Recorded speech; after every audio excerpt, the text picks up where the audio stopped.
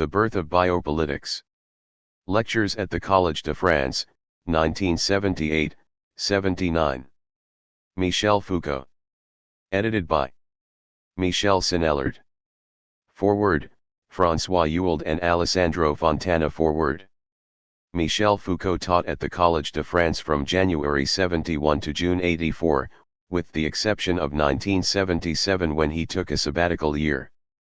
The title of his chair was The History of Systems of Thought. On the proposal of Jules Vuillemin, the chair was created on 30th November 1969 by the General Assembly of the Professors of the Collège de France and replaced that of the History of Philosophical Thought held by Jean Hippolyte until his death. The same assembly elected Michel Foucault to the new chair on 12 April 1970. He was 43 years old. Michel Foucault's inaugural lecture was delivered on 2 December 1970. Teaching at the Collège de France is governed by particular rules. Professors must provide 26 hours of teaching a year, with the possibility of a maximum of half this total being given in the form of seminars. Each year they must present their original research, and this obliges them to change the content of their teaching for each course. Courses and seminars are completely open, no enrollment or qualification is required, and the professors do not award any qualifications. In the terminology of the Collège de France, the professors do not have students but only auditors. Michel Foucault's courses were held every Wednesday from January to March. The huge audience made up of students, teachers, researchers, and the curious, including many who came from outside France, required 2 amphitheaters of the Collège de France. Foucault often complained about the distance between himself and his public and of how few exchanges the course made possible. He would have liked a seminar in which real collective work could take place, and made a number of attempts to bring this about. In the final years he devoted a long period to answering his auditors' questions at the end of each course. This is how Gérard Petitjean, a journalist from Le Nouvel Observateur, described the atmosphere at Foucault's lectures in 1975. When Foucault enters the amphitheater, brisk and dynamic like someone who plunges into the water, he steps over bodies to reach his chair, pushes away the cassette recorders so he can put down his papers, removes his jacket, lights a lamp and sets off at full speed. His voice is strong and effective, amplified by loudspeakers that are the only concession to modernism in a hall that is barely lit by light spread from stucco bowls. The hall has 300 places and there are 500 people packed together, filling the smallest free space. There is no oratorical effect. It is clear and terribly effective. There is absolutely no concession to improvisation. Foucault has 12 hours each year to explain in a public course the direction taken by his research in the year just ended. So everything is concentrated and he fills the margins like correspondents who have too much to say for the space available to them. At 19:15 Foucault stops. The students rush towards his desk, not to speak to him, but to stop their cassette recorders. There are no questions. In the pushing and shoving Foucault is alone. Foucault remarks, "It should be possible to discuss what I have put forward. Sometimes, when it has not been a good lecture, it would need very little, just one question, to put everything straight. However, this question never comes. The group effect in France makes any genuine discussion impossible. And as there is no feedback, the course is theatricalized. My relationship with the people there is like that of an actor or an acrobat. And when I have finished speaking, a sensation of total solitude." Foucault approached his teaching as a researcher. Explorations for a future book as well as the opening up of fields of problematization were formulated as an invitation to possible future researchers. This is why the courses at the Collège de France do not duplicate the published books. They are not sketches for the books even though both books and courses share certain themes. They have their own status. They arise from a specific discursive regime within the set of Foucault's philosophical activities. In particular, they set out the program for a genealogy of knowledge/power relations, which are the terms in which he thinks of his work from the beginning of the 1970s, as opposed to the program of an archaeology of discursive formations that previously orientated his work. The courses also performed a role in contemporary reality. Those who followed his courses were not only held in thrall by the narrative that unfolded week by week and seduced by the rigorous exposition, they also found a perspective on contemporary reality. Michel Foucault's art consisted in using history to cut diagonally through contemporary reality. He could speak of Nietzsche or Aristotle, of expert psychiatric opinion or the Christian pastoral, but those who attended his lectures always took from what he said a perspective on the present and contemporary events. Foucault's specific strength in his courses was the subtle interplay between learned erudition, personal commitment, and work on the event. With their development and refinement in the 1970s, Foucault's desk was quickly invaded by cassette recorders. The courses and some seminars have thus been preserved. This edition is based on the words delivered in public by Foucault. It gives a transcription of these words that is as literal as possible. We would have liked to present it as such. However, the transition from an oral to a written presentation calls for editorial intervention. At the very least it requires the introduction of punctuation and division into paragraphs. Our principle has been always to remain as close as possible to the course actually delivered. Summaries and repetitions have been removed whenever it seemed to be absolutely necessary. Interrupted sentences have been restored and faulty constructions corrected. Suspension points indicate that the recording is inaudible. When a sentence is obscure, there is a conjectural integration or an addition between square brackets. An asterisk directing the reader to the bottom of the page indicates a significant divergence between the notes used by Foucault and the words actually uttered. Quotations have been checked and references to the texts used are indicated. The critical apparatus is limited to the elucidation of obscure points, the explanation of some allusions and the clarification of critical points. To make the lectures easier to read, each lecture is preceded by a brief summary that indicates its principal articulations. The text of the course is followed by the summary published by the Annuaire du Collège de France. Foucault usually wrote these in June, sometime after the end of the course. It was an opportunity for him to pick out retrospectively the intention and objectives of the course. It constitutes the best introduction to the course. Each volume ends with a context for which the course editors are responsible. It seeks to provide the reader with elements of the biographical, ideological, and political context, situating the course within the published work and providing indications concerning its place within the corpus used in order to facilitate understanding and to avoid misinterpretations that might arise from a neglect of the circumstances in which each course was developed and delivered. The Birth of Biopolitics, the course delivered in 1979, is edited by Michel Sinellard. A new aspect of Michel Foucault's oeuvre is published with this edition of the Collège de France courses. Strictly speaking, it is not a matter of unpublished work, since this edition reproduces words uttered publicly by Foucault, excluding the often highly developed written material he used to support his lectures. Daniel Defert possesses Michel Foucault's notes and he is to be warmly thanked for allowing the editors to consult them. This edition of the Collège de France courses was authorized by Michel Foucault's heirs who wanted to be able to satisfy the strong demand for their publication, in France as elsewhere, and to do this under indisputably responsible conditions.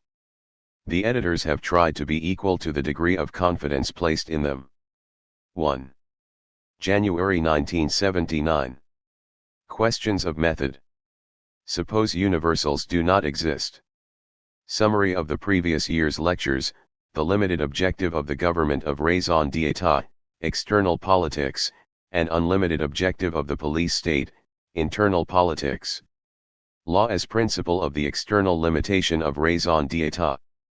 Perspective of this year's lectures, political economy as principle of the internal limitation of governmental reason. What is at stake in this research? The coupling of a set of practices and a regime of truth and the effects of its inscription in reality. What is liberalism?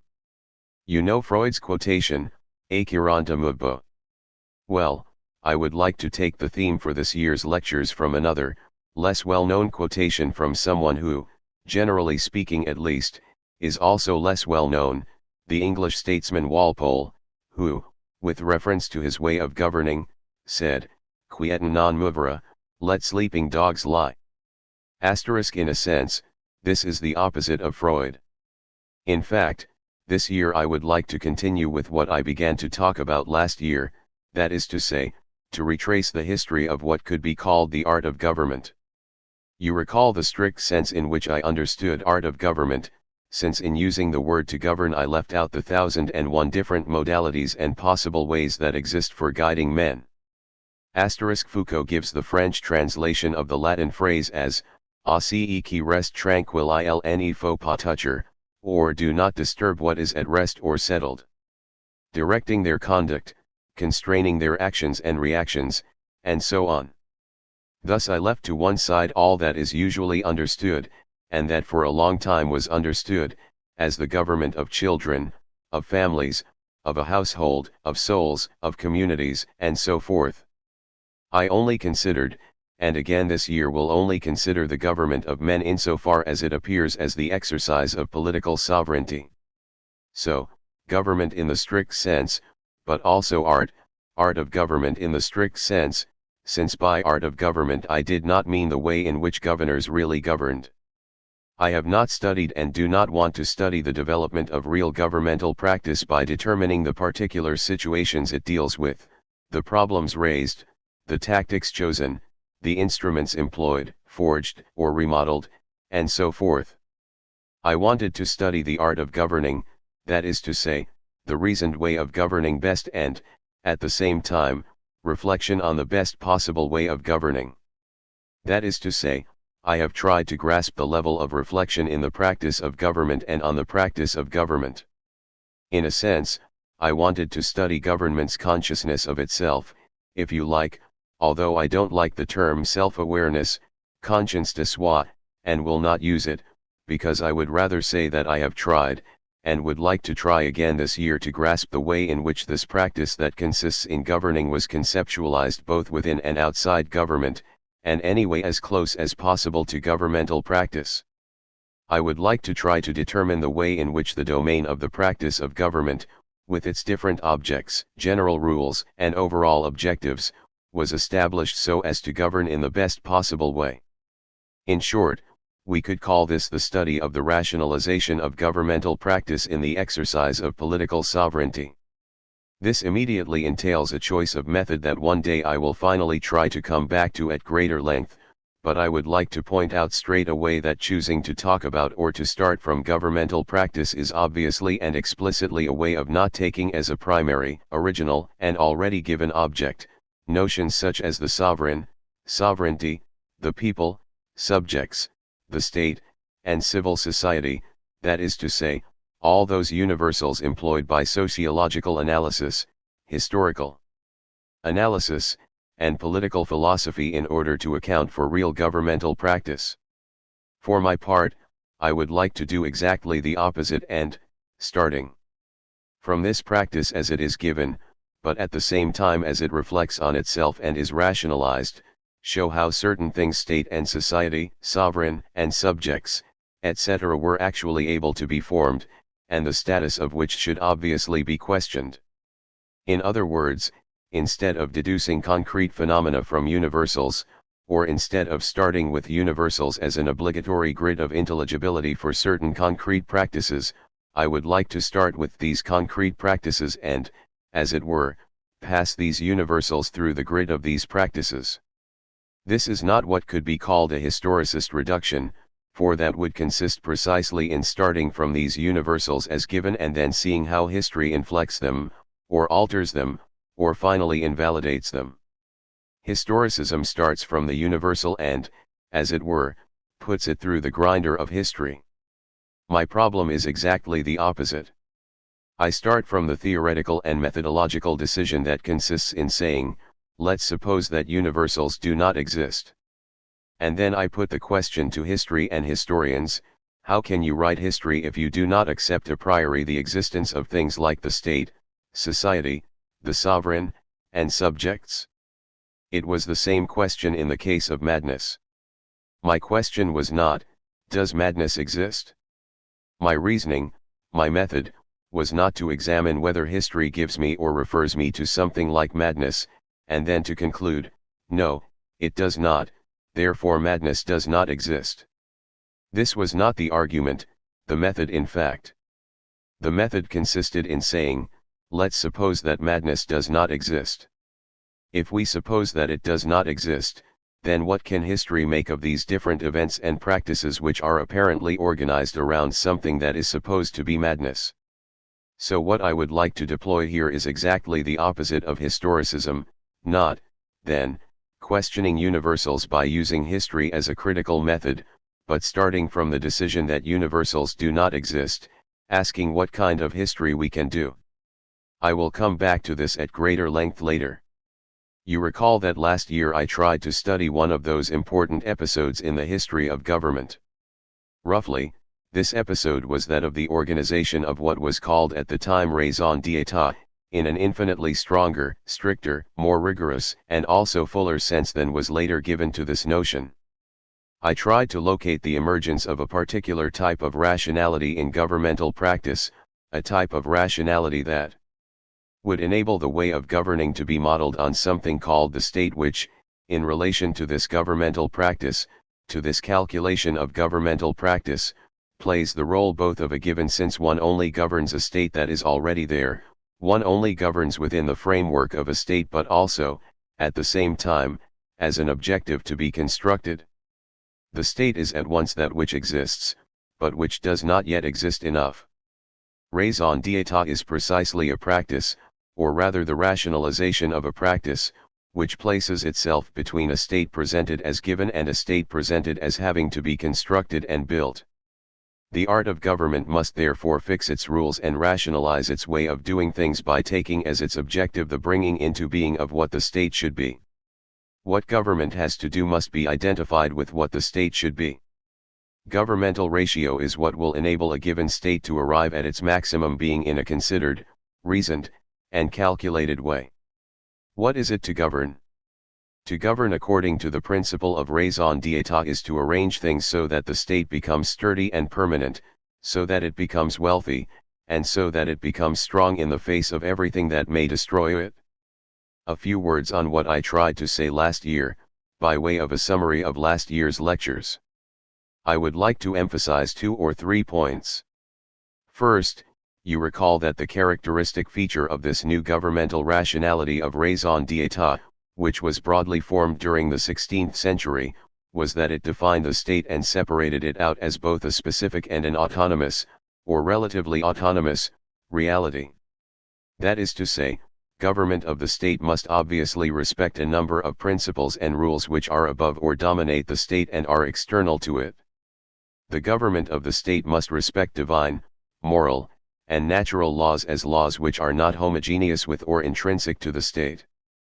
But while respecting these laws, government has to do something other than ensure the salvation of its subjects in the hereafter, whereas in the Middle Ages the sovereign was commonly defined as someone who must help his subjects gain their salvation in the next world. Henceforth, government of the state no longer has to concern itself with the salvation of its subjects in the hereafter, at least not directly. It no longer has to extend its paternal benevolence over its subjects or establish father-child relationships with them, whereas in the Middle Ages the sovereign's paternal role was always very emphatic and marked. In other words, the state is not a household, a church, or an empire. The state is a specific and discontinuous reality. The state exists only for itself and in relation to itself, whatever obedience it may owe to other systems like nature or God. The state only exists through and for itself, and it only exists in the plural.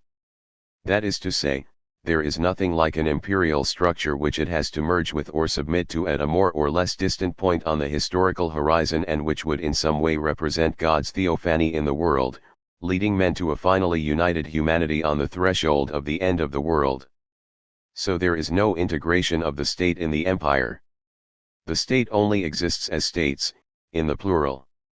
Specificity and plurality of the state. I tried to show you how this specific plurality of the state was embodied in a number of precise ways of governing with their correlative institutions. First, on the economic side, was mercantilism, that is to say, a form of government. Mercantilism is not an economic doctrine, it is something much more than and very different from an economic doctrine. It is a particular organization of production and commercial circuits according to the principle that, first, the state must enrich itself through monetary accumulation, second, it must strengthen itself by increasing population, and third, it must exist and maintain itself in a state of permanent competition with foreign powers. The second way for government according to raison d'etat to organize and embody itself in a practice is internal management, that is to say, what at the time was called police, or the unlimited regulation of the country according to the model of a tight-knit urban organization. Finally, third, is the development of a permanent army along with a permanent diplomacy, the organization, if you like, of a permanent military diplomatic apparatus with the objective of keeping the plurality of states free from imperial absorption in such a way that an equilibrium can be established between them without the production of imperial types of unification across Europe. So, we have mercantilism with the police state and European balance. All of this was the concrete body of this new art of government organized in terms of the principle of raison d'etat. These are three interdependent ways of governing in accordance with a rationality whose principle and domain of application is the state. I tried to show you through this that the state is far from being a kind of natural historical given which develops through its own dynamism like a cold monster whose seed having been sown at a given moment has gradually eaten away at history. The state is not a cold monster, it is the correlative of a particular way of governing. The problem is how this way of governing develops, what its history is, how it expands, how it contracts, how it is extended to a particular domain, and how it invents, forms, and develops new practices. This is the problem, and not making the state a puppet show policeman overpowering the different figures of history. Several comments on this subject. First of all, I think there is a distinctive feature of this art of government organized in terms of raison d'etat which is important for understanding what comes after. This is that in its foreign policy, let's say in its relations with other states, the state, or rather government according to raison d'etat, has a limited objective in comparison with the ultimate horizon, the project and desire of most sovereigns and governments in the Middle Ages to occupy the imperial position with regard to other states so that one will have a decisive role both in history and in the theophany. Raison d'etat, on the other hand, accepts that every state has its interests and consequently has to defend these interests, and to defend them absolutely, but the state's objective must not be that of returning to the unifying position of a total and global empire at the end of time. It must not dream that one day it will be the empire of the last day.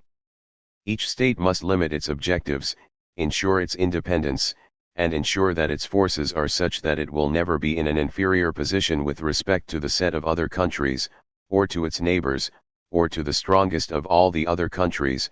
There are different theories of European balance at this time, but that's not important here. In any case, this external self-limitation is the distinctive feature of raison d'etat as it manifests itself in the formation of the military diplomatic apparatuses of the 17th century. From the Treaty of Westphalia to the 7 Years' War, or to the Revolutionary Wars that introduce a completely different dimension, military diplomatic policy is organized by reference to the principle of the state's self-limitation, to the principle of the necessary and sufficient competition between different states. An evidence slip. Foucault says, history. On the other hand, what is entailed by what we will now call internal policy, by the police state? Well, it entails precisely an objective or set of objectives that could be described as unlimited, since for those who govern in the police state it is not only a matter of taking into account and taking charge of the activity of groups and orders, that is to say, of different types of individuals with their particular status, but also of taking charge of activity at the most detailed, individual level. All the great 17th and 18th century treatises of police that collate and try to systematize the different regulations are in agreement on this and say explicitly, the object of police is almost infinite. That is to say, when it is a question of an independent power facing other powers, Government according to raison d'etat has limited objectives. But there is no limit to the objectives of government when it is a question of managing a public power that has to regulate the behavior of subjects. Competition between states is precisely the hinge connecting these limited and unlimited objectives, because it is precisely so as to be able to enter into competition with other states, that is to say, maintain an always uneven, competitive equilibrium with other states, that government has to regulate the life of its subjects, to regulate their economic activity, their production, the price at which they sell goods and the price at which they buy them, and so on. The correlative of this limitation of the international objective of government according to raison d'etat, of this limitation in international relations, is the absence of a limit in the exercise of government in the police state. The second remark I would like to make about the functioning of raison d'etat in the 17th century and at the start of the 18th century is that while there is no limit to the internal objectives of government according to raison d'etat, or of the police state, this does not mean that there are no compensating mechanisms, or rather a number of positions that form the basis for trying to establish a boundary or frontier to the unlimited objective prescribed to the police state by raison d'etat. There were, of course, a number of ways in which theology was called upon to fix limits to raison d'etat, but what I would like to emphasize is another principle of limitation at this time, and this is law. In actual fact, something curious took place. What fundamentally was the basis for the growth of royal power in the Middle Ages? It was, of course, the army. The growth of royal power was also based on judicial institutions. It was as the keystone of a state of justice, of a system of justice, doubled by a military system, that the king gradually reduced the complex interplay of feudal powers. Throughout the Middle Ages, judicial practice was a multiplier of royal power. Now when this new governmental rationality develops in the 16th century, and especially from the start of the 17th century, law provides the basis for anyone who wants to limit in one way or another this indefinite extension of raison d'etat that is becoming embodied in a police state. Legal theory and judicial institutions no longer serve as the multiplier, but rather as the subtractor of royal power. Thus, from the 16th century and throughout the 17th century we see the development of a series of problems, polemics, and battles around, for example, fundamental laws of the realm that jurists argue, against raison d'etat, cannot be called into question by governmental practice or raison d'etat. These fundamental laws exist, as it were, before the state, since they are constitutive of the state, and so, some jurists say, the king, however absolute his power, must not tamper with them. The law constituted by these fundamental laws thus appeared to be outside raison d'etat and a principle of its limitation. There is also the theory of natural law and the assertion of imprescriptible natural rights that a sovereign may not transgress under any circumstances. Then there is the theory of the contract that individuals enter into in order to constitute a sovereign and which contains clauses to which he must abide, since it is precisely on completion of this contract, and of the clauses formulated in it, that the sovereign becomes sovereign. In England, more than in France, there is the theory of an agreement established between sovereign and subjects in order to constitute a state and on completion of which the sovereign is committed to doing some things and not others. There is also a whole part of this historical juridical reflection, which I spoke about 2 or 3 years ago, I no longer remember when exactly, in which there was the historical claim that for a long time royal power was far from having been an absolute government, that the reason that reigned and was established between the sovereign and his subjects was not at all raison d'etat, but was rather a sort of transaction between, for example, the nobility and the military leader whom they had charged with the functions of military chief during, and maybe for a short while after, a period of war. The king would be the outcome of this kind of situation of original law, later abusing this situation in order to overturn these historically original laws that must now be rediscovered. Anyway, these discussions of law, their liveliness, and what's more the development of all the problems and theories of what could be called public law, the reappearance of the themes of natural law, original law, the contract, and so forth, which were formulated in the Middle Ages in a completely different context, are all in a way the other side and consequence, and the reaction against, this new way of governing on the basis of raison d'etat. In fact, law and the judicial institutions intrinsic to the development of royal power now become, as it were, external and excessive in relation to government exercised according to raison d'etat.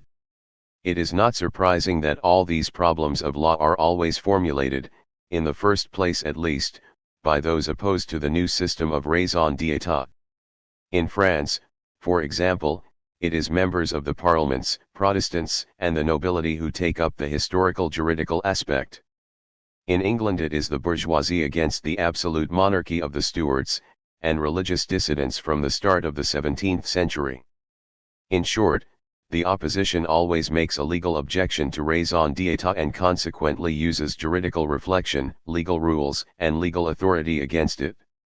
In a word, let's say that in the 17th and 18th centuries public law is oppositional *, although it is true that some theorists favorable towards royal power took up the problem and tried to integrate questions of law, legal questioning, within raison d'etat and its justification. Anyway, I think we should keep it in mind that even if it is true that raison d'etat formulated and manifested as the police state, embodied in the police state, has unlimited objectives, it is also the case that in the 16th and 17th centuries there are constant attempts to limit raison d'etat, and the principle or reason of this limitation is found in juridical reason. But you can see that it is an external limitation. Moreover, the jurists are fully aware that their question of law is extrinsic to raison d'etat insofar as this is precisely that which exceeds the legal domain.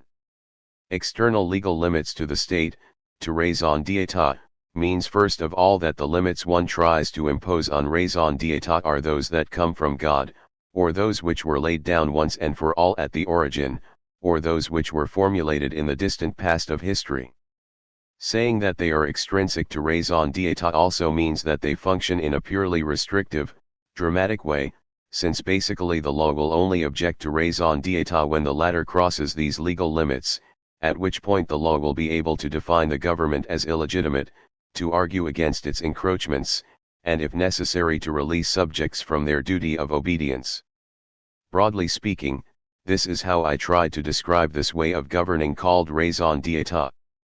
I would now like to place myself around the middle of the 18th century with the qualification that I will talk about in a moment when Walpole said, "Quietum non movere, let sleeping dogs lie." I think it is around this time that we are forced to note an important transformation that in a general way will be a characteristic feature of what could be called modern governmental reason. In what does this transformation consist? Well, in a word, it consists in establishing a principle of limitation that will no longer be extrinsic to the art of government, as was law in the 17th century, but intrinsic to it, an internal regulation of governmental rationality. What is this internal regulation in abstract and general terms? How can it be understood before any precise and concrete historical form? What can an internal limitation of governmental rationality be? In the first place, it will be a de facto regulation, a de facto limitation. That is to say, it will not be a legal limitation, although at some point the law will have to transcribe it in the form of rules which must not be infringed. At any rate, to say that it is a de facto limitation means that if the government happens to push aside this limitation and go beyond the bounds laid down for it, it will not thereby be illegitimate, it will not have abandoned its own essence as it were, and it will not be deprived of its basic rights. To say that there is a de facto limitation of governmental practice means that a government that ignores this limitation will not be an illegitimate, usurping government, but simply a clumsy, inadequate government that does not do the proper thing. Second, intrinsic limitation of the art of government means that, while being a de facto limitation, it is nonetheless general. That is to say, it is not simply a question of sorts of recommendations of prudence which point out that in a particular circumstance it would be better not to do something, that in this or that circumstance it would be better to refrain from intervention. No. Internal regulation means that there really is a limitation that is general while being de facto, that is to say, that, whatever happens, follows a relatively uniform line in terms of principles valid at all times and in all circumstances. The problem is precisely one of defining this general and de facto limit that government will have to impose on itself. Third, internal limitation means that in looking for the principle of this limitation, because we need to know what this generality depends on, we will not seek it in the natural rights prescribed by God to all men, for example, or in revealed scripture, or even in the wills of subjects who at a given moment agree to enter into society. No, the principle of this limitation is not to be sought in what is external to government, but in what is internal to governmental practice, that is to say, in the objectives of government. And this limitation will then appear as one of the means, and maybe the fundamental means, of attaining precisely these objectives. To attain these objectives it may be necessary to limit governmental action. Governmental reason does not have to respect these limits because they are limits laid down once and for all somewhere outside, before, or around the state. Not at all. Governmental reason will have to respect these limits inasmuch as it can calculate them on its own account in terms of its objectives and the best means of achieving them. Fourth, this de facto, general limitation, which is effectuated in terms of governmental practice itself, will establish, of course, a division between what must be done and what it is advisable not to do. It will mark out the limit of a governmental action, but this will not be drawn in the subjects, the individual subjects directed by government. That is to say, one will not try to determine a division within subjects between one part that is subject to governmental action, and another that is definitively, once and for all, reserved for freedom. In other words, this governmental reason does not divide subjects between an absolutely reserved dimension of freedom and another dimension of submission which is either consented to or imposed. In fact, the division is not made within individuals, men, or subjects, but in the very domain of governmental practice, or rather within governmental practice itself, between the operations that can be carried out and those that cannot, between what to do and the means to use on the one hand, and what not to do on the other. The problem, therefore, is not, where are the basic rights, and how do they separate the domain of fundamental freedom from the domain of possible governmentality? The dividing line is established between two sets of things that Bentham listed in one of his most important texts, to which I will try to return: the division between the agenda and the non-agenda, between what to do and what not to do. Fifth, this limitation is therefore a de facto, general limitation, a limitation in terms of the objectives of government that does not divide the subjects but the things to be done, and it is not those who govern who, in complete sovereignty and full reason, will decide on this internal limitation inasmuch as the government of men is a practice which is not imposed by those who govern on those who are governed, but a practice that fixes the definition and respective positions of the governed. And governors facing each other and in relation to each other, internal regulation means that this limitation is not exactly imposed by either one side or the other, or at any rate not globally, definitively, and totally, but by, I would say, transaction, in the very broad sense of the word, that is to say, action between, that is to say, by a series of conflicts, agreements, discussions, and reciprocal concessions, all episodes whose effect is finally to establish a de facto, general, rational division between what is to be done and what is not to be done in the practice of governing. In a word, the principle of right, whether historically or theoretically defined, doesn't matter here. Previously confronted the sovereign and what he could do with a certain limit: you will not step over this line, you will not infringe this right, and you will not violate this basic freedom. At this time the principle of right balanced raison d'etat with an external principle. Let's say that now we enter, you can see it quite clearly, an age of critical governmental reason. You can see that this critical governmental reason, or internal criticism of governmental reason, no longer revolves around the question of right and the question of the sovereign's usurpation or legitimacy. It will no longer have that kind of penal appearance that public law still had in the 16th and 17th centuries, when it said, if the sovereign breaks this law, then he must be punished by a sanction of illegitimacy. The whole question of critical governmental reason will turn on how not to govern too much. The objection is no longer to the abuse of sovereignty but to excessive government. And it is by reference to excessive government, or at any rate to the delimitation of what would be excessive for a government, that it will be possible to gauge the rationality of governmental practice. Before giving this abstract description, I said that this fundamental transformation in the relations between law and governmental practice, this emergence of an internal limitation of governmental reason, could be located roughly around the middle of the 18th century. What permitted its emergence? How did it come about? Obviously, we should take into account an entire, comprehensive transformation. I will come back to this, at least partially, afterwards, but today I would just like to indicate the intellectual instrument, the form of calculation and rationality that made possible the self-limitation of governmental reason as a de facto, general self-regulation which is intrinsic to the operations of government and can be the object of indefinite transactions. Well, once again, the intellectual instrument, the type of calculation or form of rationality that made possible the self-limitation of governmental reason was not the law. What is it, starting from the middle of the 18th century? Obviously, it is political economy. The very ambiguities of the term political economy, and of its meaning at this time, indicate what was basically at issue in all this, since you know that between and, the expression political economy oscillates between two semantic poles. Sometimes this expression aims at a particular strict and limited analysis of the production and circulation of wealth. But, in a broader and more practical sense, political economy also refers to any method of government that can procure the nation's prosperity. And finally, political economy, the term employed by Rousseau in his famous article in the Encyclopedia, is a sort of general reflection on the organization, distribution, and limitation of powers in a society. I think that fundamentally it was political economy that made it possible to ensure the self-limitation of governmental reason. Why and how did political economy make this possible?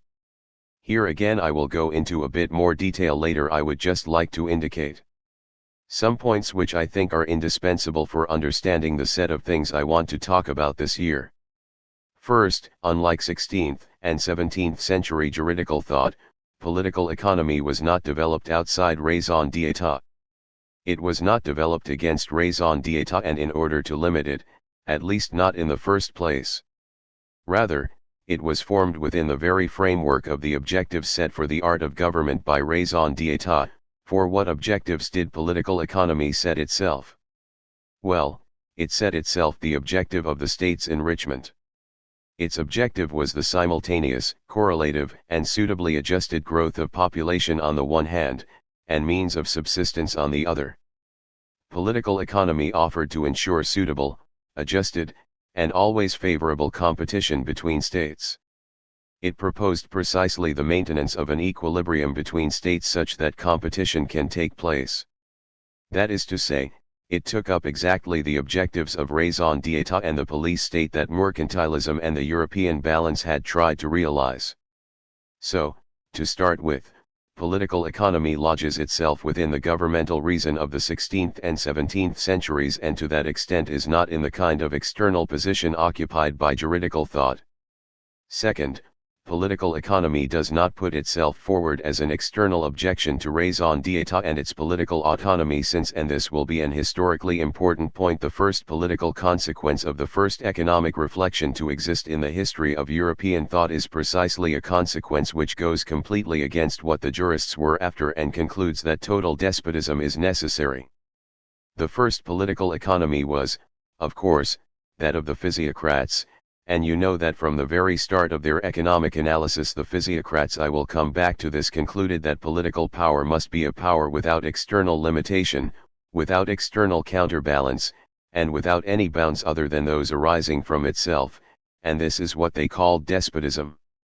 Despotism is an economic government, but an economic government which is not hemmed in and whose boundaries are not drawn by anything but an economy which it has itself defined and which it completely controls.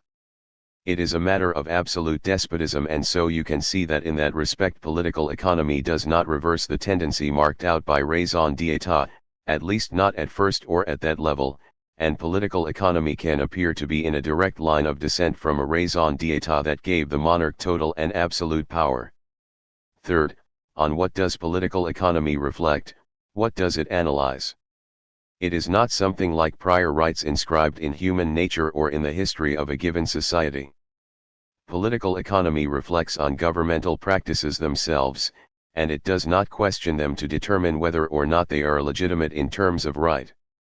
It considers them in terms of their effects rather than their origins, not by asking, for example, what authorizes a sovereign to raise taxes, but by asking, quite simply, what will happen if, at a given moment, we raise a tax on a particular category of persons or a particular category of goods.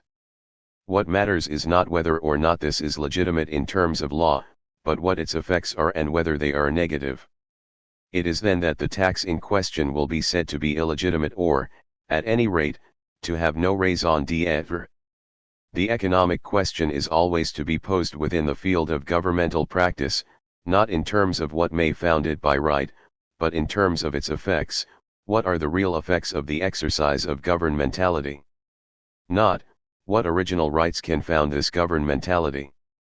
This is the third reason why political economy, in its reflection and its new rationality, was able to find a place, if you like, within the governmental practice and reason established in the previous epoch. The fourth reason is that, in responding to this type of question, political economy revealed the existence of phenomena, processes, and regularities that necessarily occur as a result of intelligible mechanisms. These intelligible and necessary mechanisms may, of course, be impeded by the practices of some forms of governmentality. They may be impeded, jammed, or obscured, but they cannot be avoided, and it will not be possible to suspend them totally and definitively. In any case, they will force a reappraisal of governmental practice. In other words, political economy does not discover natural rights that exist prior to the exercise of governmentality, it discovers a certain naturalness specific to the practice of government itself. The objects of governmental action have a specific nature. There is a nature specific to this governmental action itself, and this is what political economy will study. The notion of nature will thus be transformed with the appearance of political economy. For political economy, nature is not an original and reserved region on which the exercise of power should not impinge, on pain of being illegitimate. Nature is something that runs under, through, and in the exercise of governmentality. It is, if you like, its indispensable hypodermis. It is the other face of something whose visible face, visible for the governors, is their own action. Their action has an underside, or rather, it has another face, and this other face of governmentality, its specific necessity, is precisely what political economy studies. It is not background, but a permanent correlative. Thus, the economists explain, the movement of population to where wages are highest, for example, is a law of nature. It is a law of nature that customs duty protecting the high price of the means of subsistence will inevitably entail something like dearth. Finally, the last point explaining how and why political economy was able to appear as the first form of this new self-limiting governmental ratio is that if there is a nature specific to the objects and operations of governmentality, then the consequence of this is that governmental practice can only do what it has to do by respecting this nature. If it were to disrupt this nature, if it were not to take it into account or go against laws determined by this naturalness specific to the objects it deals with, it would immediately suffer negative consequences. In other words, there will be either success or failure, rather than legitimacy or illegitimacy, now become the criteria of governmental action. So, success replaces legitimacy. We touch here on the whole problem of utilitarian philosophy, which we will have to talk about. You can see how utilitarian philosophy will be able to plug directly into these new problems of governmentality. This is not important for the moment, we will come back to it. Success or failure, then, will replace the division between legitimacy and illegitimacy, but there is more. What makes a government, despite its objectives, disrupt the naturalness specific to the objects it deals with and the operations it carries out? What will lead it to violate this nature despite the success it seeks? Violence, excess, and abuse? Maybe, but ultimately these are not merely or fundamentally a matter of the wickedness of the prince. What is at issue, what explains this, is precisely that when a government violates these laws of nature, it quite simply ignores them. It ignores them because it is unaware of their existence, mechanisms, and effects. In other words, governments can be mistaken. And the greatest evil of government, what makes it a bad government, is not that the prince is wicked, but that he is ignorant. In short, through political economy there is the simultaneous entry into the art of government of, first, the possibility of self-limitation, that is, of governmental action limiting itself by reference to the nature of what it does and of that on which it is brought to bear, and second, the question of truth. The possibility of limitation and the question of truth are both introduced into governmental reason through political economy. You will tell me that this is certainly not the first time that the question of truth and the question of the self-limitation of governmental practice are raised. After all, what was traditionally understood by the prince's wisdom?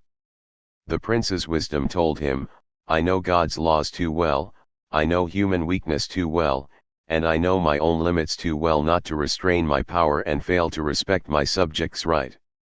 But we can see that the relationship between the principle of truth and the principle of self-limitation in the prince's wisdom is completely different from their relationship in the emerging governmental practice that is anxious to know the natural consequences of its actions in the objects it deals with and manipulates.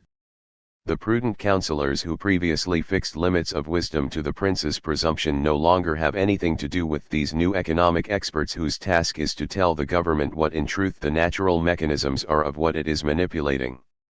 So, with political economy we enter an age whose principle could be this: a government is never sufficiently aware that it always risks governing too much, or, a government never knows too well how to govern just enough. The principle of maximum/minimum replaces the notion of equitable equilibrium, of equitable justice that previously organized the prince's wisdom. With this question of self-limitation by the principle of truth, I think political economy introduced a formidable wedge into the unlimited presumption of the police state. This is evidently a crucial moment since it establishes, in its most important features, not, of course, the reign of truth in politics, but a particular regime of truth which is a characteristic feature of what could be called the age of politics and the basic apparatus of which is in fact still the same today. When I say regime of truth, I do not mean that at this moment politics or the art of government finally becomes rational. I do not mean that at this moment a sort of epistemological threshold is reached on the basis of which the art of government could become scientific. I mean that the moment I am presently trying to indicate is marked by the articulation of a particular type of discourse and a set of practices, a discourse that, on the one hand, constitutes these practices as a set bound together by an intelligible connection and, on the other hand, legislates and can legislate on these practices in terms of true and false. In concrete terms this means the following. Basically, from the 16th and 17th centuries, and even before, until the middle of the 18th century, there was a whole set of practices of tax levies, customs charges, manufacture regulations, regulations of grain prices, the protection and codification of market practices, and so on. But what were these practices, and how were they thought about? Well, all of this was conceived of as the exercise of sovereign rights, of feudal rights, as the maintenance of customs, as effective procedures of enrichment for the treasury, or as techniques for preventing urban revolt due to the discontent of this or that group of subjects. In short, all of these practices were certainly reflected on, but on the basis of different events and principles of rationalization. From the middle of the 18th century it becomes possible to establish a reasoned, reflected coherence between these different practices, going from customs charges to tax levies, to the regulation of the market and production, and so on, a coherence established by intelligible mechanisms which link together these different practices and their effects, and which consequently allows one to judge all these practices as good or bad, not in terms of a law or moral principle, but in terms of propositions subject to the division between true and false. Thus, in this way a whole section of governmental activity enters into a new regime of truth with the fundamental effect of reconfiguring all the questions formerly posed by the art of governing. At one time these amounted to the question, am I governing in proper conformity to moral, natural, or divine laws? Then, in the 16th and 17th centuries, with raison d'etat, it was, am I governing with sufficient intensity, depth, and attention to detail so as to bring the state to the point fixed by what it should be, to bring it to its maximum strength? And now the problem will be, am I governing at the border between the too much and too little, between the maximum and minimum fixed for me by the nature of things, I mean, by the necessities intrinsic to the operations of government? The emergence of this regime of truth as the principle of the self-limitation of government is the object I would like to deal with this year. The question here is the same as the question I addressed with regard to madness, disease, delinquency, and sexuality. In all of these cases, it was not a question of showing how these objects were for a long time hidden before finally being discovered, nor of showing how all these objects are only wicked illusions or ideological products to be dispelled in the light asterisk of reason finally having reached its zenith. It was a matter of showing by what conjunctions a whole set of practices from the moment they become coordinated with a regime of truth was able to make what does not exist, madness, disease, delinquency, sexuality, etc., nonetheless become something, however that continues not to exist. That is to say, what I would like to show is not how an error when I say that which does not exist becomes something. This does not mean showing how it was possible for an error to be constructed or how an illusion could be born, but how a particular regime of truth, and therefore not an error, makes something that does not exist able to become something. It is not an illusion since it is precisely a set of practices, real practices, which established it and thus imperiously marks it out in reality. The point of all these investigations concerning madness, disease, delinquency, sexuality, and what I am talking about now, is to show how the coupling of a set of practices and a regime of truth form an apparatus, dispositif, of knowledge power that effectively marks out in reality that which does not exist and legitimately submits it to the division between true and false. In the things I am presently concerned with, the moment when that which does not exist is inscribed in reality, and when that which does not exist comes under a legitimate regime of the true and false, marks the birth of this dissymmetrical bipolarity of politics and the economy. Politics and the economy are not things that exist, or errors, or illusions, or ideologies. They are things that do not exist and yet which are inscribed in reality and fall under a regime of truth dividing the true and the false. This moment, whose main components I have tried to indicate, is situated between Walpole, whom I have talked about, and another text. Walpole said, "Quietum non movere, let sleeping dogs lie." This is no doubt a counsel of prudence, and we are still in the realm of the wisdom of the prince, that is to say, when the people are peaceful, when they are not agitating and there is no discontent or revolt, stay calm. So, wisdom of the prince. I think he said this around the 1740s. In 1751 an anonymous article appeared in the journal Economic.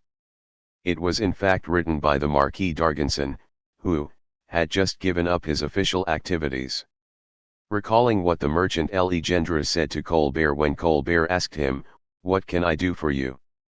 Legendre replied, "What can you do for us? Leave us alone, laissez-nous faire." In this text to which I will come back, D'Argenson says that what he would like to do is comment on this principle of laissez-nous faire, because, he shows, in economic matters this really is the essential principle which all governments must respect and follow. At this moment he has laid down clearly the principle of the self-limitation of governmental reason. But what does the self-limitation of governmental reason mean?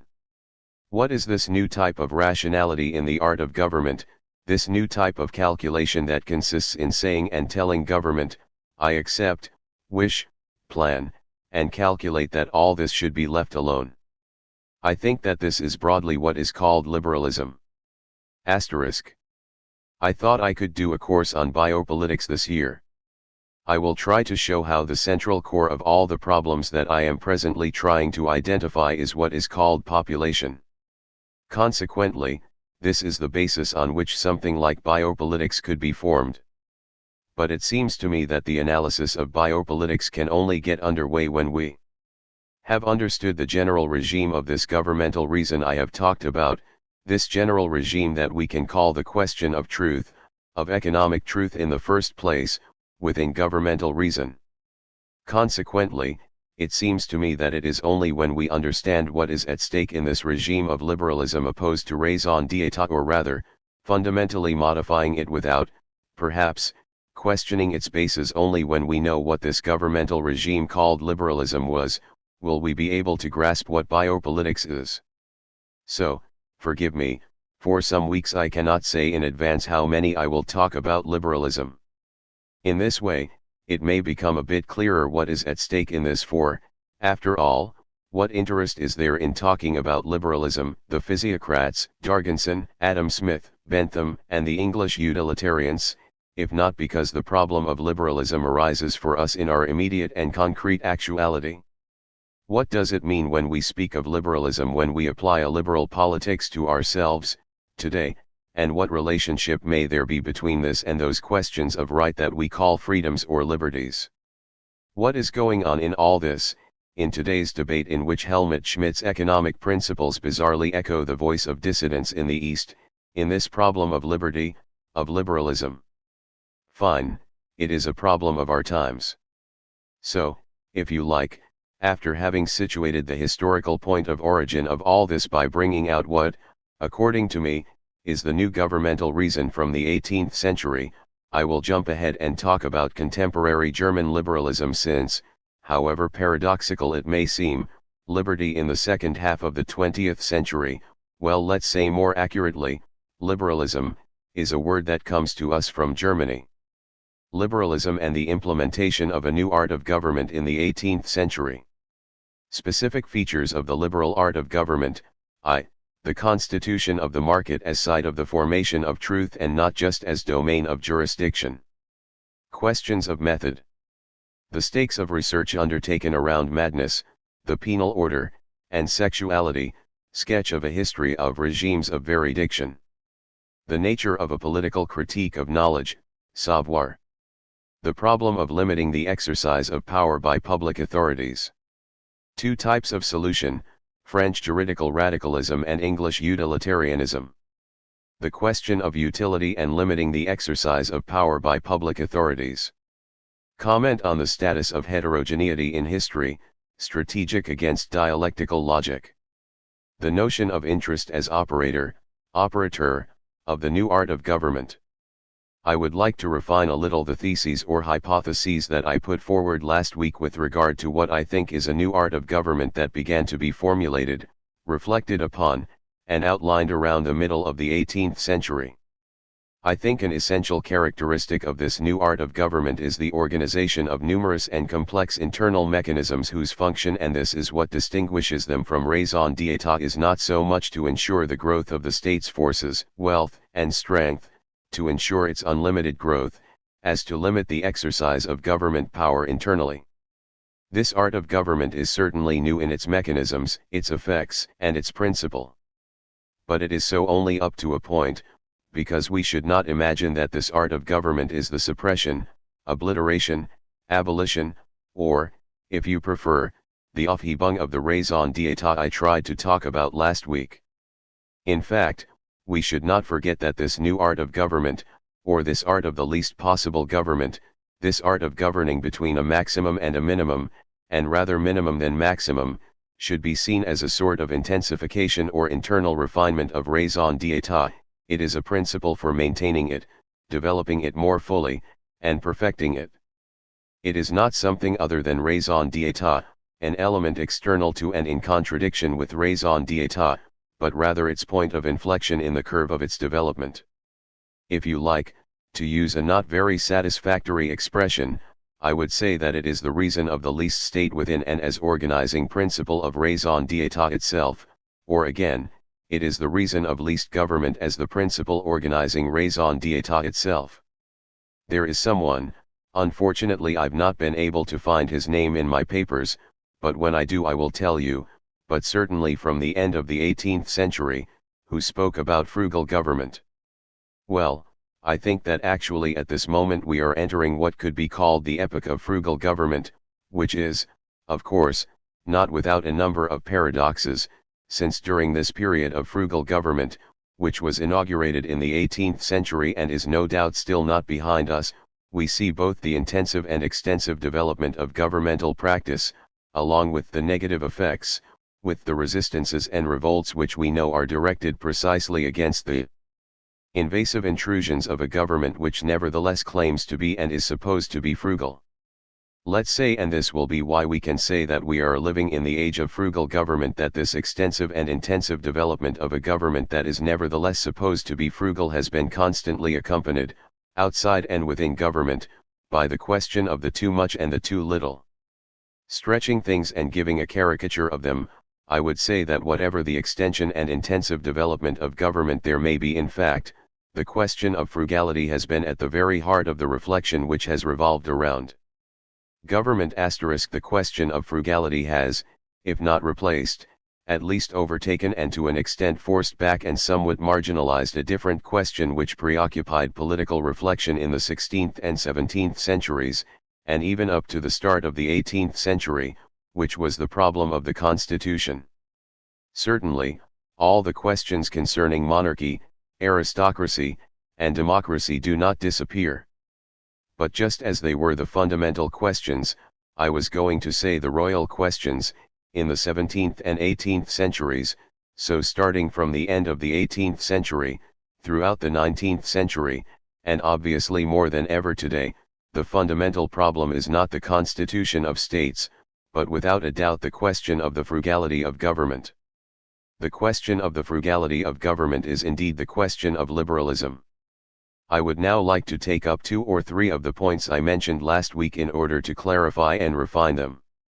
Last week I tried to show you that this idea, this theme, or this regulative principle rather, of frugal government was formed on the basis of what could be called, or what I roughly designated as, the connecting up of raison d'etat and its calculation with a particular regime of truth that finds its theoretical expression and formulation in political economy. I tried to suggest that the appearance of political economy and the problem of least government were linked. But I think we should try to be a bit clearer about the nature of this connection. When I say connecting up of political economy with raison d'etat, does this mean that political economy put forward a particular model of government? Does it mean that statesmen were initiated into political economy, or that they began to listen to the economists? Did the economic model become the organizing principle of governmental practice? Clearly this is not what I wanted to say.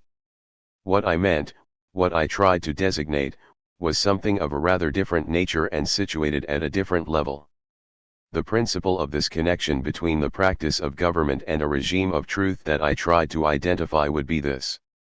There was something in the regime of government, in the governmental practice of the 16th and 17th centuries, and already of the Middle Ages also, that was one of the privileged objects of governmental intervention and regulation, that was the privileged object of government vigilance and intervention. And it is not economic theory but this place itself that from the 18th century became a site and a mechanism of the formation of truth. And instead of continuing to saturate this site of the formation of truth with an unlimited regulatory governmentality, it is recognized, and this is where the shift takes place, that it must be left to function with the least possible interventions, precisely so that it can both formulate its truth and propose it to governmental practice as rule and norm. This side of truth is not in the heads of economists, of course, but is the market. Let's put it more clearly. The market, in the very general sense of the word, as it operated in the Middle Ages, and in the 16th and 17th centuries, was, in a word, essentially a side of justice. In what sense was it a side of justice? In several senses. In the first place it was, of course, invested with extremely prolific and strict regulations. It was regulated with regard to the objects brought to market, their type of manufacture, their origin, the duties to be paid, the procedures of sale, and, of course, the prices fixed. So, the market was a site invested with regulations. It was also a site of justice in the sense that the sale price fixed in the market was seen, both by theorists and in practice, as a just price, or at any rate a price that should be the just price, that is to say a price that was to have a certain relationship with work performed, with the needs of the merchants, and, of course, with the consumer's needs and possibilities. The market was a site of justice to such an extent that it had to be a privileged site of distributive justice, since as you know, for at least some basic products, like food products, the rules of the market operated to ensure that, if not all, then at least some of the poorest could buy things as well as those who were more well off. So in this sense the market was a site of distributive justice. Finally, what was it that essentially had to be ensured in the market, by the market, or rather by the regulations of the market, and which makes it a site of justice? Was it the truth of prices, as we would say now? Not at all. What had to be ensured was the absence of fraud. In other words, it was the protection of the buyer. The aim of the regulation of the market was, on the one hand, a distribution of goods that was as just as possible, and then, on the other hand, the absence of theft and crime. In other words, the market was basically seen at this time as a risk, maybe for the merchant, but certainly for the buyer. The buyer had to be protected against the danger of bad goods and the fraud of the person selling them. It was necessary then to ensure the absence of fraud with regard to the nature of the objects, their quality, and so forth. This system regulation, the just price, the sanction of fraud thus meant that the market was essentially, and really functioned as, a site of justice, a place where what had to appear in exchange and be formulated in the price was justice. Let's say that the market was a site of jurisdiction. Now this is where the change takes place for a number of reasons that I will mention shortly. In the middle of the 18th century the market no longer appeared as, or rather no longer had to be a site of jurisdiction. On the one hand, the market appeared as something that obeyed and had to obey natural, that is to say, spontaneous mechanisms. Even if it is not possible to grasp these mechanisms in their complexity, their spontaneity is such that attempts to modify them will only impair and distort them.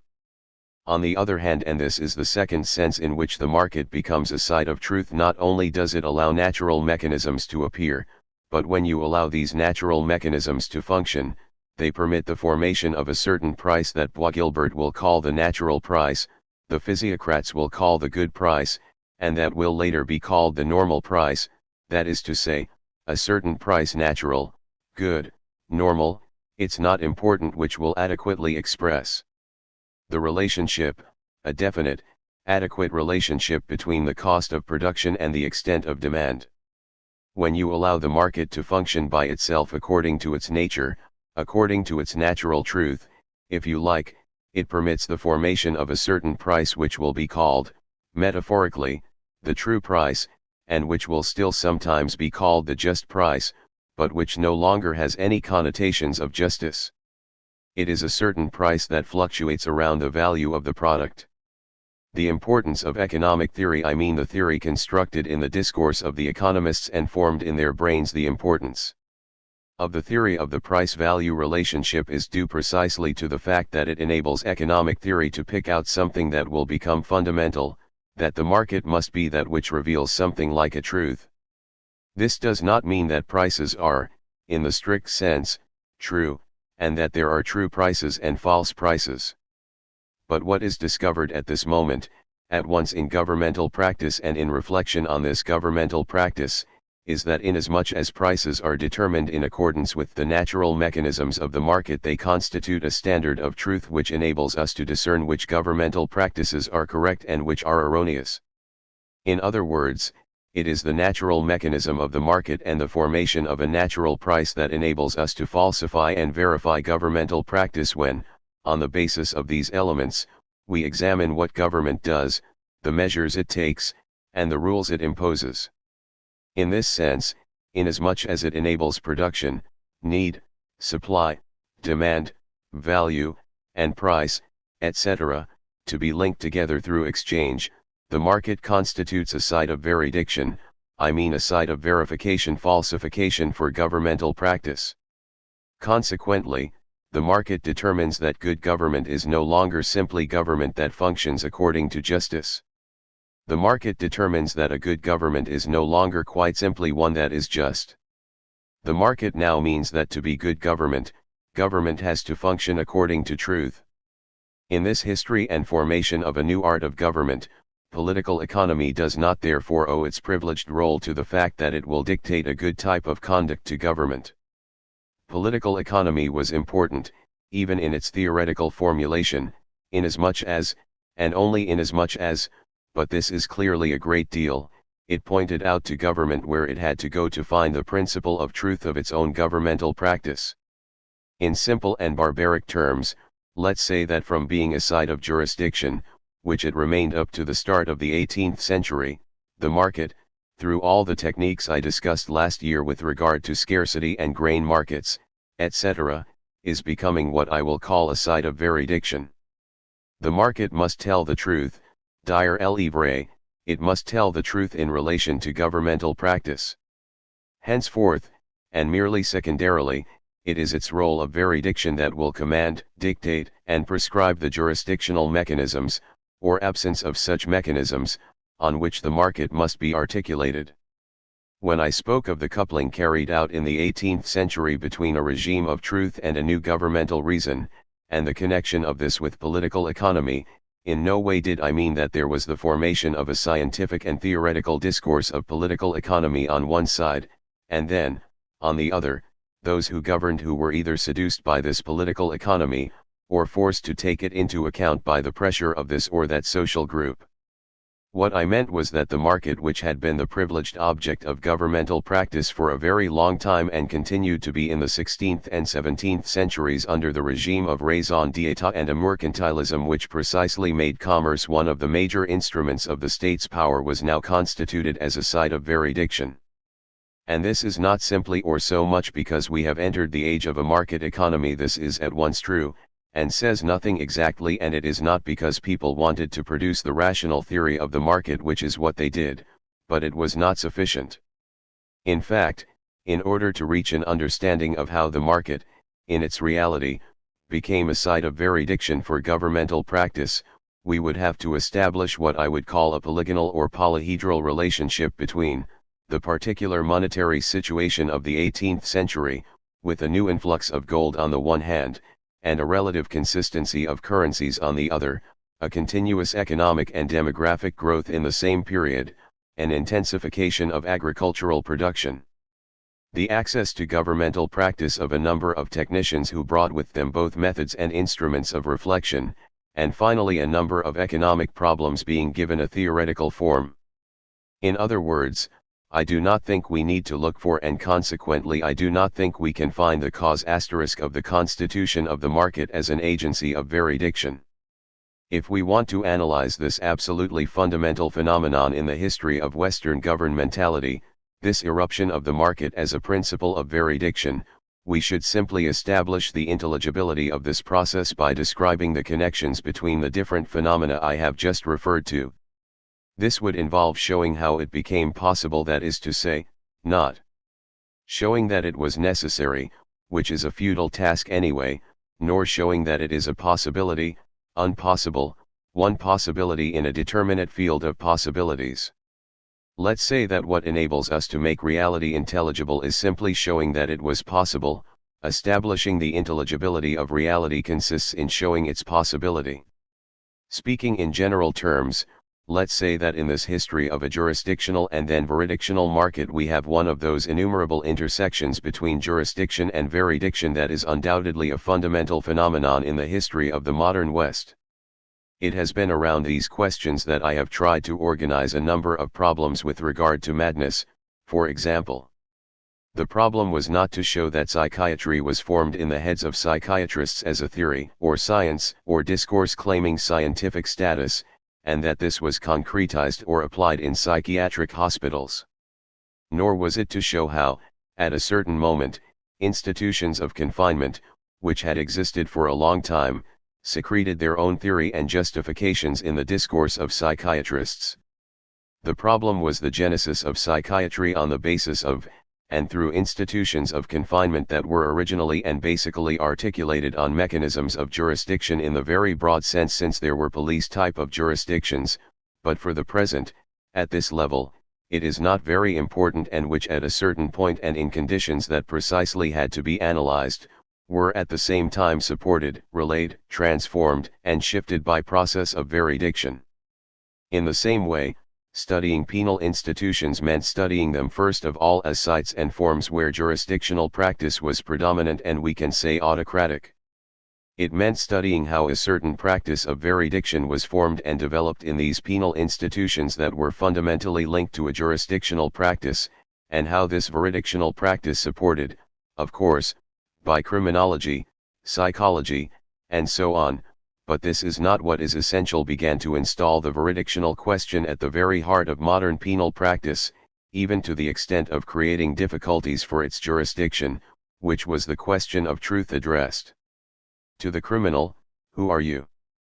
When penal practice replaced the question, what have you done, with the question, who are you, you see the jurisdictional function of the penal system being transformed, or doubled, or possibly undermined, by the question of veridiction. In the same way, studying the genealogy of the object sexuality through a number of institutions meant trying to identify in things like confessional practices, spiritual direction, the medical relationship, and so on, the moment when the exchange and crossover took place between a jurisdiction of sexual relations, defining the permitted and the prohibited, and the veridiction of desire, in which the basic armature of the object sexuality currently appears. You can see that all these cases, whether it is the market, the confessional, the psychiatric institution, or the prison, involve taking up a history of truth under different angles, or rather, taking up a history of truth that is coupled, from the start, with a history of law. While the history of error linked to a history of prohibitions has been attempted fairly frequently, I would propose undertaking a history of truth coupled with a history of law. Obviously, a history of truth should not be understood in the sense of a reconstruction of the genesis of the true through the elimination or rectification of errors, nor a history of the true which would constitute a historical succession of rationalities established through the rectification or elimination of ideologies. Nor would this history of truth be the description of insular and autonomous systems of truth. It would involve the genealogy of regimes of veridiction, that is to say, the constitution of a particular right, droit, of truth on the basis of a legal situation, the law, droit, and truth relationship finding its privileged expression in discourse, the discourse in which law is formulated and in which what can be true or false is formulated. The regime of veridiction, in fact, is not a law, loi, of truth, but the set of rules enabling one to establish which statements in a given discourse can be described as true or false. Undertaking the history of regimes of veridiction and not the history of truth, the history of error, or the history of ideology, etc., obviously means abandoning once again that well-known critique of European rationality and its excesses, which has been constantly taken up in various forms since the beginning of the 19th century. From Romanticism to the Frankfurt School, what has always been called into question and challenged has been rationality with the weight of power supposedly peculiar to it. Now the critique * of knowledge I would propose does not in fact consist in denouncing what is continually, I was going to say, monotonously oppressive under reason, for after all, believe me, insanity, de raison, is just as oppressive. Nor would this political critique of knowledge consist in flushing out the presumption of power in every truth affirmed, for again, believe me, there is just as much abuse of power in the lie or error. The critique I propose consists in determining under what conditions and with what effects a veridiction is exercised, that is to say, once again, a type of formulation falling under particular rules of verification and falsification. For example, when I say that critique would consist in determining under what conditions and with what effects a veridiction is exercised, you can see that the problem would not consist in saying, look how oppressive psychiatry is, because it is false. Nor would it consist in being a little more sophisticated and saying, look how oppressive it is, because it is true. It would consist in saying that the problem is to bring to light the conditions that had to be met for it to be possible to hold a discourse on madness, but the same would hold for delinquency and for sex, that can be true or false according to the rules of medicine, say, or of confession, psychology, or psychoanalysis. In other words, to have political significance, analysis does not have to focus on the genesis of truths or the memory of errors. What does it matter when a science began to tell the truth? Recalling all the erroneous things that doctors have been able to say about sex or madness does us a fat lot of good. I think that what is currently politically important is to determine the regime of veridiction established at a given moment that is precisely the one on the basis of which you can now recognize, for example, that doctors in the 19th century said so many stupid things about sex. What is important is the determination of the regime of veridiction that enabled them to say and assert a number of things as truths that it turns out we now know were perhaps not true at all. This is the point, in fact, where historical analysis may have a political significance. It is not so much the history of the true or the history of the false as the history of veridiction which has a political significance. That is what I wanted to say regarding the question of the market, or, let's say, of the connecting up of a regime of truth to governmental practice. Now let's consider the second question, the second point on which I would like to refine a little what I said to you last week. I said, you recall, that governmentality in the regime of pure raison d'etat, or at least its tendency, was interminable, without an end. In a sense, governmentality was unlimited. This was precisely the main characteristic of what was called at the time police, and which at the end of the 18th century will be called, already with a backward glance, the police state. The police state is a government that merges with administration, that is entirely administrative, and an administration which possesses, which has behind it, all the weight of a governmentality.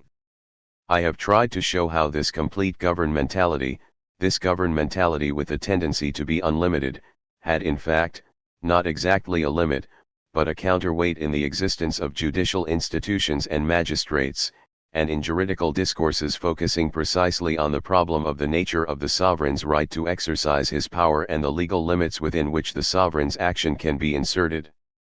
So, governmentality was not completely unbalanced and unlimited in raison d'etat, but there was a system of two parts relatively external to each other.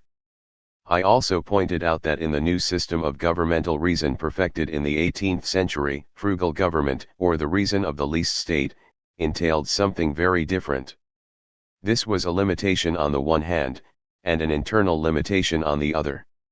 Nevertheless, we should not think that the nature of this internal limitation is completely different from law. In spite of everything, it is always a juridical limitation, the problem being precisely how to formulate this limitation in legal terms in the regime of this new, self-limiting governmental reason.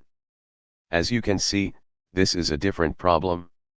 In the old system of raison d'etat there was a governmentality with its tendency to be unlimited on one side, and then a system of law opposing it from outside, but within concrete and well-known political limits. The contrast was between royal power on one side, and those upholding the judicial institution on the other.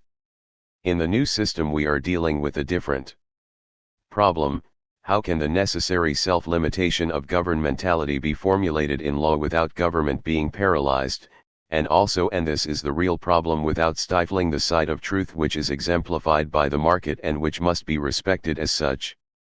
In clear terms, the problem raised at the end of the 18th century is this: if there is political economy, what is its corresponding public law? Or again, what basis can be found for the law that will structure the exercise of power by public authorities when there is at least one region, but no doubt others too, where government non-intervention is absolutely necessary, not for legal, but for factual reasons, or rather, for reasons of truth? Limited by respect for the truth, how will government be able to formulate this respect for truth in terms of laws which must be respected?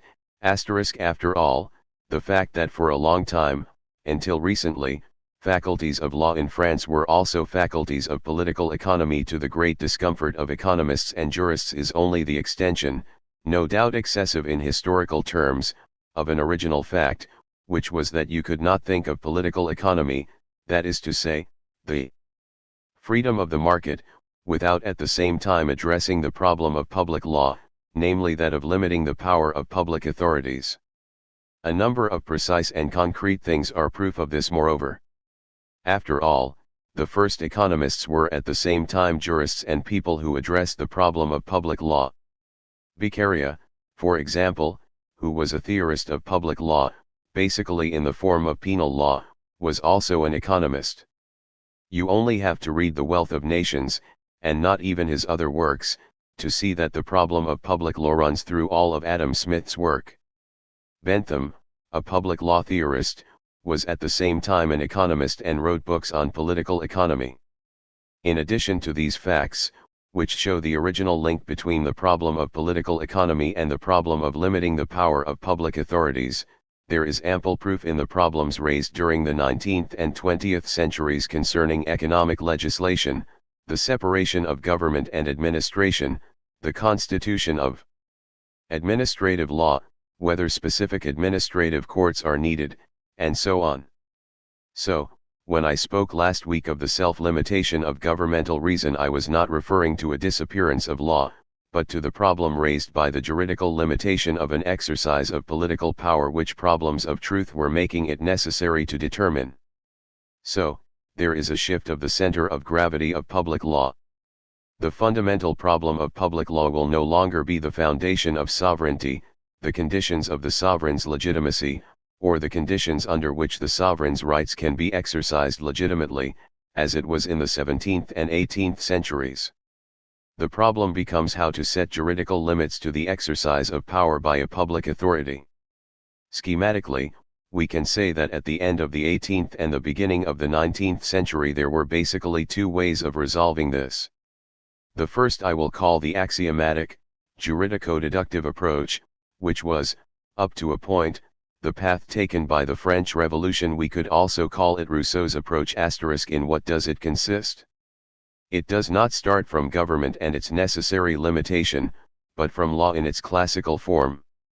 That is to say, it tries to define the natural or original rights that belong to every individual, and then to define under what conditions, for what reason, and according to what ideal or historical procedures a limitation or exchange of rights was accepted. It also consists in defining those rights one has agreed to cede and those, on the other hand, for which no cession has been agreed and which thus remain imprescriptible rights in all circumstances and under any possible government or political regime.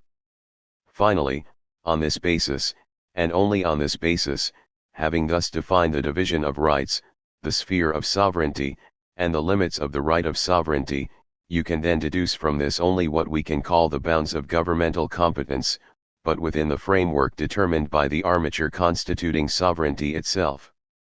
In other words, put clearly and simply, this approach consists in starting from the rights of man in order to arrive at the limitation of governmentality by way of the constitution of the sovereign. I would say that, broadly speaking, this is the revolutionary approach. It is a way of posing right from the start the problem of legitimacy and the inalienability of rights through a sort of ideal or real renewal of society, the state, the sovereign, and government. Consequently, you can see that if, historically and politically, this is the revolutionary's approach, we can call it a retroactive, or retroactionary approach, inasmuch as it consists in taking up the problem of public law that the jurists had constantly opposed to the raison d'etat of the 17th and 18th centuries. In this respect there is continuity between the 17th century theorists of natural law and the jurists and legislators of the French Revolution. The other approach does not start from law but from governmental practice itself. It starts from government practice and tries to analyze it in terms of the de facto limits that can be set to this governmentality. These de facto limits may derive from history, from tradition, or from an historically determined state of affairs, but they can and must also be determined as desirable limits, as it were, as the good limits to be established precisely in terms of the objectives of governmentality, of the objects with which it has to deal, of the country's resources, population and economy, etc. In short, this approach consists in the analysis of government, its practice, its de facto limits, and its desirable limits. On this basis, it distinguishes those things it would be either contradictory or absurd for government to tamper with. Better still, and more radically, it distinguishes those things that it would be pointless for government to interfere with. Following this approach means that government's sphere of competence will be defined on the basis of what it would or would not be useful for government to do or not do. Government's limit of competence will be bounded by the utility of governmental intervention. The question addressed to government at every moment of its action and with regard to each of its institutions, old or new, is it useful? For what is it useful? Within what limits is it useful? When does it stop being useful? When does it become harmful?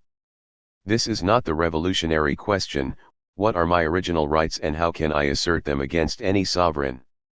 But it is the radical question, the question of English radicalism. The problem of English radicalism is the problem of utility. Don't think that English political radicalism is no more than the projection of a utilitarian ideology on the level of politics. It is, rather, an attempt to define the sphere of competence of government in terms of utility on the basis of an internal elaboration of governmental practice which is nevertheless fully thought through and always endowed and permeated with philosophical, theoretical, and juridical elements. In this respect, utilitarianism appears as something very different from a philosophy or an ideology. Utilitarianism is a technology of government, just as public law was the form of reflection, or, if you like, the juridical technology with which one tried to limit the unlimited tendency of raison d'etat. A comment with regard to this word radicalism or radical.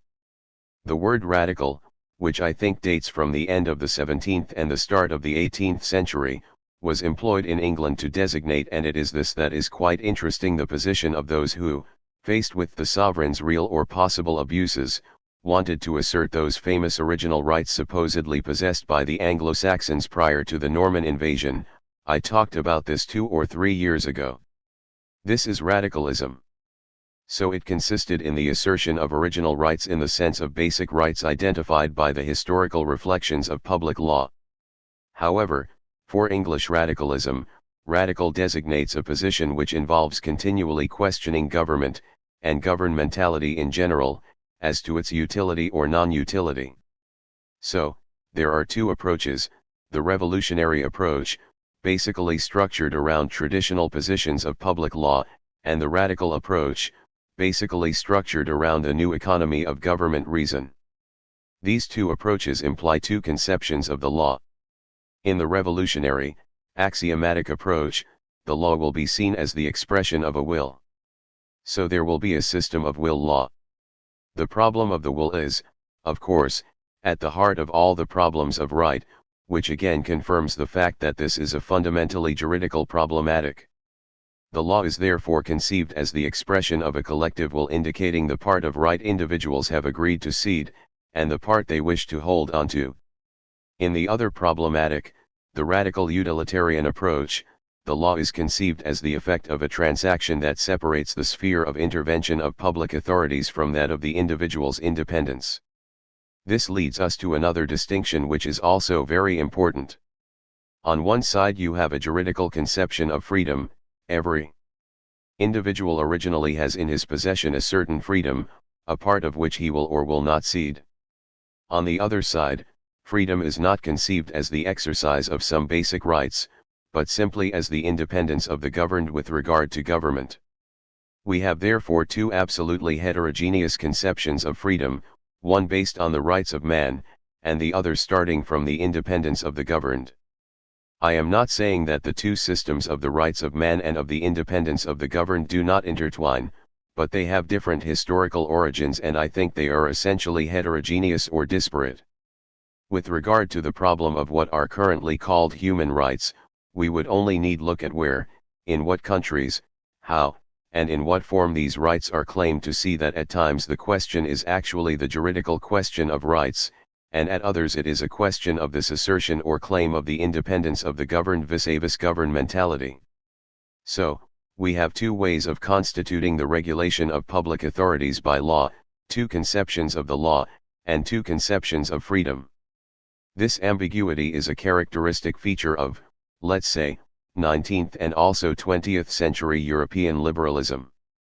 When I say two routes, two ways, two conceptions of freedom and of law, I do not mean two separate, distinct, incompatible, contradictory, and mutually exclusive systems, but two heterogeneous procedures, forms of coherence, and ways of doing things. We should keep in mind that heterogeneity is never a principle of exclusion, it never prevents coexistence, conjunction, or connection. And it is precisely in this case, in this kind of analysis, that we emphasize, and must emphasize, a non-dialectical logic if want to avoid being simplistic. For what is dialectical logic? Dialectical logic puts to work contradictory terms within the homogeneous. I suggest replacing this dialectical logic with what I would call a strategic logic. A logic of strategy does not stress contradictory terms within a homogeneity that promises their resolution in a unity. The function of strategic logic is to establish the possible connections between disparate terms which remain disparate. The logic of strategy is the logic of connections between the heterogeneous and not the logic of the homogenization of the contradictory. So let's reject the logic of the dialectic and try to see. This is what I will try to show in these lectures: the connections which succeeded in holding together and joining the fundamental axiomatic of the rights of man and the utilitarian calculus of the independence of the governed. I wanted to add something to this, but I think it would take too long. I will come back to it later. I would like to return for a moment to what I said at the start with regard to the market, and it is a point to which I will come back later. Still, just now, I would like to stress that between these two heterogeneous systems, that of the revolutionary axiomatic, of public law and the rights of man, and that of the empirical and utilitarian approach which defines the sphere of independence of the governed on the basis of the necessary limitation of government, there is, of course, a ceaseless connection and a whole series of bridges, transits, and joints.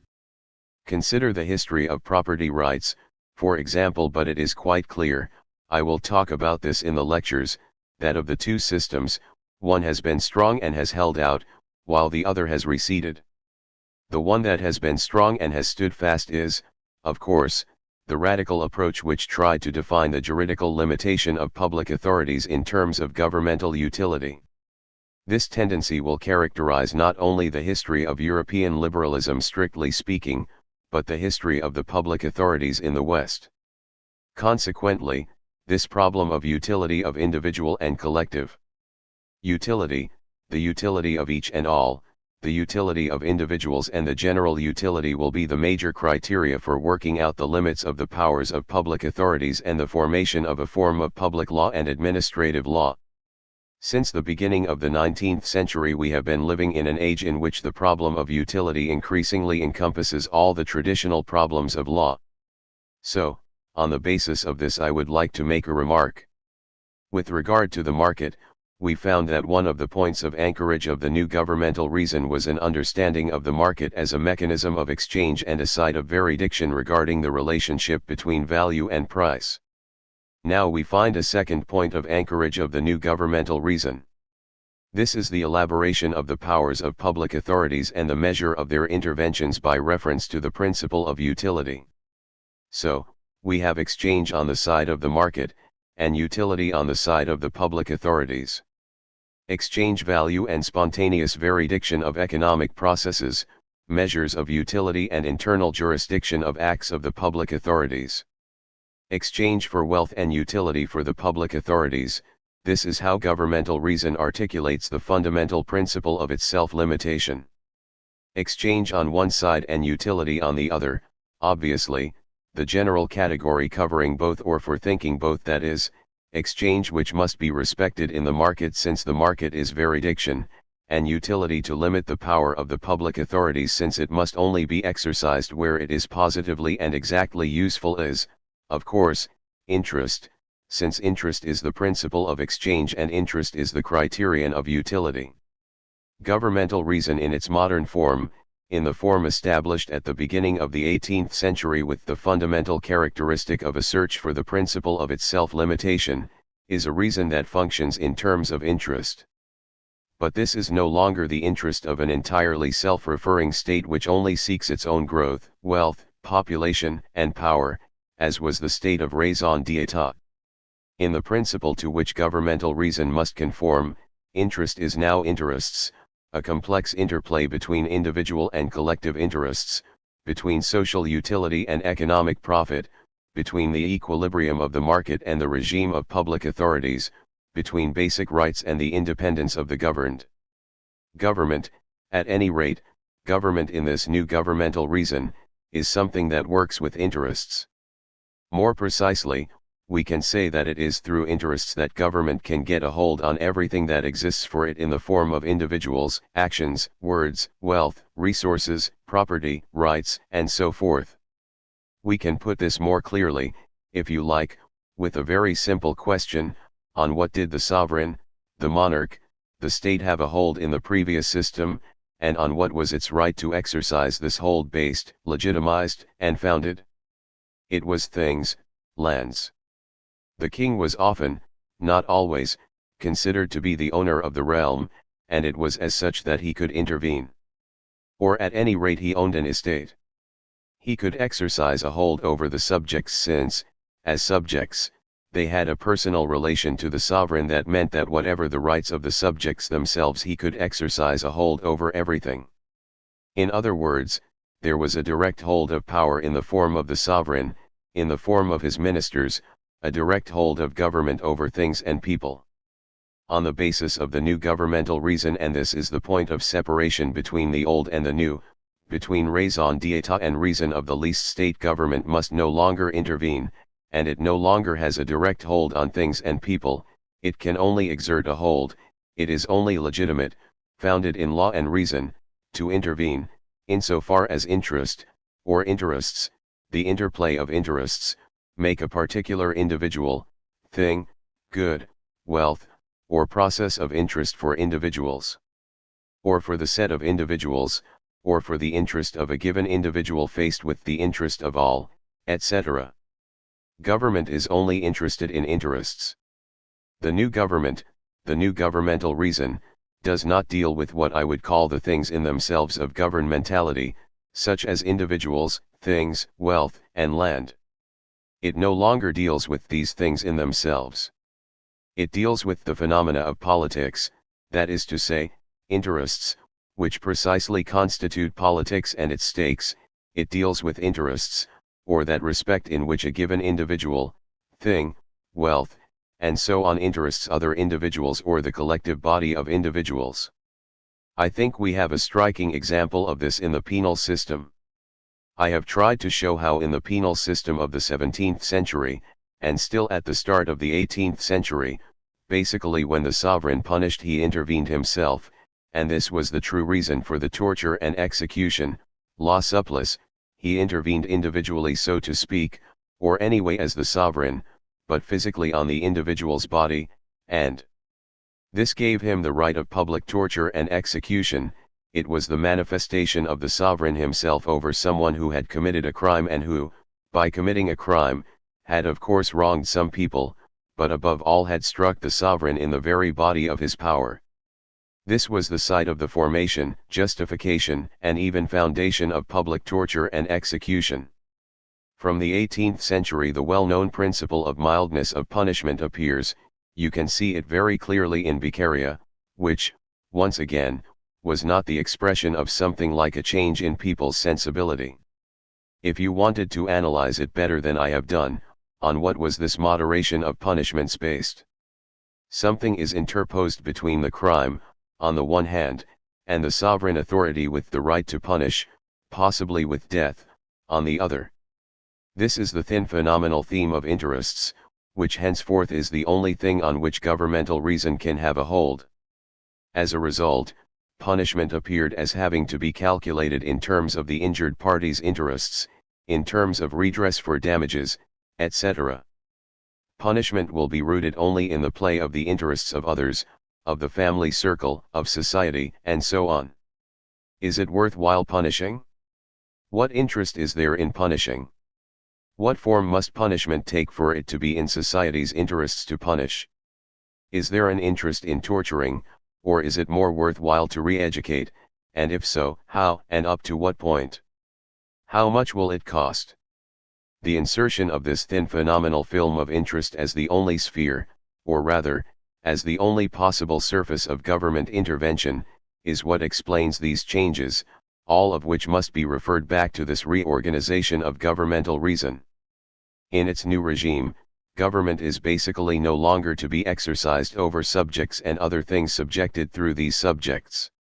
Government is now to be exercised over what we could call the phenomenal republic of interests. The fundamental question of liberalism is, what is the utility value of government and all actions of government in a society where exchange determines the true value of things, I think. This question encapsulates the fundamental questions raised by liberalism. With this question liberalism posed the fundamental question of government, which is whether all the political, economic, and other forms which have been contrasted with liberalism can really avoid this question and avoid formulating this question of the utility of a government in a regime where exchange determines the value of things.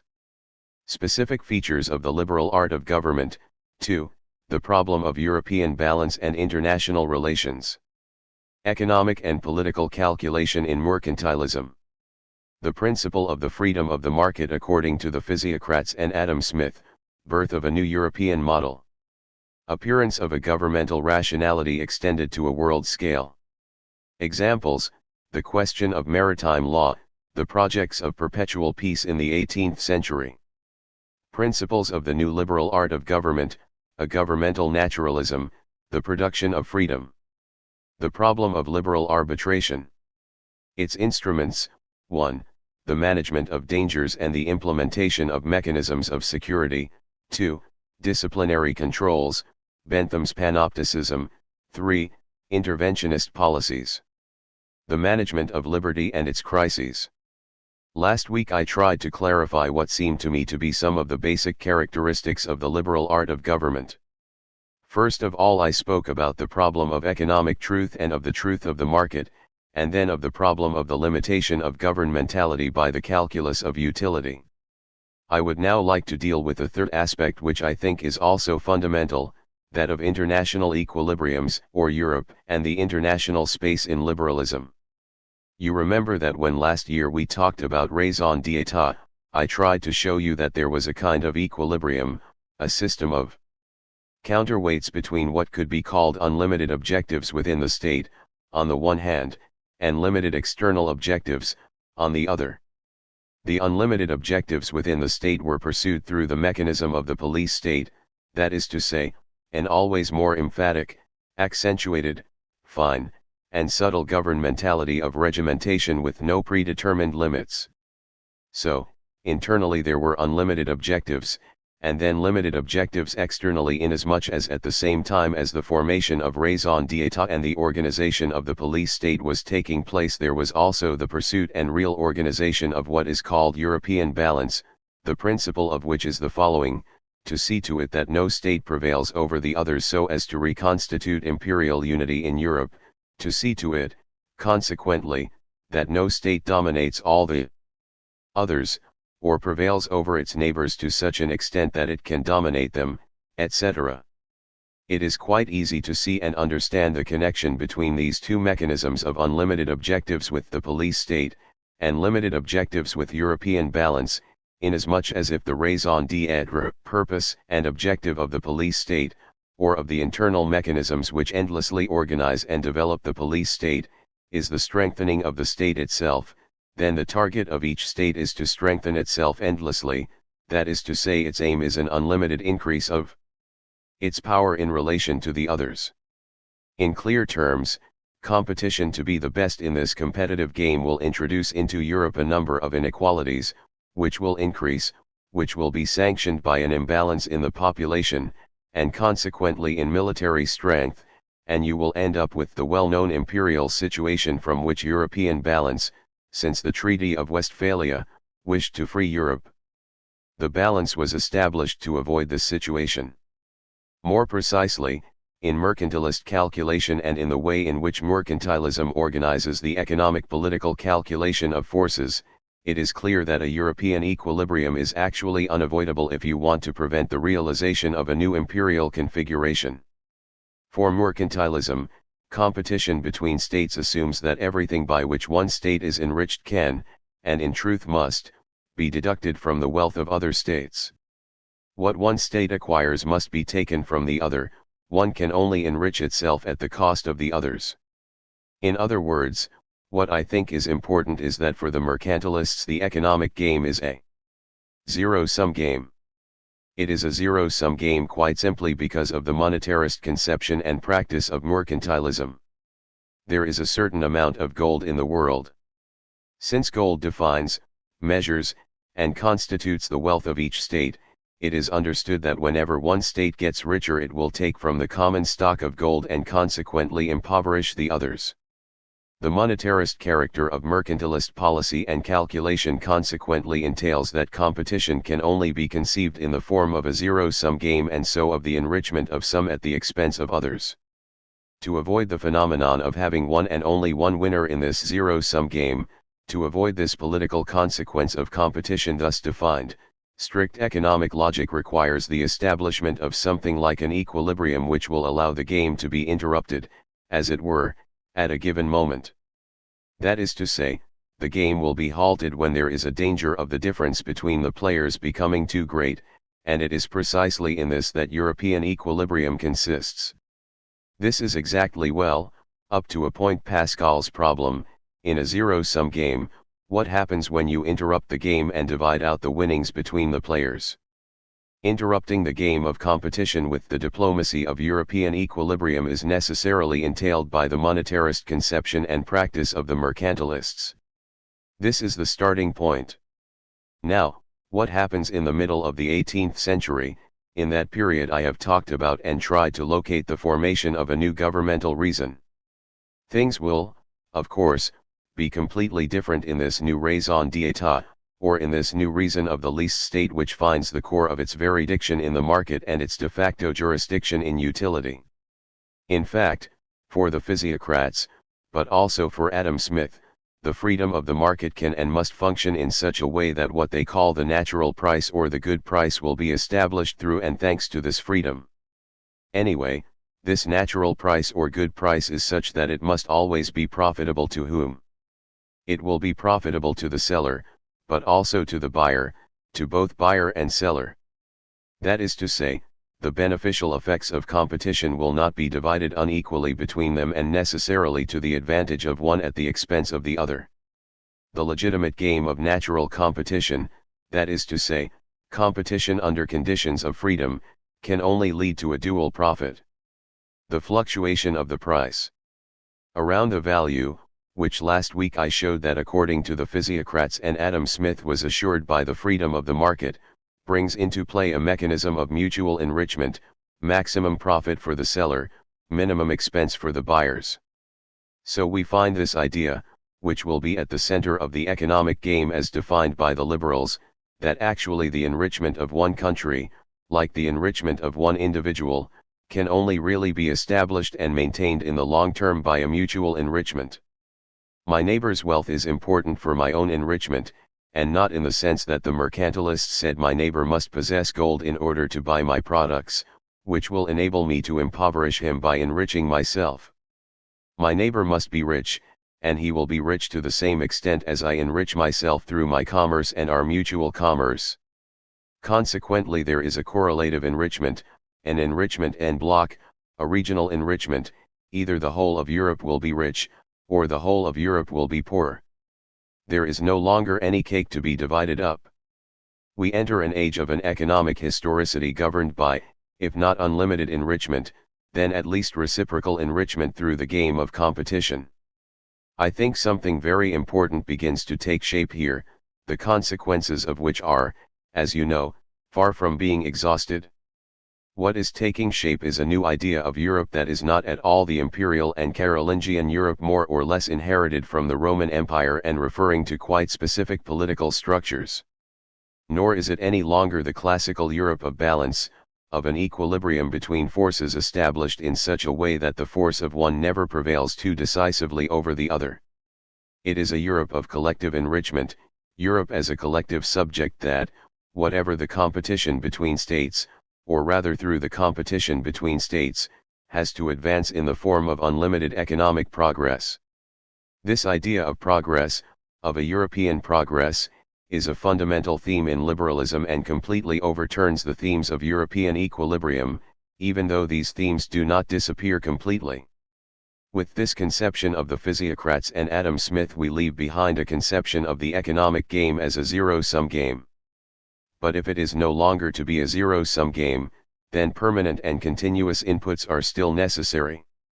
In other words, if freedom of the market must ensure the reciprocal, correlative, and more or less simultaneous enrichment of all the countries of Europe, for this to function, and for freedom of the market to thus unfold according to a game that is not a zero-sum game, then it is necessary to summon around Europe, and for Europe, an increasingly extended market and even, if it comes to it, everything in the world that can be put on the market. In other words, we are invited to a globalization of the market when it is laid down as a principle, and an objective, that the enrichment of Europe must be brought about as a collective and unlimited enrichment, and not through the enrichment of some and the impoverishment of others. The unlimited character of the economic development of Europe, and the consequent existence of a non-zero-sum game, entails, of course, that the whole world is summoned around Europe to exchange its own and Europe's products in the European market. Of course, I do not mean that this is the first time that Europe thinks about the world, or thinks the world. I mean simply that this may be the first time that Europe appears as an economic unit, as an economic subject in the world, or considers the world as able to be and having to be its economic domain. It seems to me that it is the first time that Europe appears in its own eyes as having to have the world for its unlimited market.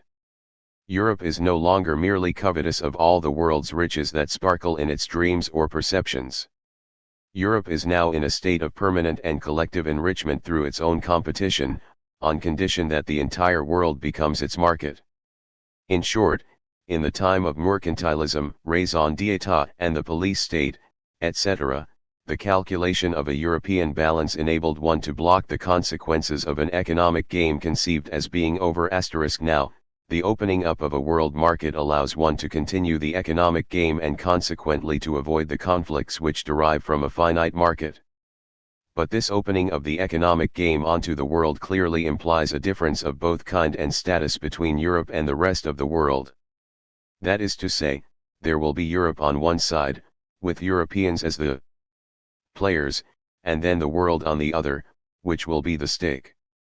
The game is in Europe, but the stake is the world. It seems to me that we have in this one of the fundamental features of this new art of government that is indexed to the problem of the market and market veridiction.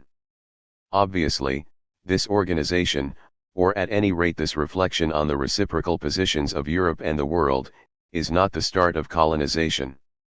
Colonization had long been underway. Nor do I think this is the start of imperialism in the modern or contemporary sense of the term, for we probably see the formation of this new imperialism later in the 19th century. But let's say that we have the start of a new type of global calculation in European governmental practice. I think there are many signs of this appearance of a new form of global rationality, of a new calculation on the scale of the world. I will refer to just some of these.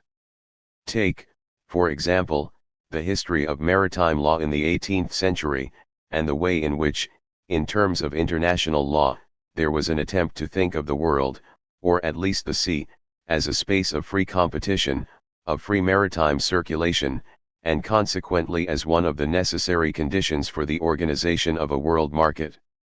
The history of piracy, the way in which it was at once used, encouraged, combated, and suppressed, etc., could also figure as one of the aspects of this elaboration of a worldwide space in terms of a number of legal principles.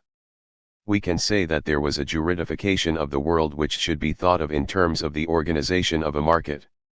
Yet another example of this appearance of a governmental rationality that has the entire planet for its horizon is the 18th century projects for peace and international organization. If you consider those that existed in the 17th century, you will see that these projects for peace were essentially based on European equilibrium, that is to say, on the exact balance of reciprocal forces between different states, between the different powerful states, or between different coalitions of states, or between the powerful states and a coalition of the smaller states, and so on. From the 18th century, the idea of perpetual peace and the idea of international organization are, I think, articulated completely differently. It is no longer so much the limitation of internal forces that is called upon to guarantee and found a perpetual peace, but rather the unlimited nature of the external market. The larger the external market, the fewer its borders and limits, the more you will have a guarantee of perpetual peace. If you take Kant's text on the project of perpetual peace, for example, which dates from 1795, right at the end of the 18th century, there is a chapter entitled On the Guarantee of a Perpetual Peace. How does Kant conceive of this perpetual peace? He says, what fundamentally is it in history that guarantees this perpetual peace and promises us that one day it really will take shape and form in history? Is it men's will and their mutual understanding, the political and diplomatic devices that they will have been able to construct, or the organization of rights that they will have been able to install between them? Not at all. It is nature, just as in the physiocrats it was nature that guaranteed the good regulation of the market. And how does nature guarantee perpetual peace? It is very simple, Kant says. Nature after all has done some absolutely marvelous things, since it has managed, for example, to get not only animals, but even peoples to live in lands completely scorched by the sun or frozen by eternal sheets of ice. There are people who manage to live there in spite of everything, which proves that there is nowhere in the world where human beings cannot live. But for people to be able to live they must be able to feed themselves, to produce their food, have a social organization, and exchange their products between themselves or with people from other regions. Nature intended the entire world, the whole of its surface, to be given over to the economic activity of production and exchange. And on that basis, nature has prescribed a number of obligations that are juridical obligations for man, but which nature has in a way dictated to him secretly, which she has, as it were, marked out in the very arrangement of things, of geography, the climate, and so on. What are these arrangements? First, that men can have relations of exchange with each other individually, supported by property, etc., and this prescription or precept of nature will be taken up in legal obligations and become civil law. Second, nature determined that men be distributed across the world in distinct regions and that within each of these regions they have privileged relationships with each other that they do not have with the inhabitants of other regions, and men have taken up this precept in legal terms by forming separate states which maintain certain legal relationships between them. This will become international law. But in addition, nature has wished that there are not only juridical relationships between these states, guaranteeing their independence, but also commercial relationships that cross the borders between states and consequently make the juridical independence of each state porous, as it were. Commercial relationships cross the world, just as nature intended and to the same extent as nature intended the whole world to be populated, and this will constitute cosmopolitan law or commercial law. This edifice of civil law, international law, and cosmopolitan law is nothing other than man's taking up of a precept of nature as obligations. So we can say that law, inasmuch as it resumes the precept of nature, will be able to promise what was in a way already outlined in the first action of nature when it populated the entire world * something like perpetual peace. Perpetual peace is guaranteed by nature, and this guarantee is manifested in the population of the entire world and in the commercial relationships stretching across the whole world. The guarantee of perpetual peace is therefore actually commercial globalization. A number of things should no doubt be added to this, but in any case I should answer an objection straight away. When I say that a new form of political calculation on an international scale emerges in the thought of the physiocrats, Adam Smith, of Kant too, and of 18th-century jurists, I do not in any way mean that every other form of reflection, calculation, and analysis, that every other governmental practice disappears. For, if it is true that something like a worldwide, global market is discovered in this period, if at this moment the privileged position of Europe in relation to the world is asserted, and if it is also asserted at this time that competition between European states is a factor in their common enrichment, this does not mean, of course, as all history proves, that we enter into a period of European peace and the peaceful globalization of politics. In fact, with the 19th century we enter the worst period of customs barriers, forms of economic protectionism, of national economies and political nationalism, and the biggest wars the world has ever known. What I wanted to show you was simply that a particular form of reflection, analysis, and calculation appeared at this time, which is integrated as it were into political practices that may perfectly well conform to a different type of calculation, a different system of thought, and a different practice of power. We would only have to look at what happened at the Congress of Vienna, for example. It could be said that this is the most striking manifestation of what was sought after in the 17th and 18th centuries, namely a European balance. What were its concerns in fact? Its task was to put an end to what appeared to be the resurrection of the imperial idea with Napoleon. Because the historical paradox of Napoleon is that if, at the level of internal policy, he was manifestly hostile to the idea of a police state, and his problem was really how to limit governmental practice internally, and this is clear from his interventions in the Council of State and the way in which he reflected on his own governmental practice. On the other hand, we can say that Napoleon was completely archaic in his external policy, inasmuch as he wanted to reconstitute something like the imperial configuration against which the whole of Europe had been ranked since the 17th century. In truth, Napoleon's imperial idea, so far as it can be reconstructed, in spite of the astounding silence of historians on this theme, seems to have corresponded to three objectives. First, and I think I talked about this last year, if we go by what the historians and jurists of the 18th century said about the Carolingian Empire, in terms of internal policy, the empire guaranteed freedoms. In its opposition to the monarchy, the empire did not represent more power but rather less power and less governmentality. On the other hand, and probably on the basis of the limitlessness of the revolutionary objectives, that is to say, to revolutionize the whole world, the empire was a way of taking up the revolutionary project that erupted in France in 1792-93, and of taking it up in the then archaic idea of imperial domination inherited from Carolingian forms or from the form of the Holy Roman Empire. This mixture of the idea of an empire which internally guarantees freedoms, of an empire which will give a European form to the unlimited revolutionary project, and finally of an empire which will reconstitute the Carolingian, or German, or Austrian form of empire, made up the hodgepodge of Napoleon's imperial politics. The problem of the Congress of Vienna was, of course, to close off, as it were, that imperial limitlessness. It was, of course, to re-establish the equilibrium of Europe, but basically with two different objectives, the Austrian objective and the English objective. The Austrian objective was to reconstitute a European equilibrium in the old form of the 17th and 18th centuries, ensuring that no country can prevail over the others in Europe. Austria was absolutely tied to this kind of project inasmuch as it only had an administrative government, being made up of a number of different states and only organizing these in the form of the old police state. This plurality of police states at the heart of Europe meant that Europe itself was basically modeled on this old schema of a balanced multiplicity of police states. Europe had to be in the image of Austria for Austria to remain as it was. To that extent, we can say that, for Metternich, the calculation of European equilibrium was still and remained that of the 18th century.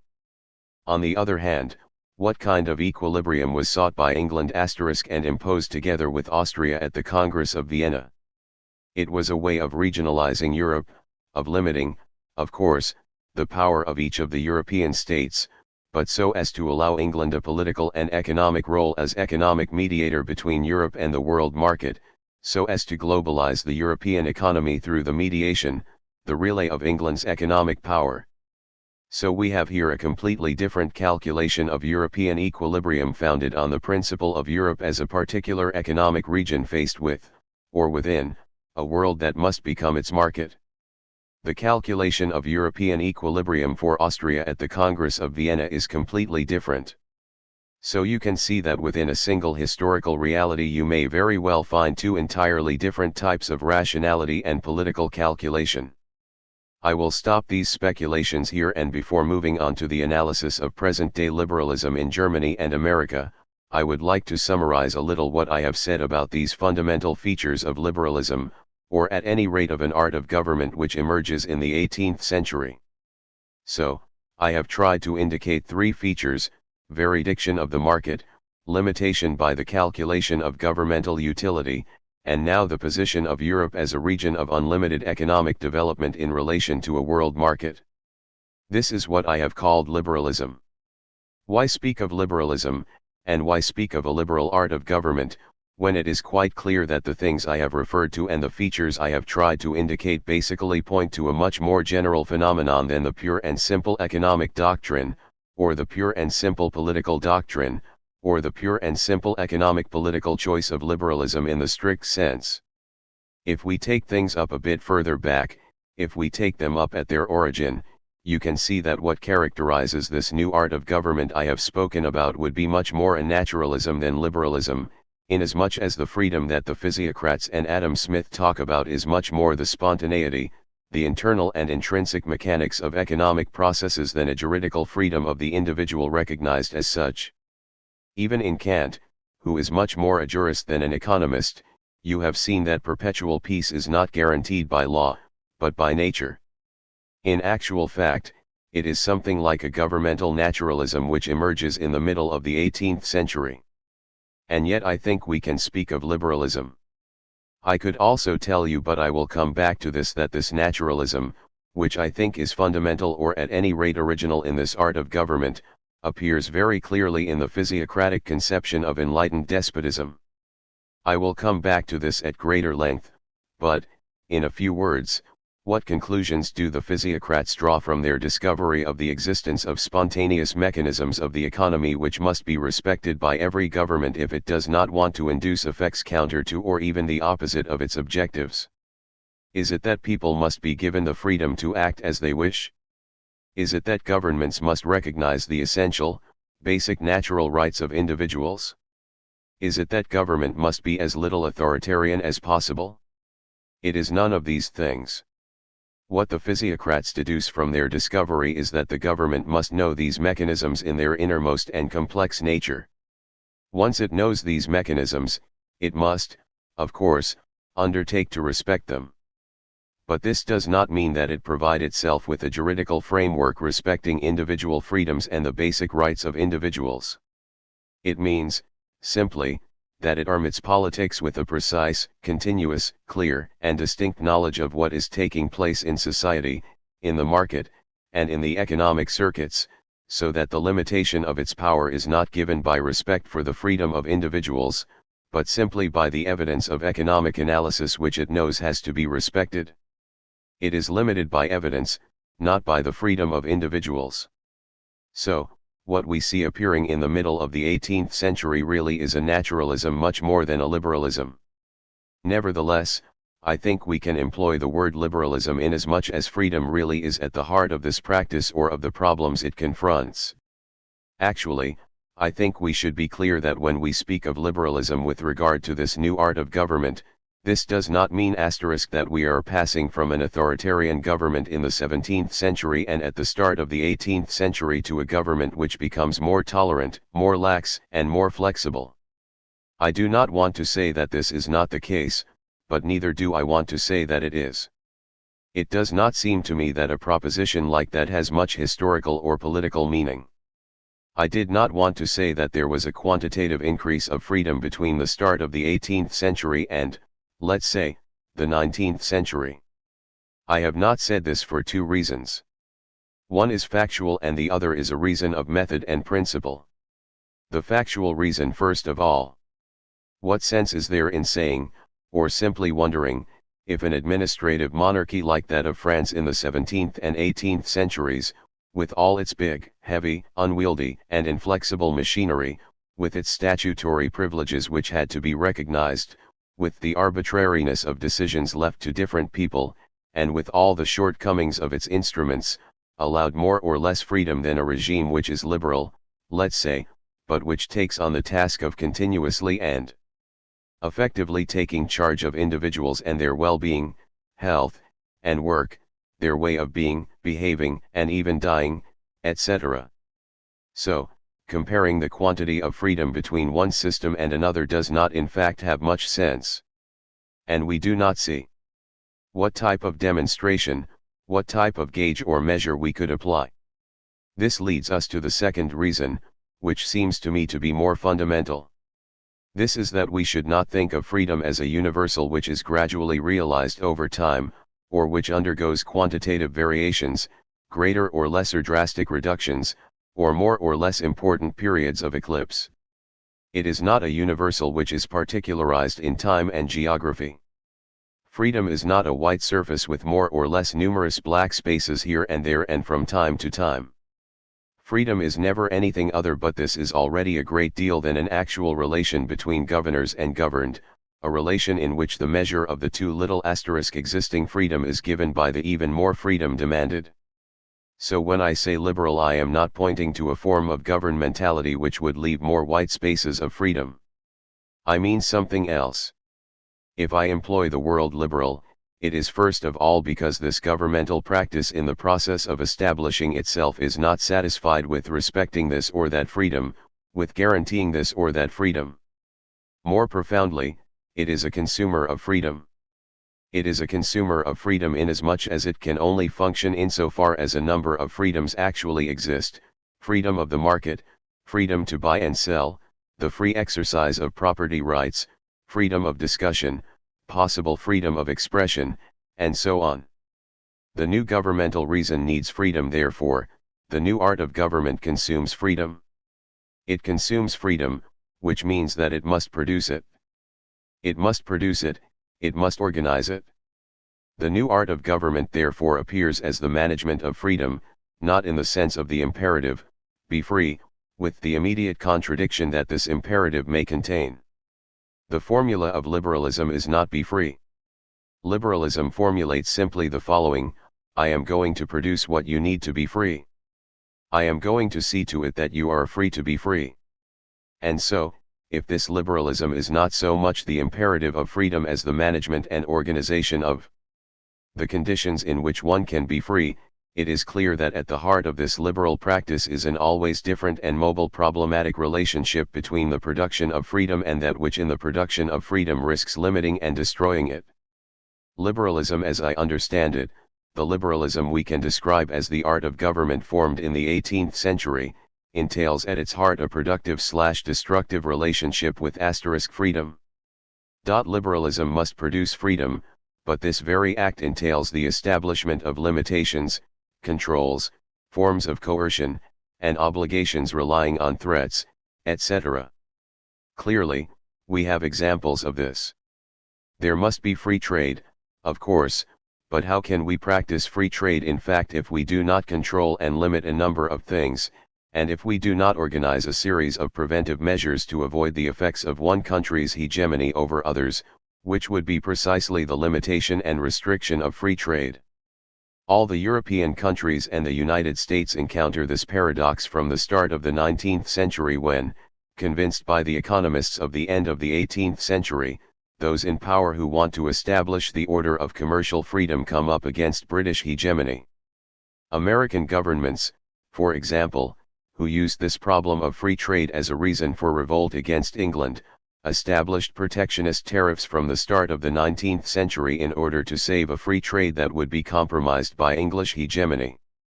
Similarly, there must be freedom of the internal market, of course, but again, for there to be a market there must be buyers as well as sellers. Consequently, if necessary, the market must be supported and buyers created by mechanisms of assistance.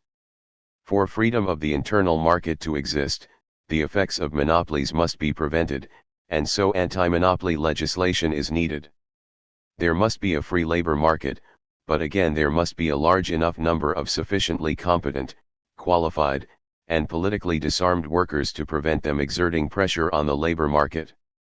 We have then the conditions for the creation for a formidable body of legislation and an incredible range of governmental interventions to guarantee production of the freedom needed in order to govern.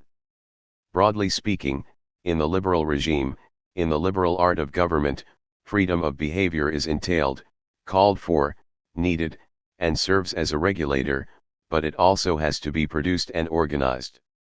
So, freedom in the regime of liberalism is not a given, it is not a ready-made region which has to be respected, or if it is so only partially, regionally, in this or that case, etc. Freedom is something which is constantly produced.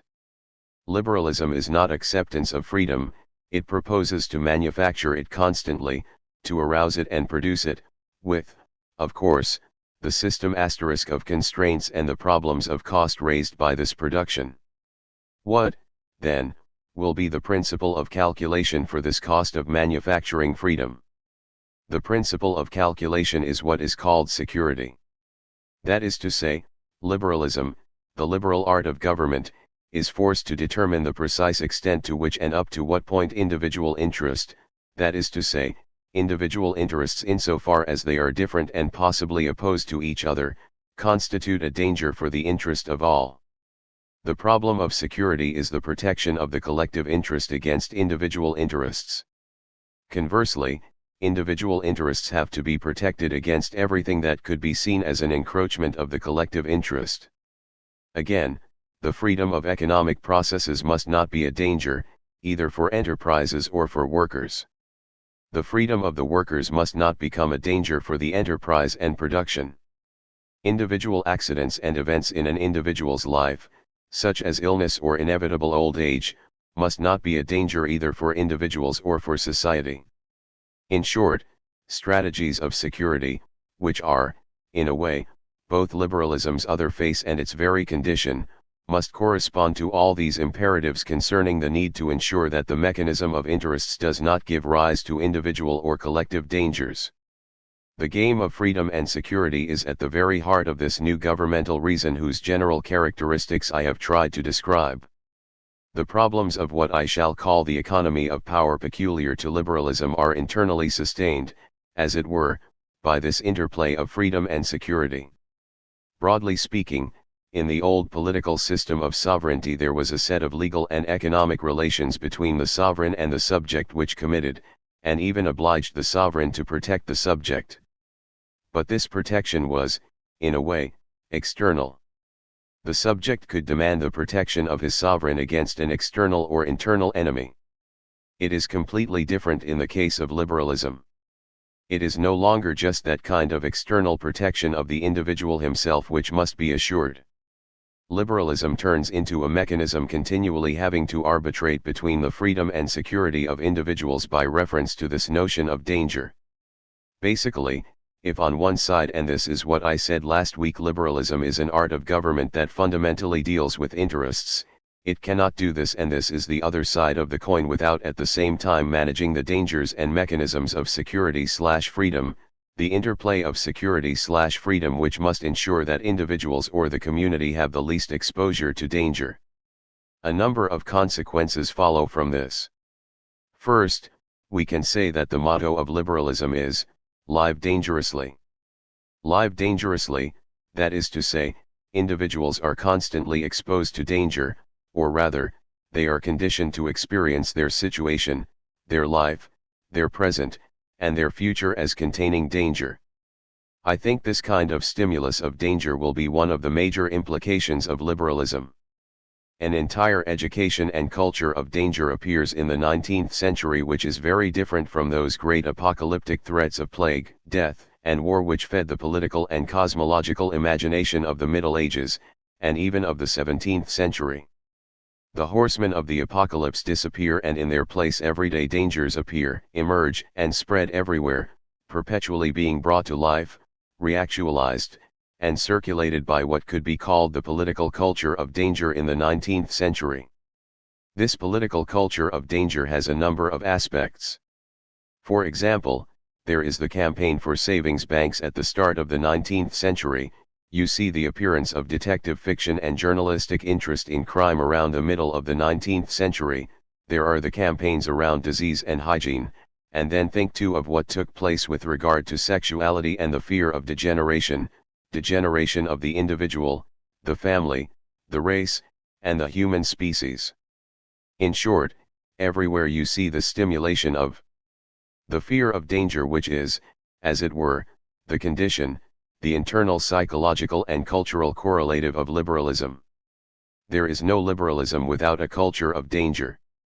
The second consequence of this liberalism and liberal art of government is the considerable extension of procedures of control, constraint, and coercion, which are something like the counterpart and counterweights of different freedoms. I have drawn attention to the fact that the development, dramatic rise, and dissemination throughout society of these famous disciplinary techniques for taking charge of the behavior of individuals day by day and in its fine detail is exactly contemporaneous with the age of freedoms. Economic freedom, liberalism in the sense I have just been talking about, and disciplinary techniques are completely bound up with each other. At the beginning of his career, or around 1792–95, Bentham presented the famous panopticon as a procedure for institutions like schools, factories, and prisons, which would enable one to supervise the conduct of individuals while increasing the profitability and productivity of their activity. At the end of his life, in his project of the General Codification of English Legislation, Bentham will propose that the panopticon should be the formula for the whole of government, saying that the panopticon is the very formula of liberal government. What basically must a government do? It must give way to everything due to natural mechanisms in both behavior and production. It must give way to these mechanisms and make no other intervention, to start with at least, than that of supervision. Government, initially limited to the function of supervision, is only to intervene when it sees that something is not happening according to the general mechanics of behavior, exchange, and economic life. Panopticism is not a regional mechanics limited to certain institutions. For Bentham, panopticism really is a general political formula that characterizes a type of government. The third consequence, the second being the conjunction between the disciplines and liberalism, is the appearance in this new art of government of mechanisms with the function of producing, breathing life into, and increasing freedom, of introducing additional freedom through additional control and intervention. That is to say, control is no longer just the necessary counterweight to freedom, as in the case of panopticism, it becomes its mainspring. And here again we have examples of this, such as what took place in England and the United States in the 20th century, in the 1930s say, when not only the economic but also the political consequences of the developing economic crisis were immediately detected and seen to represent a danger to a number of what were thought to be basic freedoms. Roosevelt's welfare policy, for example, starting from 1932, was a way of guaranteeing and producing more freedom in a dangerous situation of unemployment, freedom to work, freedom of consumption, political freedom, and so on. What was the price of this? The price was precisely a series of artificial, voluntarist interventions, of direct economic interventions in the market represented by the basic welfare measures, and which from 1946, and even from the start moreover, were described as being in themselves threats of a new despotism. In this case, democratic freedoms are only guaranteed by an economic interventionism which is denounced as a threat to freedom. So we arrive, if you like, and this is also an important point to keep hold of, at the idea that in the end this liberal art of government introduces by itself or is the victim from within of what could be called crises of governmentality. These are crises which may be due, for example, to the increase in the economic cost of the exercise of these freedoms. Consider, for example, how, in the texts of the Trilateral in recent years, there has been an attempt to project the effects of political freedom on the economic level of cost. So there is a problem, or crisis, if you like, or a consciousness of crisis, based on the definition of the economic cost of the exercise of freedom. Another form of crisis would be due to the inflation of the compensatory mechanisms of freedom. That is to say, for the exercise of some freedoms, like that of the freedom of the market and anti-monopoly legislation, for example, you could have the formation of a legislative straitjacket which the market partners experience as excessive interventionism and excessive constraint and coercion. At a much more local level, you have everything which takes on the appearance of revolt and rejection of the world of the disciplines. Finally, and above all, there are processes of clogging such that the mechanisms for producing freedom, precisely those that are called upon to manufacture this freedom, actually produce destructive effects which prevail over the very freedom they are supposed to produce. This is, if you like, the ambiguity of all the devices which could be called liberogenic, that is to say, devices intended to produce freedom which potentially risk producing exactly the opposite. This is precisely the present crisis of liberalism. All of those mechanisms which since the years from 1925 to 1930 have tried to offer economic and political formulae to secure states against communism, socialism, national socialism, and fascism, all these mechanisms and guarantees of freedom which have been implemented in order to produce this additional freedom or, at any rate, to react to threats to this freedom, have taken the form of economic interventions, that is to say, shackling economic practice, or anyway, of coercive interventions in the domain of economic practice. Whether German liberals of the Freiburg School from 1927 to 30, or present-day, so-called libertarian American liberals, in both cases the starting point of their analysis and the cornerstone of their problem is this: mechanisms of economic intervention have been deployed to avoid the reduction of freedom that would be entailed by transition to socialism, fascism, or national socialism. But is it not the case that these mechanisms of economic intervention surreptitiously introduce types of intervention and modes of action which are as harmful to freedom as the visible and manifest political forms one wants to avoid? In other words, Keynesian kinds of intervention will be absolutely central to these different discussions. We can say that around Keynes, around the economic interventionist policy perfected between 1930 and 60, immediately before and after the war, all these interventions have brought about what we can call a crisis of liberalism, and this crisis manifests itself in a number of re-evaluations, reappraisals, and new projects in the art of government which were formulated immediately before and after the war in Germany, and which are presently being formulated in America. To summarize, or conclude, I would like to say that if it is true that a feature of the contemporary world, or of the modern world since the 18th century, really has been the constant presence of phenomena of what may be called crises of capitalism, couldn't we also say that there have been crises of liberalism, which are not, of course, independent of these crises of capitalism? The problem of the 30s I have just been referring to is indeed the proof of this. But crises of liberalism are not just the pure and simple or direct projection of these crises of capitalism in the political sphere. You can find crises of liberalism linked to crises of the capitalist economy.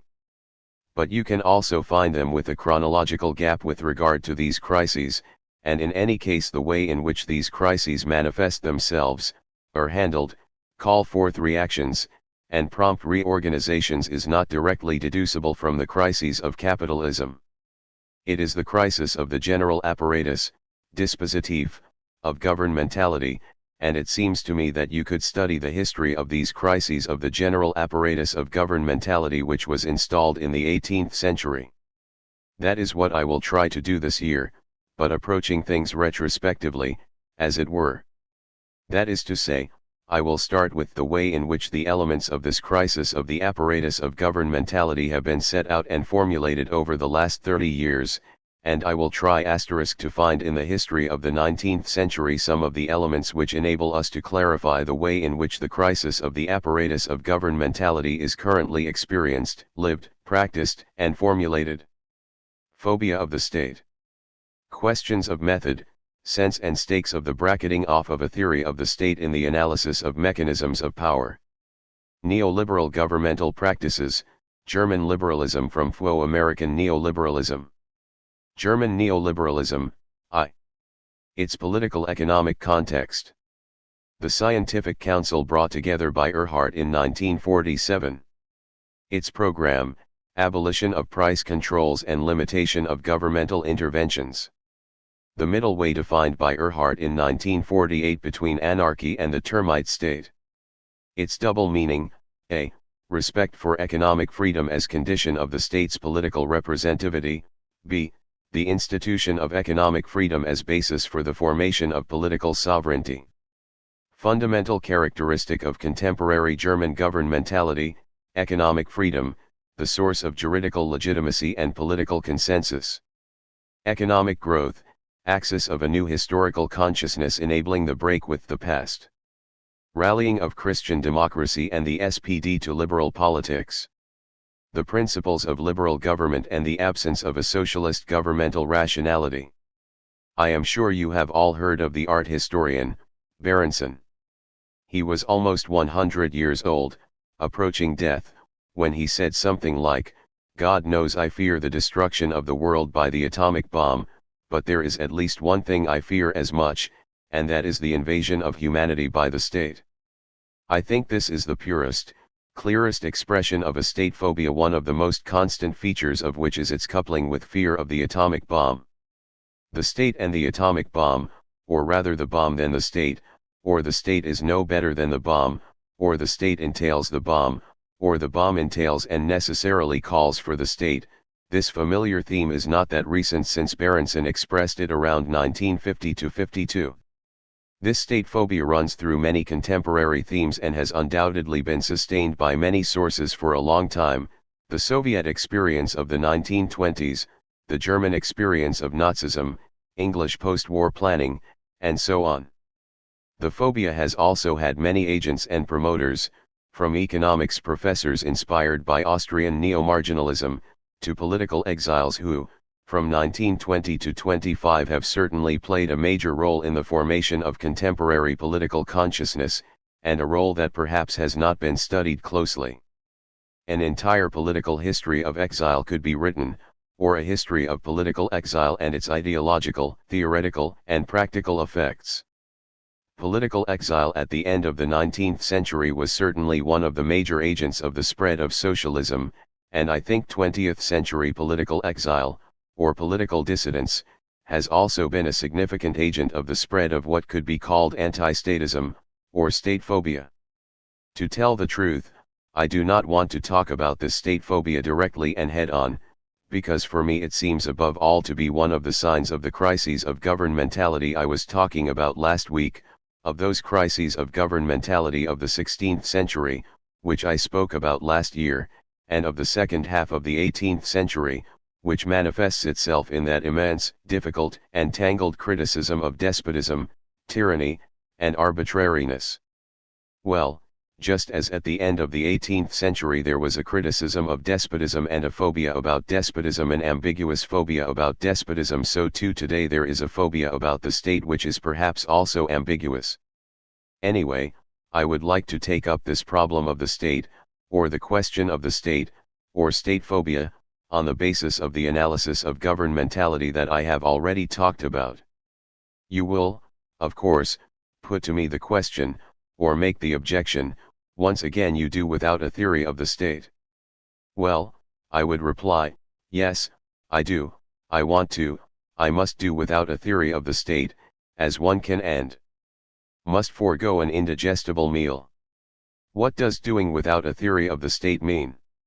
If you say that in my analyses I cancel the presence and the effect of state mechanisms, then I would reply, wrong, you are mistaken or want to deceive yourself, for to tell the truth I do exactly the opposite of this. Whether in the case of madness, of the constitution of that category, that quasi-natural object, mental illness, or of the organization of a clinical medicine, or of the integration of disciplinary mechanisms and technologies within the penal system, what was involved in each case was always the identification of the gradual, piecemeal, but continuous takeover by the state of a number of practices, ways of doing things, and, if you like, governmentalities. The problem of bringing under state control, of statification, etatization, is at the heart of the questions I have tried to address. However, if, on the other hand, doing without a theory of the state means not starting off with an analysis of the nature, structure, and functions of the state in and for itself, if it means not starting from the state considered as a sort of political universal and then, through successive extension, deducing the status of the mad, the sick, children, delinquents, and so on, in our kind of society, then I reply, yes, of course, I am determined to refrain from that kind of analysis. There is no question of deducing this set of practices from a supposed essence of the state in and for itself. We must refrain from this kind of analysis first of all because, quite simply, history is not a deductive science, and secondly, for another no doubt more important and serious reason, the state does not have an essence. The state is not a universal nor in itself an autonomous source of power. The state is nothing else but the effect, the profile, the mobile shape of a perpetual statification, etatization, or statifications, in the sense of incessant transactions which modify, or move, or drastically change, or insidiously shift sources of finance, modes of investment, decision-making centers, forms and types of control, relationships between local powers, the central authority, and so on. In short, the state has no heart, as we well know, but not just in the sense that it has no feelings, either good or bad, but it has no heart in the sense that it has no interior. The state is nothing else but the mobile effect of a regime of multiple governmentalities. That is why I propose to analyze, or rather to take up and test this anxiety about the state, this state phobia, which seems to me a typical feature of common themes today, not by trying to wrest from the state the secret of what it is, like Marx tried to extract the secret of the commodity, but by moving outside and questioning the problem of the state, undertaking an investigation of the problem of the state, on the basis of practices of governmentality. Having said that, in this perspective, and continuing with the analysis of liberal governmentality, I would like to see how it appears and reflects on itself, how at the same time it is brought into play and analyzes itself, how, in short, it currently programs itself. I have indicated some of what seem to me to be the, as it were, first characteristics of liberal governmentality as it appeared in the middle of the 18th century. So I will skip 2 centuries, because obviously I do not claim to be able to undertake the overall, general, and continuous history of liberalism from the 18th to the 20th century. Starting from how liberal governmentality is currently programming itself, I would just like to pick out and clarify some problems which recur from the 18th to the 20th century.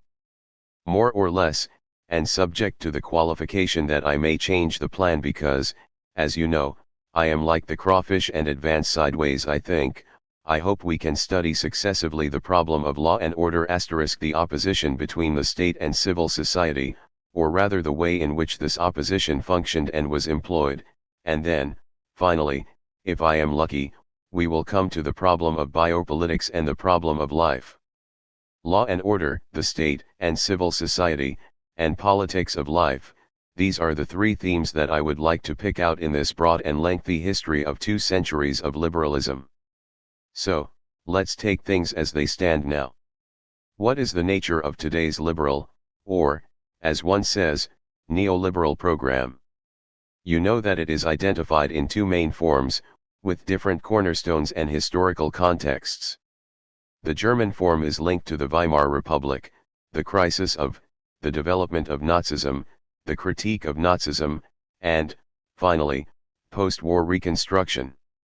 The other, American form, is a neoliberalism defined by reference to the New Deal, the criticism of Roosevelt's policies, and which, especially after the war, is developed and organized against federal interventionism, and then against the aid and other programs of the mainly Democrat administrations of Truman, Kennedy, Johnson, etc.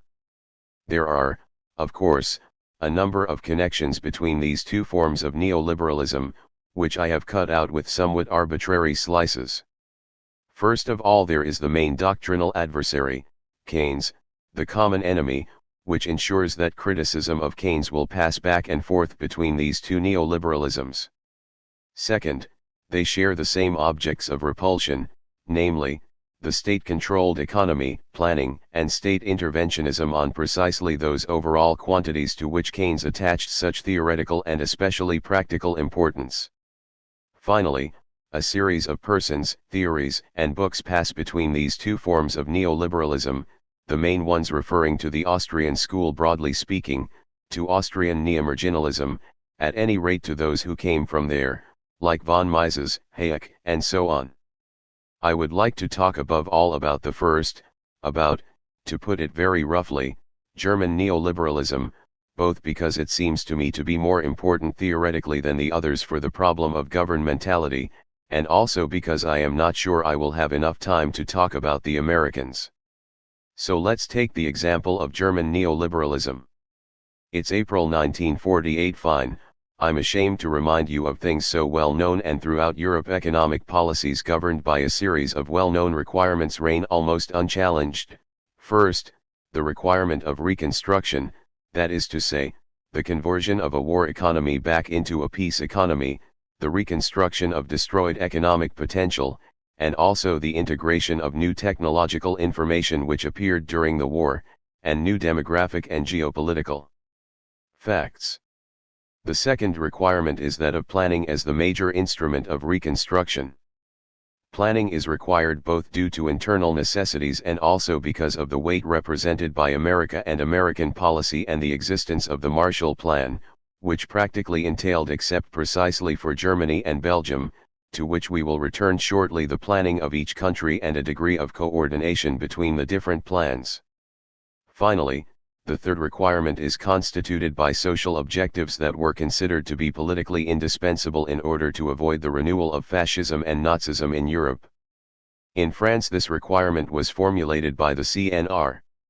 With these three requirements, reconstruction, planning, and, broadly speaking, socialization and social objectives, all of which entailed an interventionist policy on the allocations of resources, price stability, the level of savings, the choice of investments, and a policy of full employment, we are, in short, and once again, please forgive all these banalities, in the middle of a fully fledged Keynesian policy.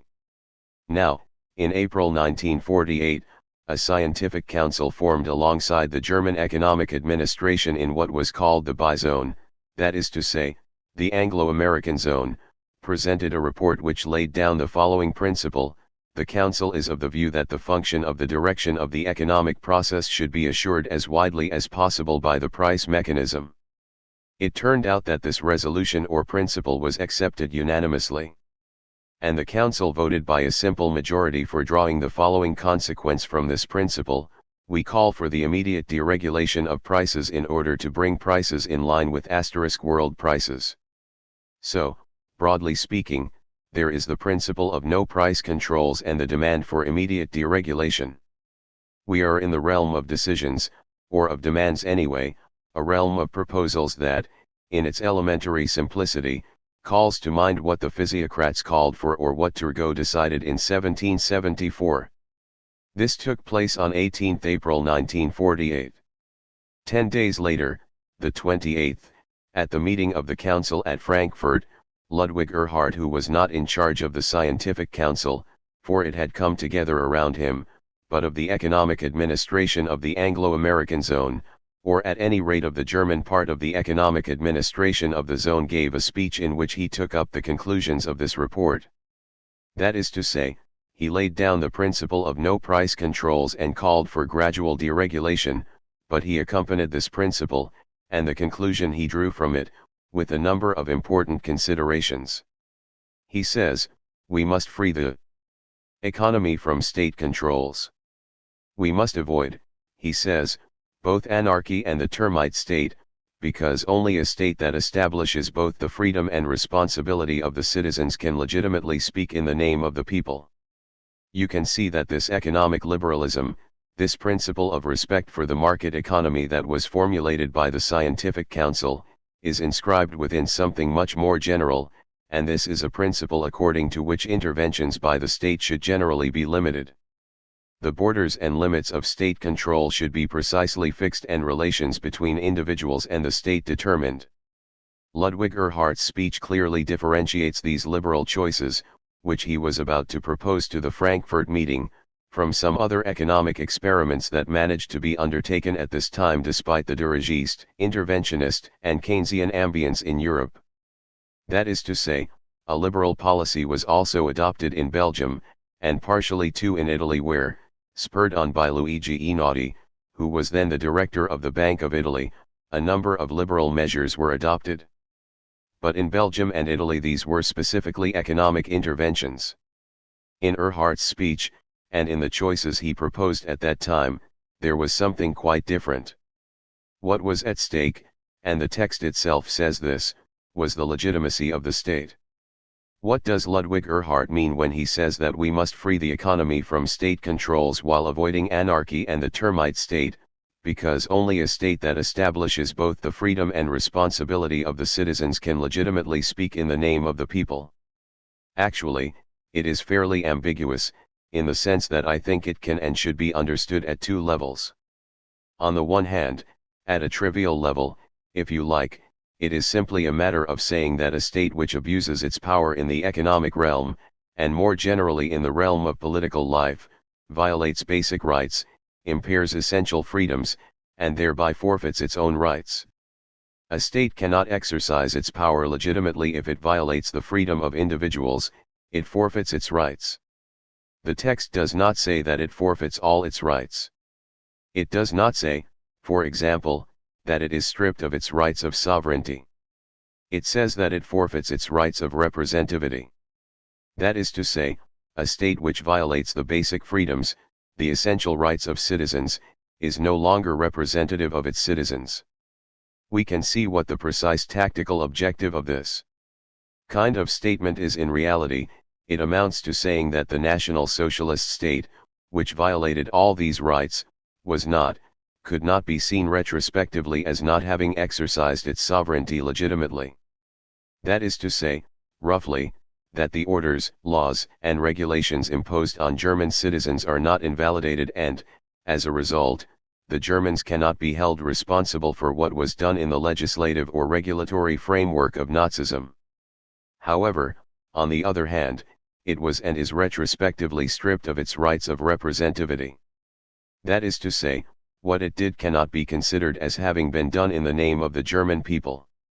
The whole, extremely difficult problem of the legitimacy and legal status to be given to the measures taken under Nazism are present in this statement.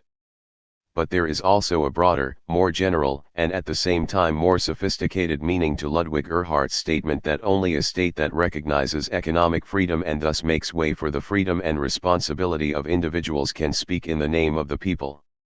Basically, Erhardt is saying that in the current state of affairs, that is to say, in 1948, before the German state had been reconstituted, before the two German states had been constituted, it is clearly not possible to lay claim to historical rights for a not yet reconstituted Germany and for a still to be reconstituted German state, when these rights are debarred by history itself. It is not possible to claim juridical legitimacy inasmuch as no apparatus, no consensus, and no collective will can manifest itself in a situation in which Germany is on the one hand divided, and on the other occupied. So, there are no historical rights, there is no juridical legitimacy, on which to found a new German state. But and this is what Ludwig Erhardt's text says implicitly: let's suppose an institutional framework whose nature or origin is not important, an institutional framework X. Let us suppose that the function of this institutional framework X is not, of course, to exercise sovereignty, since, precisely, there is nothing in the current situation that can found a juridical power of coercion, but is simply to guarantee freedom. So, its function is not to constrain, but simply to create a space of freedom, to guarantee a freedom, and precisely to guarantee it in the economic domain.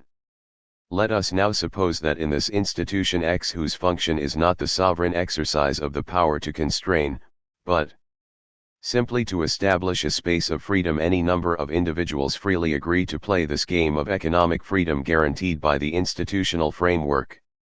What will happen?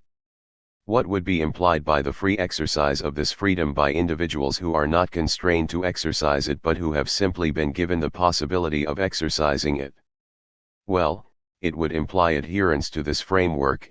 It would imply that consent has been given to any decision which may be taken to guarantee this economic freedom or to secure that which makes this economic freedom possible. In other words, the institution of economic freedom will have to function, or at any rate will be able to function as a siphon, as it were, as a point of attraction for the formation of a political sovereignty. Of course, I am adding to Ludwig Erhardt's apparently banal words a whole series of implicit meanings which will only take on their value and effect later. I am adding a whole historical weight that is not yet present, but I will try to explain how and why this meaning, which is at once theoretical, political, and programmatic, really was in the minds of those who wrote this discourse, if not in the mind of the one who actually delivered it. I think this idea of a legitimizing foundation of the state on the guaranteed exercise of an economic freedom is important. Of course, we must take up this idea and its formulation in the precise context in which it appears, and straight away it is easy to see tactical and strategic shrewdness. It was a matter of finding a juridical expedient in order to ask from an economic regime what could not be directly asked from constitutional law, or from international law, or even quite simply from the political partners. Even more precisely, it was an artful move with regard to both the Americans and Europe, since by guaranteeing economic freedom to a Germany in the process of reconstruction and prior to any state apparatus, the Americans, and let's say different American lobbies, were assured that they could have the free relationships that they could choose with this German industry and economy. Secondly, both Western and Eastern Europe were reassured by ensuring that the institutional embryo being formed presented absolutely none of the dangers of the strong or totalitarian state they had experienced in the previous years.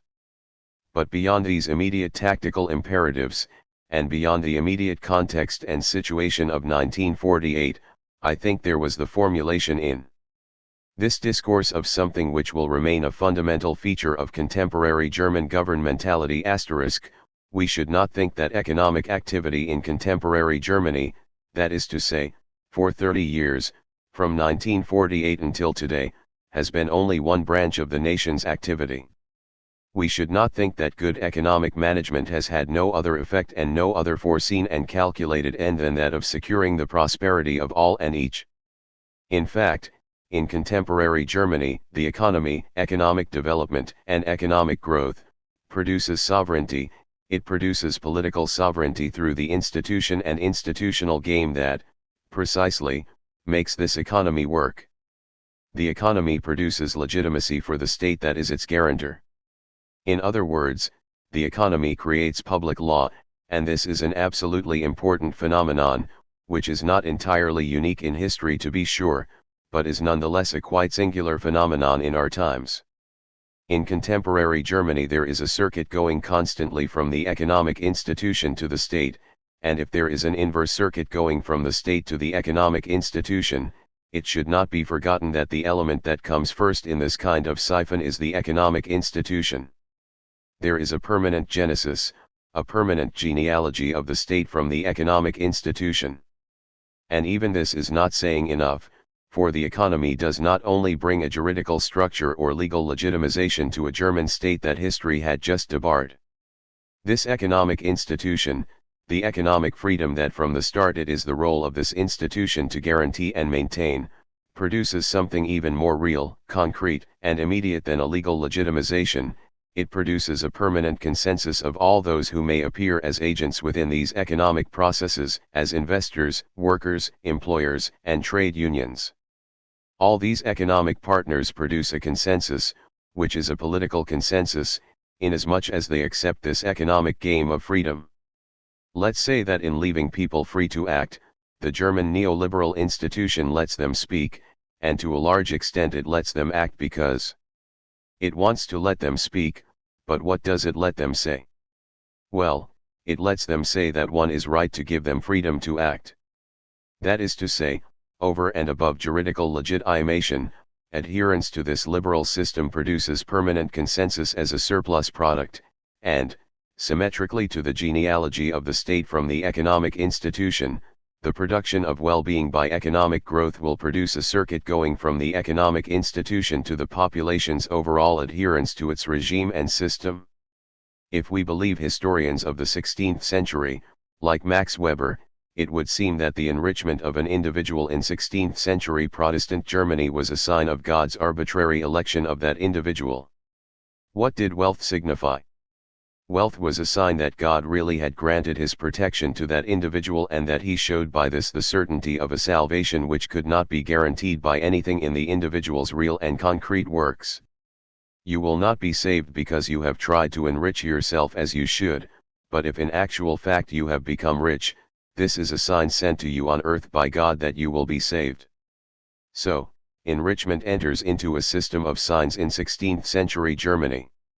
In 20th century Germany, an individual's enrichment will not be the arbitrary sign of his election by God, but general enrichment will be the sign of something else, not, of course, of God's election, but the daily sign of the adherence of individuals to the state. In other words, the economy always signifies, but not at all in the sense that it endlessly produces those signs of the equivalence and exchange value of things, which, in its illusory structures, or its structures of the simulacrum, has nothing to do with the use of things. The economy produces political signs that enable the structures, mechanisms, and justifications of power to function. The free market, the economically free market, binds and manifests political bonds. A strong Deutsche Mark, a satisfactory rate of growth, an expanding purchasing power, and a favorable balance of payments are, of course, the effects of good government in contemporary Germany, but to a certain extent this is even more the way in which the founding consensus of a state which history, defeat, or the decision of the victors had just outlawed is constantly manifested and reinforced. The state rediscovers its law, its juridical law, and its real foundation in the existence and practice of economic freedom. History had said no to the German state, but now the economy will allow it to assert itself. Continuous economic growth will take over from a malfunctioning history. It will thus be possible to live and accept the breach of history as a breach in memory, inasmuch as a new dimension of temporality will be established in Germany that will no longer be a temporality of history, but one of economic growth. A reversal of the axis of time, permission to forget, and economic growth are all, I think, at the very heart of the way in which the German economic political system functions. Economic freedom is jointly produced through growth, well-being, the state, and the forgetting of history. In contemporary Germany we have what we can say is a radically economic state, taking the word radically in the strict sense, that is to say, its root is precisely economic. As you know, Fichte, and this is generally all that is known about Fichte, spoke of a closed commercial state. I will have to come back to this a bit later. I will just say, making a somewhat artificial symmetry, that we have here the opposite of a closed commercial state. We have a state forming commercial opening. Is this the first example in history of a radically economic state? We would have to ask historians who have a much better understanding of history than I do. Was Venice a radically economic state? Can we say that the United Provinces in the 16th century, and still in the 17th century, were an economic state? Anyway, we are dealing with something new in comparison with everything that since the 18th century constituted the functioning, justification, and programming of governmentality. If it is true that we are still dealing with a liberal type of governmentality, you can see the shift that has been carried out in relation to the liberalism programmed by the physiocrats, Turgot, and the economists of the 18th century, for whom the problem was exactly the opposite.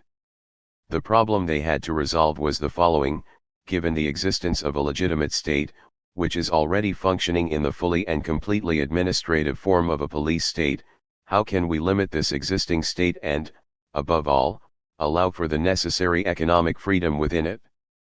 The problem the Germans had to resolve was the exact opposite: given a state that does not exist, how can we get it to exist on the basis of this non-state space of economic freedom?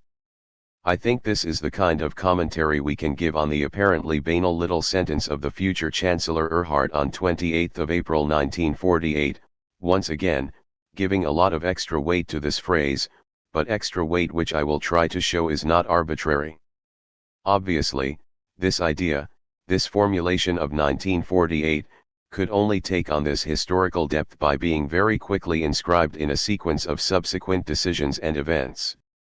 So, on 18 April there is the report of the Scientific Council, on 28 April Erhard's discourse, on June 1948, abolition of price controls on industrial products, then of price controls on food, and then progressively, but relatively slowly, of all price controls. In 1952 price controls are abolished on coal and electricity, which is, I think, one of the last price controls to be abolished in Germany. And it is only in 1953 that there is removal of exchange controls for foreign trade that reaches the level of around 80%-95%. So, in 1952, 1953 liberalization is more or less established. Another thing to note is that this policy of liberalization, more or less explicitly supported by the Americans for the reasons I mentioned, aroused considerable mistrust on the part of the other occupying powers, particularly the English, who were in a period of fully fledged Labour Party Keynesianism. It aroused considerable resistance in Germany itself, since, of course, prices began to rise as soon as the first price controls were abolished. The German socialists demanded Erhard's resignation in August 1948, and in November of the same year there was a general strike against Erhard's economic policy and a call for a return to a state-controlled economy. The strike failed and prices stabilized in December 1948. The third series of important facts for pinpointing the way in which the neoliberal program I have been talking about was inscribed in reality was a rallying of support for it on the part of a number of organizations and people. First of all, and very early on, there was support from the Christian Democrats, in spite of its stronger links with the Christian social economy than with a liberal type of economy. With the Christian Democrats came Christian theorists of the social economy, and in particular those of Munich, the famous Jesuit Oswald Nelbrenning, who taught political economy at Munich. The support of the labor unions was, of course, much more important. The first major, most official, and most manifest case of adherence to the program being that of Theodor Blank, who was vice president of the Miners' Union and who declared that the liberal order constitutes a valid alternative to capitalism and economic planning. It could be said that this phrase is completely hypocritical or naively plays on a number of ambiguities. In fact, in saying that the liberal order constituted an alternative to capitalism and economic planning, you can see the asymmetries on which he was playing, since the liberal order never claimed, or was certainly not claiming through the mouth of the future Chancellor Erhard, to be an alternative to capitalism, but was indeed a particular way of making capitalism work. And if it is true that he was opposed to planning, someone like Theodor Blank, as a trade union representative on the one hand, and with his social Christian origins and ideology, etc., on the other, could not criticize it all that directly. And, in fact, what he meant was that in neoliberalism there was the finally fulfilled promise of a middle way or third order between capitalism and socialism. Once again, this was not what was at stake at all. The phrase was simply intended to get the Christian-inspired trade unions of the time to swallow the pill. Finally, and above all, the SPD, social democracy, came over to the program, although obviously it did so much more slowly than the others, since practically until 1950 German social democracy remained faithful to most of what had been its general principles of Marxist-inspired socialism since the end of the 19th century. At the Hanover Congress, and again at the Bad Dürkheim Congress in 1949, the German Socialist Party still recognized the historical and political validity of the class struggle and had the socialization of the means of production as its objective. Fine, this is still how things stand in 1949, in 1950. In 1955, Karl Schiller, who will later become Minister of the Economy and Finance in Federal Germany, writes a book that will cause a big stir since it bears the significant title Socialism and Competition, that is to say, not socialism or competition, but socialism and competition. I don't know if he states it for the first time in this book, but anyway he gives the greatest publicity to what will become the formula of German socialism: as much competition as possible and as much planning as necessary. This is in 1955. In 1959, at the Bad Godesberg Congress, German social democracy first renounced the principle of transition to the socialization of the means of production and, secondly and correlatively, recognized that not only was private ownership of the means of production perfectly legitimate, but that it had a right to state protection and encouragement. That is to say, one of the state's essential and basic tasks is to protect not only private property in general, but private property in the means of production, with the condition, adds the motion of the Congress, of compatibility with an equitable social order. Finally, third, the Congress approved the principle of a market economy, here again with the restriction, wherever the conditions of genuine competition prevail.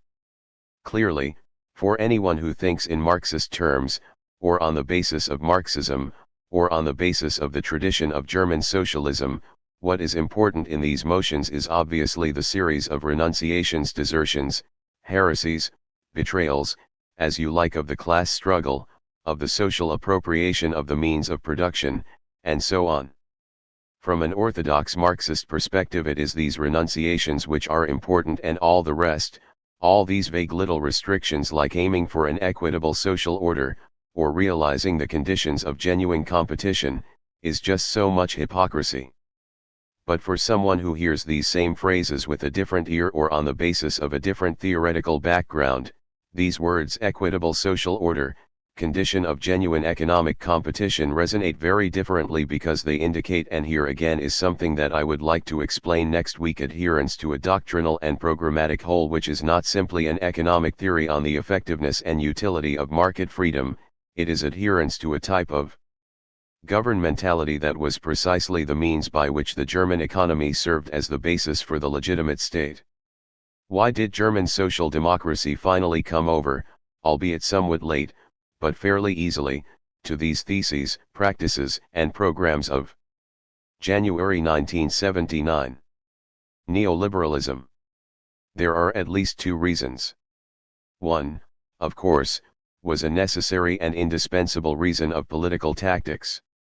You can see that as long as the SPD, under the leadership of the old Schumacher, maintained the traditional attitude of a socialist party, on the one hand accepting the system of the state, of the constitution and juridical structures of the so-called liberal democratic regime, while, on the other, rejecting in theory the principles of the capitalist economic system, thus adopting the task within this legal framework, seen as sufficient for developing the basic role of essential freedoms, of simply correcting the existing system in terms of a number of distant objectives, it could have no place in the new economic political state that was being born. There could be no place for it precisely because the new state was the opposite of this. It was not a matter of choosing or accepting a legal framework or a given historical framework because it had been formed in that way by the state or by popular consensus, and then working within, economically, at a number of adjustments. It was quite the opposite. In the new German economic political regime, one started by giving oneself a certain economic functioning which was the very basis of the state and of its existence and international recognition. One gave oneself this economic framework, and it is then that the legitimacy of the state emerged, as it were. How could a socialist party, whose at least long-term objective is a completely different economic regime, be integrated into this political game, since the givens had been reversed, so to speak, and it was the economic that was radical in relation to the state, and not the state that was primary as the historical juridical framework for this or that economic choice? Consequently, to enter into the political game of the new Germany, the SPD really had to convert to these neoliberal theses, if not to the economic, scientific, or theoretical theses, at least to the general practice of this neoliberalism as governmental practice. Thus the famous Bad Godesberg Congress, with its absolute renunciation of the most traditional themes of social democracy, certainly was the break with Marxist theory, with Marxist socialism, but at the same time it was, and this was not just a betrayal, except, if you like, in general historical terms, the acceptance of what was already in the process of functioning as the economic political consensus of German liberalism. It was not so much the renunciation of this or that part of the program common to most socialist parties as entry into the game of governmentality. There remains one more step for social democracy to make, and this was the break with the English model and any reference to Keynesian economics. This step was taken by Carl Schiller, him again, in 1963, since he even abandons the formula, as much competition as possible and as much planning as necessary. In 1963 he asserts the principle that all, even flexible planning, is dangerous for the liberal economy. At this point social democracy has arrived, it has entered fully into the type of economic political governmentality that was adopted by Germany in 1948. It joins in the game so well that 6 years later Willy Brandt becomes Chancellor of Federal Germany. This is, for sure, one of the reasons, and not the least, but I think we should try to examine further this problem of the relation between German socialism and the neoliberal governmentality defined by Erhard in 1948, or at least by his counselors about whom I spoke a little last week. We can try to understand a bit better what happened and why it happened in this way. Actually, there is no doubt another reason than this kind of tactical stranglehold in which the German Socialist Party found itself after 1948. It is often said, well, at least by those who know his work, that there is no theory of power in Marx, that the theory of the state is inadequate, and that it really is time to produce it. But is it really so important to provide oneself with a theory of the state? After all, the English have not done so badly and, at least until these last few years, have been tolerably well governed without a theory of the state. At any rate, the last of the theories of the state is found in Hobbes, that is to say, in someone who was both the contemporary and supporter of a type of monarchy that the English precisely got rid of at that time. After Hobbes, there is Locke. Locke does not produce a theory of the state, he produces a theory of government. So, we can say that the English political system has never functioned, and liberal doctrine has never functioned on the basis of, or even by providing itself with a theory of the state. They have adopted principles of government. In short, whether or not there is a theory of the state in Marx is for Marxists to decide. As for myself, I would say that what socialism lacks is not so much a theory of the state as a governmental reason. The definition of what a governmental rationality would be in socialism, that is to say, a reasonable and calculable measure of the extent, modes, and objectives of governmental action. Socialism provides itself with, or anyway proposes, an historical rationality. You know this and there's no point saying anything more about it. It proposes an economic rationality. God knows how much discussion there has been about whether or not this rationality holds up, especially in the years from 1920 to 1930. Around this period the neoliberals I have talked about, like von Mises, Hayek, and so on, especially von Mises, denied that there was an economic rationality to socialism. Others replied to him, and we will come back to this. Let's say that the problem of the economic rationality of socialism is something about which we can argue. In any case, socialism offers an economic rationality just as it puts forward an historical rationality. We can also say that it possesses, and has shown that it possesses, rational techniques of intervention, of administrative intervention, in domains like those of health, social insurance, and so on. So, it is possible to recognize the existence of an historical rationality, an economic rationality, and an administrative rationality in socialism, or, at any rate, let's say that we can argue about the existence of these rationalities in socialism and we cannot eliminate all these forms of rationality with a wave of the hand. But I do not think that there is an autonomous socialist governmentality. There is no governmental rationality of socialism. In actual fact, And history has shown this. Socialism can only be implemented connected up to diverse types of governmentality.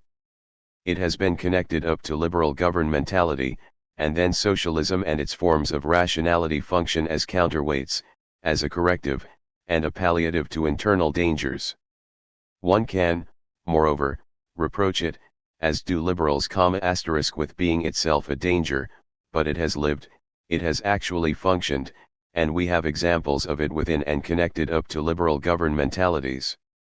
We have seen it function, and still see it function, within governmentalities that would no doubt fall more under what last year we called the police state, that is to say, a hyper-administrative state in which there is, so to speak, a fusion, a continuity, the constitution of a sort of massive block between governmentality and administration. At that point, in the governmentality of a police state, socialism functions as the internal logic of an administrative apparatus. Maybe there are still other governmentalities that socialism is connected up to, it remains to be seen. But in any case, I do not think that for the moment there is an autonomous governmentality of socialism. Let's consider things from a different angle.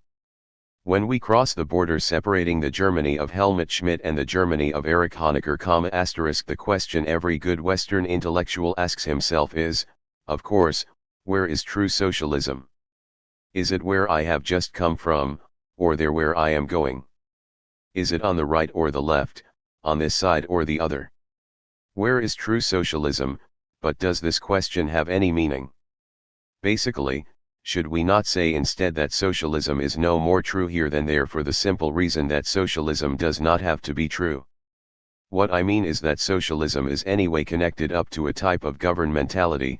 Here it is connected up to this governmentality and there it is connected up to another, yielding very dissimilar fruit in both cases and, in the event of course of a more or less normal or aberrant branch, the same deadly fruit.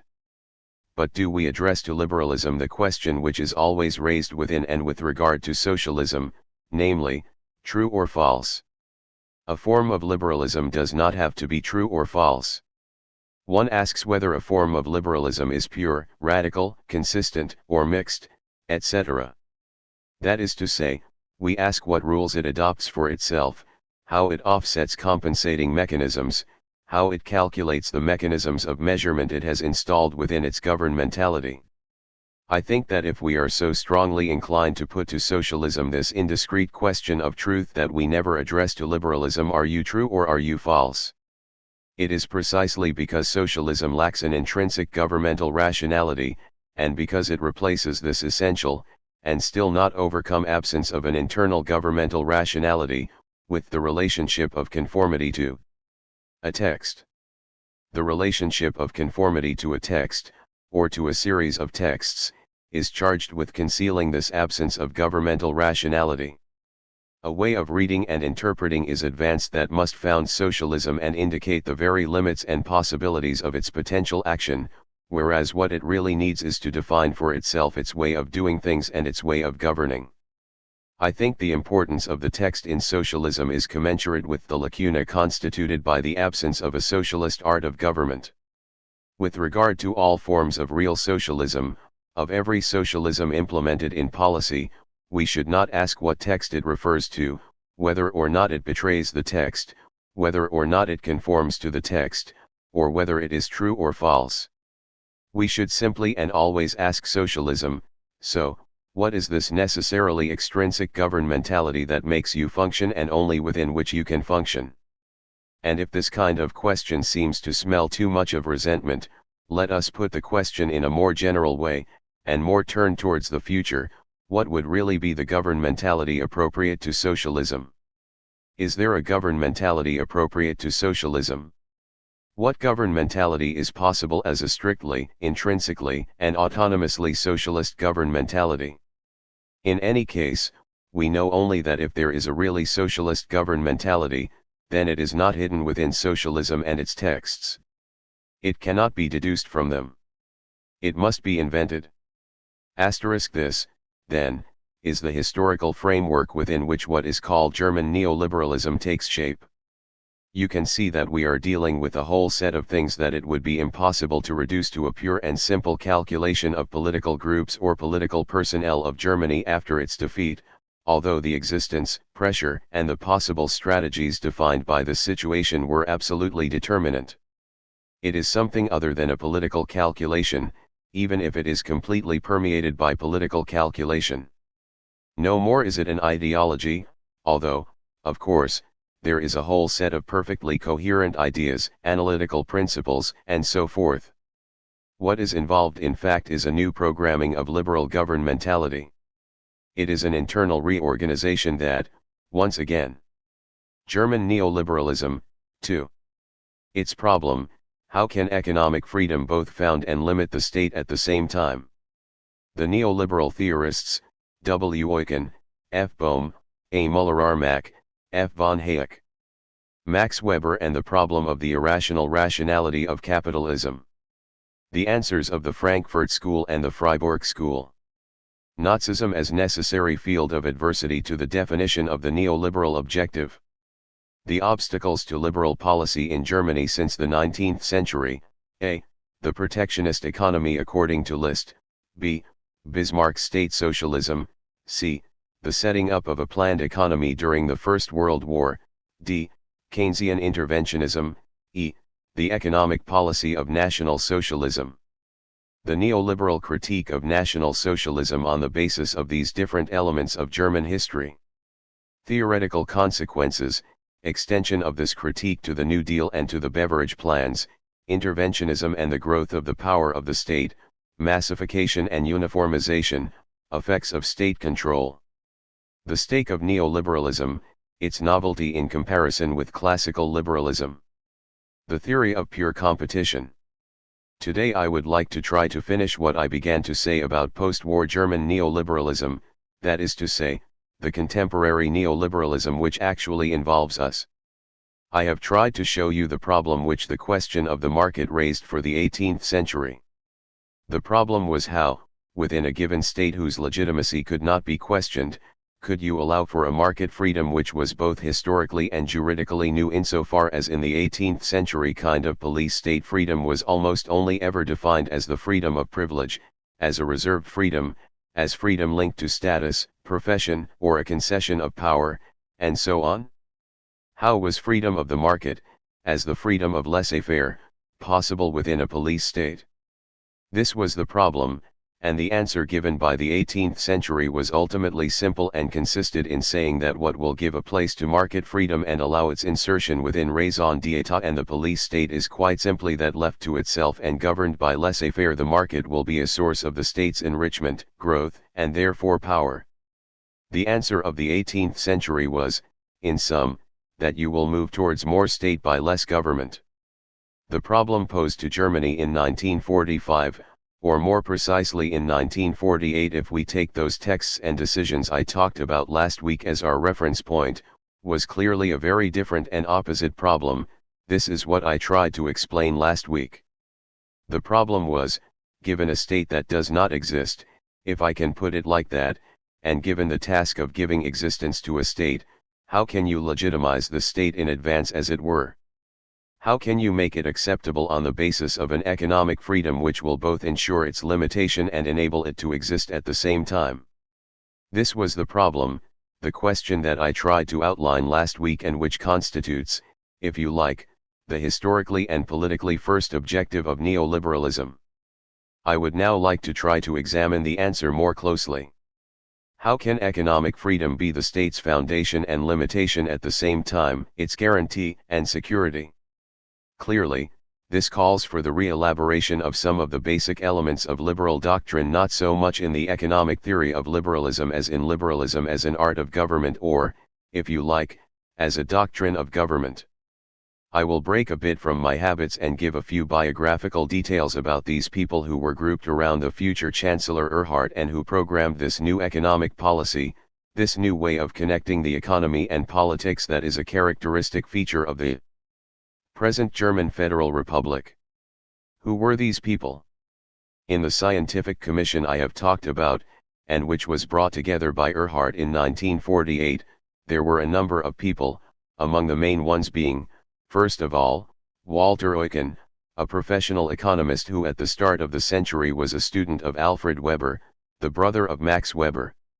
Eucken was appointed professor of political economy at Freiburg in 1927, where he met Husserl, encountered phenomenology, and met a number of the jurists who were eventually so important in the theory of law in 20th century Germany, who themselves came into contact with phenomenology and who tried to re-elaborate a theory of law that tried to avoid both the constraints of 19th century historicism and Kelson's formalist, axiomatic, statist conception. In 1933, I am not sure of the date, Eucken wrote an article, which caused a big stir at the time, against the possible application of Keynesian methods to resolve the crisis in Germany. These methods were being advocated at the time by people like Lautenbach and Dr. Schacht. Eucken remained silent during the Nazi period. He was still professor at Freiburg. In 1936 he founded a journal with the name Ordo, and in 1940 published a book with the somewhat paradoxical title of Grundlagen der Nationalökonomie, which in reality is not about national economy but precisely something which doctrinally and politically is fundamentally opposed to national economy. It was Eucken who formed the school of economists called the Freiburg School or the Ordo Liberals around the journal Ordo, which he directed. He, then, was one of the scientific advisors, no doubt the main one, brought together by Erhard in 1948. So, there was Eucken, and there was also Franz Bohm, who was one of the jurists at Freiburg, a phenomenologist by training, or at least a disciple of Husserl, up to a point.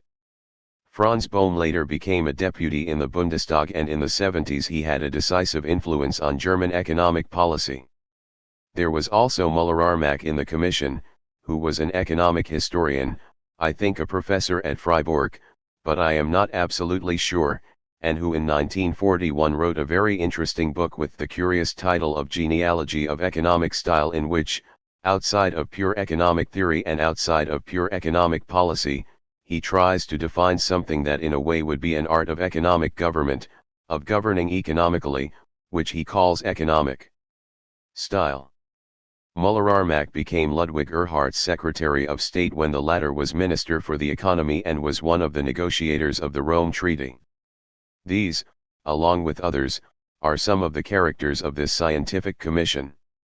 Behind these, we should also refer to some other people who also played an important role in this new definition of liberalism, of the liberal art of government. They were not members of the scientific commission, but some of them at least were people who inspired it, the main one being obviously Wilhelm Röpke, an economist in the Weimar period. He was one of Schleicher's counselors and should have become one of his ministers if Schleicher had not been dismissed in favor of Hitler at the start of 1933. Röpke was also an anti-Keynesian and was forced into exile in 1933. He went to Istanbul and then settled in Geneva, where he remained until the end of his career. In 1950 he published a little book entitled The Orientation of German Economic Policy, with a preface by Adenauer, which in a way represents the clearest, simplest, and most clear-cut manifesto for this new economic policy. Others should be added. With regard to Röpke, I should add that during and just after the war he wrote a kind of great trilogy which, together with the Grundlagen der Nationalökonomie, is a kind of Bible of this neoliberalism. It is a work in 3 volumes, the first of which bears the title of Gesellschaftskrisis, the crisis of society, a term whose sad fate in contemporary political vocabulary you are familiar with, and which explicitly refers of course to Husserl's The Crisis of European Sciences. There was also Rusto. There was someone who is clearly very important who also was not a member of the Scientific Commission, but whose career and trajectory was ultimately very important for the definition of contemporary neoliberalism. This is the Austrian von Hayek. He came from Austria and from neoliberalism, he emigrated at the time of, or just before, the Anschluss. He went to England and also to the United States. He was very clearly one of the inspirations of contemporary American liberalism, or of American anarcho-capitalism if you like, and he returned to Germany in 1962 where he was appointed professor at Freiburg, thus closing the circle. I have mentioned these small biographical details for a number of reasons. The first is that it is clear that those in Germany in 1948 who grappled with and tried to resolve the problem of how to link together the legitimacy of a state and the freedom of economic partners, while accepting that the second must found the first, or serve as its guarantee, had already been dealing with this problem for a long time. The problem had already arisen within and at the time of the Weimar Republic, whose state legitimacy was constantly challenged and which had to struggle with well-known economic problems, and in the years between 1925 and 1930 people like Eucken, Bohm, and Ropke had to struggle with this problem. I have also given some biographical reference points to show you something which may be worth studying more closely, for those who are interested in contemporary Germany. This is the curious closeness and parallels between what we call the Freiburg School or Ordo liberals and their neighbors, as it were, the Frankfurt School. There is a parallel in the dates and equally in their fate, since part at least of the Freiburg School, like the Frankfurt School, was dispersed and forced into exile. There is the same type of political experience and also the same starting point, since broadly speaking both schools started from a problematic, I was going to say a political university problematic, which was dominant in Germany at the start of the 20th century and which we can call Weberianism. What I mean is that Max Weber was a starting point for both schools, and we could say, to schematize drastically, that he functioned in early 20th century Germany as the person who, broadly speaking, displaced Marx's problem. If Marx tried to define and analyze what could be summed up as the contradictory logic of capital, Max Weber's problem, and the problem he introduced into German sociological, economic, and political reflection at the same time, is not so much the contradictory logic of capital as the problem of the irrational rationality of capitalist society. I think, again very schematically, that what characterizes Max Weber's problem is this movement from capital to capitalism, from the logic of contradiction to the division between the rational and the irrational. And we can say roughly that the Frankfurt School as well as the Freiburg School, Horkheimer as well as Eucken, have simply taken up this problem in two different senses, in two different directions. Again schematically, the problem for the Frankfurt School was to determine what new social rationality could be defined and formed in such a way as to nullify economic irrationality. The decipherment of this irrational rationality of capitalism was also the problem for the Freiburg School, but people like Eucken, Ropke, and others try to resolve it in a different way, not by rediscovering, inventing, or defining the new form of social rationality, but by defining, or redefining, or rediscovering, the economic rationality that will make it possible to nullify the social irrationality of capitalism. So, there were two opposed ways, if you like, for solving the same problem. Rationality or irrationality of capitalism, I don't know. The result anyway was, as you know, that both returned from exile to Germany in 1945, 1947. I am, of course, talking about those who were forced into exile, and history had it that in 1968 the last disciples of the Frankfurt School clashed with the police of a government inspired by the Freiburg School, thus finding themselves on opposite sides of the barricades, for such was the double, parallel, crossed, and antagonistic fate of Weberianism in Germany. I have mentioned the career details of these people who inspired the programming of neoliberal politics in Germany for a third, clearly more important reason, which is that the experience of Nazism was at the very heart of their reflections. But I think we can say that Nazism was, in a way, the epistemological and political road to Damascus * for the Freiburg School. That is to say, Nazism enabled them to define what I would call the field of adversity that they had to define and cross in order to reach their objective.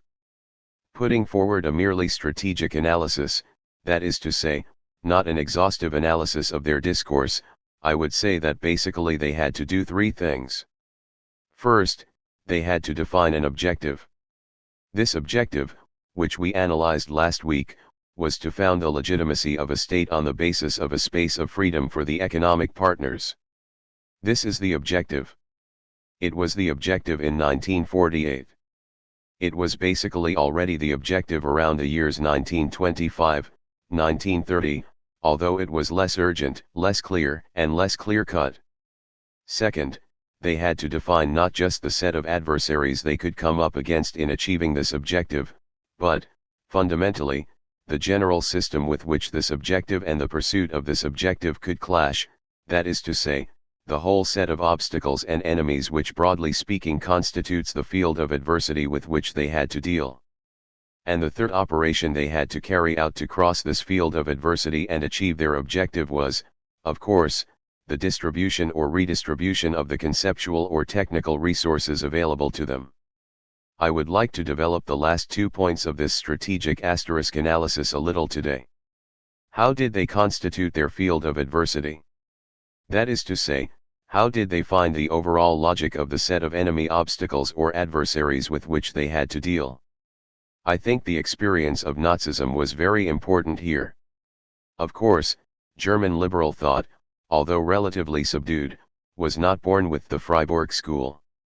For many years there were people, like Lucio Brentano for example, who tried to support and maintain the classical themes of liberalism in a climate that was clearly not very favorable. Very schematically, we can say that from practically the middle of the 19th century there were a number of major obstacles to and criticisms of liberalism and liberal politics in Germany, appearing successively on the historical scene. Again, this is very schematic. First, there was the principle, practically formulated in 1840 by Liszt, that, in Germany at least, national policy and a liberal economy could not be compatible.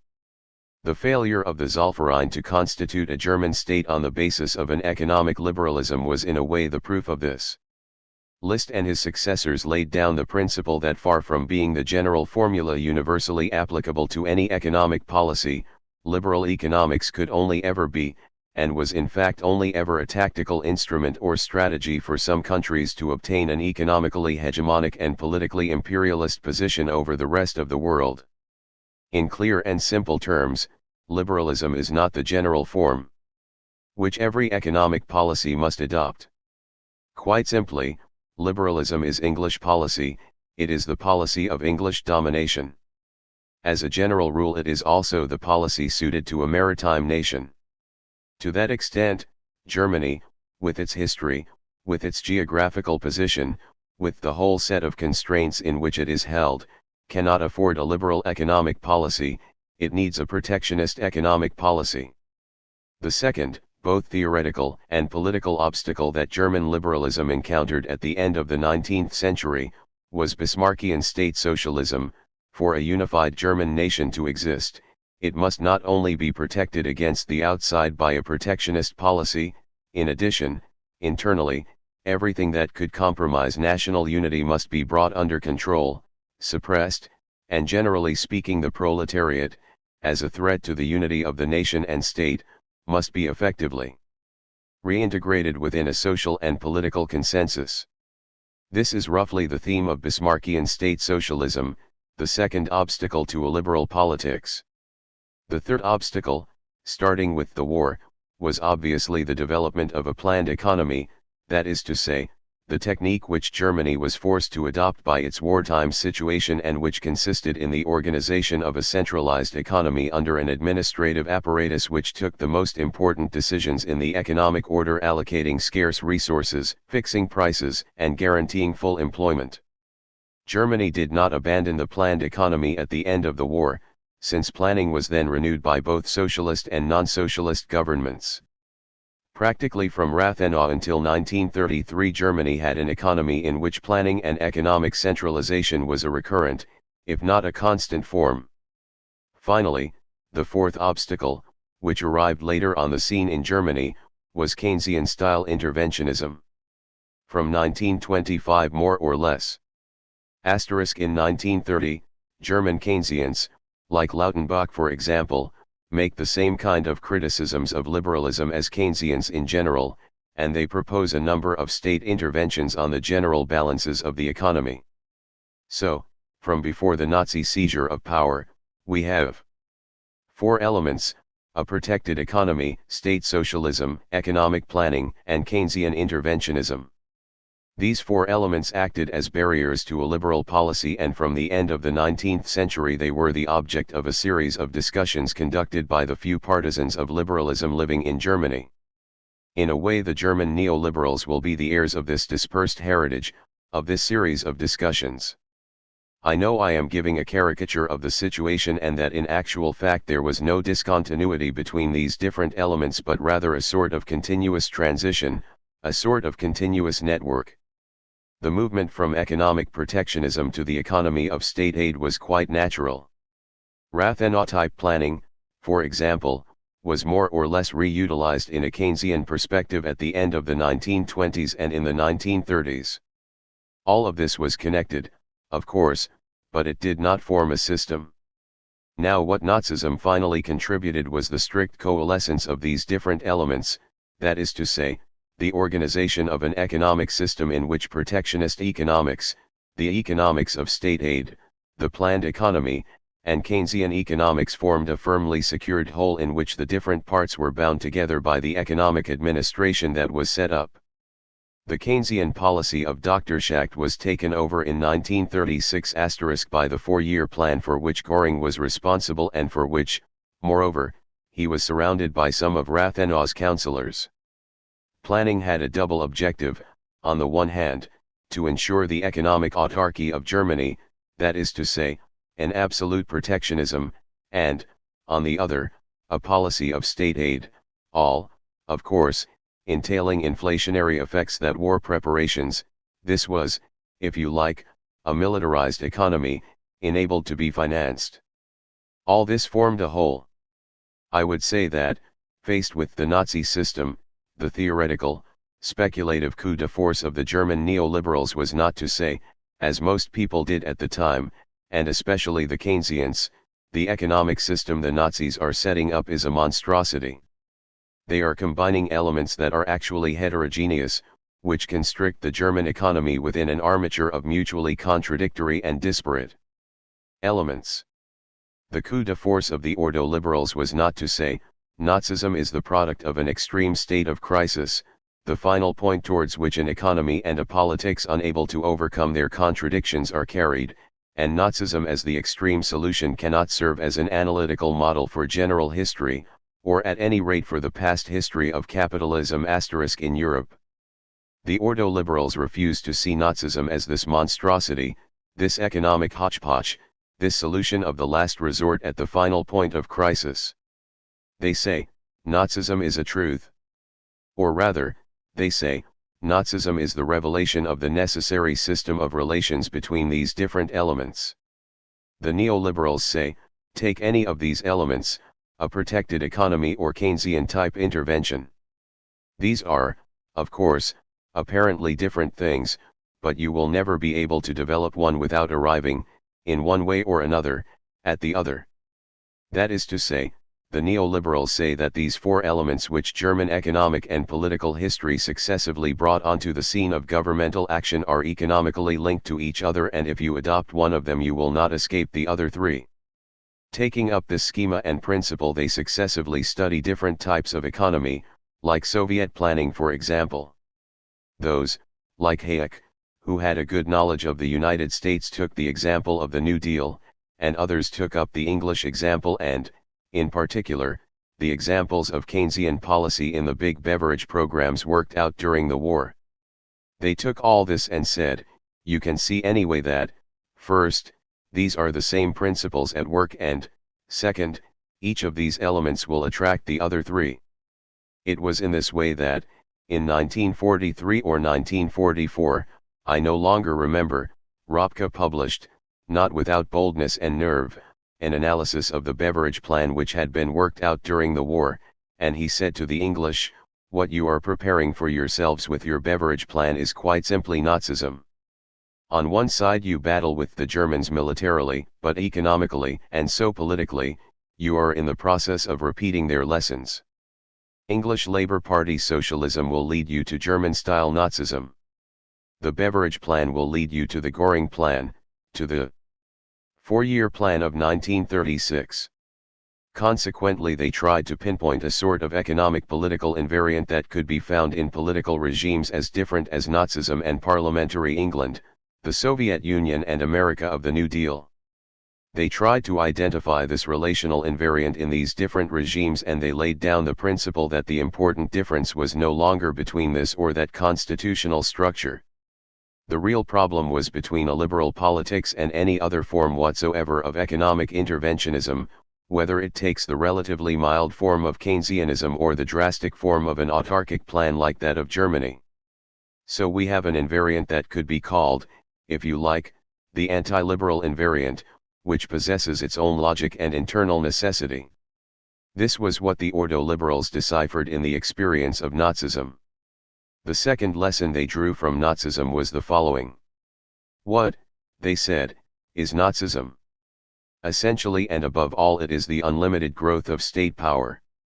To tell the truth, this claim, which now seems to us a commonplace, presented a paradox and also represented a theoretical or analytical coup de force, for when we look at how National Socialist Germany functioned, I think the least we can say is that, at first sight at least, Nazism was the first systematic attempt to initiate the withering away of the state.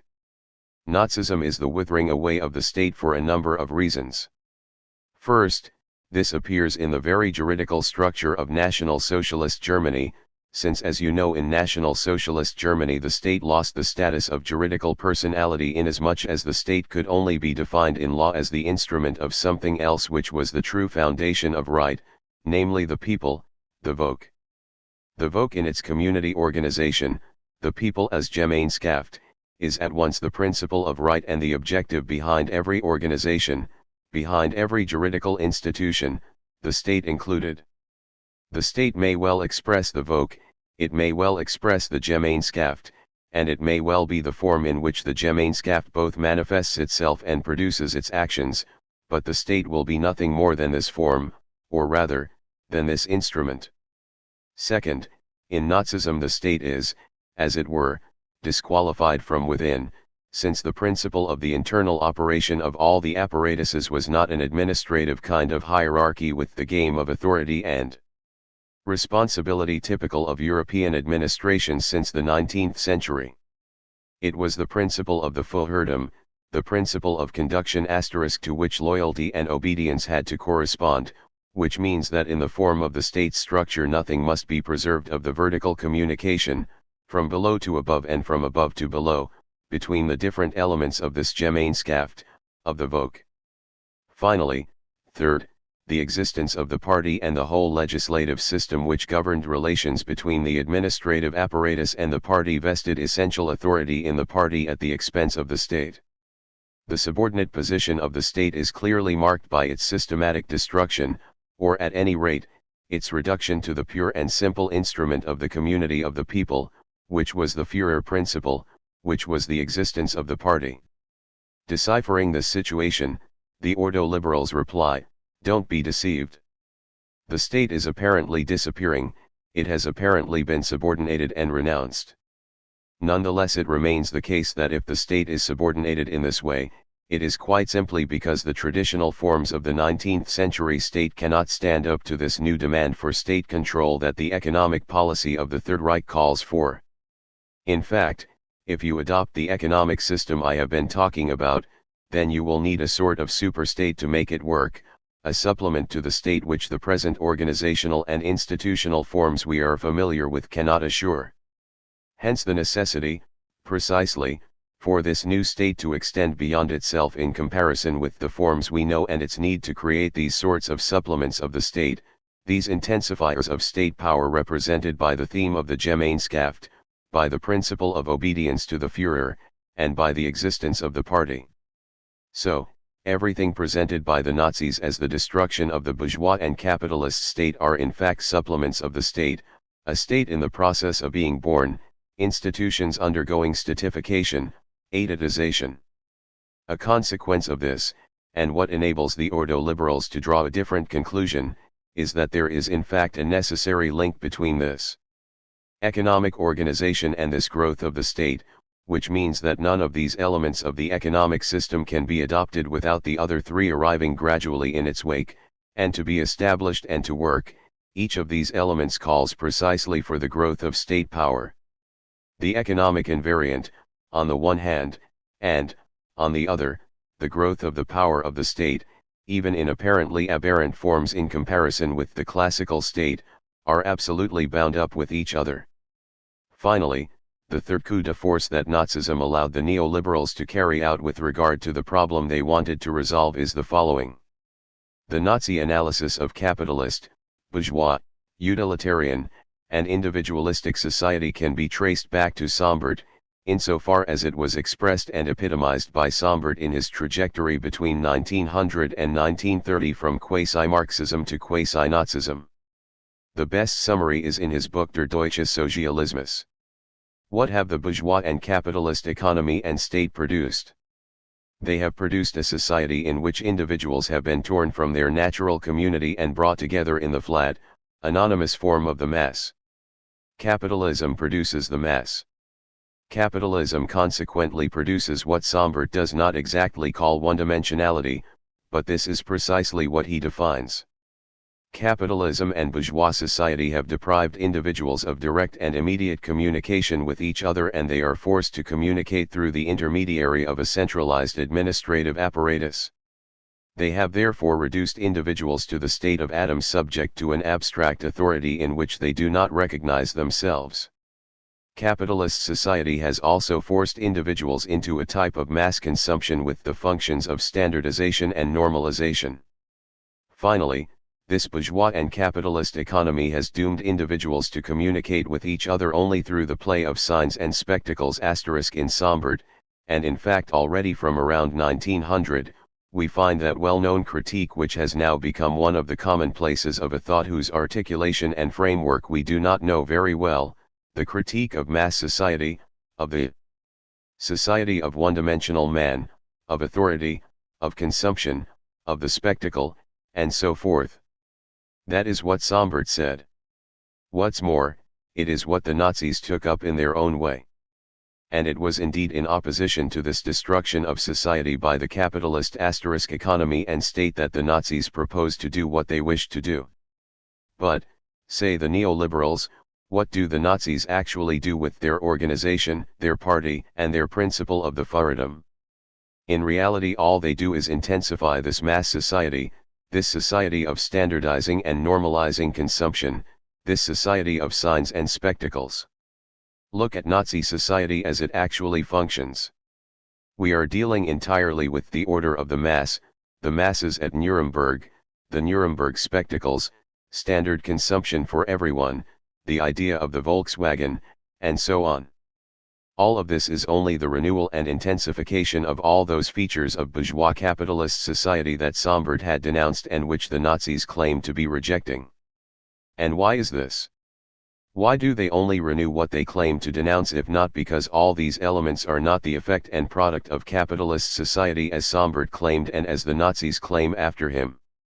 Rather, they are the product and effect of a society that economically does not accept liberalism, of a society, or rather of a state, that has chosen a policy of protectionism and planning in which the market does not perform its function and in which the state or parastate administration takes responsibility for the everyday life of individuals. These mass phenomena of standardization and the spectacle are linked to statism, to anti-liberalism, and not to a market economy. To summarize all this, the decisive point of the Nazi experience for the Freiburg liberals, and this was their choice of adversary, if you like, the way in which they set up the field of adversity necessary for the definition of their strategy was that, first, they thought they could establish that Nazism was the product of an economic invariant which is indifferent and as it were impervious to the capitalism/socialism opposition and to the constitutional organization of states. Second, they thought they could establish National Socialism as an invariant which, as both cause and effect, was absolutely bound up with the unlimited growth of state power, and third, that the first major and visible effect of this invariant link to the growth of the state was a destruction of the network, the tissue of the social community, a destruction which, through a sort of chain reaction, a loop, calls precisely for protectionism, a centrally planned economy, and an increase in the power of the state. Broadly speaking, everything which opposes liberalism and proposes state management of the economy thus constitutes an invariant whose history can be seen throughout the development of European societies since the end of the 19th century and, more precisely, from the start of the 20th century, that is to say, when the liberal art of government became, so to speak, intimidated by its own consequences and tried to limit the consequences that it ought to have drawn itself from its own development. How did it try to limit them? Well, by a technique of intervention which consisted in applying to society and the economy a type of rationality considered valid within the natural sciences. In short, what we can broadly call technology. Technicization of state management, of control of the economy, and also in the analysis of economic phenomena, is what the ordo-liberals call eternal Saint-Simonism, and they identify Saint Simon with the birth of that vertigo which takes hold of the liberal art of government and leads it to seek a principle of limitation, a principle of organization in the application to society of a schema of rationality specific to nature, a principle which ultimately leads to Nazism. So, from Saint Simon to Nazism there is a cycle of rationality entailing interventions which entail the growth of the state, which entails setting up an administration that itself functions according to technical types of rationality, and this constitutes precisely the genesis of Nazism over 2 centuries, or at any rate a century and a half, of the history of capitalism. Making this type of analysis, of course, I am oversimplifying everything they said between 1935 and 1940 or 1950 in putting forward this analysis at the borders of political reflection, economic analysis, and sociology. The ordo-liberals launched a fine scathing attack, since a familiar type of discourse and analysis takes off through this kind of analysis, the traditional critiques of bourgeois society and the analysis of bureaucracy, the idea of Nazism we all have in our heads, the theme of Nazism as the revelation and final point of an in some way historically natural development of capitalism, the negative theology of the state as the absolute evil, the possibility of sweeping up events in the Soviet Union and the USA, concentration camps and social security records, into the same critique, and so on. You are familiar with all of this, and I think it originates in the series of theoretical and analytical coups de force of ordo-liberalism. But with regard to what I would like to say, this is not for me the most important thing. The essential thing is the conclusion the ordo-liberals drew from this series of analyses, namely, since Nazism shows that the defects and destructive effects traditionally attributed to the market economy should instead be attributed to the state and its intrinsic defects and specific rationality, then the analyses must be completely overturned. Our question should not be, given a relatively free market economy, how should the state limit it so as to minimize its harmful effects? We should reason completely differently and say, nothing proves that the market economy is intrinsically defective since everything attributed to it as a defect and as the effect of its defectiveness should really be attributed to the state. So, let's do the opposite and demand even more from the market economy than was demanded from it in the 18th century. In the 18th century the market was called upon to say to the state, beyond such and such a limit, regarding such and such a question, and starting at the borders of such and such a domain, you will no longer intervene. This is not enough, the ordo-liberals say. Since it turns out that the state is the bearer of intrinsic defects, and there is no proof that the market economy has these defects, let's ask the market economy itself to be the principle, not of the state's limitation, but of its internal regulation from start to finish of its existence and action. In other words, instead of accepting a free market defined by the state and kept as it were under state supervision, which was, in a way, the initial formula of liberalism, let us establish a space of economic freedom and let us circumscribe it by a state that will supervise it. The ordo-liberals say we should completely turn the formula around and adopt the free market as organizing and regulating principle of the state, from the start of its existence up to the last form of its interventions. In other words, a state under the supervision of the market rather than a market supervised by the state. I think this kind of reversal, which the ordo-liberals were only able to carry out on the basis of their analysis of Nazism, enabled them in 1948 to try to resolve the problem they faced of finding a way of giving legitimacy to a state that did not yet exist and that had to be made acceptable to those who most mistrusted it. Well, let's adopt the free market and we will have a mechanism that will found the state and at the same time, by controlling it, will provide the guarantees demanded by those who have grounds for mistrusting it. This, I think, was the reversal they carried out.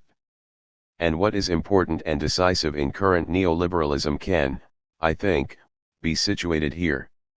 For we should not be under any illusion that today's neoliberalism is, as is too often said, the resurgence or recurrence of old forms of liberal economics which were formulated in the 18th and 19th centuries and are now being reactivated by capitalism for a variety of reasons to do with its impotence and crises as well as with some more or less local and determinate political objectives.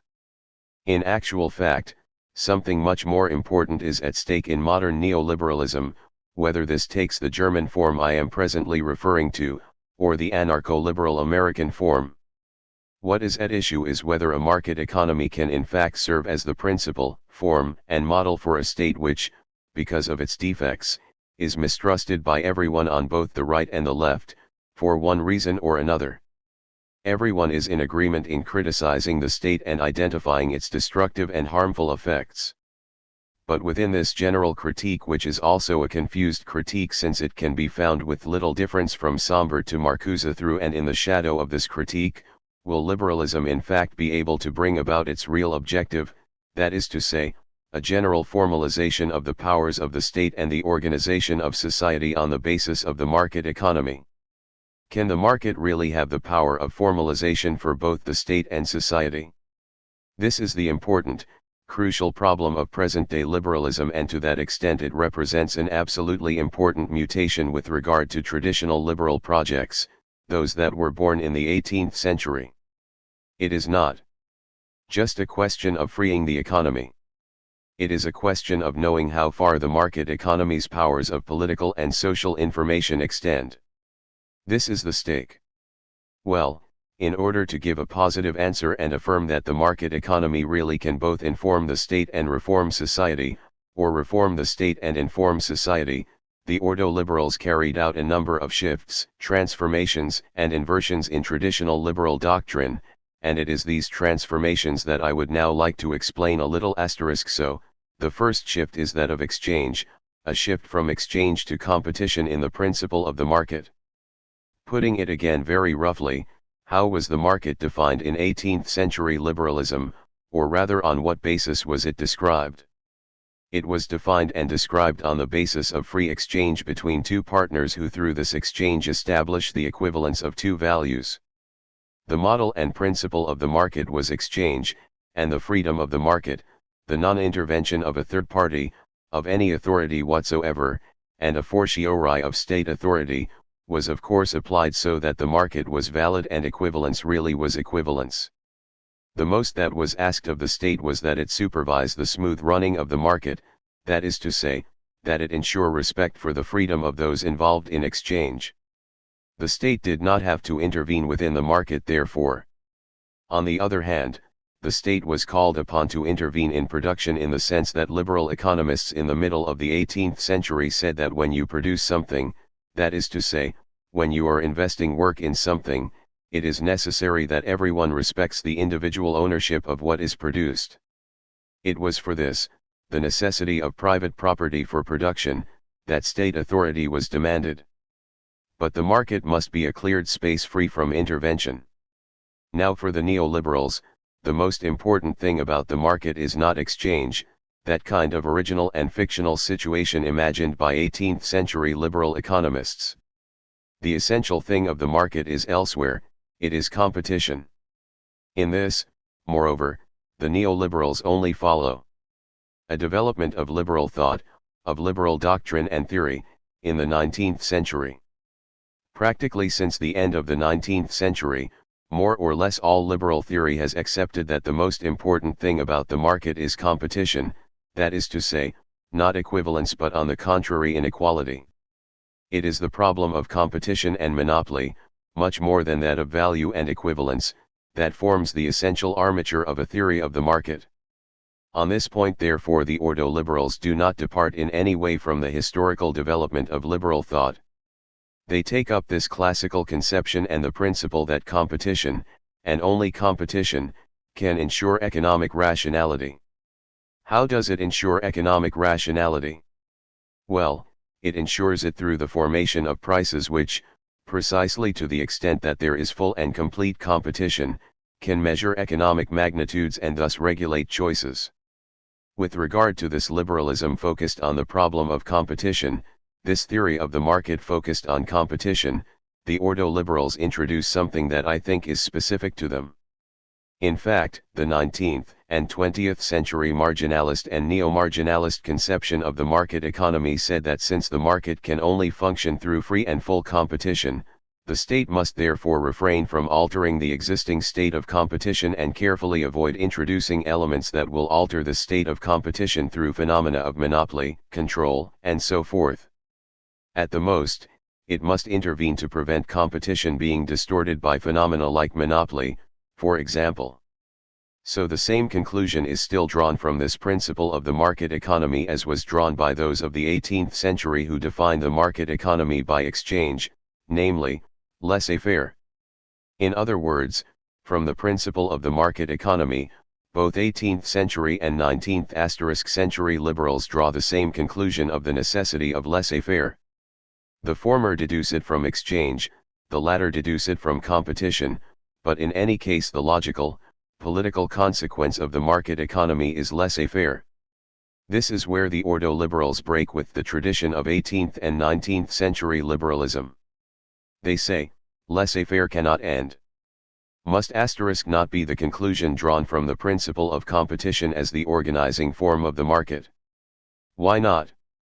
Because, they say, when you deduce the principle of laissez-faire from the market economy, basically you are still in the grip of what could be called a naive naturalism, that is to say, whether you define the market by exchange or by competition you are thinking of it as a sort of given of nature, something produced spontaneously which the state must respect precisely inasmuch as it is a natural datum. But, the ordo-liberals say, and here it is easy to spot the influence of Husserl, this is naive naturalism. For what in fact is competition? It is absolutely not a given of nature. The game, mechanisms, and effects of competition which we identify and enhance are not at all natural phenomena.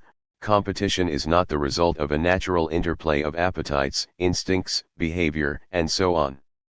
In reality, the effects of competition are due only to the essence that characterizes and constitutes it. The beneficial effects of competition are not due to a pre-existing nature, to a natural given that it brings with it. They are due to a formal privilege. Competition is an essence. Competition is an eidos. Competition is a principle of formalization. Competition has an internal logic, it has its own structure. Its effects are only produced if this logic is respected.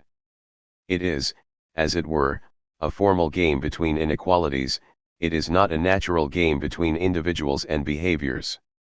Just as for Husserl a formal structure is only given to intuition under certain conditions, in the same way competition as an essential economic logic will only appear and produce its effects under certain conditions which have to be carefully and artificially constructed. This means that pure competition is not a primitive given. It can only be the result of lengthy efforts and, in truth, pure competition is never attained. Pure competition must and can only be an objective thus presupposing an indefinitely active policy.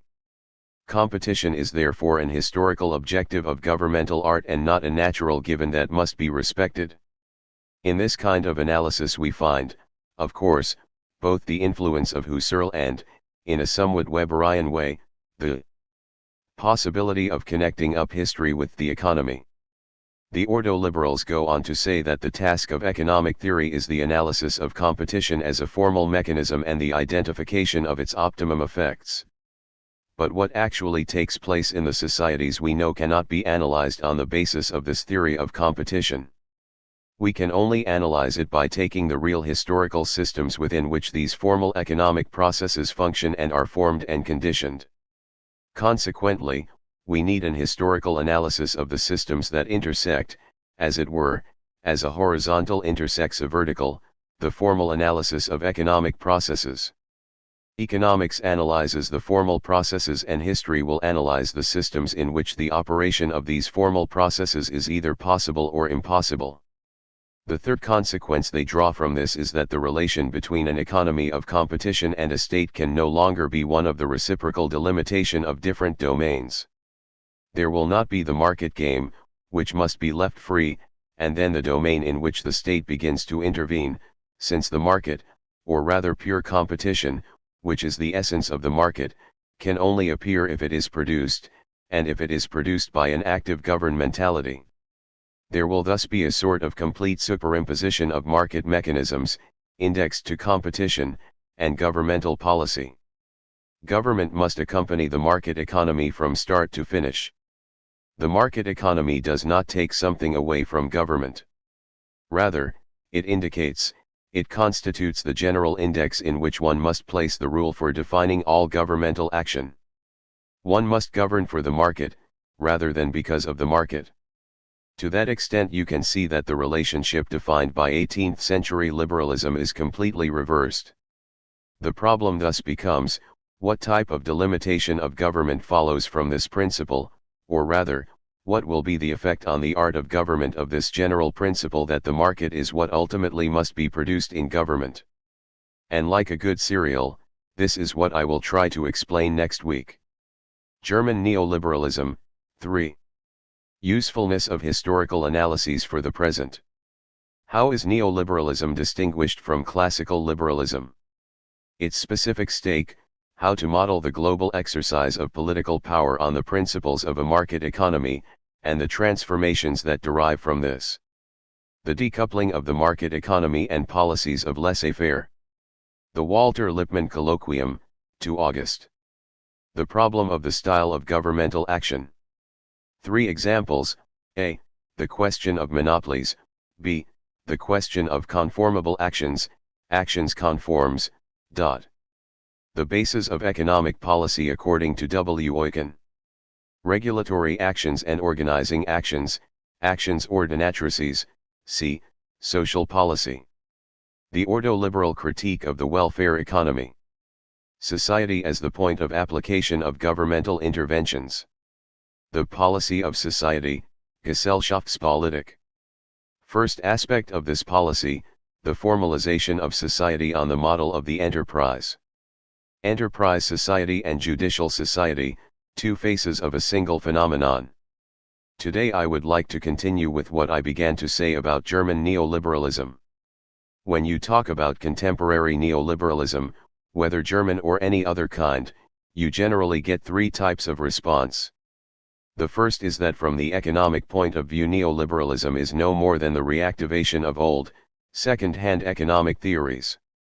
The second is that from the sociological point of view it is just a way of establishing strictly market relations in society. And finally, the third response is that from a political point of view neoliberalism is no more than a cover for a generalized administrative intervention by the state, which is all the more profound for being insidious and hidden beneath the appearances of a neoliberalism. You can see that these 3 types of response ultimately make neoliberalism out to be nothing at all, or anyway, nothing but always the same thing, and always the same thing but worse. That is to say, it is just Adam Smith revived. Second, it is the market society that was decoded and denounced in Book I of Capital, and third, it is the generalization of state power, that is to say, it is Solzhenitsyn on a world scale. Adam Smith, Marx, Solzhenitsyn, laissez-faire, society of the market and spectacle, the world of the concentration camp and the Gulag. Broadly speaking, these are the 3 analytical and critical frameworks with which this problem of neoliberalism is usually approached, and which therefore enable it to be turned into practically nothing at all, repeating the same type of critique for 200, 100, or 10 years. Now what I would like to show you is precisely that neoliberalism is really something else. Whether it is of great significance or not, I don't know, but assuredly it is something, and I would like to try to grasp it in its singularity. if it is true that important and even invaluable political effects can be produced by historical analyses which present themselves precisely as historical and which seek to detect types of practice, institutional forms, etc., which exist and function for a time in certain places, if it is important to show what a mechanism like the prison was at a given moment and to see what effect this purely historical type of analysis produces in a present situation, this absolutely never consists in saying, either implicitly or with more reason explicitly, that what existed then is the same as what exists now. The problem is to let knowledge of the past work on the experience of the present. It is not at all a matter of coding the present in a form that is recognized in the past but still reckoned to be valid in the present. It is this transfer of the political effects of an historical analysis in the form of a simple repetition that is undoubtedly what is to be avoided at any cost, and that is why I stress this problem of neoliberalism in order to try to detach it from these critiques made on the basis of the pure and simple transposition of historical molds. Neoliberalism is not Adam Smith, neoliberalism is not market society, neoliberalism is not the gulag on the insidious scale of capitalism. So, what is this neoliberalism? Last week I tried to indicate at least its theoretical and political principle. I tried to show you how the problem of neoliberalism was not how to cut out or contrive a free space of the market within an already given political society, as in the liberalism of Adam Smith and the 18th century. The problem of neoliberalism is rather how the overall exercise of political power can be modeled on the principles of a market economy. So it is not a question of freeing an empty space, but of taking the formal principles of a market economy and referring and relating them to, of projecting them onto a general art of government. This, I think, is what is at stake, and I tried to show you that in order to carry out this operation, that is to say, to discover how far and to what extent the formal principles of a market economy can index a general art of government, the neoliberals had to subject classical liberalism to a number of transformations. The first of these, which I tried to show you last week, was basically that of dissociating the market economy from the political principle of laissez-faire. I think this uncoupling of the market economy and laissez-faire policies was achieved, or was defined, at any rate, its principle was laid down, when the neoliberals put forward a theory of pure competition in which competition was not presented as in any way a primitive and natural given, the very source and foundation of society that only had to be allowed to rise to the surface and be rediscovered as it were. Far from it being this, competition was a structure with formal properties, and it was these formal properties of the competitive structure that assured, and could assure, economic regulation through the price mechanism. Consequently, if competition really was this formal structure, both rigorous in its internal structure but fragile in its real, historical existence, then the problem of liberal policy was precisely to develop in fact the concrete and real space in which the formal structure of competition could function. So, it is a matter of a market economy without laissez-faire, that is to say, an active policy without state control. Neoliberalism should not therefore be identified with laissez-faire, but rather with permanent vigilance, activity, and intervention. This is very clear in most of the neoliberal texts *, and there is one to which I refer you, if you can find it, for it is not easy to find, it was strangely lost by the Bibliothèque Nationale, but you will certainly find it at the Musée Social. This text is the summary of the contributions made in 1939, on the eve of the war, in a colloquium called the Walter Lippmann Colloquium. It was held in France following the publication of Lippmann's book, which was translated into French with the title La Cité Libre. It is a curious book because, on the one hand, it takes up the themes of classical liberalism in the form of a pure and simple reactivation, but, on the other hand, in a number of respects it also presents elements that form part of neoliberalism. His book had just appeared in the United States, was translated into French, and a colloquium was held in Paris in which Walter Lippmann himself took part along with old liberals of the classical tradition, some French people like Baudin, for example, and then some of the German or Austrian neoliberals, those precisely who formed part of the Freiburg school, some of whom who were exiled from Germany and others silenced in Germany, and for whom the colloquium was an opportunity for them to express their point of view. Ropke, Rusto, Hayek, and von Mises took part in the colloquium. And then there were the intermediaries, Jacques Rueff, Marjolin, who is nonetheless important in the post-war French economy, and the General Secretary of the Congress, Raymond Aron, who did not speak, or, at least, does not appear in the proceedings. Following the colloquium, I just signal this, because there are people who are particularly interested in the structures of the signifier. It is decided, in July 1939, to form a permanent committee that will be called Comité International d'études pour le renouveau du libéralisme, CIRL. In the course of this colloquium, the specific propositions peculiar to neoliberalism are defined. You will find this in the summary, sprinkled with other theses and themes of classical liberalism.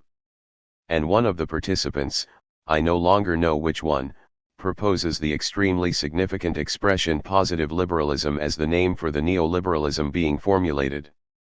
Positive liberalism, then, is an intervening liberalism. It is a liberalism about which Ropke, in the Gesellschaftskrisis, which he published shortly after the Lippmann colloquium, says, the free market requires an active and extremely vigilant policy. In all the texts of the neoliberals you find the theme that government is active, vigilant, and intervening in a liberal regime, and formulae that neither the classical liberalism of the 19th century nor the contemporary American anarcho-capitalism could accept. Eucken, for example, says, the state is responsible for the result of economic activity. Franz Bohm says, the state must master economic development. Mich says, in this liberal policy, and here the phrase is important, there may be as many economic interventions as in a policy of planning, but their nature is different. Well, I think this problem of the nature of the interventions gives us a starting point for approaching what is specific in neoliberal policy.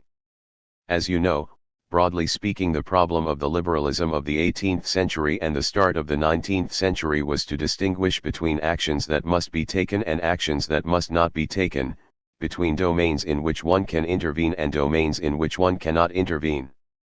This was the distinction between the agenda and the non-agenda. This is a naive position in the eyes of the neoliberals, for whom the problem is not whether there are things that you cannot touch and others that you are entitled to touch. The problem is how you touch them. The problem is the way of doing things, the problem, if you like, of governmental style. I will take 3 examples to locate how the neoliberals define the style of governmental action. I will be schematic, brief, and stark, but you will see that these are things with which you are certainly familiar, since we are in fact immersed in them.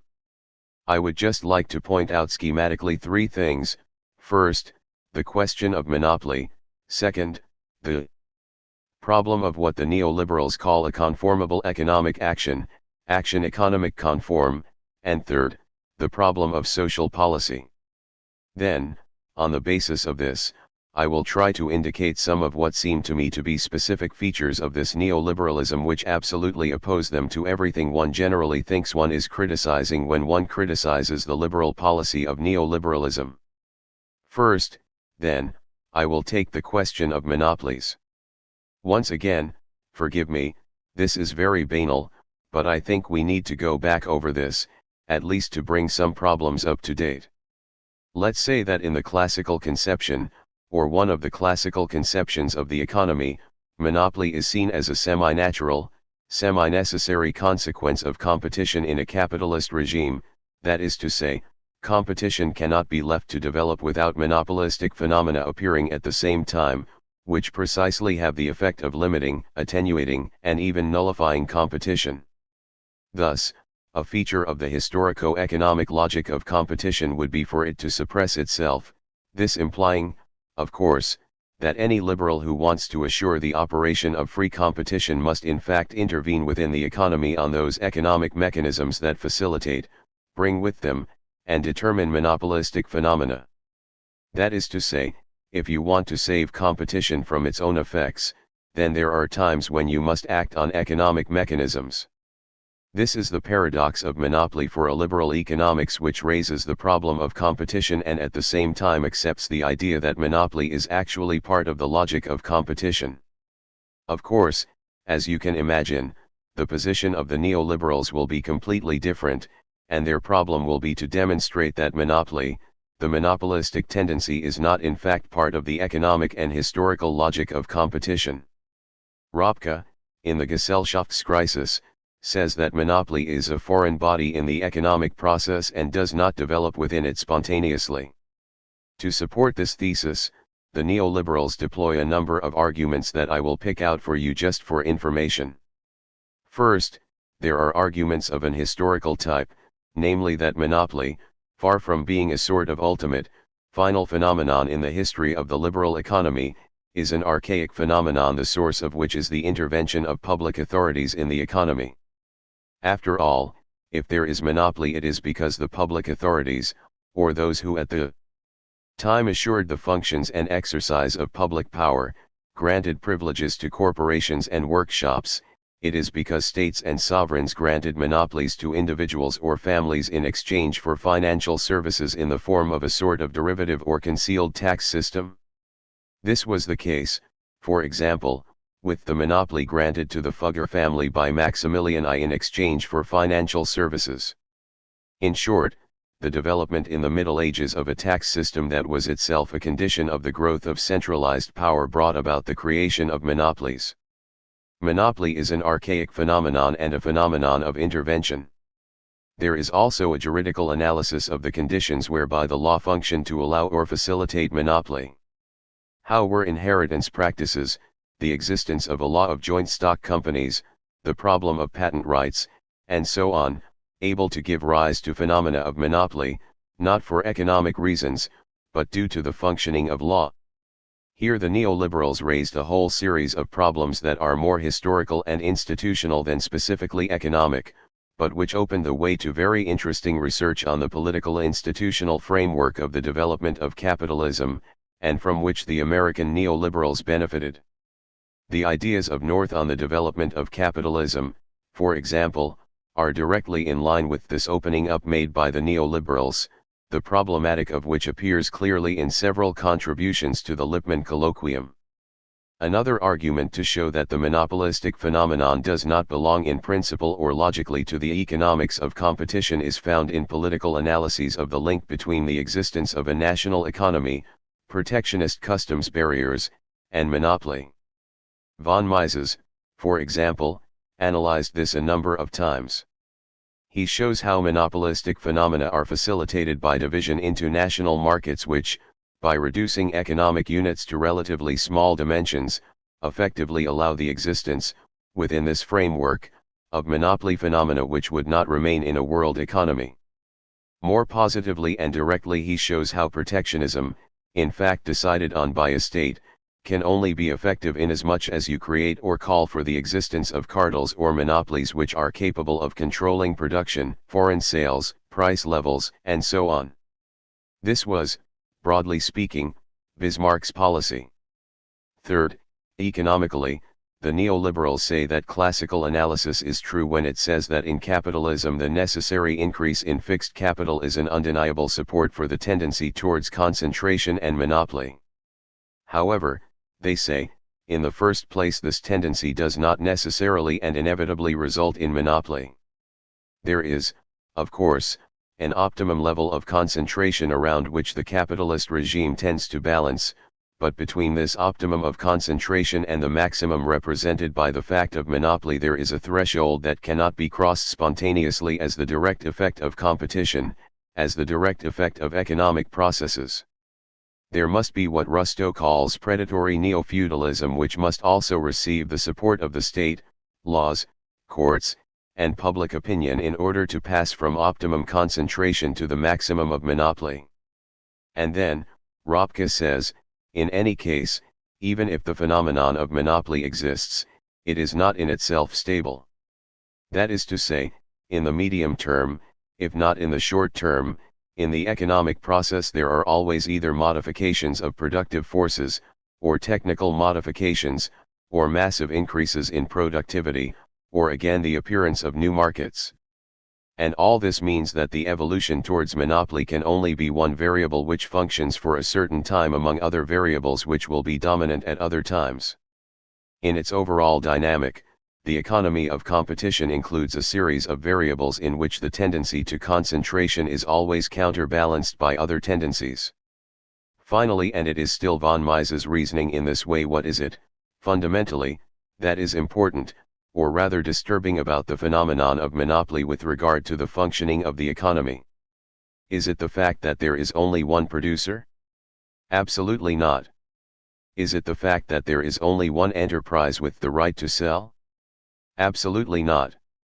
Monopoly has a disturbing effect inasmuch as it acts on prices, that is to say, on the regulatory mechanism of the economy. Now we can very well imagine, and it regularly happens in fact, that the monopoly price, that is to say, a price which can rise without either a fall in sales or profits, is not and cannot be applied by monopolies themselves, because as a result of applying the monopoly price they are always exposed to the appearance of competition which will take advantage of the existence of these abusive prices in order to hit back at the monopoly. Consequently, if a monopoly wishes to retain its monopolistic power, it will have to apply, not the monopoly price, but a price identical, or at any rate close to the price of competition. That is to say, it will act as if there were competition. And then it will not disrupt the market, it will not disrupt the price mechanism, and the monopoly will not be important. The structure that is so important and the determinant phenomenon in competition is made to function by practicing this competitive policy of the as if, and to that extent it is basically not relevant whether or not there is a monopoly. All this merely situates how the neoliberals want to pose the problem. In a way, they are freed from this problem of the handicap of monopoly. They can say, you can see that there is no need to intervene directly in the economic process, since the economic process, as the bearer in itself of a regulatory structure in the form of competition, will never go wrong if it is allowed to function fully. What constitutes the specific property of competition is the formal rigor of its process. But what guarantees that this formal process will not go wrong is that in reality, if one lets it function, nothing will come from competition, from the economic process itself, that is of such a nature that it will change the course of this process. Consequently, non-intervention is necessary at this level. Non-intervention is necessary on condition, of course, that an institutional framework is established to prevent either individuals or public authorities intervening to create a monopoly. And thus you find an enormous anti-monopolistic institutional framework in German legislation, the function of which is not at all to intervene in the economic field to prevent the economy itself from producing the monopoly, but whose function is to prevent external processes from intervening and creating monopolistic phenomena. The second important point in this neoliberal program is the question of conformable actions, actions conforms. This theory of conformable actions, this programming of conformable actions, is essentially found in a text which was actually one of the great charters of contemporary German policy. It is a posthumous text by Eucken which appeared in 1951 or 1952, called Grundsätze der Wirtschaftspolitik, the Foundations of Economic Policy, and which is, as it were, the other, practical side of the text called Grundlagen der Nationalökonomie, published a dozen years earlier, which was the theoretical side. In this Foundations, these fundamental principles of economic policy, Eucken tells us that liberal government, which must be perpetually vigilant and active, must intervene in two ways: first, through regulatory actions, actions regulatrices, and second, through organizing actions, actions ordinatrices. Regulatory actions first of all. We should not forget that Eucken is the son of Eucken, the Neo-Kantian Nobel Prize winner of the beginning of the 20th century. As a good Kantian, Eucken says, how should government intervene? It should intervene in the form of regulatory actions, that is to say, it must intervene in fact on economic processes when intervention is imperative for conjunctural reasons. The economic process always leads to temporary frictions, to modifications which risk giving rise to exceptional situations with difficulties of adaptation and more or less serious repercussions on some groups. It is necessary then, he says, not to intervene on the mechanisms of the market economy, but on the conditions of the market.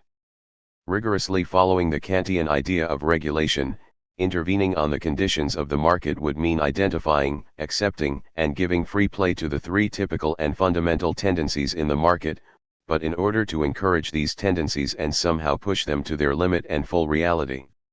These three tendencies are, the tendency to the reduction of costs, the tendency to the reduction of the profit of the enterprise, and finally, the provisional, localized tendency to increased profit, either through a decisive and massive reduction of prices, or by an improvement in production.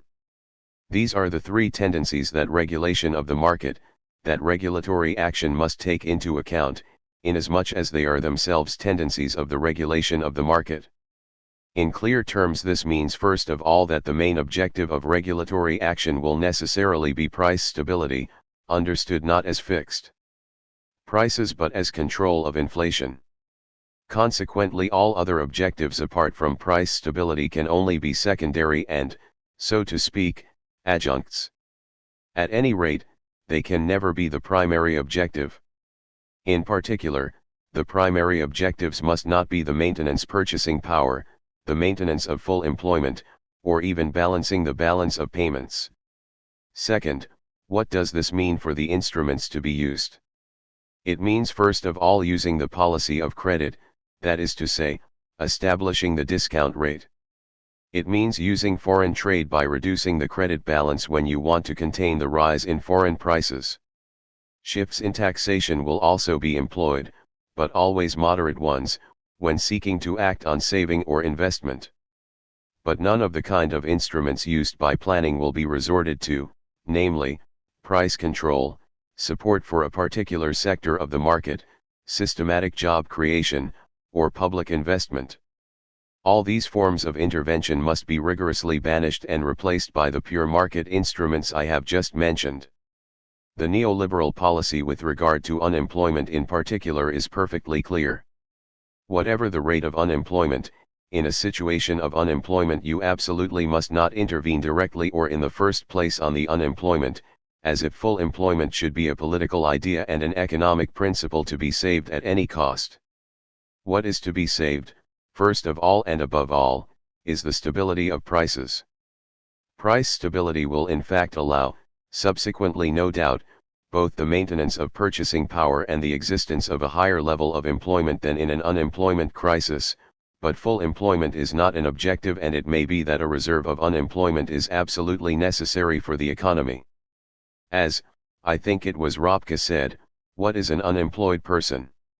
He is not someone suffering from an economic disability, he is not a social victim. He is a worker in transit. He is a worker in transit between an unprofitable activity and a more profitable activity. These, then, are the regulatory actions. Organizing actions are more interesting, however, because they bring us closer to the specific object. What are organizing actions? Well, they are actions with the function of intervening on conditions of the market, but on more fundamental, structural, and general conditions of the market than those I have just been talking about. In fact, we should never forget the principle that the market is a general social and economic regulator, but this does not mean it is a natural given to be found at the very basis of society. Rather, it constitutes, forgive me for saying it once again, a sort of fine and very reliable mechanism on condition that it functions well and nothing disturbs it. Consequently, the main and constant concern of governmental intervention, apart from these conjunctural moments I have just spoken about, must be the conditions of existence of the market, that is to say, what the ordo-liberals call the framework. What is a framework policy? I think it will appear clearly if we consider a text from Oykens Grundsätze, that is to say, from 1952, where he takes up the problem of German agriculture, although he says the same arguments apply to most of European agriculture. Basically, he says, agriculture has never been normally, fully, and exhaustively integrated within the market economy. It has not been integrated within the market economy because of protective customs that, throughout Europe, have marked off and cut out the spaces of European agriculture. These protective customs were made indispensable both by technical differences and generally by the technical inadequacy of each country's agriculture. These differences and inadequacies were entirely linked to an overpopulation that made intervention, the insertion of technical improvements, pointless and, in truth, undesirable. So, what must be done if we want European agriculture to function within a market economy? The text is from 1952. We will have to act on facts that are not directly economic facts, but which are conditioning facts for a possible market economy. So on what will it be necessary to act? Not on prices, and certainly not on a particular sector, ensuring support for a scarcely profitable sector, since these are bad interventions. What will good interventions act on? Well, on the framework. That is to say, first, on the population. The agricultural population is too large, so it will have to be reduced by interventions enabling population transfers, migration, and so on.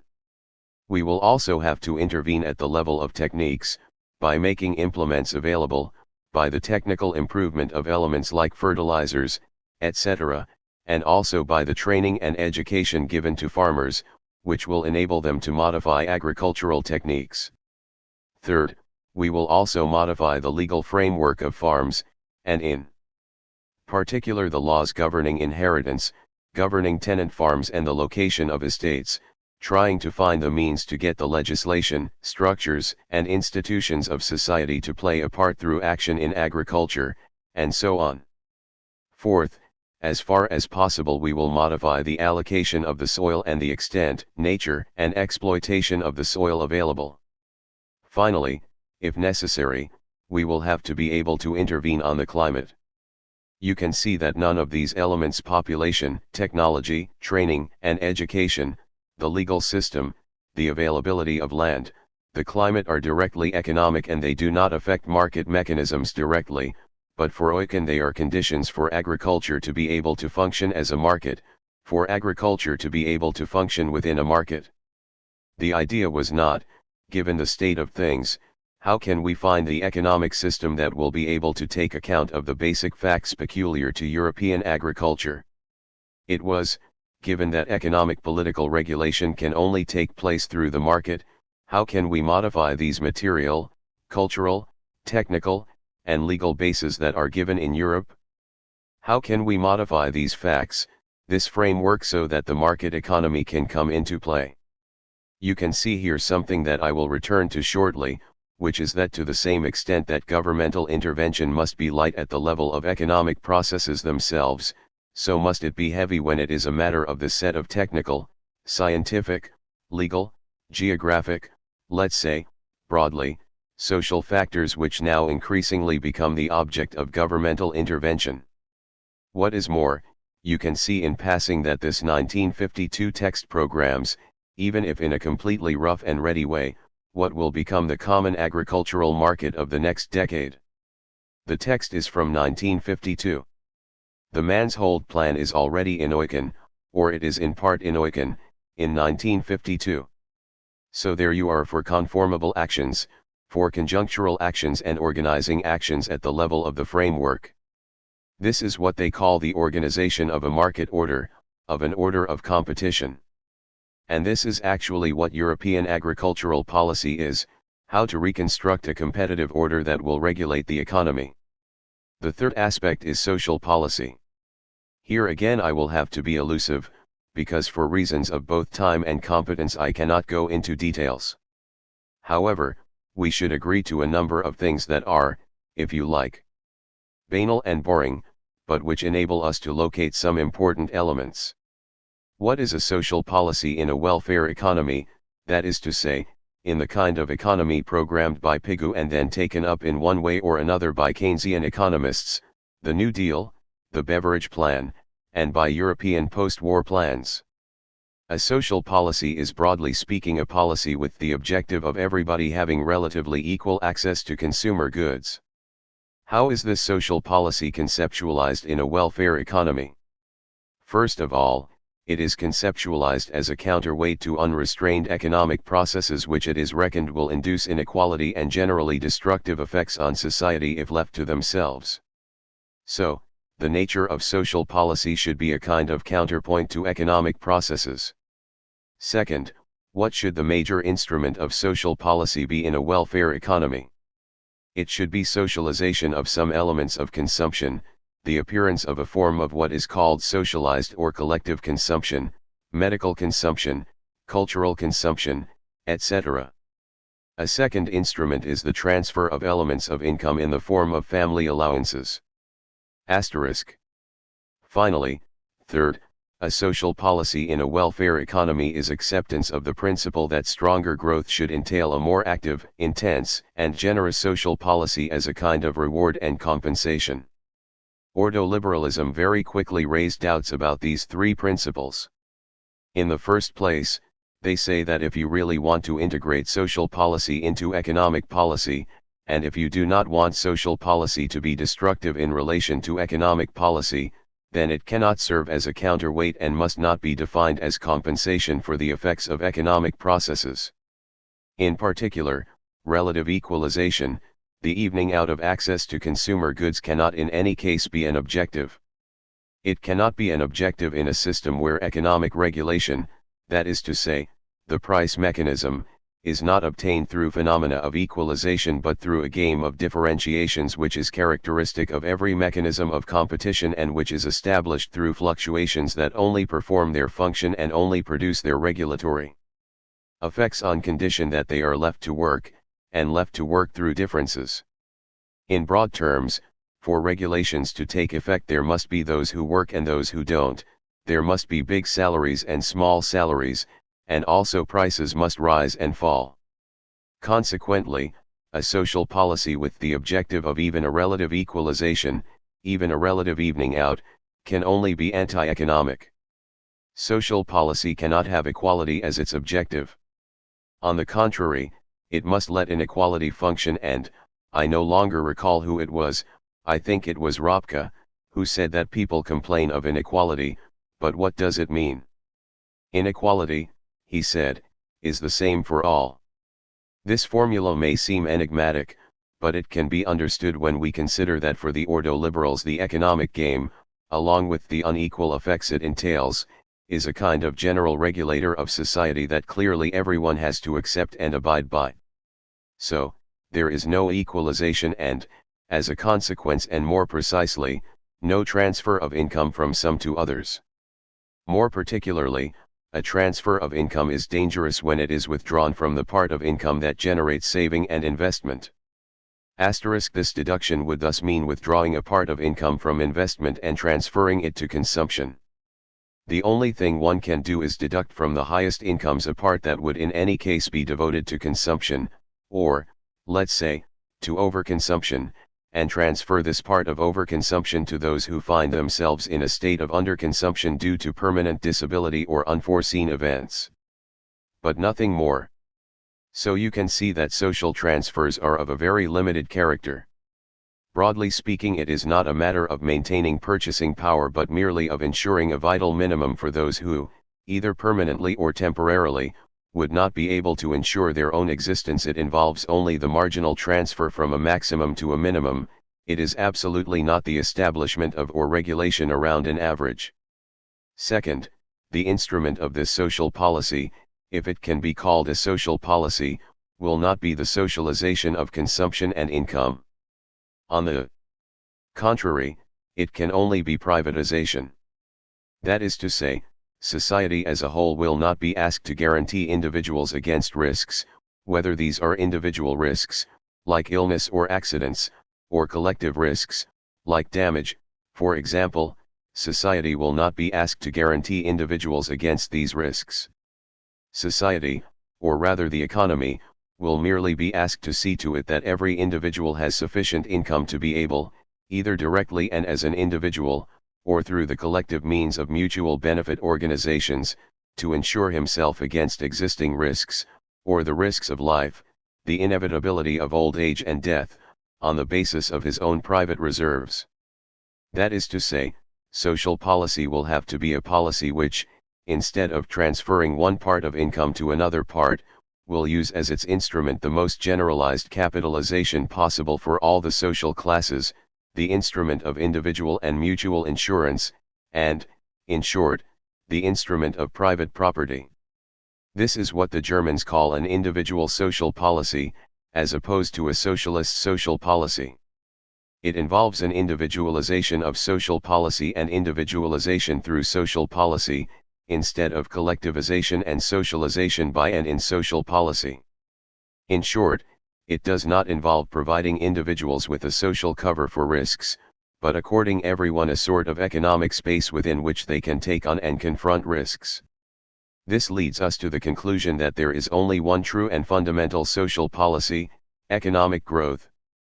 The fundamental form of social policy must not be something that works against economic policy and compensates for it. Social policy must not follow strong economic growth by becoming more generous. Economic growth and only economic growth should enable all individuals to achieve a level of income that will allow them the individual insurance, access to private property, and individual or familial capitalization with which to absorb risks. This is what Müller-Armack, Chancellor Erhardt's counselor, around 1952-1953, called the social market economy, which is also the name for German social policy. I add immediately that in fact this drastic program of social policy defined by the neoliberals was not and could not be strictly applied in Germany for a whole range of reasons. German social policy was ballasted by a wide range of elements, some of which derived from Bismarckian state socialism, others from Keynesian economics, and others from the Beveridge plans or European social security plans, so that on this point the neoliberals, the German ordo-liberals, could not fully recognize themselves in German policy. However, I want to emphasize 2 points. First of all, it was starting from this and from the rejection of this social policy that American anarcho-capitalism developed, and second, it is also important to see that, in spite of everything, social policy increasingly tends to follow this program, at least in those countries increasingly aligned with neoliberalism.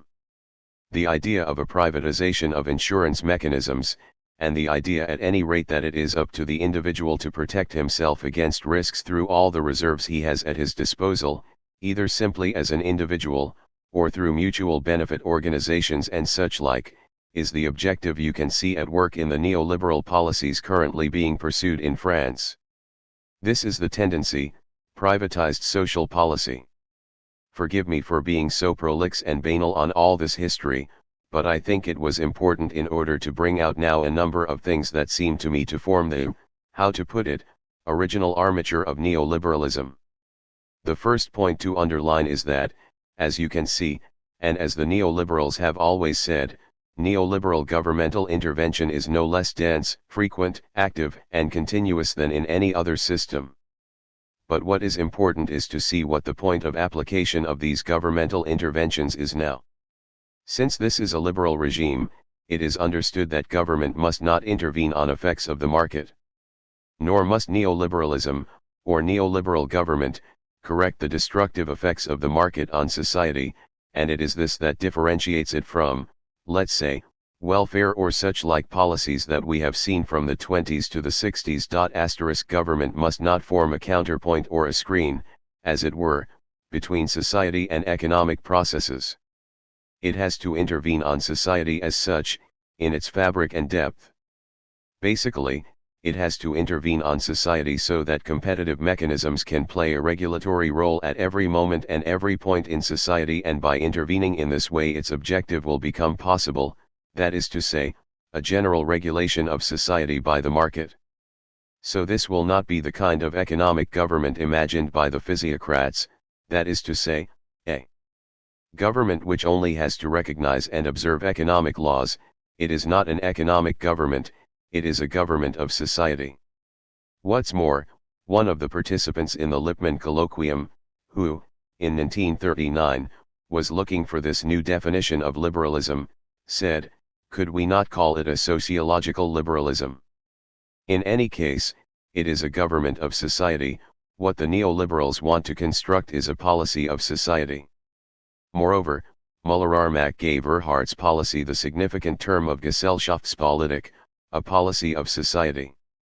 The words mean, however, what they say, asterisk, and the trajectory of the words actually indicates the processes that they can.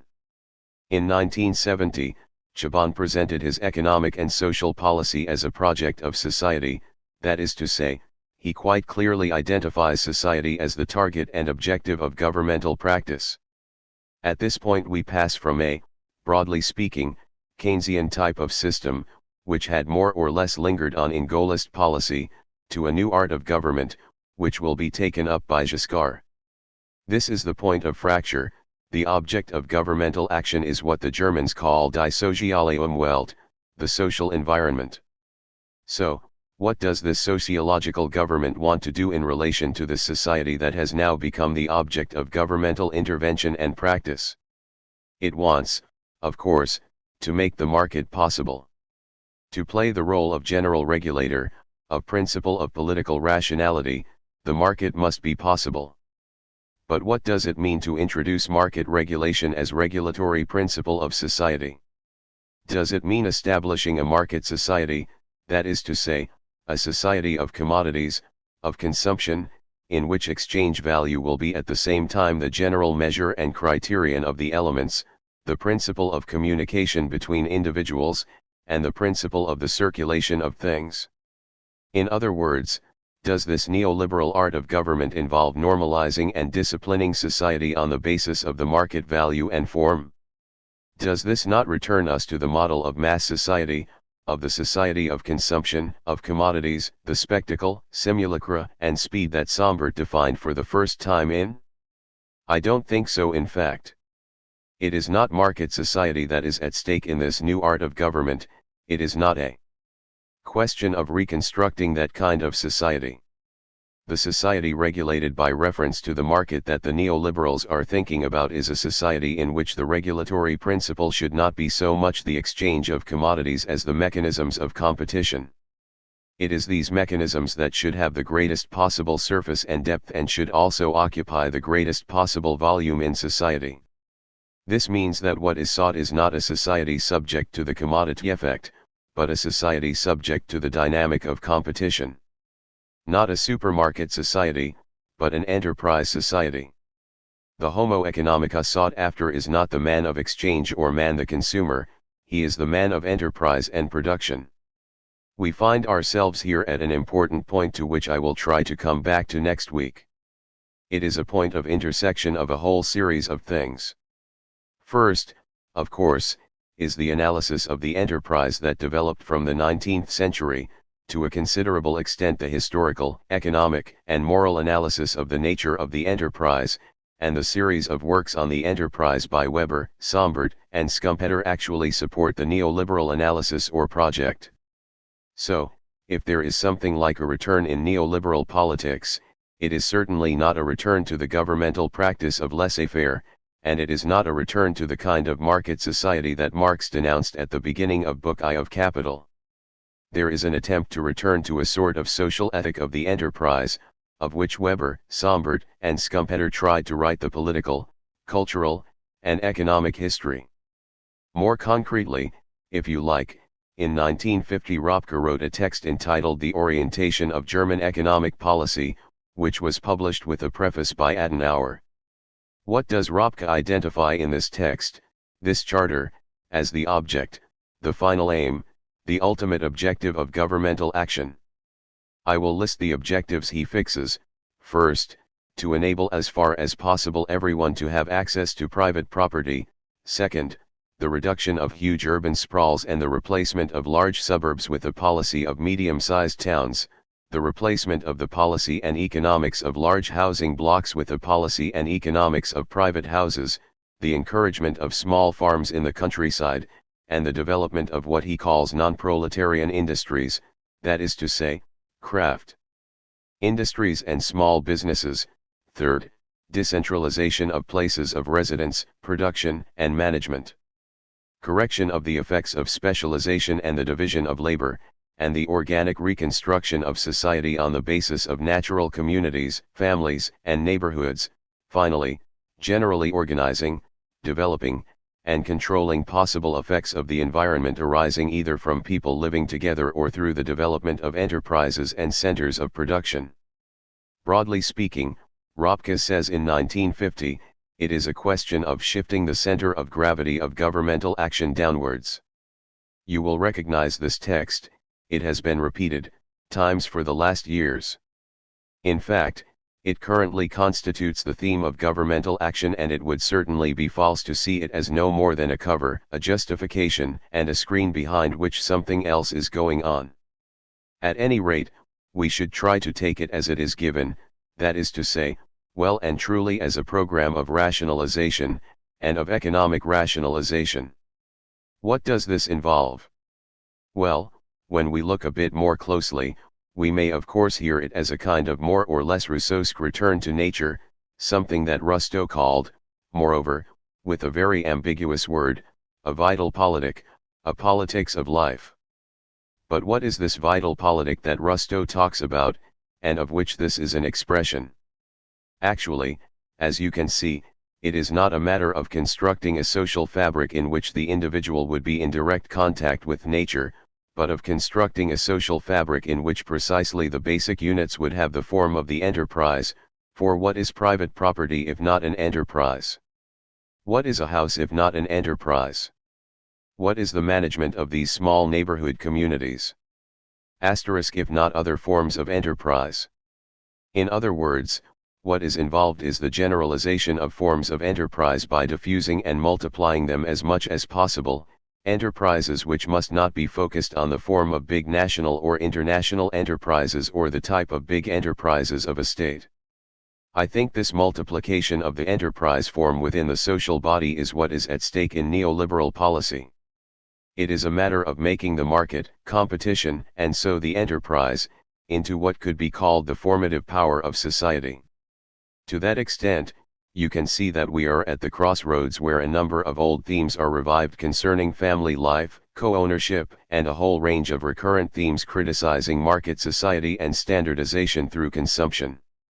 And it is in this sense that we see a convergence without this being anything like a recuperation, a word which has no meaning strictly speaking, between the Sombertian style of criticism of around 1900 against standardizing market society, etc., and the objectives of current governmental policy.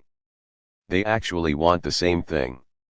Quite simply, those who denounce a Sombertian society, in inverted commas, I mean that standardizing, mass society of consumption and spectacle, etc., are mistaken when they think they are criticizing the current objective of governmental policy. They are criticizing something else. They are criticizing something that was certainly on the explicit or implicit horizon, willed or not, of the arts of government from the 20s to the 60s. But we have gone beyond that stage. We are no longer there. The art of government programmed by the ordo-liberals around the 1930s, and which has now become the program of most governments in capitalist countries, absolutely does not seek the constitution of that type of society. It involves, on the contrary, obtaining a society that is not orientated towards the commodity and the uniformity of the commodity, but towards the multiplicity and differentiation of enterprises. That is the first thing I wanted to say. The second, but I really don't think I have time now, the second consequence of this liberal art of government is profound changes in the system of law and the juridical institution. For in fact there is a privileged connection between a society orientated towards the form of the enterprise and a society in which the most important public service is the judicial institution.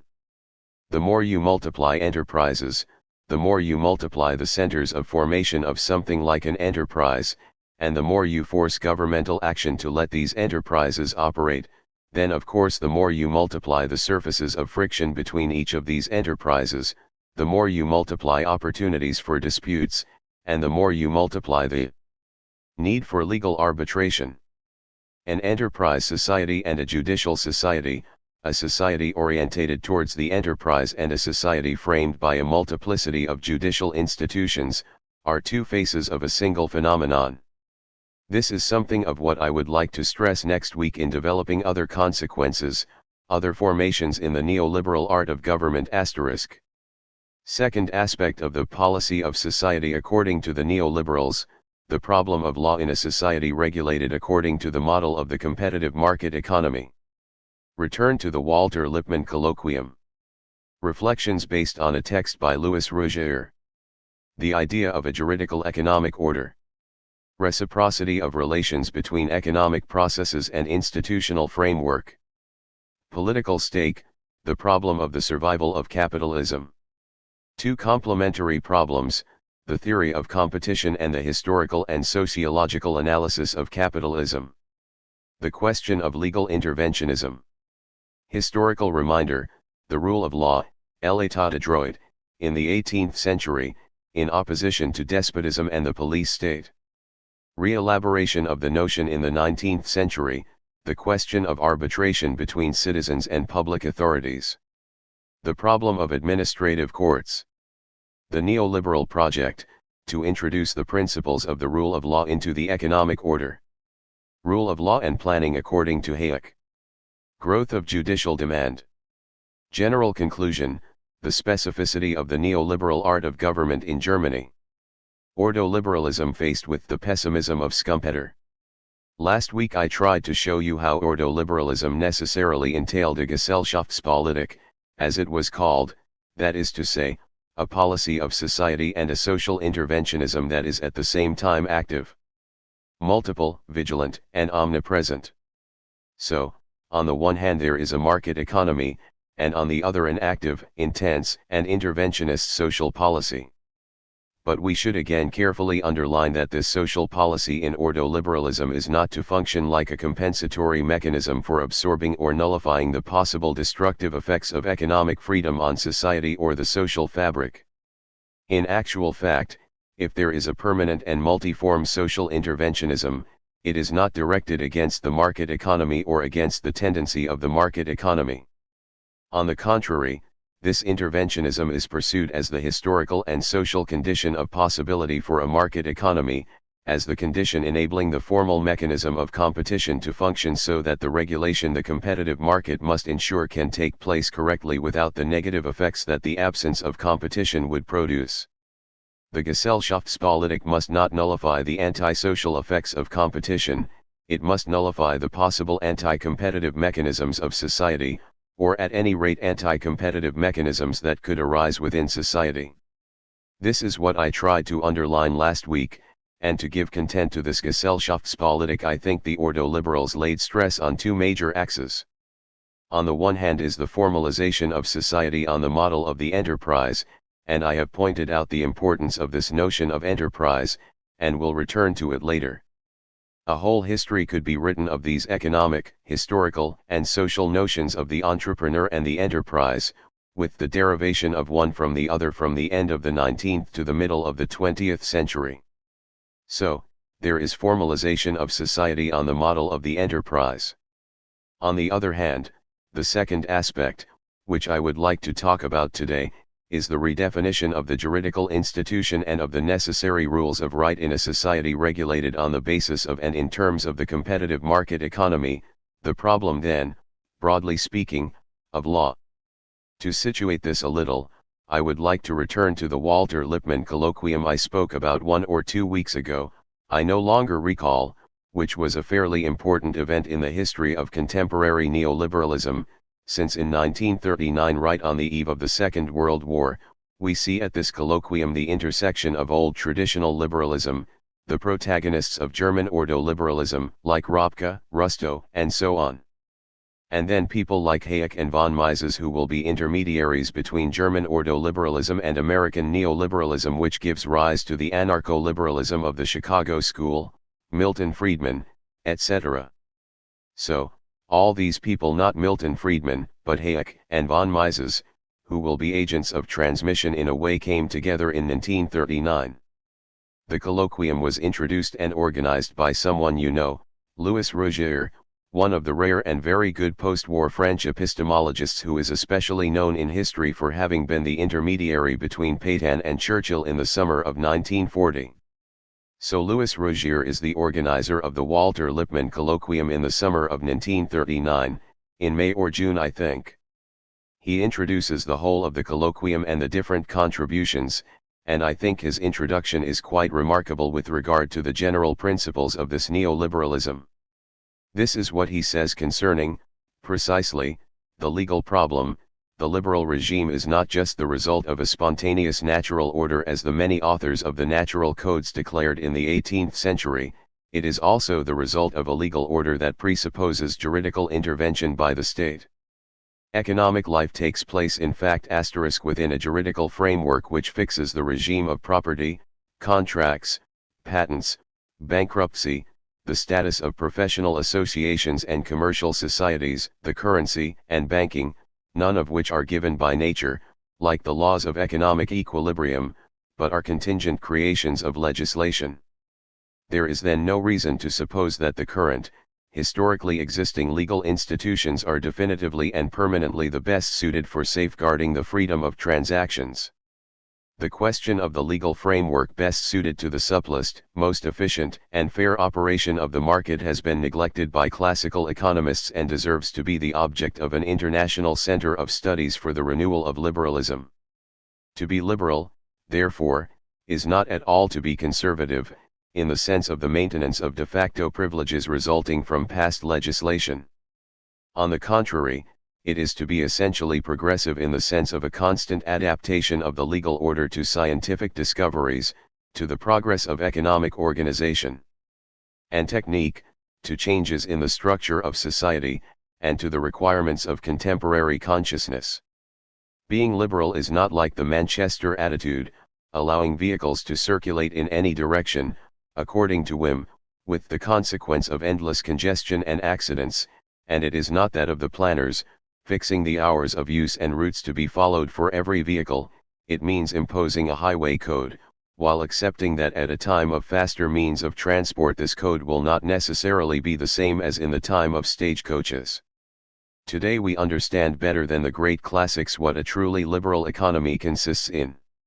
It is an economy subject to a double arbitration, the spontaneous arbitration of consumers, who decide between the goods and services they are offered on the market according to their preferences through the plebiscite of prices, and, on the other hand the common arbitration of the state ensuring the freedom, honesty, and efficiency of the market. This text contains a number of elements. Straight away we can put aside some propositions that would clearly be unacceptable to the ordo-liberals, everything concerning the natural character of the mechanisms of competition. When Rogier says that the liberal regime is not only the result of a natural order but also the result of a legal order, the ordo-liberals would obviously say, not true, the natural order, what is understood by the natural order, what the classical economists or, at any rate, those of the 18th century understood by a natural order, is nothing other than the effect of a particular legal order. So we can leave these elements at the turning point of classical liberalism and neoliberalism, or of this form of neoliberalism, and move on to the more important elements in this text, those specific to neoliberalism. First of all, I think we should note that for Rogier, as for the ordo-liberals moreover, the juridical is clearly not part of the superstructure. That is to say, they do not conceive of the juridical as being in a relation of pure and simple expression or instrumentality to the economy. The economy does not purely and simply determine a juridical order that would both serve it and be constrained by it. The juridical gives form to the economic, and the economic would not be what it is without the juridical. What does this mean? I think we can identify three levels of meaning. First, a theoretical meaning.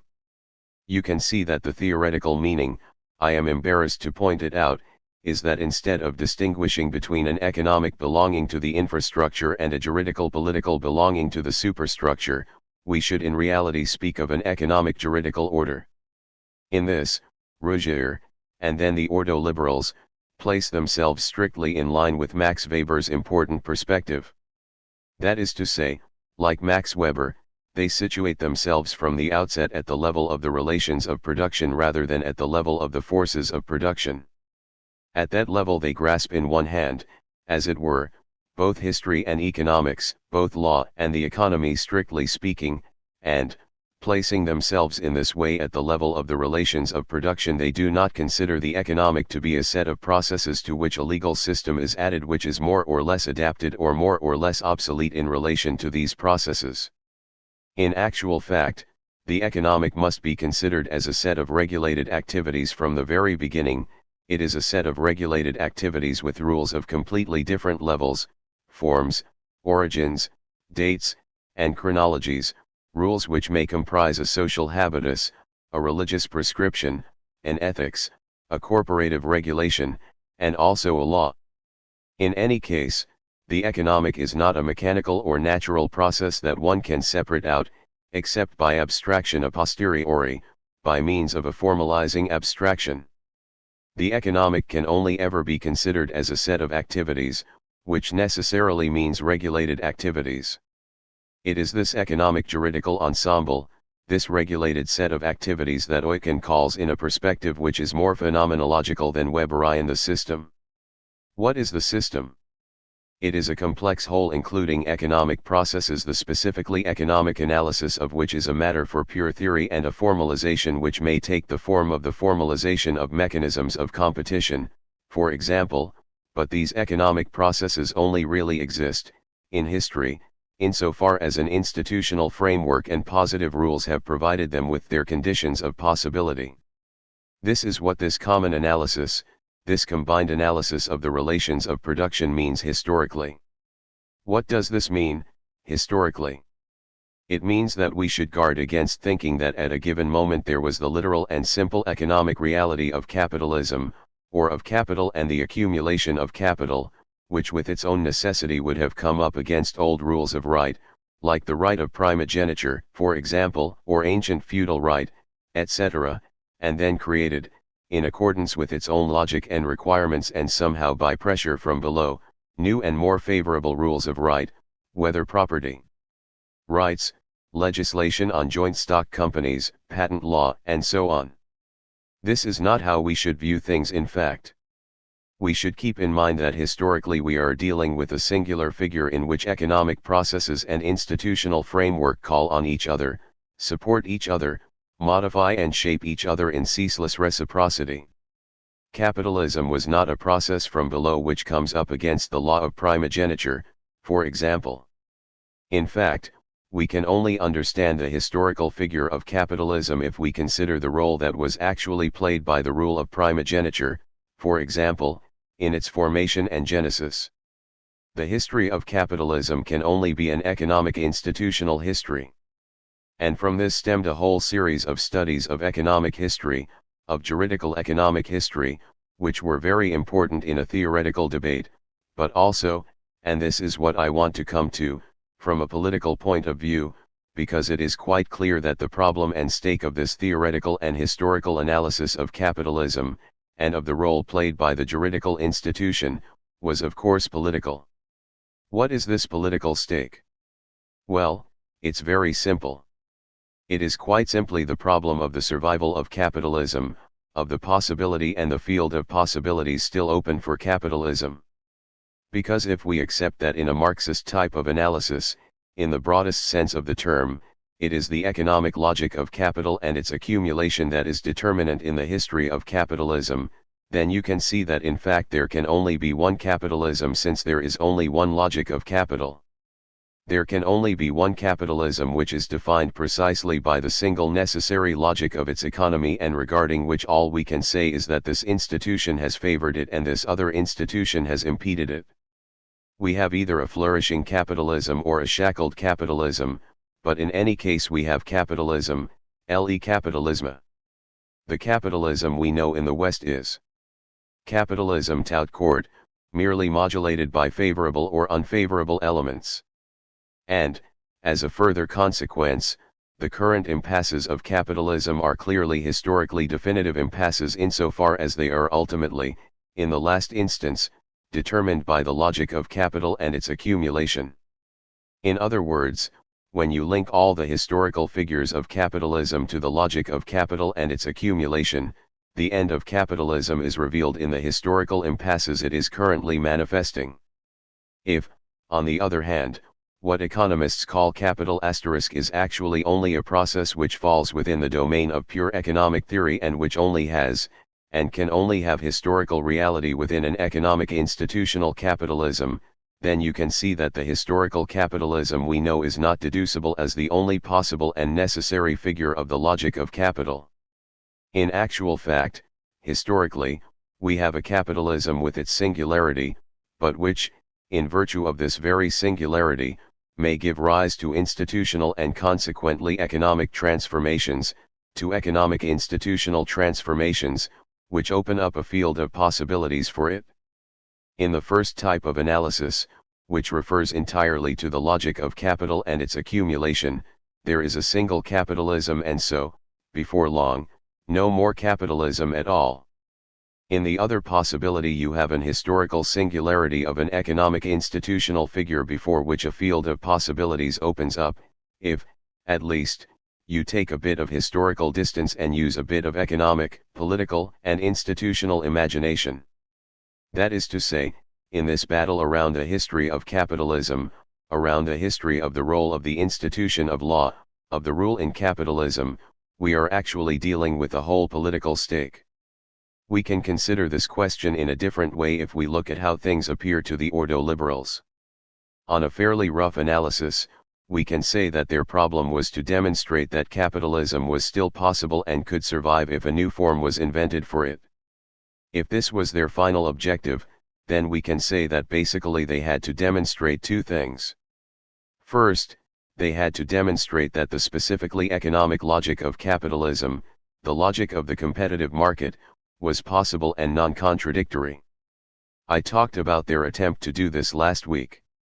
Then they had to show that this non-contradictory and so reliable economic logic had a set of juridical economic relations in the concrete, real, historical forms of capitalism and that these were such that by inventing a new institutional functioning it was possible to overcome the effects contradictions, impasses, irrationalities which were typical of capitalist society but which, rather than being due to the logic of capitalism, were simply the effects of a precise and particular figure of this economic juridical complex. You can see, therefore, that in Germany these two great problems which dominated economic theory, on the one hand, and economic history, or economic sociology, on the other, were completely bound up with each other. One problem was the theory of competition.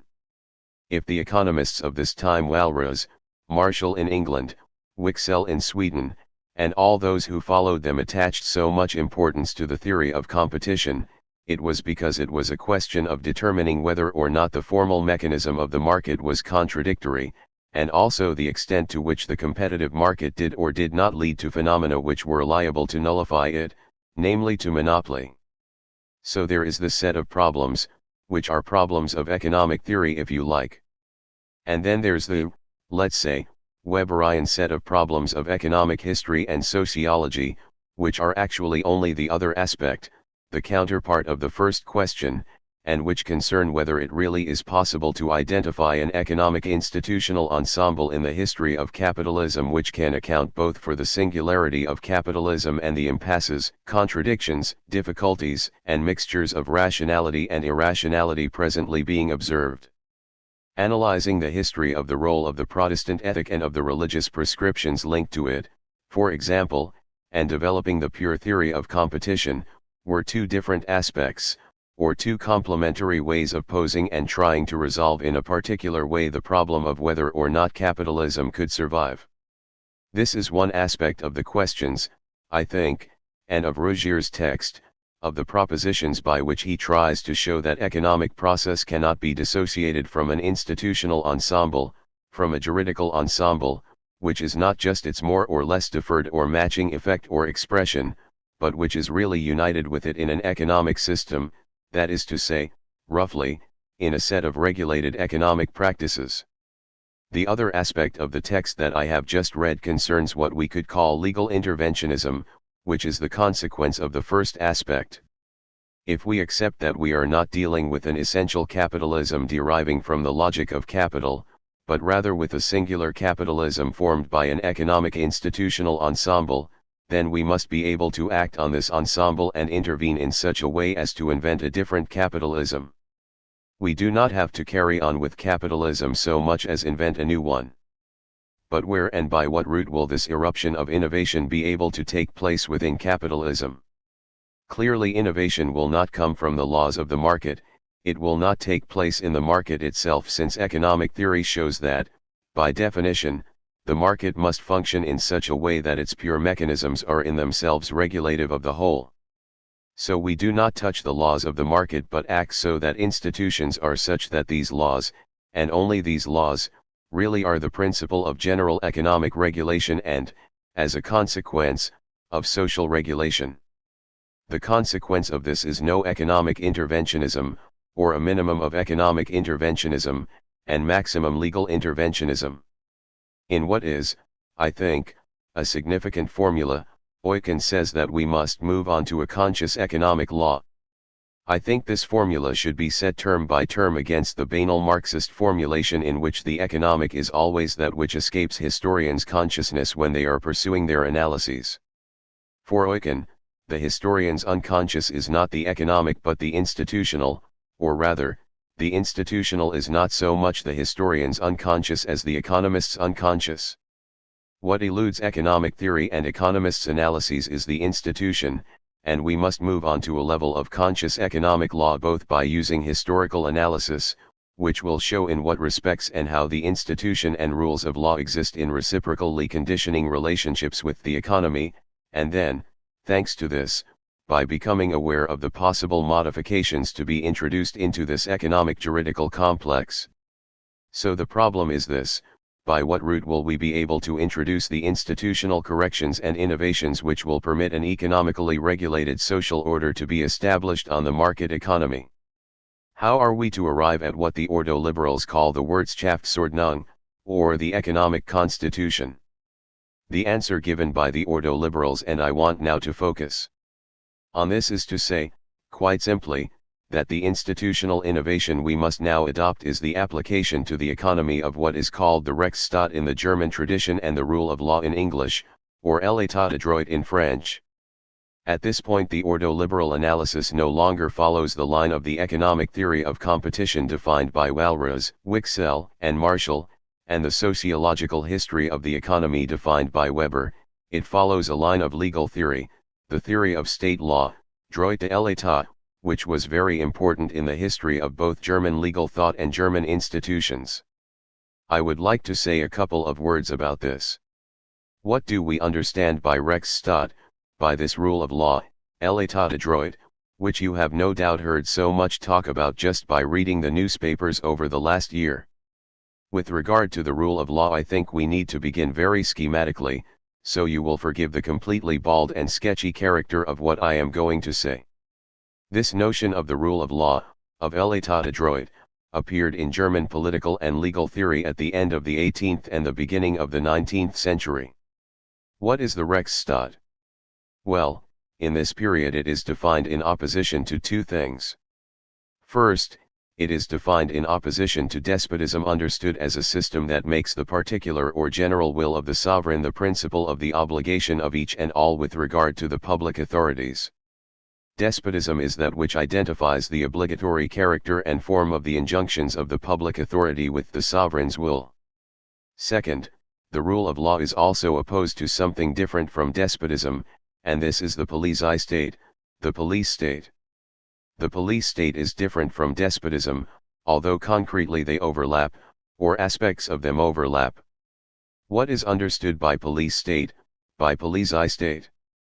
It is a system in which there is no difference of kind, origin, validity, and consequently of effect, between, on the one hand, the general and permanent prescriptions of the public authorities, roughly, if you like, what we will call the law, and, on the other hand, the conjunctural, temporary, local, and individual decisions of these same public authorities, if you like, the level of rules and regulations.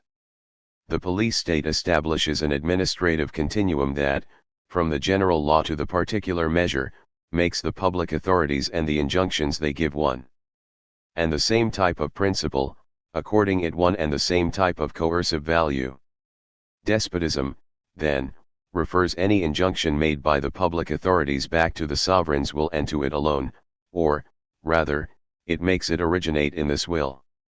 The police state, on the other hand, establishes a continuum between every possible form of injunction made by the public authorities, whatever the origin of their coercive character. The rule of law represents an alternative position to both despotism and the police state. This means, first, that the rule of law is defined as a state in which the actions of the public authorities will have no value if they are not framed in laws that limit them in advance. The public authorities act within the framework of the law and can only act within the framework of the law. Therefore, the principle and origin of the coercive character of the public authorities is not the sovereign or his will, it will be the form of the law. Where there is the form of the law, and in the space defined by the form of the law, the public authorities may legitimately become coercive. This is the first definition of the rule of law, of l'état de droit. Second, in the rule of law there is a difference of kind, effect, and origin between, on the one hand, laws, which are universally valid general measures and in themselves acts of sovereignty, and, on the other hand, particular decisions of the public authorities. In other words, the rule of law is a state in which legal dispositions, the expression of sovereignty, on the one hand, and administrative measures, on the other, are distinguished in their principle, effects, and validity. Broadly speaking, at the end of the 18th and the beginning of the 19th century, this theory of the public authorities and of the law of public authorities organized what is called the theory of the rule of law, against the forms of power and public law that operated in the 18th century. This double theory, or these two aspects of the rule of law, one in opposition to despotism and the other opposed to the police state, can be found in a whole series of texts at the beginning of the 19th century. The main text, and the first, I think, to produce the theory of the rule of law, l'état de droit *, is by Welcker, The Ultimate Principles of Law, the State, and Punishment, which appeared in 1813. Jumping ahead a bit, in the second half of the 19th century you find another definition, or rather a more extensive working out of this notion of the rule of law. The rule of law then appears as a state in which every citizen has the concrete, institutionalized, and effective possibility of recourse against the public authorities.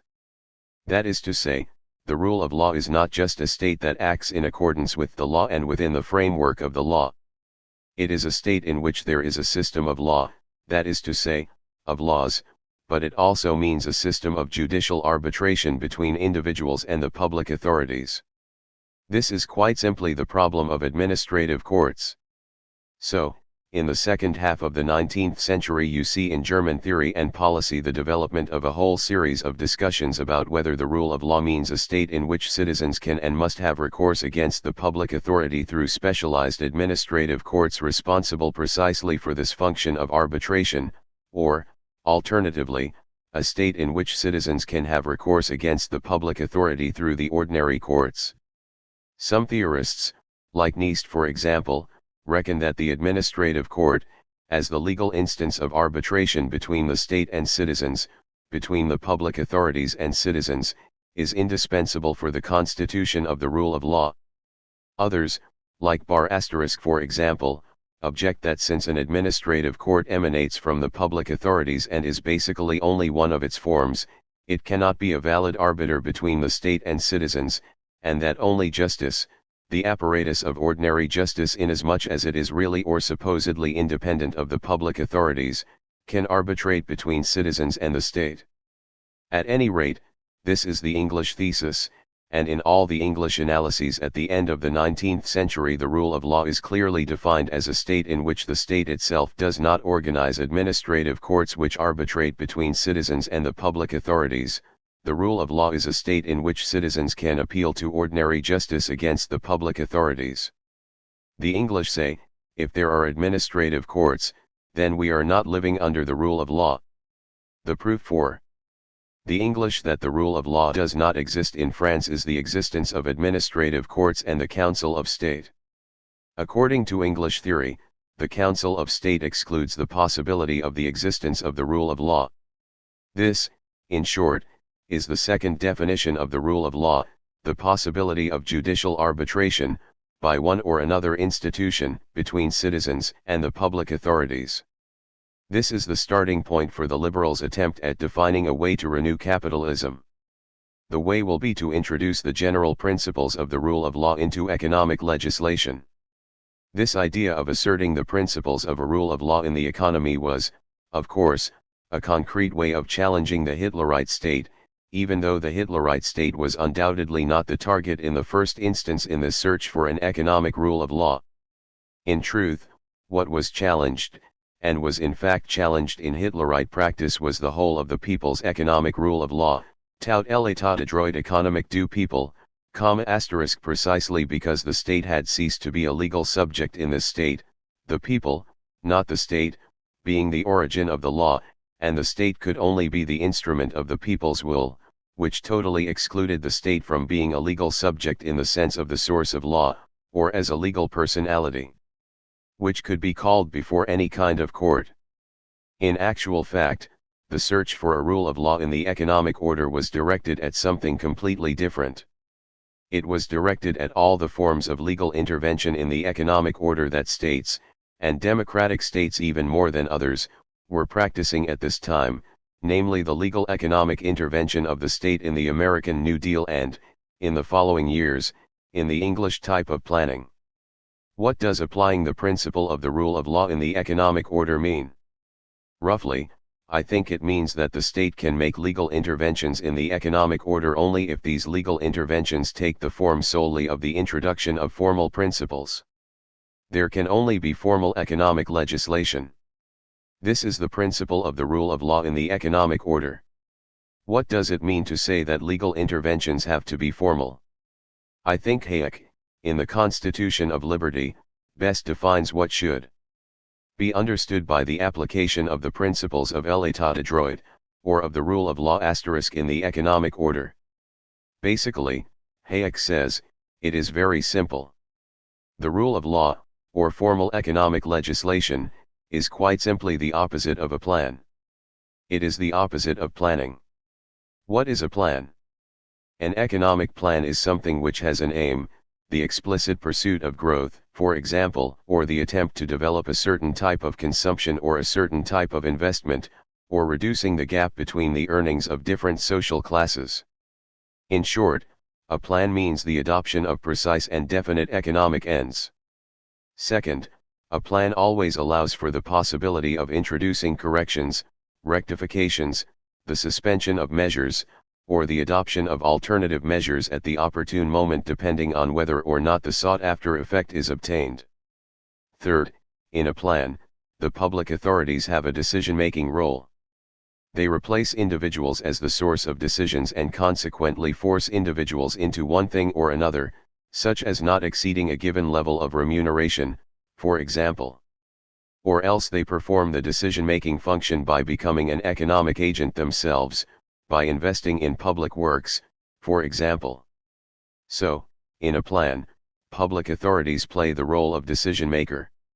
Finally, a plan presupposes that the public authorities can be a subject capable of mastering all the economic processes. That is to say, the great state decision-maker is someone who has a clear awareness or who should have the clearest possible awareness of all the economic processes. He is the universal subject of knowledge in the order of the economy. This is a plan.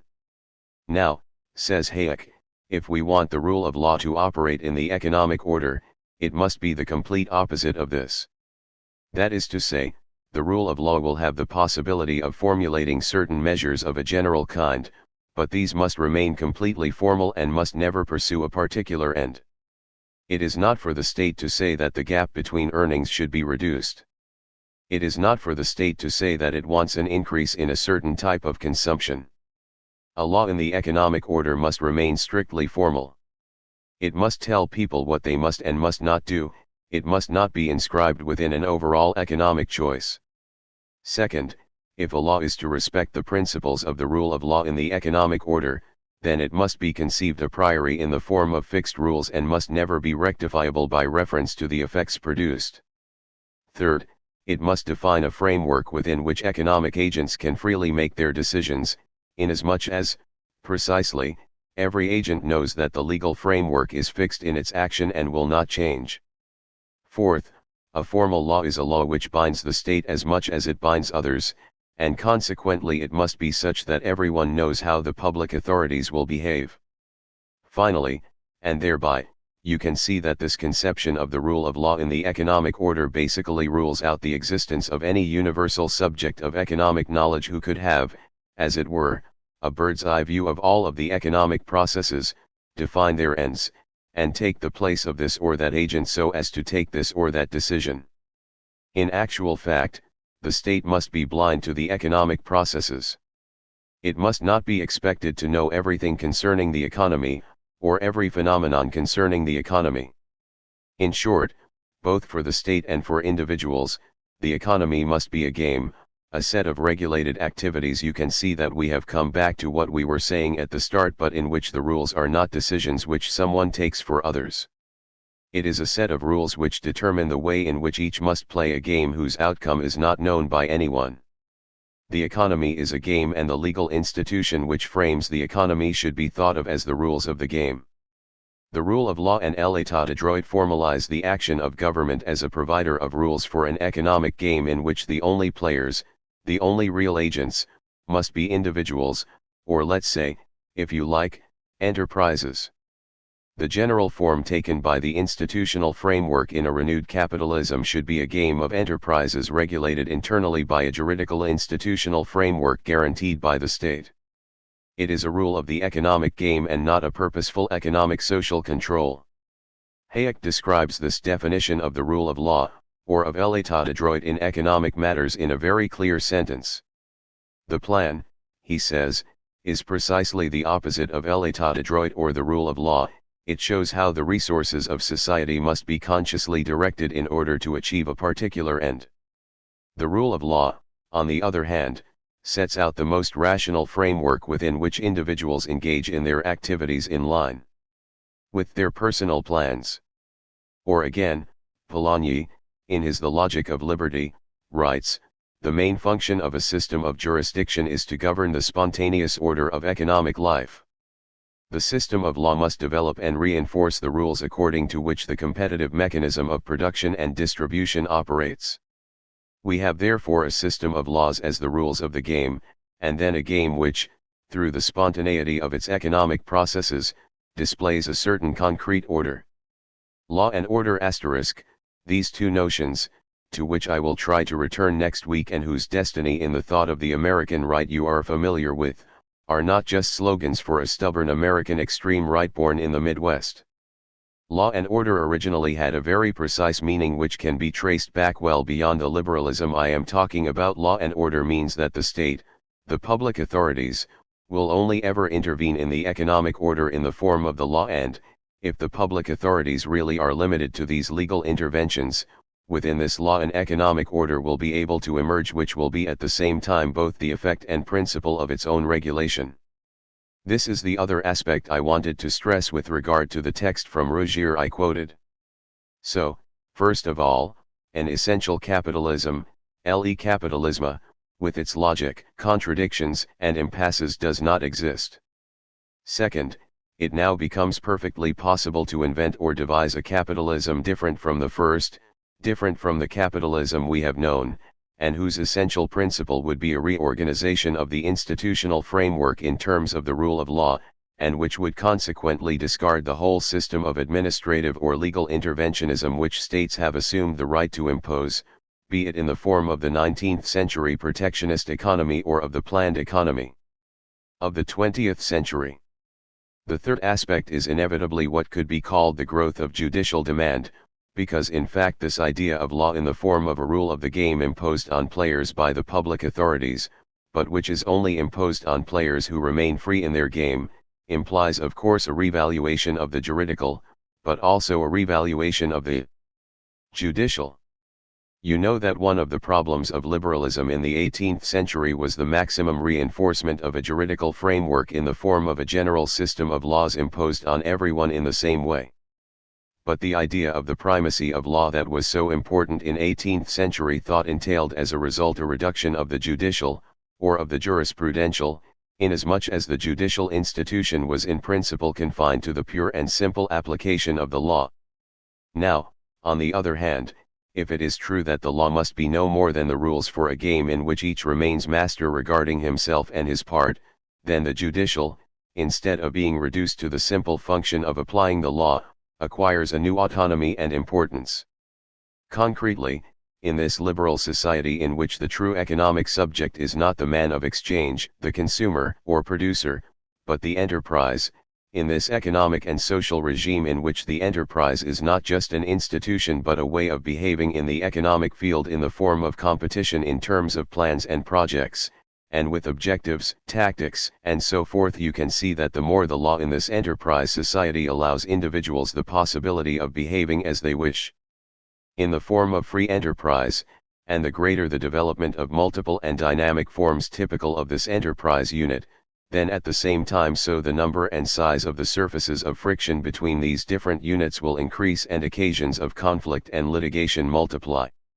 Whereas economic regulation takes place spontaneously, through the formal properties of competition, the social regulation of conflicts, irregularities of behavior, nuisance caused by some to others, and so forth, calls for a judicial interventionism which has to operate as arbitration within the framework of the rules of the game. If you multiply enterprises, you multiply frictions, environmental effects, and consequently, to the extent that you free economic subjects and allow them to play their game, then at the same time the more you detach them from their status as virtual functionaries of a plan, and you inevitably multiply judges.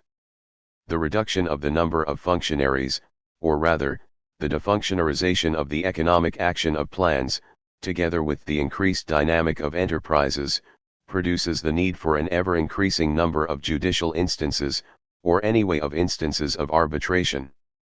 The problem, but this is a question of organization, of whether this arbitration should be inserted within already existing judicial institutions, or whether it is necessary to create new institutions, is one of the fundamental problems in liberal societies where there is a multiplication of the judicial and instances of and the need for arbitration. Solutions vary from one country to another. Next week I will try to talk about this with regard to France and problems which have arisen in the present French judicial institution, the Magistrates Association, and so on. Anyway, with regard to this creation of an intensified and increased judicial demand, I would just like to quote this text of Ropke, who said, "It is now advisable, to make courts, more than in the past, organs of the economy and to entrust to their decision tasks that were previously entrusted to administrative authorities." In short, the more the law becomes formal, the more numerous judicial interventions. And to the extent that governmental interventions of the public authority are more and more formalized, and to the extent that administrative intervention recedes, then to the same extent justice tends to become, and must become, an omnipresent public service. I will stop there on this description of the ordo-liberal program formulated by the Germans from 1930 up until the foundation and development of the modern German economy. However, I would like to take a further 30 seconds, well, 2 minutes, to indicate, how can I put it, a possible way of reading these problems. So, ordo-liberalism envisions a competitive market economy accompanied by a social interventionism that entails an institutional reform around the revaluation of the enterprise unit as the basic economic agent. I do not think that this is merely the pure and simple consequence and projection of the current crisis of capitalism in ideology, economic theory, or political choice. It seems to me that we are seeing the birth, maybe for a short period or maybe for a longer period, of a new art of government, or at any rate, of a renewal of the liberal art of government. I think we can grasp the specificity of this art of government and its historical and political stakes if we compare them with Schumpeter, and I would like to dwell on this for a few moments and then I will let you go. Basically, all these economists, Schumpeter, Ropke, or Eucken, all start, I have stressed this, and I come back to it, from the Weberian problem of the rationality or irrationality of capitalist society. Schumpeter, like the ordo-liberals, and the ordo-liberals like Weber, think that Marx, or at any rate, Marxists, are wrong in looking for the exclusive and fundamental origin of this rationality/irrationality of capitalist society in the contradictory logic of capital and its accumulation. Schumpeter and the ordo-liberals think that there is no internal contradiction in the logic of capital and its accumulation, and consequently that capitalism is perfectly viable from an economic and purely economic point of view. This, in brief, is the set of theses shared by Schumpeter and the ordo-liberals.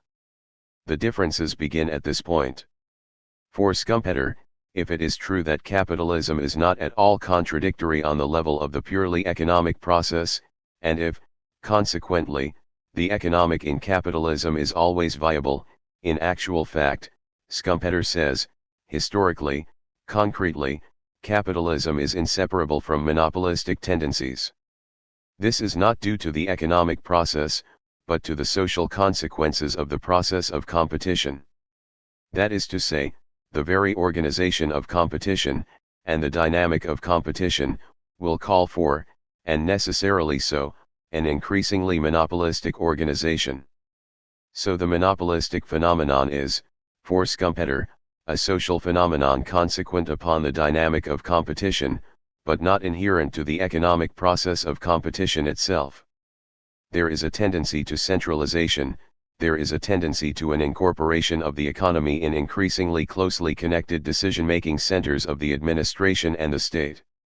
This, then, is the historical condemnation of capitalism. But it is not a condemnation in terms of contradiction, it is condemnation in terms of historical inevitability. For Schumpeter, capitalism cannot avoid this concentration, it cannot avoid a sort of transition to socialism being brought about within its own development, since this, for Schumpeter, is what defines socialism, a system in which a central authority will be able to control the means of production and production itself. So the transition to socialism is not inscribed in the historical necessity of capitalism by virtue of an illogicality or irrationality specific to the capitalist economy, but due to the organizational and social necessity entailed by the competitive market. So we will develop into socialism, with, of course, a political price, which Schumpeter says is undoubtedly heavy, but not one that it is absolutely impossible to pay. That is to say, the political price is not absolutely unbearable and is not impossible to correct, so that we will advance towards socialist society with a political structure which will obviously have to be strictly supervised and worked out so as to avoid the political price of, broadly speaking, totalitarianism. Totalitarianism can be avoided, but not without effort. We can say, broadly speaking, that, for Schumpeter, it won't be much fun, but it will happen. It will come about and, if we take great care, it may not be as bad as we might think. With regard to Schumpeter's analysis both as an analysis of capitalism and as an historical political prediction with regard to this kind of pessimism, or what we can call Schumpeter's pessimism, the ordo-liberals reply by, as it were, reassembling his analysis and saying that, first of all, unlike Schumpeter, we should not think that the political price he says we will have to pay, this loss of freedom, if you like, when we arrive at a socialist regime, is acceptable. And why is it not acceptable? It is not acceptable because it is not in fact just a matter of drawbacks which accompany a planned economy.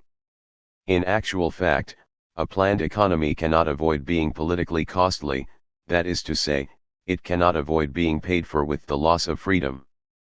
Consequently, there is no possible correction. No possible adjustment would be able to circumvent the loss of freedom which is the necessary political consequence of planning. And why is this complete loss of freedom inevitable with planning?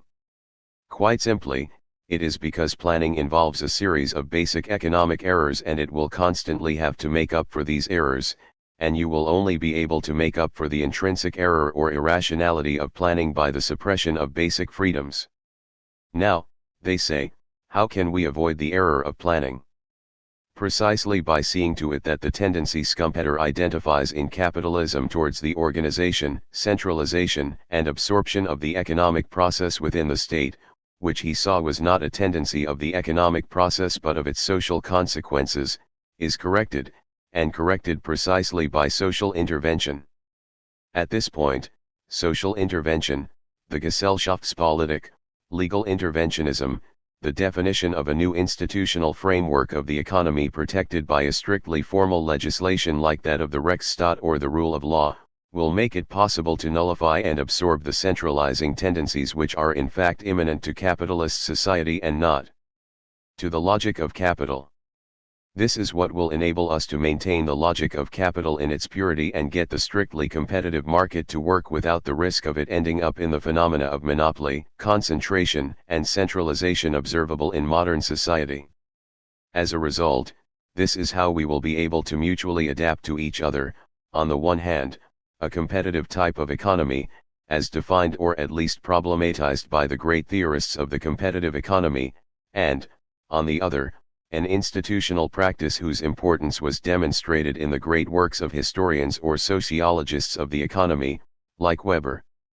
Broadly speaking, according to the ordo-liberals, the present historical chance of liberalism is defined by a combination of law, an institutional field defined by the strictly formal character of interventions by the public authorities, and the unfolding of an economy whose processes are regulated by pure competition.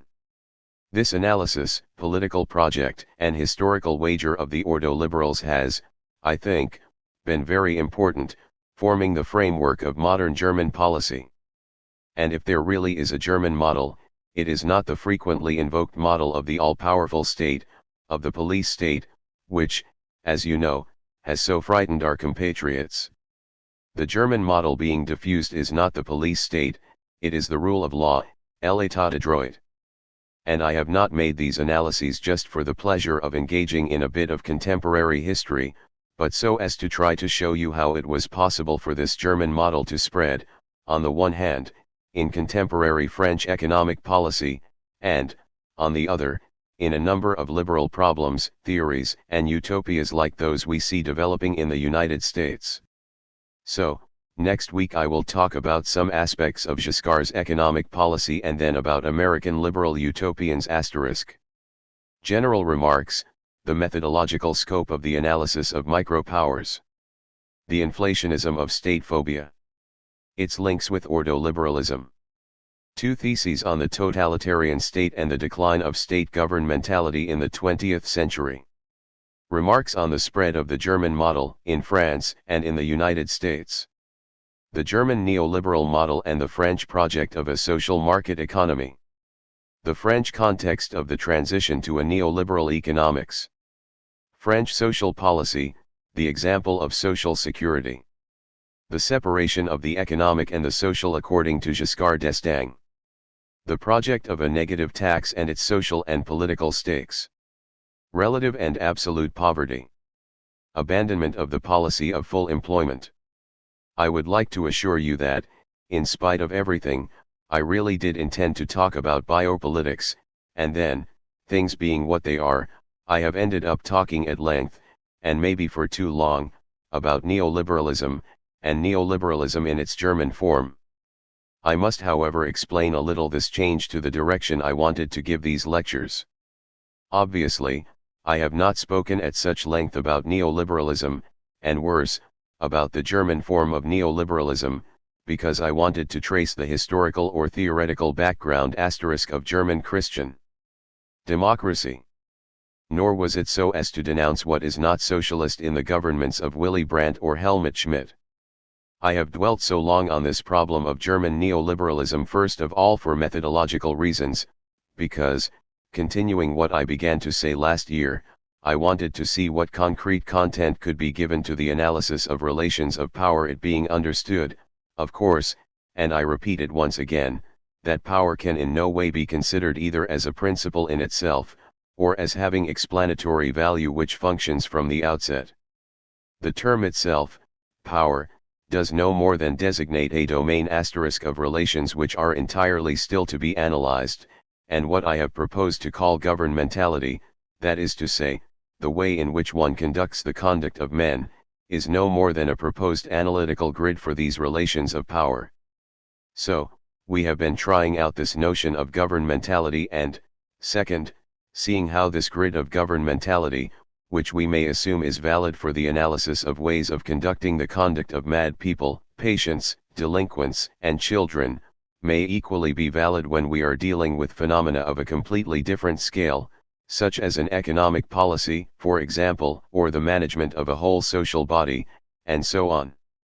What I wanted to do, and this was what was at stake in the analysis, was to see the extent to which we could accept that the analysis of micropowers, or of procedures of governmentality, is not confined by definition to a precise domain determined by a sector of the scale, but should be considered simply as a point of view, a method of decipherment which may be valid for the whole scale, whatever its size.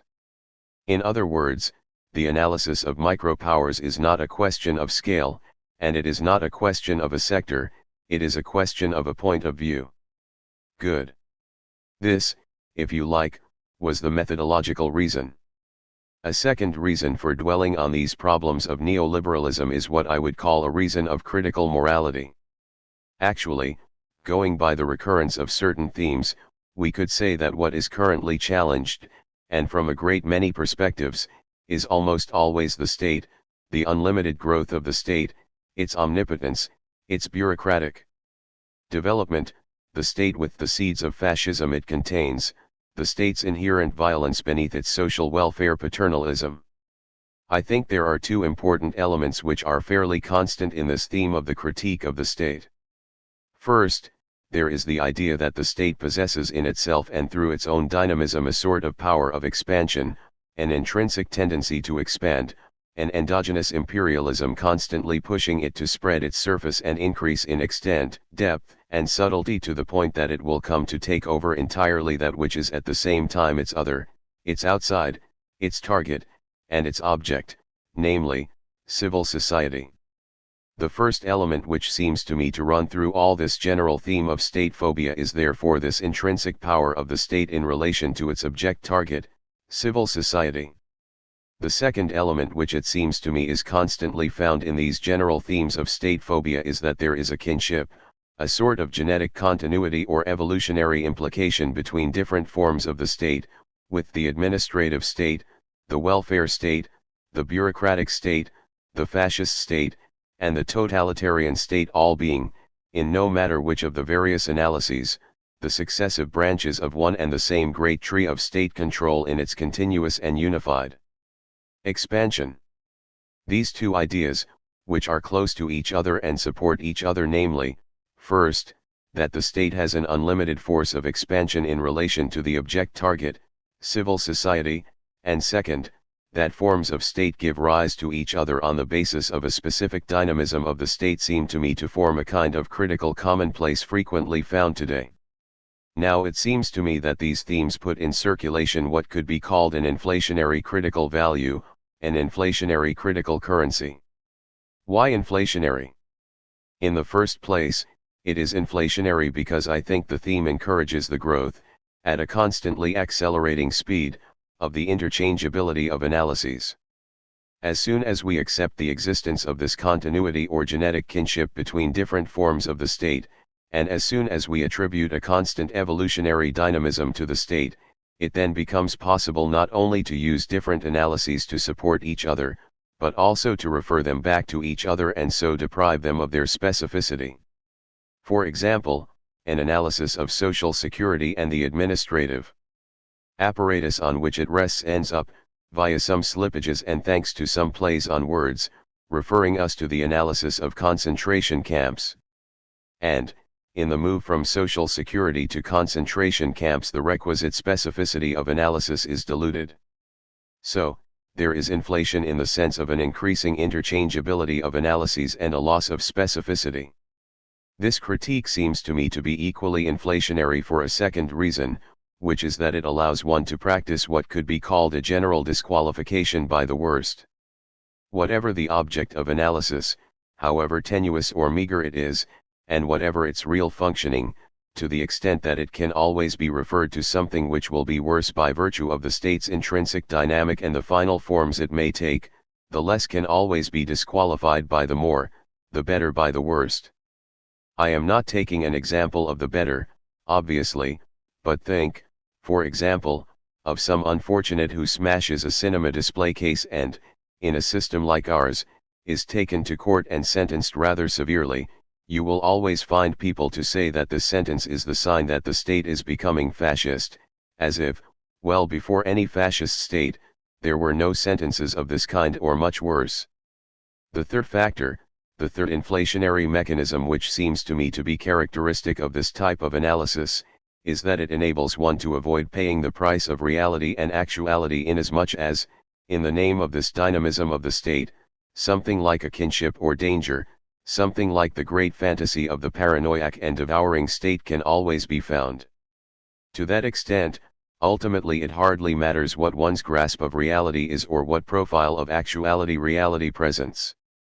It is enough, through suspicion and, as François Ewald would say, denunciation, to find something like the fantastical profile of the state, and there is no longer any need to analyze actuality. The elision of actuality seems to me to be the third inflationary mechanism we find in this critique. Finally, I would say that this critique in terms of the mechanism and dynamism of the state is inflationary inasmuch as it does not carry out a criticism or analysis of itself. That is to say, it does not seek to know the real source of this kind of anti-state suspicion, this state phobia that currently circulates in such varied forms of our thought. Now it seems to me, and this is why I have laid such stress on the neoliberalism of 1930, 1950, that this kind of analysis, this critique of the state, of its intrinsic and irrepressible dynamism, and of its interlinking forms that call on each other, mutually support each other, and reciprocally engender each other, is effectively, completely, and already very clearly formulated in the years 1930, 1945. At this time it was quite precisely localized and did not have the force of circulation it has now. We find it precisely localized within the neoliberal choices being developed at this time. You find this critique of the polymorphous, omnipresent, and all-powerful state in these years when, liberalism or neoliberalism, or even more precisely, ordoliberalism was engaged in distinguishing itself from the Keynesian critique and at the same time undertaking the critique of New Deal and Popular Front policies of state control and intervention, of National Socialist economics and politics, of the political and economic choices of the Soviet Union, or, in a word, of socialism generally.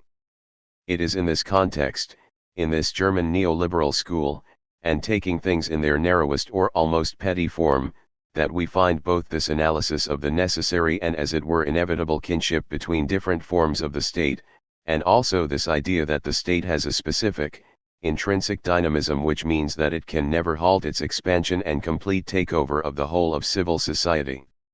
I would just like to quote two texts that testify to the precocity of these two ideas which seem so contemporary, alive, and actual to us.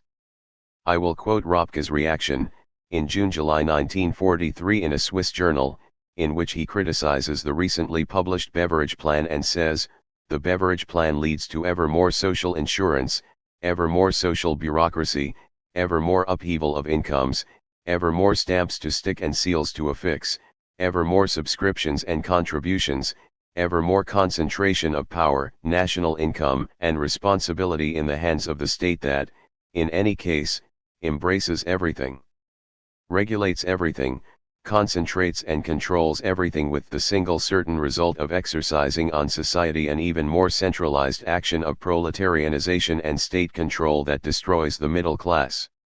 At exactly the same time, in England in 1943, and again in reaction to the post-war plans being constructed by the Anglo-Americans, and especially the English, Hayek wrote the following: "It is Germany whose fate we are in some danger of repeating."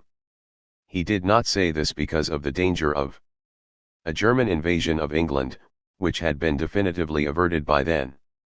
In 1943, experiencing Germany's fate meant for Hayek adopting the Beveridge system of socialization, interventionist economics, planning, and social security. Moreover, he clarified by adding, "We are not close to Hitler's Germany exactly, but to the Germany of the previous war." As in the latter case, there is the wish to preserve for productive ends the organization which was developed for purposes of national defense. There is a refusal to recognize that the rise of fascism and Nazism was not a reaction against the socialist trends of the preceding period, but a necessary outcome of those tendencies. So, with regard to the beverage plan, Hayek said that we are close to Germany. It is true that he was referring to Wilhelmine Germany, to the Germany anyway of the 1914 war, but this Germany, with its interventionist practices, its planning techniques, and its socialist choices, was what really engendered Nazism, and in drawing close to the Germany of 1914, 1918 we also draw close to Nazi Germany. The dangers of German invasion are far from being definitively averted. The English socialists, the Labour Party, and the Beveridge Plan will be the real agents of the Nazification of England through the excess and growth of state control.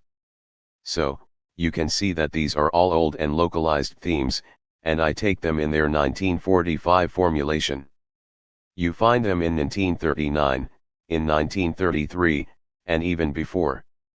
Well, against this inflationary critique of the state, against this kind of laxness, I would like to suggest some theses which have been present, roughly, in what I have already said, but on which I would like to take a bit of a bearing. In the first place is the thesis that the welfare state has neither the same form, of course, nor, it seems to me, the same root or origin as the totalitarian state, as the Nazi, fascist, or Stalinist state. I would also like to suggest that the characteristic feature of the state we call totalitarian is far from being the endogenous intensification and extension of the mechanisms of the state. It is not at all the exaltation but rather a limitation, a reduction, and a subordination of the autonomy of the state, of its specificity and specific functioning, but in relation to what? In relation to something else, which is the party. In other words, the idea would be that we should not look for the principle of totalitarian regimes in the intrinsic development of the state and its mechanisms. The totalitarian state is not the 18th century administrative state, the 19th century police state pushed to the limit. It is not the administrative state, the bureaucratized 19th century state pushed to its limits. The totalitarian state is something else. We should not look for its principle in the statifying or statified, aididescent ou aididesi, governmentality born in the 17th and 18th centuries. We should look for it in a non-state governmentality, precisely in what could be called a governmentality of the party. The party, this quite extraordinary, very curious, and very new organization, this very new governmentality of the party which appeared in Europe at the end of the 19th century is probably well, in any case this is what I may try to show you next year, if I still have these ideas in mind, at the historical origin of something like totalitarian regimes, of something like Nazism, fascism, or Stalinism. Another thesis I would like to put forward, and this is, in short, the other side of what I have just been saying, is that what is presently at issue in our reality, what we see emerging in our 20th century societies, is not so much the growth of the state and of raison d'etat, but much more its reduction, and in two forms. One of these is precisely the reduction of state governmentality through the growth of party governmentality, and the other form of reduction is the kind we can observe in regimes like our own, in which there is an attempt to find a liberal governmentality.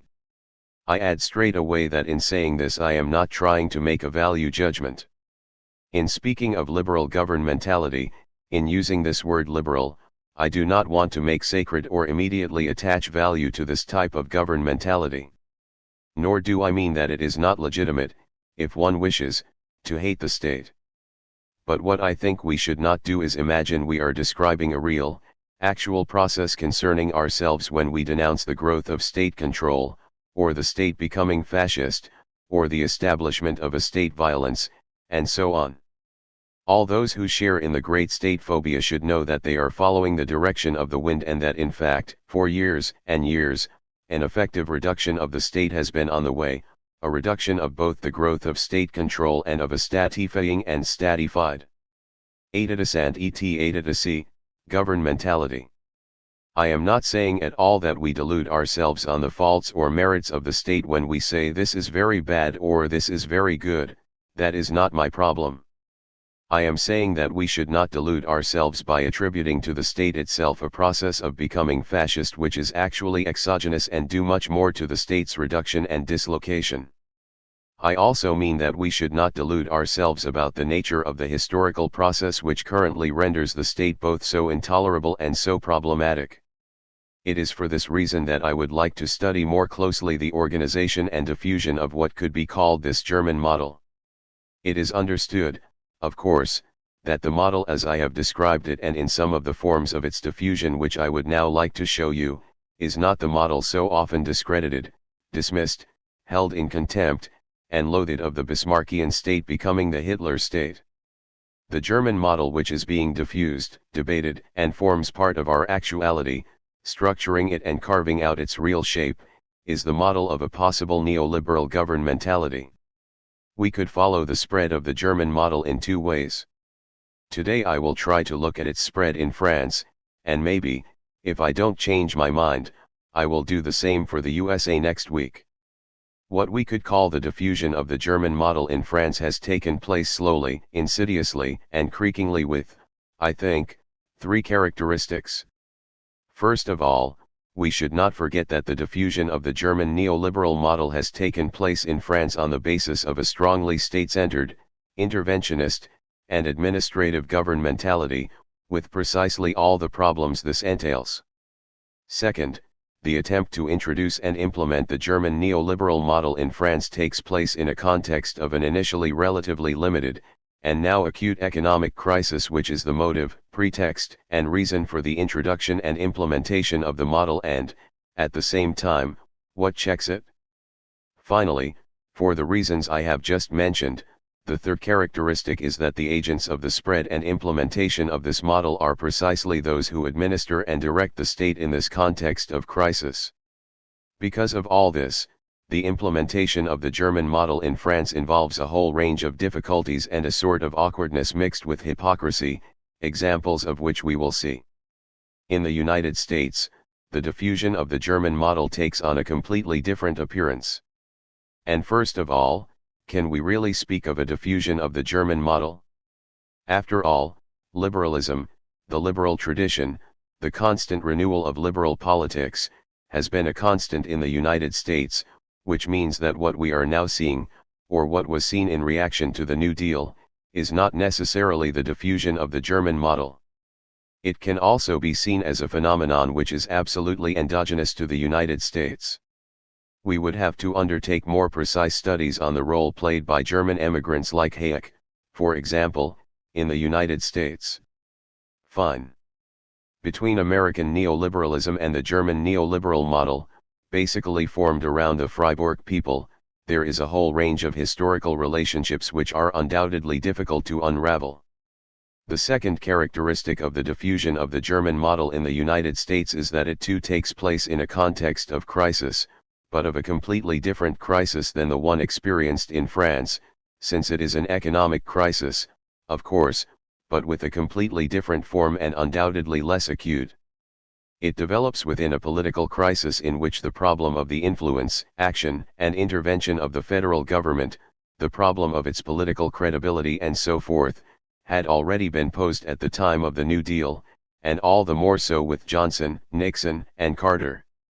Finally, the third characteristic of this diffusion of neoliberalism in the United States is that instead of being in a sense the almost exclusive property of governmental personnel and advisors, as is the case in France, neoliberal governmentality appears, at least in part, as a sort of major economic political alternative which, at a certain moment at any rate, takes the form of, if not a mass movement, at least a widespread movement of political opposition within American society. All this means that it is completely impossible to deal with the diffusion of the German model in France and the American neoliberal movement at the same time.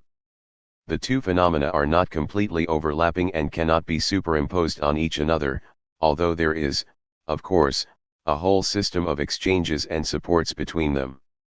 So, today I would like to speak a little about what we could call neoliberalism in France and the existence of the German model. To tell the truth, for a long time I have been a bit uneasy because I honestly believe that it is not possible to read, for they must be read, the speeches, writings, and texts of Giscard, Barre, or his advisors, without being immediately struck in a clear, but simply intuitive way, by a kinship between what they say and the German model, German ordoliberalism, and the ideas of Ropke, Müller-Armack, etc. Now it is very difficult to find just the act of acknowledgement, the statement that would permit one to say, there you are, this really is what they are doing, and they know it. It was very difficult until very recently and almost until a few weeks ago. Right at the end of 1978, in December I think, a book by Christian Stoffels appeared, entitled La Grande Menace Industrielle. Stoffels being one of the closest advisors to the present government, an economic advisor with special reference to industrial questions, I thought that maybe I would find in this book what I was looking for, but I was quickly disappointed, for on the back cover of the book one reads that the author, rejecting the temptation to hurriedly transpose the German and Japanese models, sets out the basis for an original industrial policy. I said to myself, once again I will not find what I want. But what is funny, the curious thing which is quite revealing of the clear reasons why these things cannot be said, is that if this statement is found on the back cover of the book, in the concluding chapter which summarizes the whole analysis, the final or penultimate paragraph I think, summarizing what the book has proposed, begins in this way, ultimately what is involved is the model of the social market economy, so, the phrase is uttered with simply, the author adds, a little more revolutionary boldness than across the Rhine. In fact, he says, it is a question of constructing both an efficient market economy open to the world and an advanced social project. There is no question of giving you an overall analysis of the policy of Giscard, or of Giscard, first of all because I am not capable of doing this, and secondly because there is no doubt that it would not interest you. I would just like to consider some of its aspects. First, to put things back in their context a bit, I will give some information about what we could call the economic context which has speeded up the introduction and implementation of this model over the last few years. Let's summarize very schematically. Let's say that following the Great Crisis of the 1930s, all in all, every government of whatever type knew that the economic elements which they had to take into consideration, whatever the nature of their options, whatever their choices and objectives, were full employment, stable prices, equilibrium of the balance of payments, growth of the GNP, the redistribution of income and wealth, and the provision of social services. Roughly speaking, this constitutes the list of what Bentham would have called, in his terms, the economic agenda of government, the things it must concern itself with, whatever the way it may choose to do so. Let's say that in this set of objectives, the German neo- or ordoliberal formula, you recall, consisted in adopting price stability and the balance of payments as the primary objective, with growth and all the other elements being in some way the consequence of these primary, absolute objectives. On the other hand, England and France at the time of the Popular Front, and then after liberation, England at the time of the development of the Beveridge Plan and the victory of the Labour Party in 1945, adopted full employment rather than price stability as the primary and absolute objective, the provision of social services rather than the balance of payments, and assuring full employment and the provision of social services obviously implied a voluntarist kind of extensive, strong, and sustained growth. Let's leave aside the problem of why, all things considered, the pursuit of these objectives in England failed or revealed their drastic limits in the period from 1955 to 1975, while in France the same policy led to some positive results. Let's say that this was the situation at the start, and the reason why, attenuated by a range of liberal-type measures, these interventionist objectives and methods, and these planning procedures focused on full employment and the distribution of social services, were basically still maintained under de Gaulle, as the TH plan clearly shows. Simplifying considerably, we can say that from 1970 to 1975, or anyway in the decade now coming to a close, the problem arises of the final liquidation of these objectives and forms of economic political priority.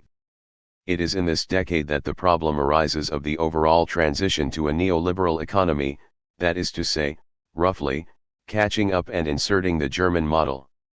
The reasons, the immediate economic pretexts and incentives were of course the crisis, which appeared before in a Pre-crisis characterized by a constant rise in unemployment since, a fall from credit balance in the balance of payments, and increasing inflation, all those signs which, according to the economists, did not indicate a Keynesian type of crisis situation, that is to say, a crisis of underconsumption, but actually a crisis concerning the regime of investment. That is to say, roughly, it was thought that the crisis was due to errors in investment policy, to insufficiently rationalized and programmed investment choices. It was against this pre-crisis background that what was called the oil crisis broke, which was in fact an increase in the cost of energy that was due not to the formation of a cartel of sellers fixing a price which was too high, but rather to the reduction of the economic and political influence of the cartel of buyers and the formation of a market price for both oil and energy generally, or at any rate, a tendency for the price of energy to fall in line with market prices. So, in this context, please excuse the absolutely schematic character of all this. It is easy to see how economic liberalism could appear, and actually did appear, as the only solution to this pre-crisis and its acceleration through the increasing cost of energy. Liberalism, that is to say, the total, unrestricted integration of the French economy in an internal, European, and world market, was the choice which appeared, first of all, as the only way to be able to rectify the erroneous investment choices made in the previous period because of interventionist objectives, techniques, and so on. So, liberalism was the only means of correcting these investment errors by taking into account the new factor of the high cost of energy, which was in reality only the formation of a market price for energy. The general insertion of the French economy in the market in order to correct the errors of investment, on the one hand, and in order to adjust the French economy to the new cost of energy, on the other, seemed then to be the self-evident solution. You will say that this is, after all, only an episode in those regular and sometimes rapid swings which France has experienced since the war, since 1920, between a rather interventionist, dirigiste, protectionist policy interested in overall balances and concerned about full employment, and a liberal policy more open to the outside world and more concerned about exchange and the currency. The swings, if you like, that marked the Pinay government in 1951, 1952, the RUEF reform of 1958, also represent inflections towards liberalism. Now, what I think is presently in question, and for which the economic crisis, whose aspects I have very briefly tried to define, has served as the pretext, is not just one of those swings from interventionism to a bit more liberalism. In fact, it seems to me that the question today is the entire stakes of a policy that would be neoliberal overall. Once again, since I do not intend to describe this policy in every aspect, I would just like to consider an aspect which does not concern the economy strictly speaking, or the direct and immediate insertion of the French economy in a world market economy. I would like to consider this policy asterisk in another aspect, that of social policy. In the present governmentality which was virtually entailed with the arrival in power of Giscard and his policy, what has social policy been, what could it be, and towards what is it directed? This is what I would now like to talk about. Let's say once again, in a few schematic historical remarks, that the post-liberation social policy which had been programmed during the war was dominated in France and England by two problems and a model. The two problems were, first, the maintenance of full employment as the main economic and social priority, because the economic crisis was attributed to the absence of full employment. The absence of full employment was also blamed for all the political consequences it had in Germany and in Europe generally. So, the first problem was the maintenance of full employment for economic, social, and therefore political reasons.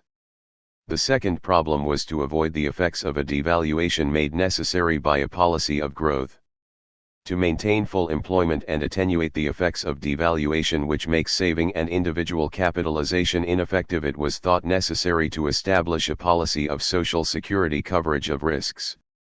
The model for the techniques for achieving these objectives was war, that is to say, the model of national solidarity which consists in not asking people why what happened to them happened, nor to what economic category they belong. Anything that happens to an individual in terms of shortage, accident, or unknown causes must be taken care of by the whole community in the name of national solidarity. These two objectives and this model explain why the English and French social policies were policies of collective consumption assured by a permanent redistribution of income, by a collective consumption and permanent redistribution which has to concern the whole population, with just some privileged sectors. In France, due to policies directed at increasing the birth rate, the family was seen as one of the sectors which had to be especially privileged, but generally speaking it was thought that it was up to the entire community to provide cover for the risks faced by individuals. Once these objectives have been fixed and this model for achieving them has been chosen, the question arises, of course, of whether such a policy, presented as a social policy, is necessarily an economic policy at the same time. In other words, does not this policy bring with it willy-nilly a whole series of economic effects which are in danger of introducing unforeseen consequences and, as it is said, perverse effects on the economy itself, which will disrupt the economic system and the social system? Several answers have been given to this question. Some say yes. Of course, this kind of policy will produce economic effects, but these are precisely the effects we are looking for. That is to say, for example, the redistribution of income and the equalization of income and consumption is precisely the effect sought, and social policy only has real meaning if it introduces some corrections and leveling within the economic regime which liberal policy itself and economic mechanisms in themselves could not guarantee. Others say, not at all. The social policy we envisage setting up, or which has been established since 1945, actually has no direct effect on the economy, or its effect on the economy is so adjusted to, so in conformity with the mechanisms of the economy themselves that it cannot disrupt them. It is very interesting to note that Laroque, the man who did not invent social security in France but who was behind its organization and devised its mechanism, in a text from 1947 or, I no longer remember, gave precisely this explanation and justification of social security. Precisely at the time that it was being set up, he said, "Don't worry, social security is not designed to produce and cannot have any economic effects other than beneficial ones." He defines social security in the following way: it is no more than a technique to ensure that each can provide for himself and those for whom he is responsible in every circumstance. What does providing for himself and those for whom he is responsible mean? It means, simply, establishing a mechanism such that social security contributions are deducted solely from wages, in other words, that there will be a virtual wage in addition to the wage really paid in monetary form. In truth, this is not an addition, but in fact you will have a total wage, part of which will be in the form of a wage strictly speaking, and the other part will be in the form of social benefits. In other words, social security costs are paid for by the wage itself, by the mass of wages, and by nothing else. This is not a solidarity imposed on non-wage earners for the benefit of wage earners, it is a solidarity imposed on the mass of wage earners for their own advantage, to the advantage, says Laroque, of their children and the aged. So this social security cannot be said to put a strain on the economy, to overburden it, or increase the costs of the economy. In fact, social security was just a particular way of paying what is no more than a wage. It does not put a strain on the economy. Even better, basically it enables us not to raise wages, and consequently its effect is to reduce the costs of the economy by pacifying social conflicts, by enabling wage claims to be less steep and pressing. This is what Laroque said in 1947, to explain the mechanism of social security that he had himself perfected. 30 years later, in 1976, a report appeared in the Revue Française d'Affaires Sociales, which is very interesting because it was written by some ENA** students as a study appraisal of 30 years of social security, and these students made the following observation. In the first place, they say, social security has a considerable economic impact, and this is linked, moreover, to the very way in which the basis for assessing contributions was defined. The impact, in fact, is on the cost of labor. Due to social security, labor becomes more expensive. When labor costs more, it is obvious that there will be a restrictive effect on employment, so there will be an increase in unemployment due directly to the increase in the cost of labor. There is equally an effect on international competition. Inasmuch as the existence of different social security regimes in different countries means that international competition is distorted, and distorted to the detriment of countries with the most comprehensive social insurance cover for risks. That is to say, here again there is a source of increasing unemployment. Finally, and still due to this increase in the cost of labor, there will be a speeding up of industrial concentration, and the development of monopolies and multinationals. So, they say, the policy of social security has obvious economic consequences. Second, not only do these consequences appear as a result of the cost of labor and produce a rise in unemployment, but on top of this, the way in which an upper limit is set for contributions, that is to say, the difference between contributions as a percentage of earnings, has effects on the distribution of income. Relying on a number of previous investigations, the ENA students were able to show that, for the same wage, instead of redistribution going * from the young to the old, from the unmarried to those with a family, from the healthy to the sick, due to the upper limit on contributions, there was in fact a wide spread of real incomes which advantaged the better off to the detriment of the worse off. So, they say, the way Social Security has operated for 30 years introduces a number of specifically economic effects. Now the objective of Social Security is not and should not be an economic objective. The ways in which it is financed should not, by distorting the law of the market, be an element of economic policy. Social Security must remain economically neutral. Here you find again, almost word for word, the same things I talked about last week, or 2 weeks ago, with regard to the German ordo-liberals' conception of social policy. Now this idea of a social policy whose effects are entirely neutralized from the economic point of view is already very clearly formulated right at the start of the period in which the neoliberal model was being set up in France by the finance minister of the time, Giscard d'Estaing, that is to say, in 1972. In a paper from 1972, in a colloquium organized by Stolaru, he said, "What is the economic function of the state, of any modern state? It is, first, a relative redistribution of income. Second, a subsidy in the form of the production of collective goods, and third, a regulation of economic processes ensuring growth and full employment." These are the traditional objectives of French economic policy which could still not be challenged at that time. However, what he does challenge is the link between these three economic functions of the state: redistribution, subsidy, and regulation. He draws attention to the fact that the French budget is constructed in such a way that it is quite possible to use the same sums of money for the construction of a highway or for a specifically social type of subsidy. This is intolerable, he says. In a sound policy we should completely separate that which corresponds to the needs of economic expansion from that which corresponds to the concern for solidarity and social justice. In other words, we should have two systems that as far as possible are impermeable to each other, two systems with two corresponding and completely distinct types of taxation, an economic tax and a social tax. Behind this statement of principle you can see the major idea that the economy must have its own rules and the social must have its specific objectives, but that they must be decoupled so that the economic process is not disrupted or damaged by social mechanisms, and so that the social mechanism has a limitation, a purity, as it were, such that it never intervenes in the economic process as a disruption. The problem is, how can we get such a separation between the economic and the social to work?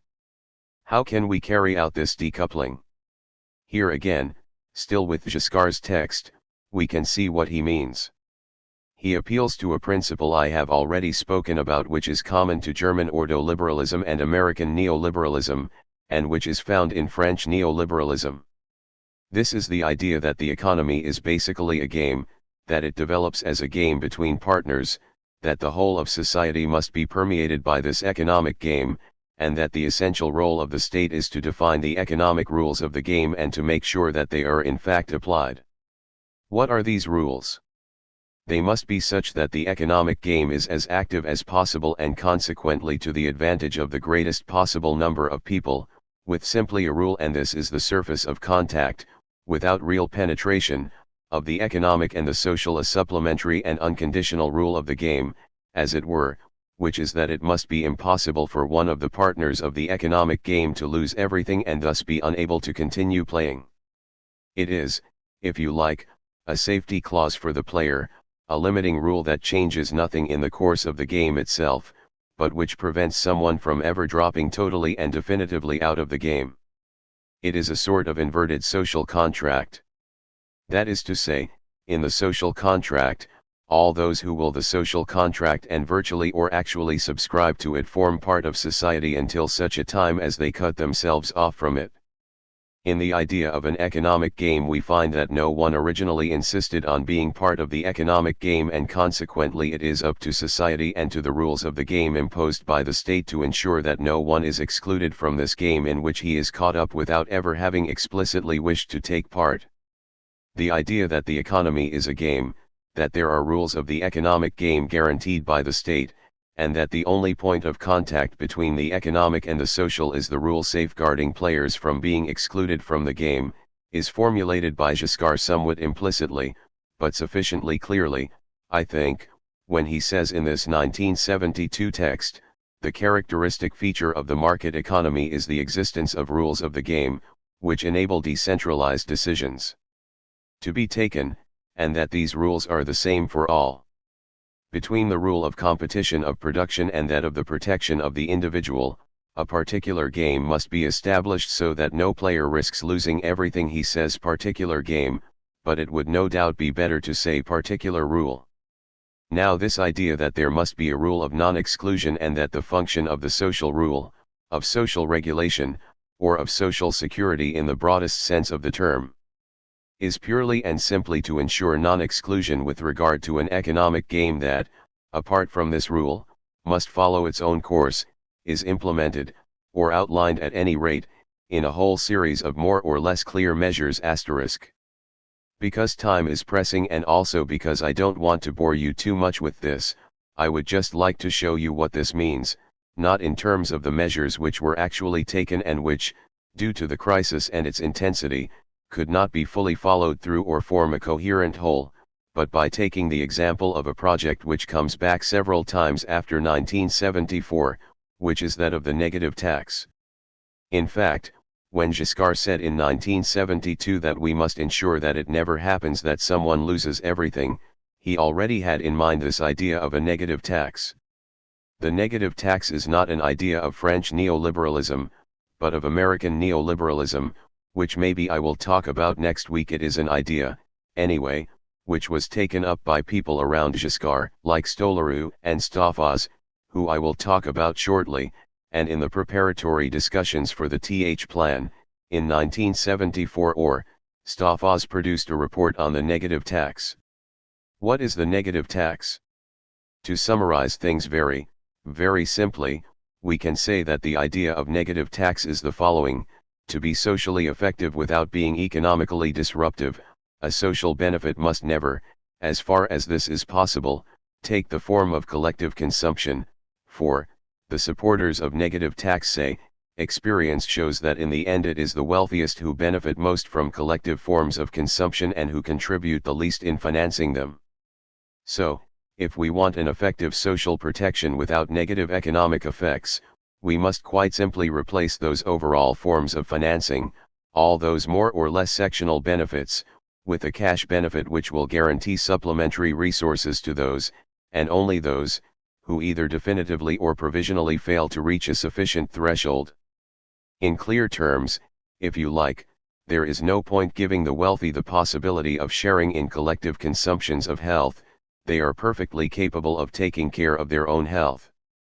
On the other hand, there is a category of individuals in society who, either definitively, because they are old or have a disability, or provisionally, because they have lost their job and are unemployed, cannot reach what society considers to be the proper level of consumption.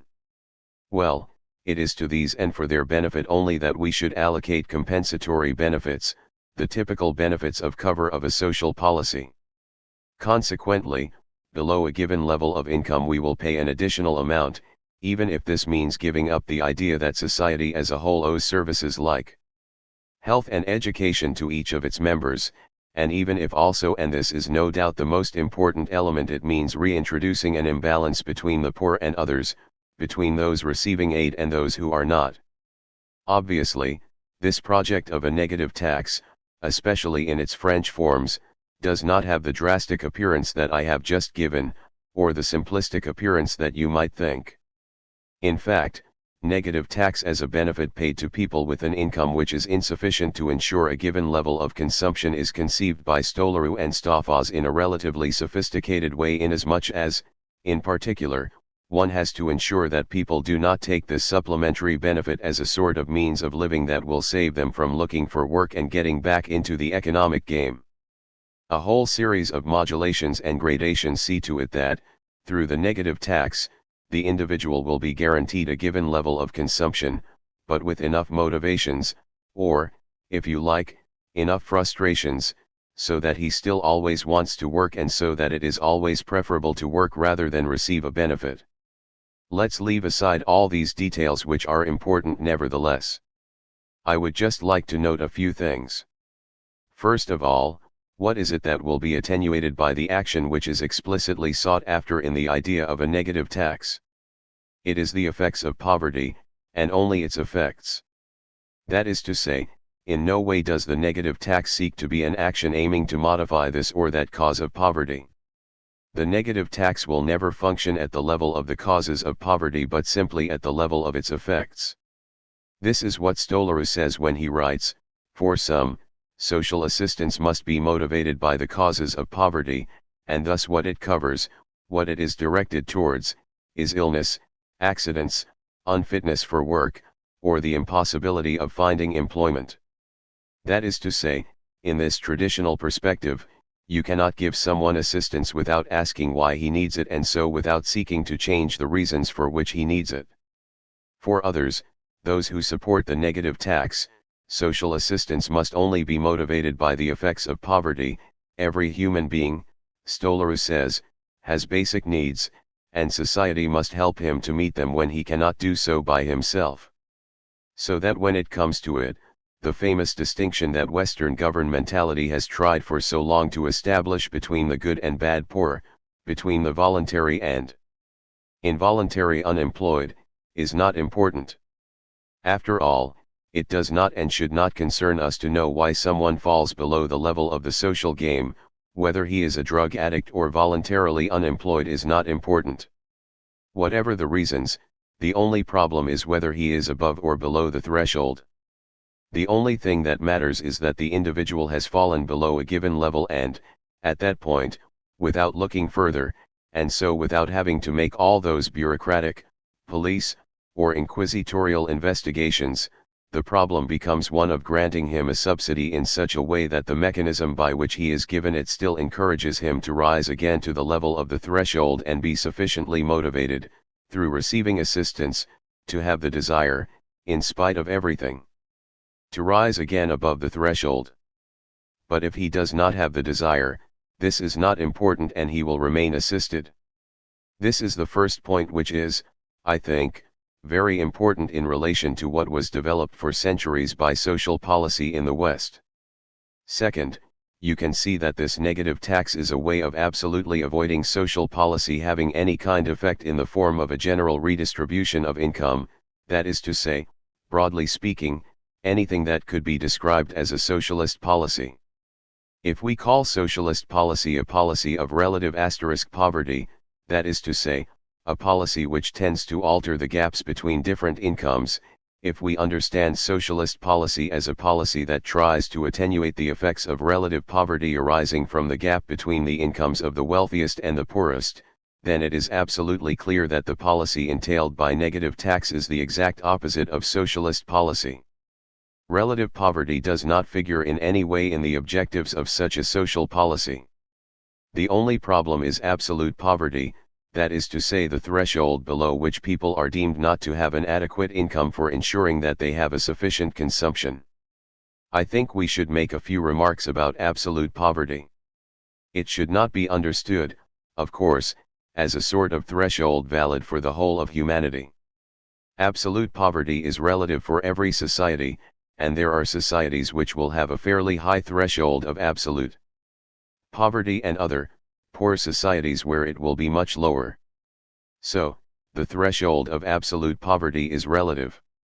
Second, and this is an important consequence, you can see that this reintroduces that category of the poor and of poverty that all social policies, certainly since liberation, but in reality all the policies of welfare, all the more or less socializing or socialized policies since the end of the 19th century, tried to get rid of.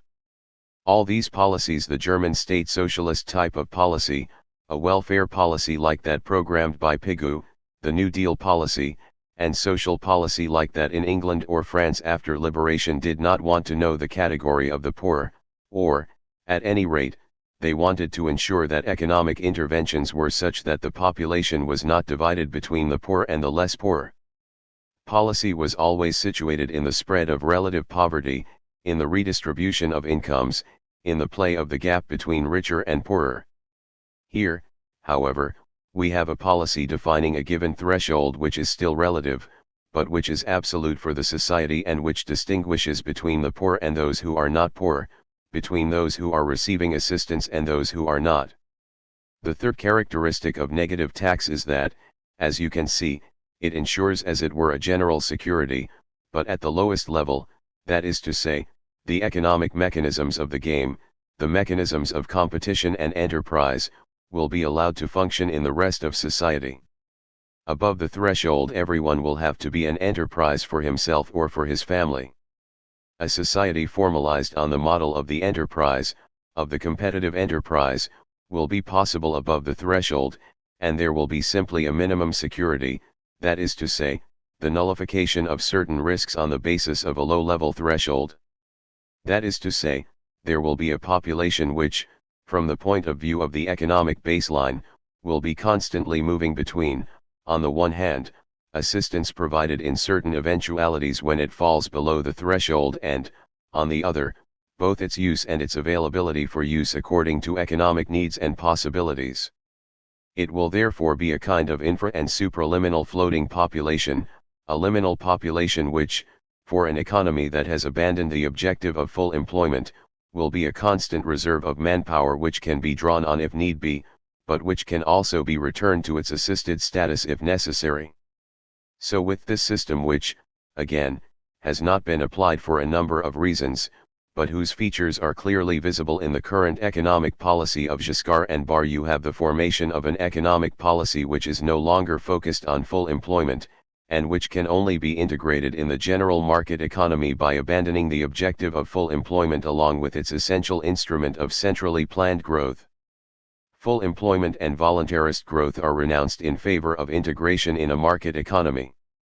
But this entails a fund of a floating population, of a liminal, infra- or supraliminal population, in which the assurance mechanism will enable each to live, after a fashion, and to live in such a way that he can always be available for possible work, if market conditions require it.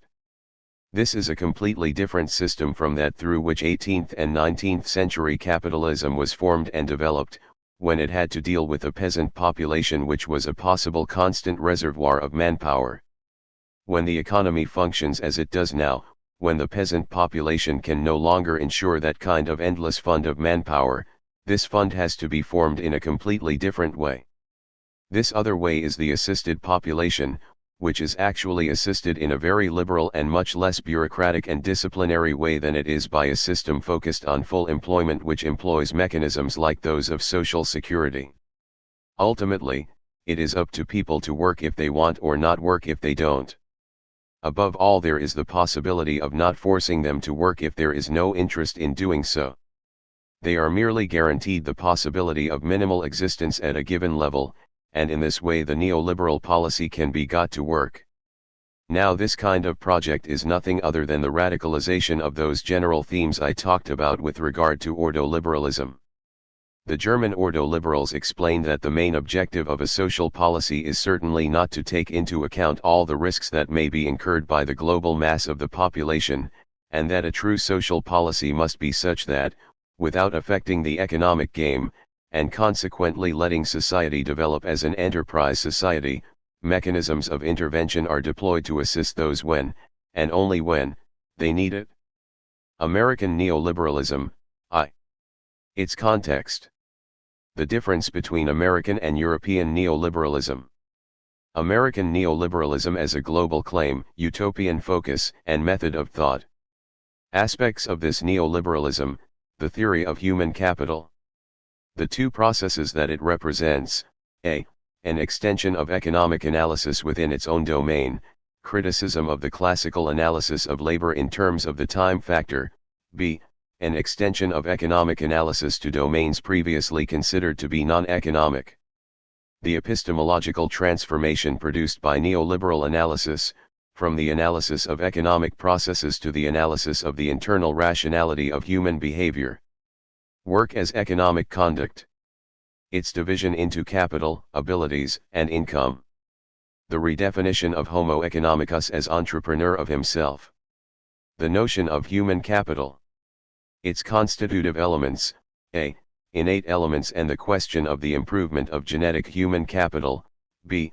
Acquired elements and the problem of the formation of human capital, education, health, etc. The interest of these analyses: resumption of the problem of social and economic innovation, Schumpeter. A new conception of the policy of growth. Today I would like to start talking to you about what is becoming a pet theme in France, American neoliberalism. Obviously, I will only consider some aspects and those that may have some relevance for the kind of analysis I am suggesting. Naturally, we will start with some banalities. American neoliberalism developed in a context not that different from the contexts in which German neoliberalism and what we could call French neoliberalism developed.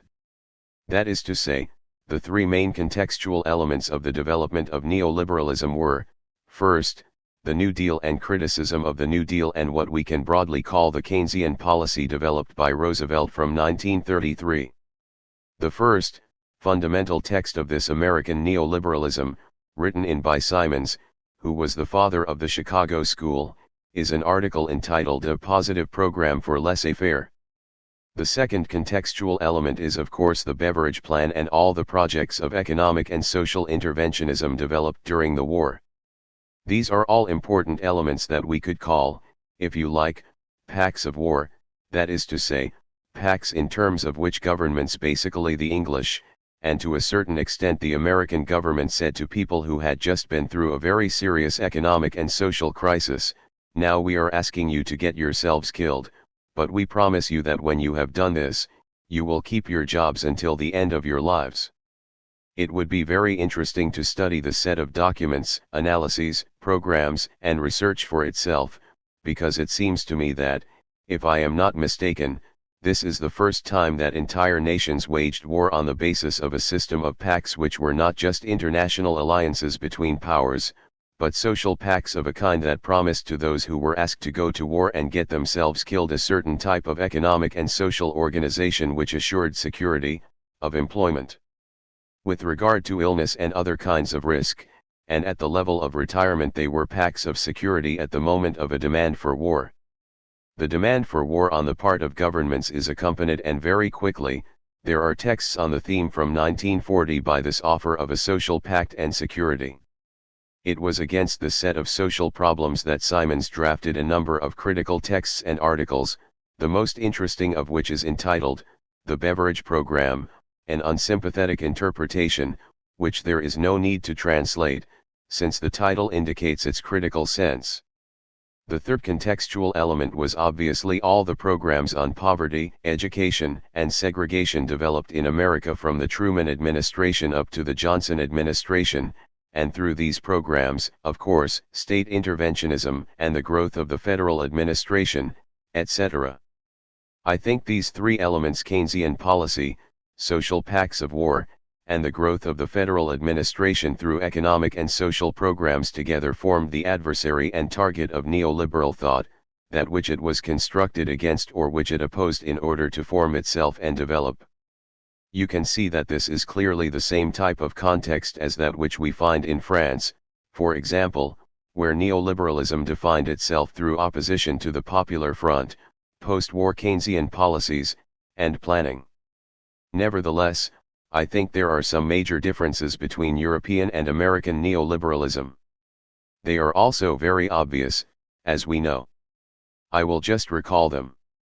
In the first place, American liberalism, at the moment of its historical formation, that is to say, very early on, from the 18th century, did not present itself, as in France, as a moderating principle with regard to a pre-existing raison d'etat, since liberal-type claims, and essentially economic claims moreover, were precisely the historical starting point for the formation of American independence. That is to say, liberalism played a role in America during the period of the War of Independence somewhat analogous to the role it played in Germany in 1948. Liberalism was appealed to as the founding and legitimizing principle of the state. The demand for liberalism founds the state rather than the state limiting itself through liberalism. I think this is one of the features of American liberalism. Second, for 2 centuries whether the issue has been one of economic policy, protectionism, the problem of gold and silver, or bimetallism, the question of slavery, the problem of the status and function of the judicial system, or the relation between individuals and different states, and between different states and the federal state, liberalism has, of course, always been at the heart of all political debate in America. We can say that the question of liberalism has been the recurrent element of all the political discussions and choices of the United States. Let's say that whereas in Europe the recurrent elements of political debate in the 19th century were either the unity of the nation, or its independence, or the rule of law, in the United States it was liberalism. Finally, third, in relation to this permanent ground of liberal debate, non-liberalism, by which I mean interventionist policies, whether in the form of Keynesian-style economics, planning, or economic and social programs, appeared, especially from the middle of the 20th century, as something extraneous and threatening inasmuch as it involved both introducing objectives which could be described as socializing and also as laying the basis of an imperialist and military state. Criticism of this non-liberalism was thus able to find a double foothold, on the right, precisely in the name of a liberal tradition historically and economically hostile to anything sounding socialist, and on the left, inasmuch as it was a question not only of criticism but also of daily struggle against the development of an imperialist and military state. Hence the ambiguity, or what appears to be an ambiguity in American neoliberalism, since it is brought into play and reactivated both by the right and the left. Anyway, I think we can say that for all these completely banal reasons I have just mentioned, American liberalism is not as it is in France at present, or as it was in Germany immediately after the war, just an economic and political choice formed and formulated by those who govern and within the governmental milieu.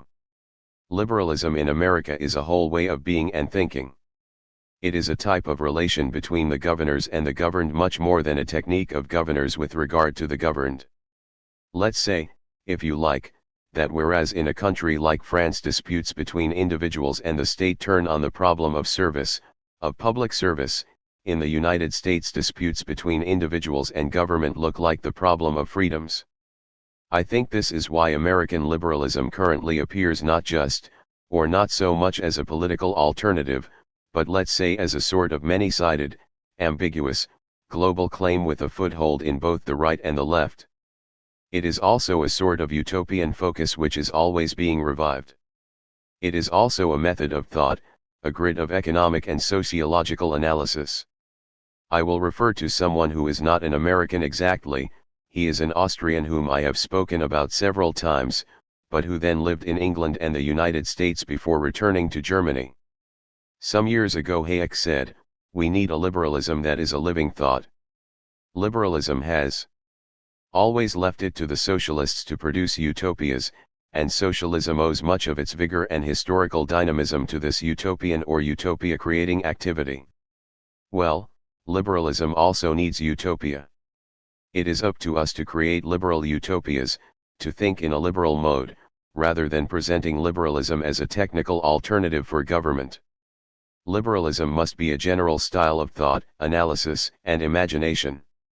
These then, baldly stated, are some of the general features that may enable us to make a bit of a distinction between American neoliberalism and the neoliberalism that we have seen implemented in Germany and France. It is precisely through this mode of thought, style of analysis, and this grid of historical and sociological decipherment that I would like to bring out some aspects of American neoliberalism, it being understood that I have no desire and it is not possible to study it in all its dimensions. In particular, I would like to consider two elements which are at once methods of analysis and types of programming, and which seem to me to be interesting in this American neoliberal conception. First, the theory of human capital, and second, for reasons you will be able to guess, of course, the problem of the analysis of criminality and delinquency. First, the theory of human capital. I think the interest of this theory of human capital is that it represents two processes, one that we could call the extension of economic analysis into a previously unexplored domain, and second, on the basis of this, the possibility of giving a strictly economic interpretation of a whole domain previously thought to be non-economic. First, an extension of economic analysis within, as it were, its own domain, but precisely on a point where it had remained blocked or at any rate suspended. In effect, the American neoliberals say this: it is strange that classical political economy has always solemnly declared that the production of goods depends on three factors: land, capital, and labor, while leaving the third unexplored. It has remained, in a way, a blank sheet on which the economists have written nothing. Of course, we can say that Adam Smith's economics does begin with a reflection on labor, inasmuch as for Smith the division of labor and its specification is the key which enabled him to construct his economic analysis. But apart from this sort of first step, this first opening, and since that moment, classical political economy has never analyzed labor itself, or rather it has constantly striven to neutralize it, and to do this by reducing it exclusively to the factor of time. This is what Ricardo did when, wishing to analyze the nature of the increase of labor, the labor factor, he only ever defined this increase in a quantitative way according to the temporal variable. That is to say, he thought that the increase or change of labor, the growth of the labor factor, could be nothing other than the presence of an additional number of workers on the market, that is to say, the possibility of employing more hours of labor thus made available to capital. Consequently, there is a neutralization of the nature itself of labor, to the advantage of this single quantitative variable of hours of work and time, and basically classical economics never got out of this Ricardian reduction of the problem of labor to the simple analysis of the quantitative variable of time. And then we find an analysis, or rather non-analysis of labor in Keynes, which is not so different or any more developed than Ricardo's analysis. What is labor according to Keynes? It is a factor of production, a productive factor, but which in itself is passive and only finds employment, activity, and actuality thanks to a certain rate of investment, and on condition clearly that this is sufficiently high. Starting from this criticism of classical economics and its analysis of labor, the problem for the neoliberals is basically that of trying to introduce labor into the field of economic analysis. A number of them attempted this, the first being Theodor Schultz, who published a number of articles in the years 1950, 1960, the result of which was a book published with the title Investment in Human Capital. More or less at the same time, Gary Becker published a book with the same title, and then there is a third text by Mincer, which is quite fundamental and more concrete and precise than the others, On the School and Wages, which appeared in 1975. In truth, the charge made by neoliberalism that classical economics forgets labor and has never subjected it to economic analysis may seem strange when we think that, even if it is true that Ricardo entirely reduced the analysis of labor to the analysis of the quantitative variable of time, on the other hand there was someone called Marx who, and so on. Fine. The neoliberals practically never argue with Marx for reasons that we may think are to do with economic snobbery. It's not important. But if they took the trouble to argue with Marx, I think it is quite easy to see what they could say about his analysis. They would say, it is quite true that Marx makes labor the linchpin, one of the essential linchpins, of his analysis. But what does he do when he analyzes labor? What is it that he shows the worker sells? Not his labor, but his labor power. He sells his labor power for a certain time against a wage established on the basis of a given situation of the market corresponding to the balance between the supply and demand of labor power. And the work performed by the worker is work that creates a value, part of which is extorted from him. Marx clearly sees in this process the very mechanics or logic of capitalism. And in what does this logic consist? Well, it consists in the fact that the labor in all this is abstract, that is to say, the concrete labor transformed into labor power, measured by time, put on the market and paid by wages, is not concrete labor, it is labor that has been cut off from its human reality, from all its qualitative variables, and precisely this is indeed, in fact, what Marx shows. The logic of capital reduces labor to labor power and time. It makes it a commodity and reduces it to the effects of value produced. Now, say the neoliberals, and this is precisely where their criticism departs from the criticism made by Marx. What is responsible for this abstraction?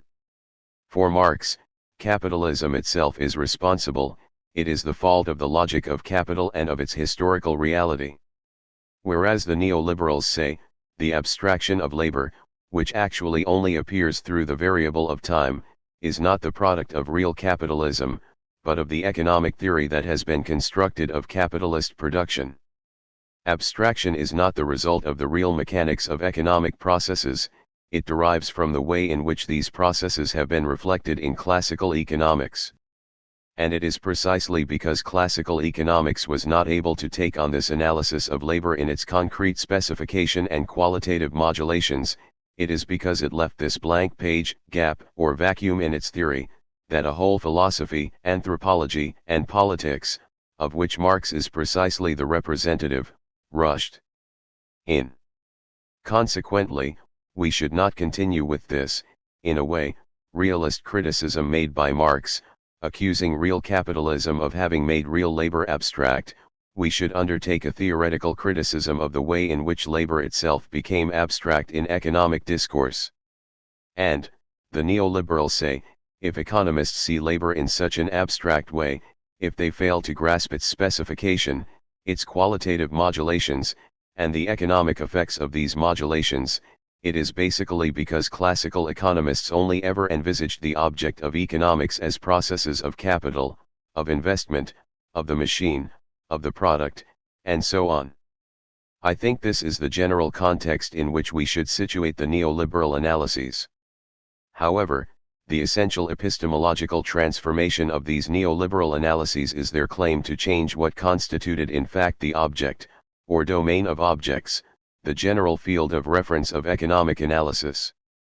In practice, economic analysis, from Adam Smith to the beginning of the 20th century, broadly speaking takes as its object the study of the mechanisms of production, the mechanisms of exchange, and the data of consumption within a given social structure, along with the interconnections between these three mechanisms. Now, for the neoliberals, economic analysis should not consist in the study of these mechanisms, but in the nature and consequences of what they call substitutable choices, that is to say, the study and analysis of the way in which scarce means are allocated to competing ends, that is to say, to alternative ends which cannot be superimposed on each other. In other words, we have scarce means, and we do not have a single end or cumulative ends for which it is possible to use these means, but ends between which we must choose, and the starting point and general frame of reference for economic analysis should be the way in which individuals allocate these scarce means to alternative ends. In this they return to, or rather put to work, a definition of the object of economics which was put forward around 1930 or, I no longer remember, by Robbins, who, in this respect at least, may also be taken as one of the founders of the doctrine of economic liberalism. Economics is the science of human behavior as a relationship between ends and scarce means which have mutually exclusive uses. You can see that this definition of economics does not identify its task as the analysis of a relational mechanism between things or processes, like capital, investment, and production, into which, given this, labor is in some way inserted only as a cog. It adopts the task of analyzing a form of human behavior and the internal rationality of this human behavior. Analysis must try to bring to light the calculation which, moreover, may be unreasonable, blind, or inadequate, through which one or more individuals decided to allot given scarce resources to this end rather than another. Economics is not therefore the analysis of processes, it is the analysis of an activity. So it is no longer the analysis of the historical logic of processes, it is the analysis of the internal rationality, the strategic programming of individuals' activity. This means undertaking the economic analysis of labor. What does bringing labor back into economic analysis mean? It does not mean knowing where labor is situated between, let's say, capital and production. The problem of bringing labor back into the field of economic analysis is not one of asking about the price of labor, or what it produces technically, or what is the value added by labor. The fundamental, essential problem, anyway the first problem which arises when one wants to analyze labor in economic terms, is how the person who works uses the means available to him. That is to say, to bring labor into the field of economic analysis, we must put ourselves in the position of the person who works. We will have to study work as economic conduct practiced, implemented, rationalized, and calculated by the person who works. What does working mean for the person who works? What system of choice and rationality does the activity of work conform to? As a result, on the basis of this grid which projects a principle of strategic rationality on the activity of work, we will be able to see in what respects and how the qualitative differences of work may have an economic type of effect. So we adopt the point of view of the worker and, for the first time, ensure that the worker is not present in the economic analysis as an object, the object of supply and demand in the form of labor power, but as an active economic subject. Fine, how do we set about this task? People like Schultz and Becker say, why, in the end, do people work? They work, of course, to earn a wage. What is a wage? A wage is quite simply an income. From the point of view of the worker, the wage is an income, not the price at which he sells his labor power. Here, the American neoliberals refer to the old definition, which goes right back to the start of the 20th century, of Irving Fisher, who said, "What is an income? How can we define an income? An income is quite simply the product or return on a capital. Conversely, we will call capital everything that in one way or another can be a source of future income. Consequently, if we accept on this basis that the wage is an income, then the wage is therefore the income of a capital. Now what is the capital of which the wage is the income?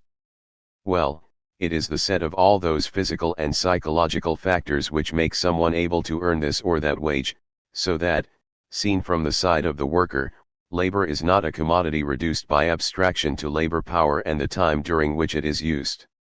Broken down in economic terms, from the worker's point of view, labor comprises a capital, that is to say, it as an ability, a skill, as they say, it is a machine. And on the other side it is an income, a wage, or rather, a set of wages, as they say, an earnings stream. This breakdown of labor into capital and income obviously has some fairly important consequences. First, if capital is thus defined as that which makes a future income possible, this income being a wage, then you can see that it is a capital which in practical terms is inseparable from the person who possesses it. To that extent it is not like other capitals. Ability to work, skill, the ability to do something cannot be separated from the person who is skilled and who can do this particular thing. In other words, the worker's skill really is a machine, but a machine which cannot be separated from the worker himself, which does not exactly mean, as economic, sociological, or psychological criticism said traditionally, that capitalism transforms the worker into a machine and alienates him as a result. We should think of the skill that is united with the worker as, in a way, the side through which the worker is a machine, but a machine understood in the positive sense, since it is a machine that produces an earnings stream. An earnings stream and not an income, precisely because the machine constituted by the worker's ability is not, as it were, sold from time to time on the labor market against a certain wage. In reality, this machine has a lifespan, a length of time in which it can be used, an obsolescence, and an aging. So that we should think of the machine constituted by the worker's ability, the machine constituted by, if you like, ability and worker individually bound together, as being remunerated over a period of time by a series of wages which, to take the simplest case, will begin by being relatively low when the machine begins to be used, then will rise, and then will fall with the machine's obsolescence or the aging of the worker insofar as he is a machine. We should therefore view the whole as a machine/stream complex, say the neo-economists. All this is in Schultz, is it not? It is therefore a machine-stream ensemble, and you can see that we are at the opposite extreme of a conception of labor power sold at the market price to a capital invested in an enterprise. This is not a conception of labor power, it is a conception of capital ability which, according to diverse variables, receives a certain income that is a wage, an income wage, so that the worker himself appears as a sort of enterprise for himself. Here, as you can see, the element I pointed out earlier in German neoliberalism, and to an extent in French neoliberalism, is pushed to the limit, that is to say, the idea that the basic element to be deciphered by economic analysis is not so much the individual, or processes and mechanisms, but enterprises. An economy made up of enterprise units, a society made up of enterprise units, is at once the principle of decipherment linked to liberalism and its programming for the rationalization of a society and an economy. I would say that in a sense, and this is what is usually said, neoliberalism appears under these conditions as a return to Homo economicus. This is true, but as you can see, with a considerable shift, since what is Homo economicus, economic man, in the classical conception? Well, he is the man of exchange, the partner, one of the two partners in the process of exchange. And this Homo economicus, partner of exchange, entails, of course, an analysis in terms of utility of what he is himself, a breakdown of his behavior and ways of doing things, which refer, of course, to a problematic of needs, since on the basis of these needs it will be possible to describe or define, or anyway found, a utility which leads to the process of exchange. The characteristic feature of the classical conception of Homo economicus is the partner of exchange and the theory of utility based on a problematic of needs. In neoliberalism, and it does not hide this, it proclaims that there is also a theory of Homo economicus, but he is not at all a partner of exchange. Homo economicus is an entrepreneur of himself. This is true to the extent that, in practice, the stake in all neoliberal analyses is the replacement every time of Homo economicus as partner of exchange with a Homo economicus as entrepreneur of himself, being for himself his own capital, being for himself his own producer, being for himself the source of his earnings. And I will not talk about it here, because it would take too long, but in Gary Becker there is a very interesting theory of consumption, in which he says, we should not think at all that consumption simply consists in being someone in a process of exchange who buys and makes a monetary exchange in order to obtain some products. The man of consumption is not one of the terms of exchange. The man of consumption, insofar as he consumes, is a producer. What does he produce? Well, quite simply, he produces his own satisfaction. And we should think of consumption as an enterprise activity by which the individual, precisely on the basis of the capital he has at his disposal, will produce something that will be his own satisfaction. Consequently, the theory, the classical analysis trotted out 100 times of the person who is a consumer on the one hand, but who is also a producer, and who, because of this, is, as it were, divided in relation to himself, as well as all the sociological analyses, for they have never been economic analyses of mass consumption, of consumer society, and so forth, do not hold up and have no value in relation to an analysis of consumption in the neoliberal terms of the activity of production. So, even if there really is a return to the idea of Homo economicus as the analytical grid of economic activity, there is a complete change in the conception of this Homo economicus. So, we arrive at this idea that the wage is nothing other than the remuneration, the income allocated to a certain capital, a capital that we will call human capital, inasmuch as the ability machine of which it is the income cannot be separated from the human individual who is its bearer. How is this capital made up? It is at this point that the reintroduction of labor or work into the field of economic analysis will make it possible, through a sort of acceleration or extension, to move on to the economic analysis of elements which had previously totally escaped it. In other words, the neoliberals say that labor was in principle part of economic analysis, but the way in which classical economic analysis was conducted was incapable of dealing with this element. Good, we do deal with it. And when they make this analysis, and do so in the terms I have just described, they are led to study the way in which human capital is formed and accumulated, and this enables them to apply economic analyses to completely new fields and domains. How is human capital made up? Well, they say, it is made up of innate elements and other, acquired elements. Let's talk about the innate elements. There are those we can call hereditary, and others which are just innate, differences which are, of course, self-evident for anyone with the vaguest acquaintance with biology.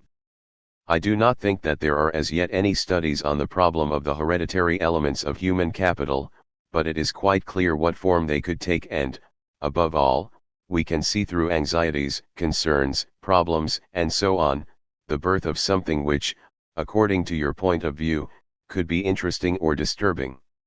In actual fact, in the, I was going to say, classical analyses of these neoliberals, in the analyses of Schultz or Becker, for example, it is indeed said that the formation of human capital only has interest and only becomes relevant for the economists inasmuch as this capital is formed thanks to the use of scarce means, to the alternative use of scarce means for a given end.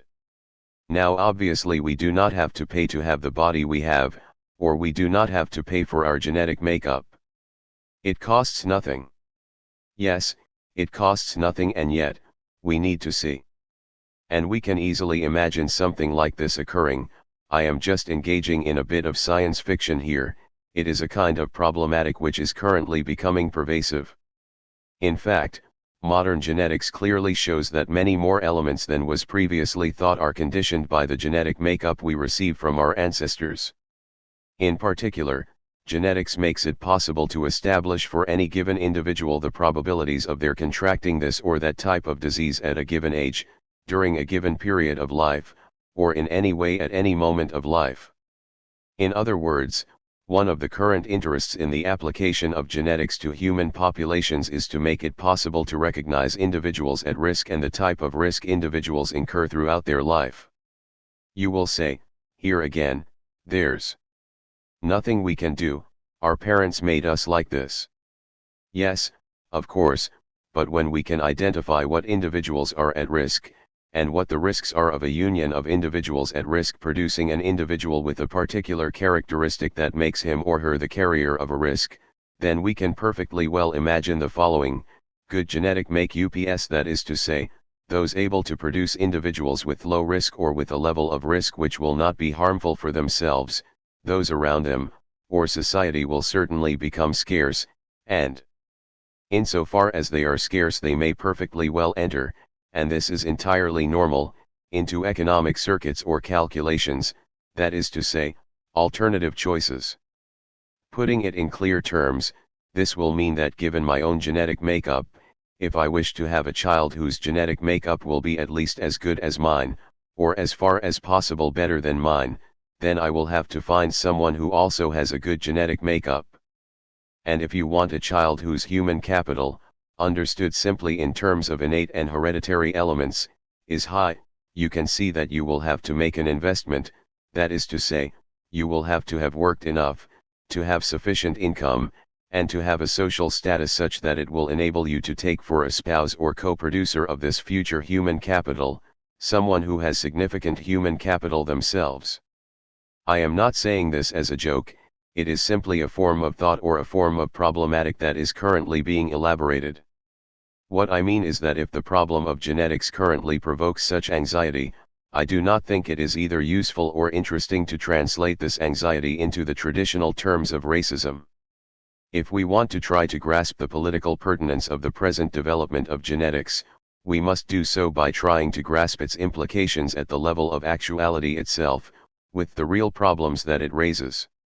And as soon as a society poses itself the problem of the improvement of its human capital in general, it is inevitable that the problem of the control, screening, and improvement of the human capital of individuals, as a function of unions and consequent reproduction, will become actual, or at any rate, called for. So, the political problem of the use of genetics arises in terms of the formation, growth, accumulation, and improvement of human capital.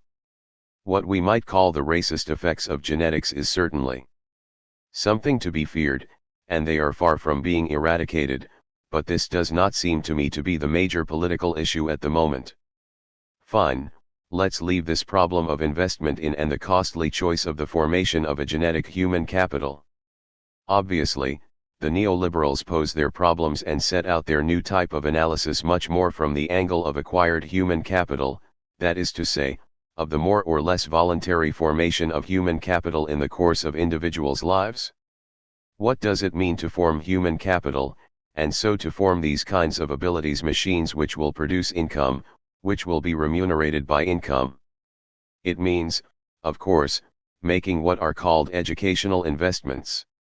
In truth, we have not had to wait for the neoliberals to measure some of the effects of these educational investments, whether this involves school instruction strictly speaking, or professional training, and so on. But the neoliberals lay stress on the fact that what should be called educational investment is much broader than simple schooling or professional training, and that many more elements than these enter into the formation of human capital. What constitutes this investment that forms an abilities machine? Experimentally, on the basis of observations, we know it is constituted by, for example, the time parents devote to their children outside of simple educational activities strictly speaking.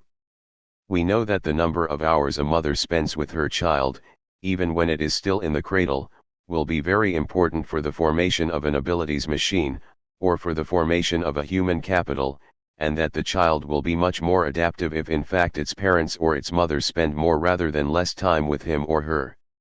This means that it must be possible to analyze the simple time parents spend feeding their children, or giving them affection as investment which can form human capital.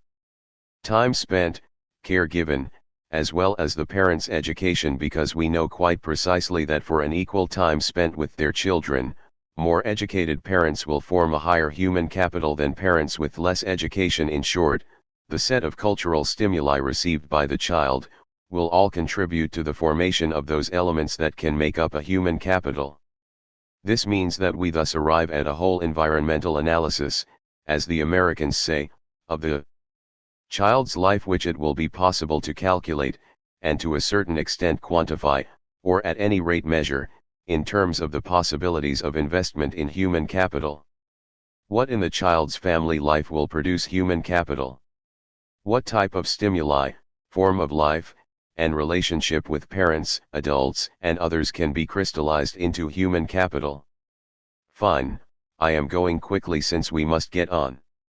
In the same way, we can analyze medical care and, generally speaking, all activities concerning the health of individuals, which will thus appear as so many elements which enable us, first, to improve human capital, and second, to preserve and employ it for as long as possible. Thus, all the problems of health care and public hygiene must, or at any rate, can be rethought as elements which may or may not improve human capital. In the elements making up human capital we should also include mobility, that is to say, an individual's ability to move around, and migration in particular. Because migration obviously represents a material cost, since the individual will not be earning while he is moving, but there will also be a psychological cost for the individual establishing himself in his new milieu.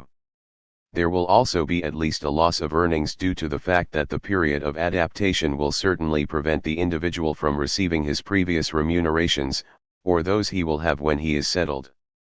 All these negative elements show that migration has a cost. What is the function of this cost? It is to obtain an improvement of status, of remuneration, and so on, that is to say, it is an investment.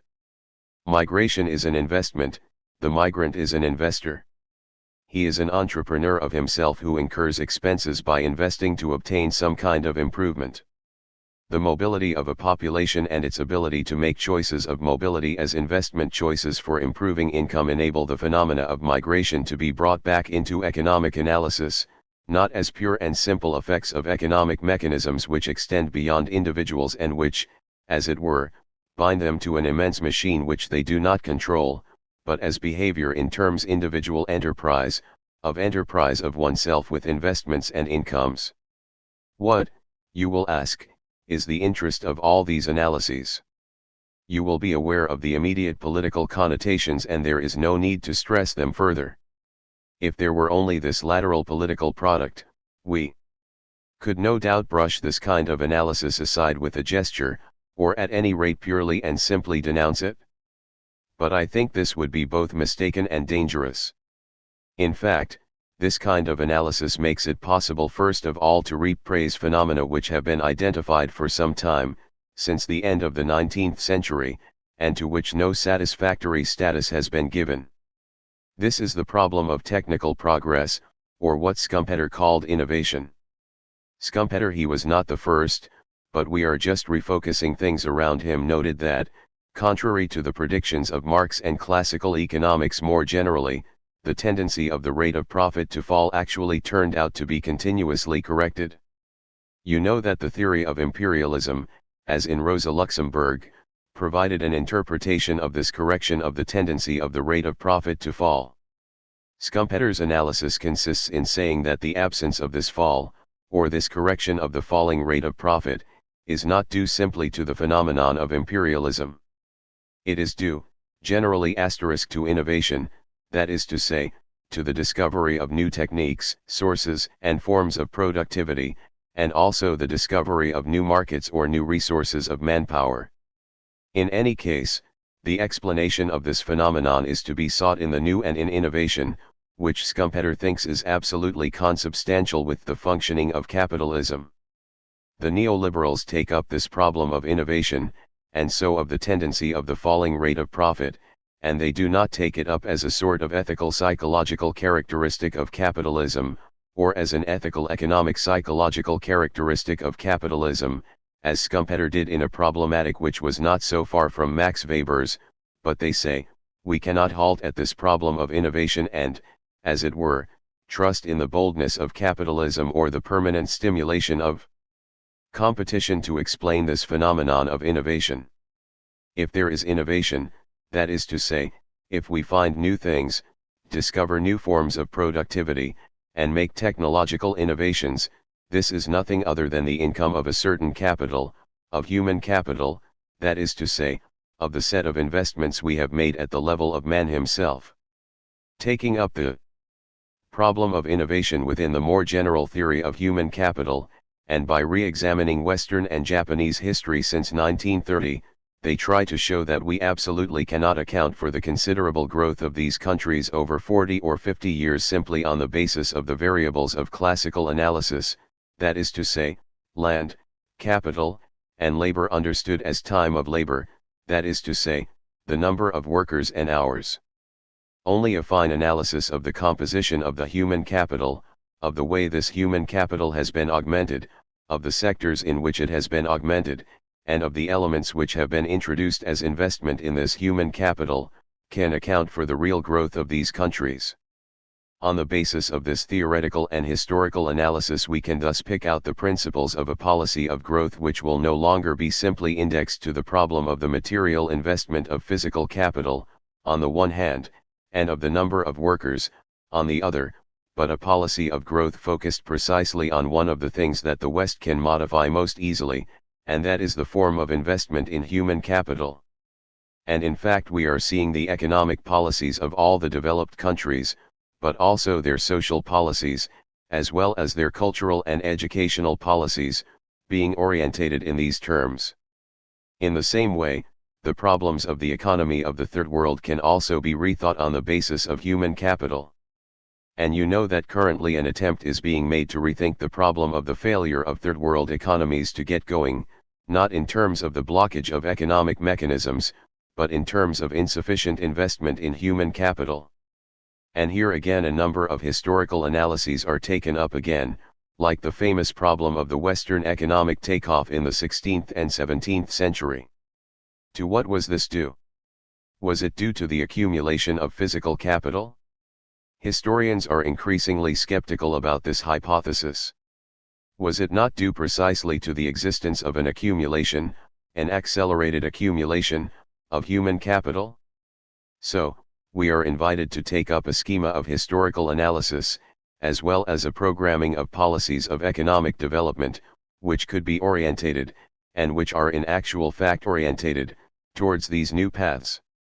Of course, this does not mean eliminating the elements, the political connotations I referred to a moment ago, but rather of showing how these political connotations owe their seriousness, their density, or, if you like, their coefficient of threat to the very effectiveness of the analysis and programming of the processes I am talking about. American neoliberalism, 2. The application of the economic grid to social phenomena. Return to the ordoliberal problematic, the ambiguities of the Gesellschaftspolitik. The generalization of the enterprise form in the social field. Economic policy and vital politic, a society for the market and against the market. The unlimited generalization of the economic form of the market in American neoliberalism, principle of the intelligibility of individual behavior and critical principle of governmental interventions. Aspects of American neoliberalism, delinquency and penal policy. Historical reminder, the problem of the reform of penal law at the end of the 18th century. Economic calculation and principle of legality. The parasitic invasion of the law by the norm in the 19th century and the birth of criminal anthropology. The neoliberal analysis, the definition of crime, the description of the criminal subject as homo economicus, the status of the penalty as instrument of law enforcement. The example of the drugs market. Consequences of this analysis: a. Anthropological erasure of the criminal, b. Putting the disciplinary model out of play. Today I would like to talk a little about one aspect of American neoliberalism, that is to say, the way in which the American neoliberals try to use the market economy and the typical analyses of the market economy to decipher non-market relationships and phenomena which are not strictly and specifically economic but what we call social phenomena. In other words, this means that I want to talk about the application of the economic grid to a field which since the 19th century, and we can no doubt say already at the end of the 18th century, was defined in opposition to the economy, or at any rate, as complementary to the economy, as that which in itself, in its own structure and processes, does not fall within the economy, even though the economy itself is situated within this domain. In other words again, what I think is at stake in this kind of analysis is the problem of the inversion of the relationships of the social to the economic. Let's go back to the theme of German liberalism, or ordoliberalism. You recall that in this conception of Eucken, Ropke, Müller-Armack, and others the market was defined as a principle of economic regulation indispensable to the formation of prices and so to the consistent development of the economic process. What was the government's task in relation to this principle of the market as the indispensable regulating function of the economy?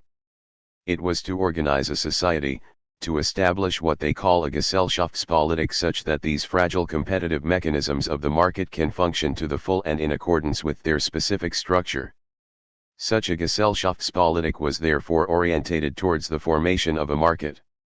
It was a policy that had to take charge of social processes and take them into account in order to make room for a market mechanism within them. But what did this policy of society, this Gesellschaftspolitik, have to consist in for it to succeed in constituting a market space in which competitive mechanisms could really function despite their intrinsic fragility? It consisted in a number of objectives which I have talked about, such as, for example, avoiding centralization, encouraging medium-sized enterprises, support for what they call non-proletarian enterprises, that is to say, broadly, craft enterprises, small businesses, etc., increasing access to property ownership, trying to replace the social insurance of risk with individual insurance, and also regulating all the multiple problems of the environment. Obviously, this Gesellschaftspolitik includes a number of ambiguities and raises a number of questions. There is the question, for example, of its purely optative and light asterisk character in comparison with the heavy and far more real processes of the economy. There is also the fact that it entails a weight, a field, an extraordinarily large number of interventions which raise the question of whether they do in fact correspond to the principle that they must not act directly on the economic process but only intervene in favor of the economic process. In short, there are a number of questions and ambiguities, but I would like to emphasize the following: in this idea of a Gesellschaftspolitik there is what I would call an economic ethical ambiguity around the notion of enterprise itself, because what does it mean to conduct a Gesellschaftspolitik in the sense this is given by Ropke, Rusto, and Müller-Armack? On one side it means generalizing the enterprise form within the social body or social fabric. It means taking this social fabric and arranging things so that it can be broken down, subdivided, and reduced, not according to the grain of individuals, but according to the grain of enterprises. The individual's life must be lodged, not within a framework of a big enterprise like the firm or, if it comes to it, the state, but within the framework of a multiplicity of diverse enterprises connected up to and entangled with each other, enterprises which are in some way ready to hand for the individual, sufficiently limited in their scale for the individual's actions, decisions, and choices to have meaningful and perceptible effects, and numerous enough for him not to be dependent on one alone. And finally, the individual's life itself with his relationships to his private property, for example, with his family, household, insurance, and retirement must make him into a sort of permanent and multiple enterprise. So this way of giving a new form to society according to the model of the enterprise, or of enterprises, and down to the fine grain of its texture, is an aspect of the German ordoliberals Gesellschaftspolitik. What is the function of this generalization of the enterprise asterisk form? On the one hand, of course, it involves extending the economic model of supply and demand and of investment costs profit so as to make it a model of social relations and of existence itself, a form of relationship of the individual to himself, time, those around him, the group, and the family. So, it involves extending this economic model. On the other hand, the ordoliberal idea of making the enterprise the universally generalized social model functions in their analysis or program as a support to what they designate as the reconstruction of a set of what could be called warm moral and cultural values which are presented precisely as antithetical to the cold mechanism of competition. The enterprise schema involves acting so that the individual, to use the classical and fashionable terminology of their time, is not alienated from his work environment, from the time of his life, from his household, his family, and from the natural environment. It is a matter of reconstructing concrete points of anchorage around the individual which form what Rusto called the vital politic. The return to the enterprise is therefore at once an economic policy or a policy of the economization of the entire social field, of an extension of the economy to the entire social field, but at the same time a policy which presents itself or seeks to be a kind of vital politic with the function of compensating for what is cold, impassive, calculating, rational, and mechanical in the strictly economic game of competition. The enterprise society imagined by the ordoliberals is therefore a society for the market and a society against the market, a society oriented towards the market and a society that compensates for the effects of the market in the realm of values and existence. This is what Rusto said in the Walter Lippmann colloquium I have talked about, we have to organize the economy of the social body according to the rules of the market economy, but the fact remains that we still have to satisfy new and heightened needs for integration. This is the vital politic.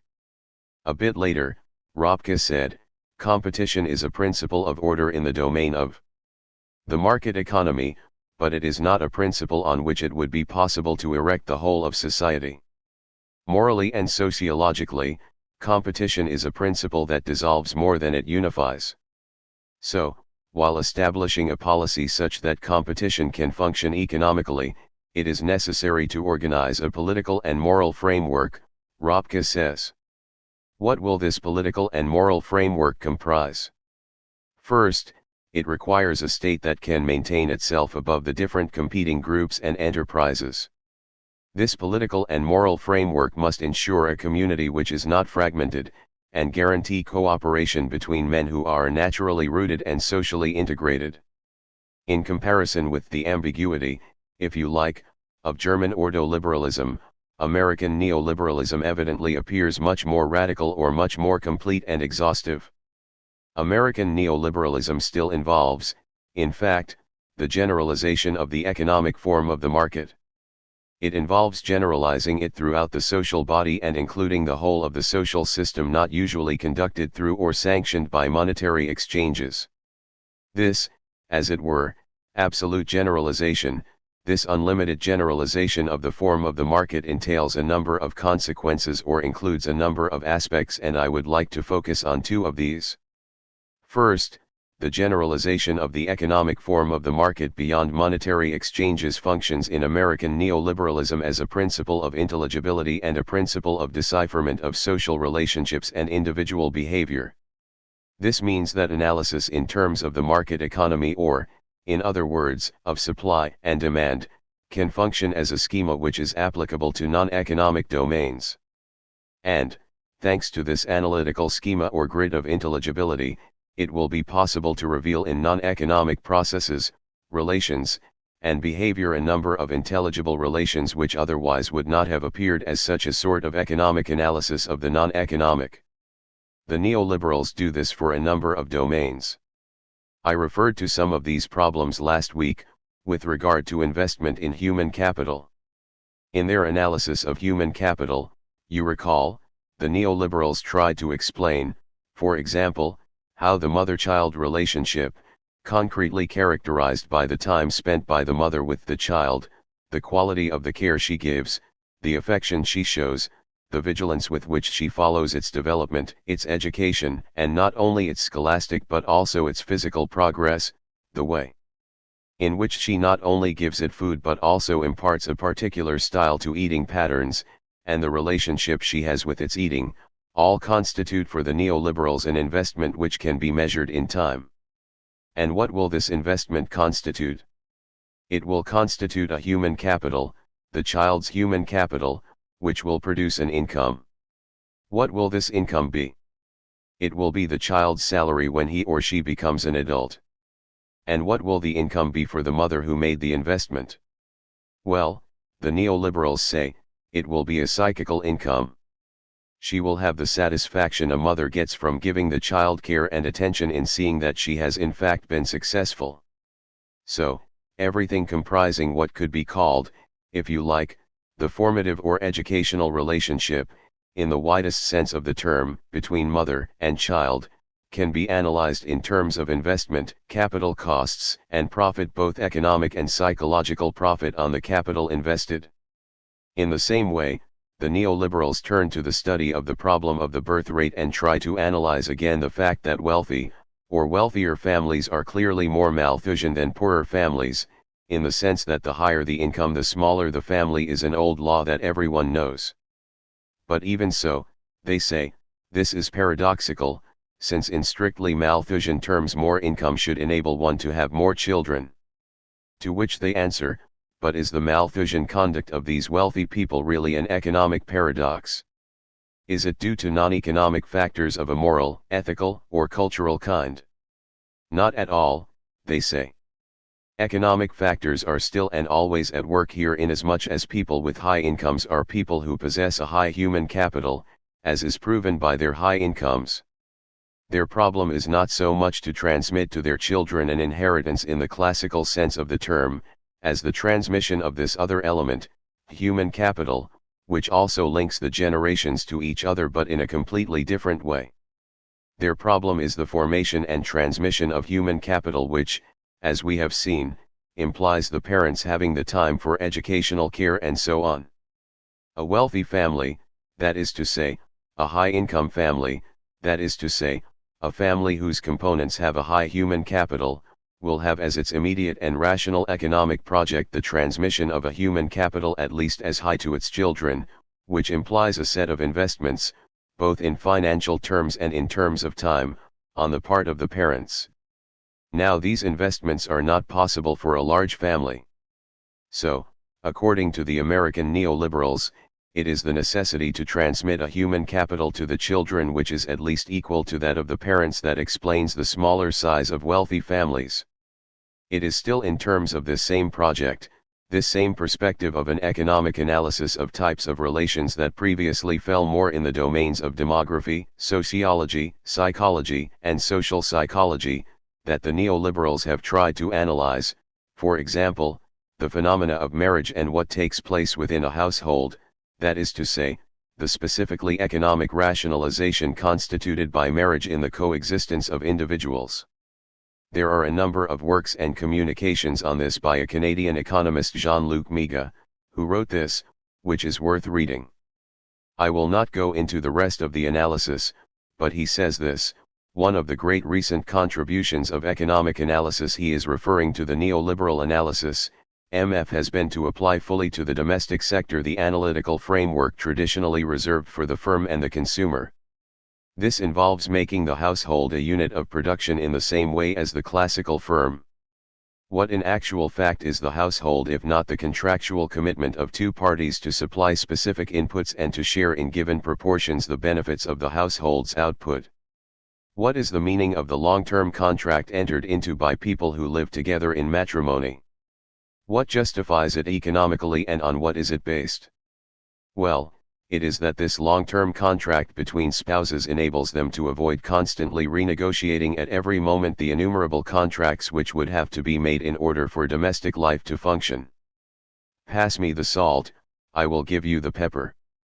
This type of negotiation is resolved, as it were, by a long-term contract, which is the marriage contract itself, which enables what the neoliberals call, and I think they are not the only ones to call it this, moreover, an economy to be made at the level of transaction costs. If you had to make a transaction for each of these actions, there would be a cost of time, and therefore an economic cost, that would be absolutely insuperable for the individuals. It is resolved by the marriage contract.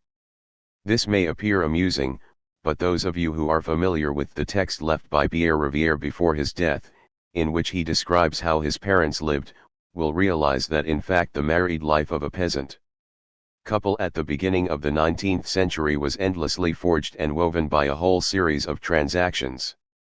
I will work on your field, the man says to the woman, but on condition that I can make love with you.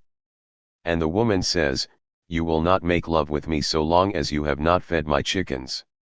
In a process like this we see a sort of endless transaction emerging, in relation to which the marriage contract was supposed to constitute a form of general economy to avoid having to renegotiate at every moment. And in a way, the relationship between the father and the mother, between the man and the woman, was just the daily unfolding of this kind of contractualization of their common life, and all these conflicts were nothing other than the actualization of the contract. But at the same time the contract did not perform its role. In actual fact it did not enable an economy to be made on the transaction costs that it should have assured.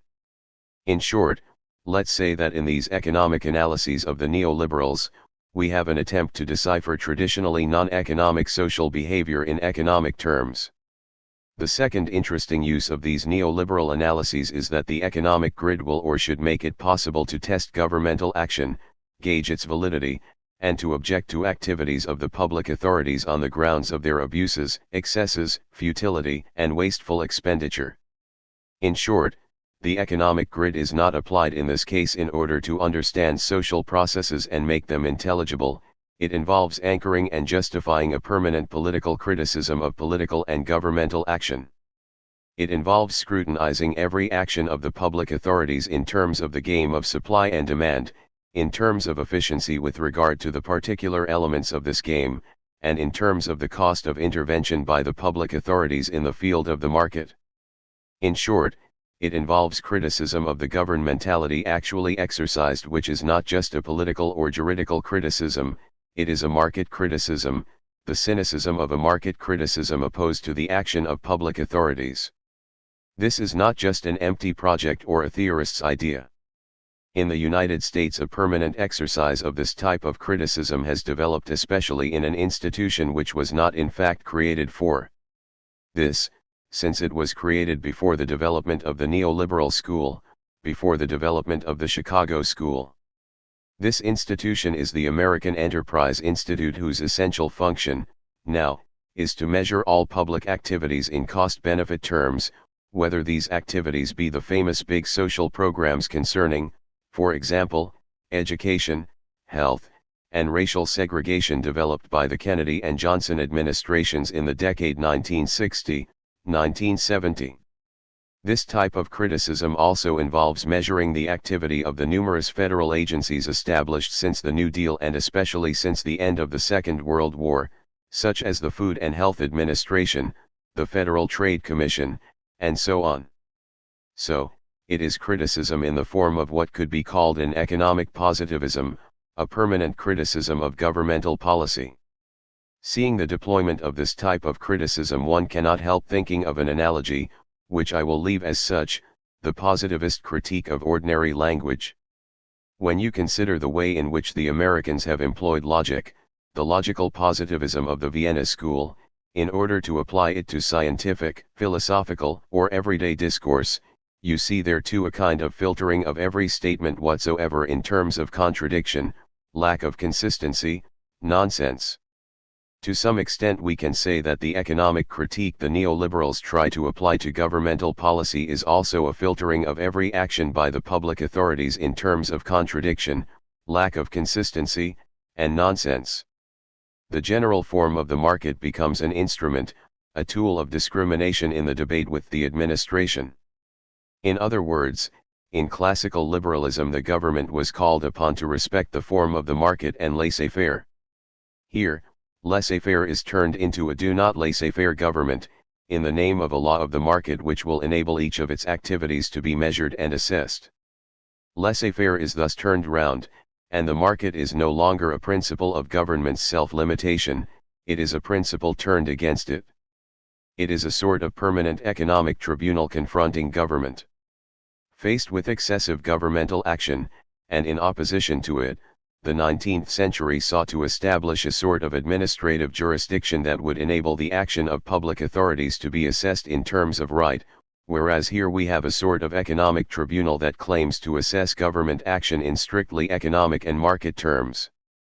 These two aspects, the analysis of non-economic behavior through a grid of economic intelligibility, and the criticism and appraisal of the action of public authorities in market terms, are found again in the analysis of criminality and the penal justice system made by some neoliberals. I would like now to talk about the way in which the problem of criminality is taken up in a series of articles by Ehrlich, Stigler, and Gary Becker as an example of these two uses of economic analysis.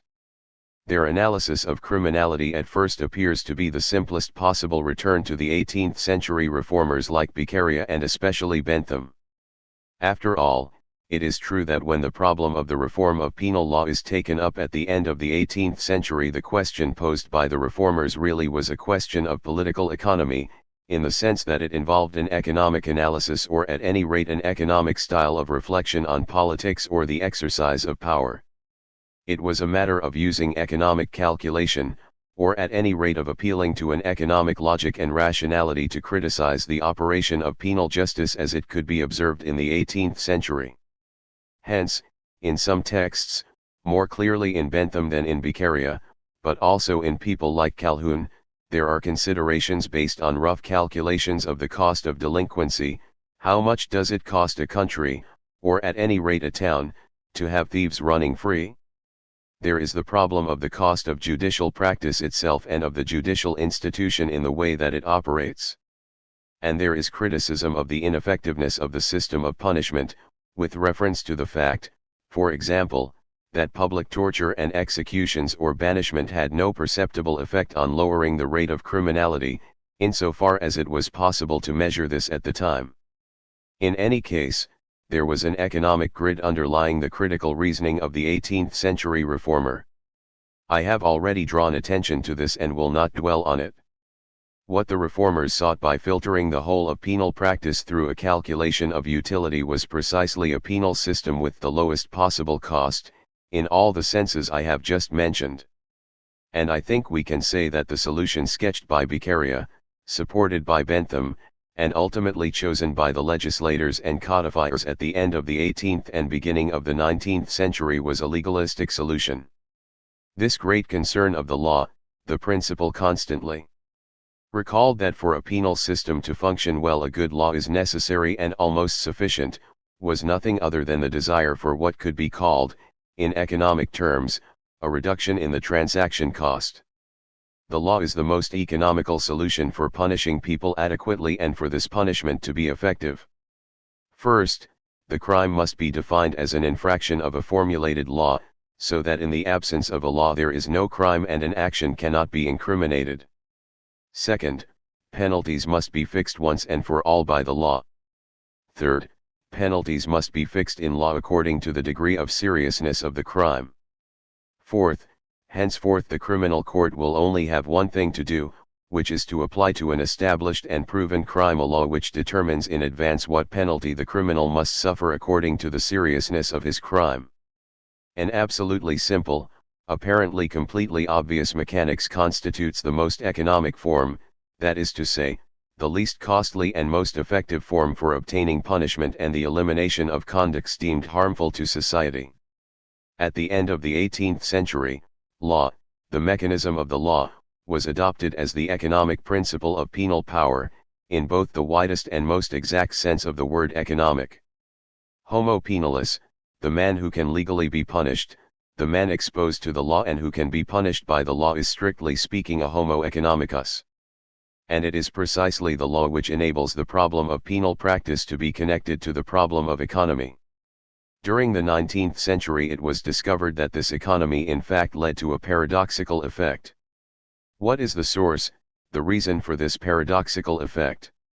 It is an ambiguity due to the fact that the law, as general form of the penal economy, was obviously indexed to the acts which breach the law. The law only sanctions acts, of course. But, in another respect, the principles of the existence of the criminal law, the need to punish in other words, as well as the grading of punishment, the actual application of the law, only have meaning inasmuch as it is not the act that is punished, since there is no sense in punishing an act but an individual, an offender, who must be punished, corrected, and made to serve as an example to other possible offenders. So we can see how it was possible for an inner tendency of the whole system to emerge in this ambiguity between a form of the law which defines a relationship between the act and the actual application of the law which can only be directed at an individual, in this ambiguity between the crime and the criminal. A tendency towards what? Well, it is a tendency towards an increasingly individualizing modulation of the application of the law and, as a consequence of this, a reciprocally psychological, sociological, and anthropological problematization of the person on whom the law is applied. That is to say, throughout the 19th century, the homo penalis drifts towards what could be called the homo criminalis. And when criminology is formed at the end of the 19th century, exactly 1 century after the reform recommended by Beccaria and schematized by Bentham, when homo criminalis is formed a century later, we arrived in a sense at the end of the ambiguity. Homo legalis, homo penalis is now taken up within an anthropology of crime which replaces, of course, the rigorous and very economic mechanics of the law. There is an inflation of forms and bodies of knowledge, of discourse, a multiplication of authorities and decision-making elements, and the parasitic invasion of the sentence in the name of the law by individualizing measures in the name of the norm. So that the economic principle of reference to the law and of the pure mechanism of the law, this rigorous economy, lead to an inflation within which the legal system has continued to flounder since the end of the 19th century. Anyway, this is how I would see things were I to adopt a possible neoliberal perspective on this evolution.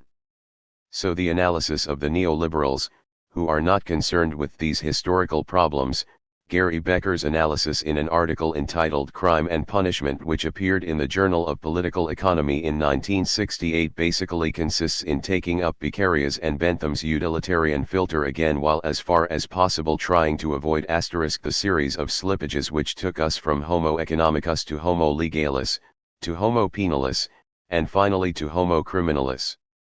It consists in keeping as far as possible, and thanks to a purely economic analysis, to Homo economicus, and to seeing how crime and maybe criminality can be analyzed on that basis.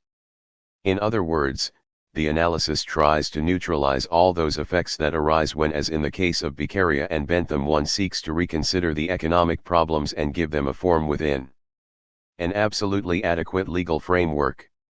In other words, and here again I am not saying what they say, since history is not their problem, but I think the neoliberals could say this: the source of the slippage in 18th century criminal law was Beccaria's and Bentham's idea that the utilitarian calculus could be given an adequate form within a legal structure. The idea of utility taking shape within law and law being constructed entirely on the basis of a calculus of utility really was one of the stakes or dreams of all political criticism and all the projects of the end of the 18th century. The history of criminal law has shown that the perfect fit could not be made. Therefore it is necessary to maintain the problem of Homo economicus without aiming to translate it immediately into the terms and forms of a legal structure. So, how do they go about analyzing or maintaining the analysis of the problem of crime within an economic problematic? First, the definition of crime. In his article Crime and Punishment, Becker gives this definition of crime: I call crime any action that makes the individual run the risk of being condemned to a penalty. Some laughter. I am surprised you laugh, because it is after all very roughly the definition of crime given by the French Penal Code, and so of the codes inspired by it, since you are well aware how the code defines a criminal offense. A criminal offense is that which is punished by correctional penalties. What is a crime according to the Penal Code, that is to say, your penal code?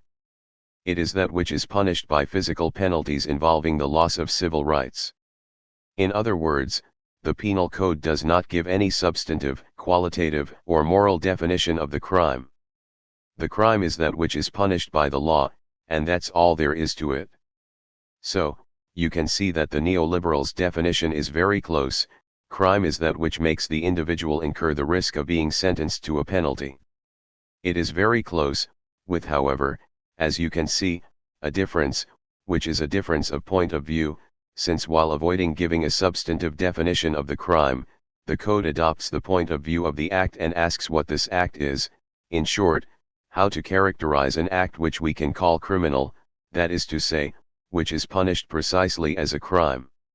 It is the point of view of the act, a kind of operational characterization, as it were, which can be employed by the judge. You will have to consider as a crime any act which is punished by the law. It is an objective, operational definition made from the judge's point of view. You can see that it is the same definition when the neoliberals say that crime is any action which makes an individual run the risk of being sentenced to a penalty, but the point of view has changed. We now adopt the point of view of the person who commits the crime, or who will commit the crime, while keeping the same content of the definition. We ask, what is the crime for him, that is to say, for the subject of an action, for the subject of a form of conduct or behavior? Well, it is whatever it is that puts him at risk of punishment. You can see that this is basically the same kind of shift of point of view as that carried out with regard to human capital and work. Last week I tried to show you how the neoliberals try to address the problem of work from the point of view of the person who decides to work rather from the point of view of capital or of economic mechanisms. Here again we move over to the side of individual subject, but doing this does not involve throwing psychological knowledge or an anthropological content into the analysis, just as analyzing work from the point of view of the worker did not involve an anthropology of work. We only move over to the side of the subject himself inasmuch as, and we will come back to this, because it is very important. I am telling you this in a very rough way. We can approach it through the angle, the aspect, the kind of network of intelligibility of his behavior as economic behavior. The subject is considered only as homo economicus, which does not mean that the whole subject is considered as homo economicus. In other words, considering the subject as homo economicus does not imply an anthropological identification of any behavior whatsoever with economic behavior. It simply means that economic behavior is the grid of intelligibility one will adopt on the behavior of a new individual. It also means that the individual becomes governmentalizable *, that power gets a hold on him to the extent, and only to the extent, that he is a homo economicus. That is to say, the surface of contact between the individual and the power exercised on him, and so the principle of the regulation of power over the individual, will be only this kind of grid of homo economicus. Homo economicus is the interface of government and the individual. But this does not mean that every individual, every subject is an economic man. So we move over to the side of the individual subject by considering him as homo economicus, with the consequence that if crime is defined in this way as the action an individual commits by taking the risk of being punished by the law, then you can see that there is no difference between an infraction of the highway code and a premeditated murder. This also means that in this perspective the criminal is not distinguished in any way by or interrogated on the basis of moral or anthropological traits. The criminal is nothing other than absolutely anyone whomsoever. The criminal, any person, is treated only as anyone whomsoever who invests in an action, expects a profit from it, and who accepts the risk of a loss. From this point of view, the criminal is and must remain nothing more than this. You can see that in view of this the penal system will no longer have to concern itself with that split reality of the crime and the criminal. It has to concern itself with a conduct or a series of conducts which produce actions from which the actors expect a profit and which carry a special risk, which is not just the risk of economic loss, but the penal risk, or that economic loss which is inflicted by a penal system. The penal system itself will not have to deal with criminals, but with those people who produce that type of action. In other words, it will have to react to the supply of crime. What will punishment be under these conditions? Well, punishment, and here again I am referring to Becker's definition, is the means employed to limit the negative externalities of certain acts. Here again, you can see that we are very close to Beccaria or Bentham, to the 18th century problematic in which punishment is justified by the fact that the act punished was harmful and that a law was made precisely for that reason. The same principle also had to be applied to the scale of the punishment. You had to punish in such a way that the action's harmful effects are either annulled or prevented. So, we are still very close to the problematic of the 18th century, but, here again, with an important change. While classical theory simply tried to connect up the different, heterogeneous effects expected from punishment, that is to say, the problem of reparation, which is a civil problem, the problem of the individual's correction, and the problem of prevention with regard to other individuals, etc., the neoliberals will make a connection, or rather, a different disconnection of punishment. They distinguish between two things, or rather, they basically only take up a problematic current in Anglo-Saxon legal thought and reflection.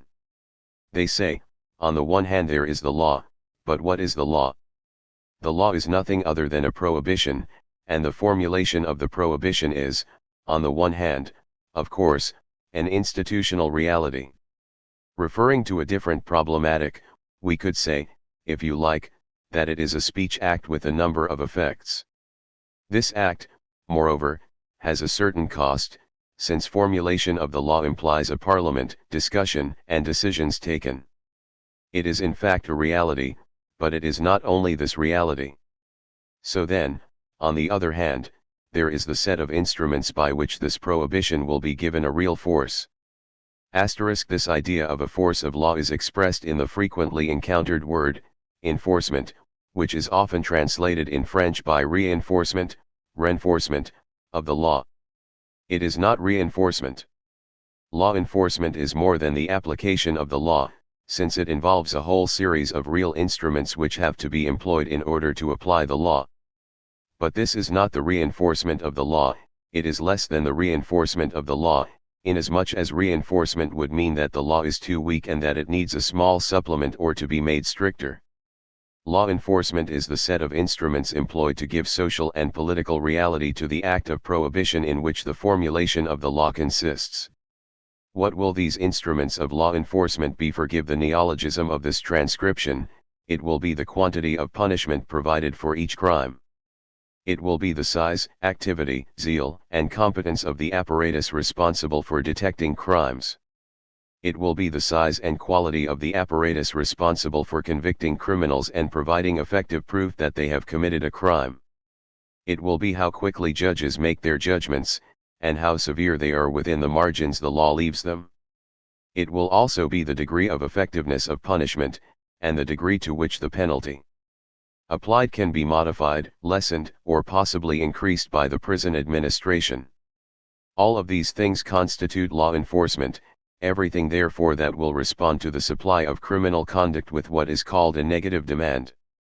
Law enforcement is the set of instruments of action which, on the market for crime, opposes a negative demand to the supply of crime. Now this law enforcement is clearly neither neutral nor indefinitely extendable for two correlative reasons. The first, of course, is that the supply of crime is not indefinitely or uniformly elastic. That is to say, it does not respond in the same way to all the forms and levels of the negative demand opposed to it. To put things very simply, you have certain forms of crime, or certain brackets of criminal behavior, which give way very easily before a modification or very slight intensification of negative demand. Take the most current example. Consider a big store in which % of the turnover, a completely arbitrary figure, is misappropriated by theft. Now, it is easy to reduce this figure to % without making a considerable outlay on surveillance or excessive law enforcement. To reduce it to between % and % is still relatively easy. To manage to reduce it to below % becomes very difficult, below %, and so on. In the same way, it is clear that there is a whole primary bracket of crimes of passion which we could easily get rid of by making divorce easier. And then you have a core of crimes of passion which will not be changed by relaxing divorce law. So the elasticity, that is to say, the modification of supply in relation to the effects of negative demand, is not homogeneous in the different brackets or types of action considered. Second, and this is a different aspect absolutely linked to the first, enforcement itself has a cost and negative externalities. It has a cost, that is to say, it calls for an alternative remuneration. Investment in the law enforcement apparatus cannot be employed elsewhere. It goes without saying that this calls for an alternative remuneration. It has a cost, that is to say, it involves political, social, and other drawbacks. So, the objective or target of a penal policy will not be the same as that of the 18th century reformers when they developed their system of universal legality, namely, the total disappearance of crime.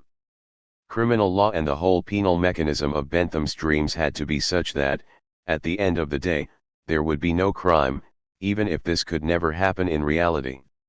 And the idea of the panopticon, the idea of transparency, of a gaze focusing on each individual, of a scale of penalties sufficiently subtle that every individual in his calculations, in his heart of hearts, in his economic calculation, could say to himself, no, in no way, if I were to commit this crime, the penalty I would incur is too significant, and so I am not going to commit it. The idea of having this kind of general nullification of crime in its sights, was the principle of rationality, the organizing principle of penal calculation in the reforming mind of the 18th century. Here, instead, penal policy has absolutely renounced the objective of the complete suppression and exhaustive nullification of crime. The regulatory principle of penal policy is a simple intervention in the market for crime and in relation to the supply of crime. It is an intervention which will limit the supply of crime solely by a negative demand, the cost of which must obviously never exceed the cost of the supply of the criminality in question. This is the definition that Stigler gives of the objective of a penal policy. The goal of law enforcement, he says, is to achieve a degree of compliance with the rule of prescribed behavior that society believes it can procure while taking account of the fact that enforcement is costly. This is in the Journal of Political Economy in 1970. You can see that at this point society appears as the consumer of conforming behavior, that is to say, according to the neoliberal theory of consumption, society appears as the producer of conforming behavior with which it is satisfied in return for a certain investment.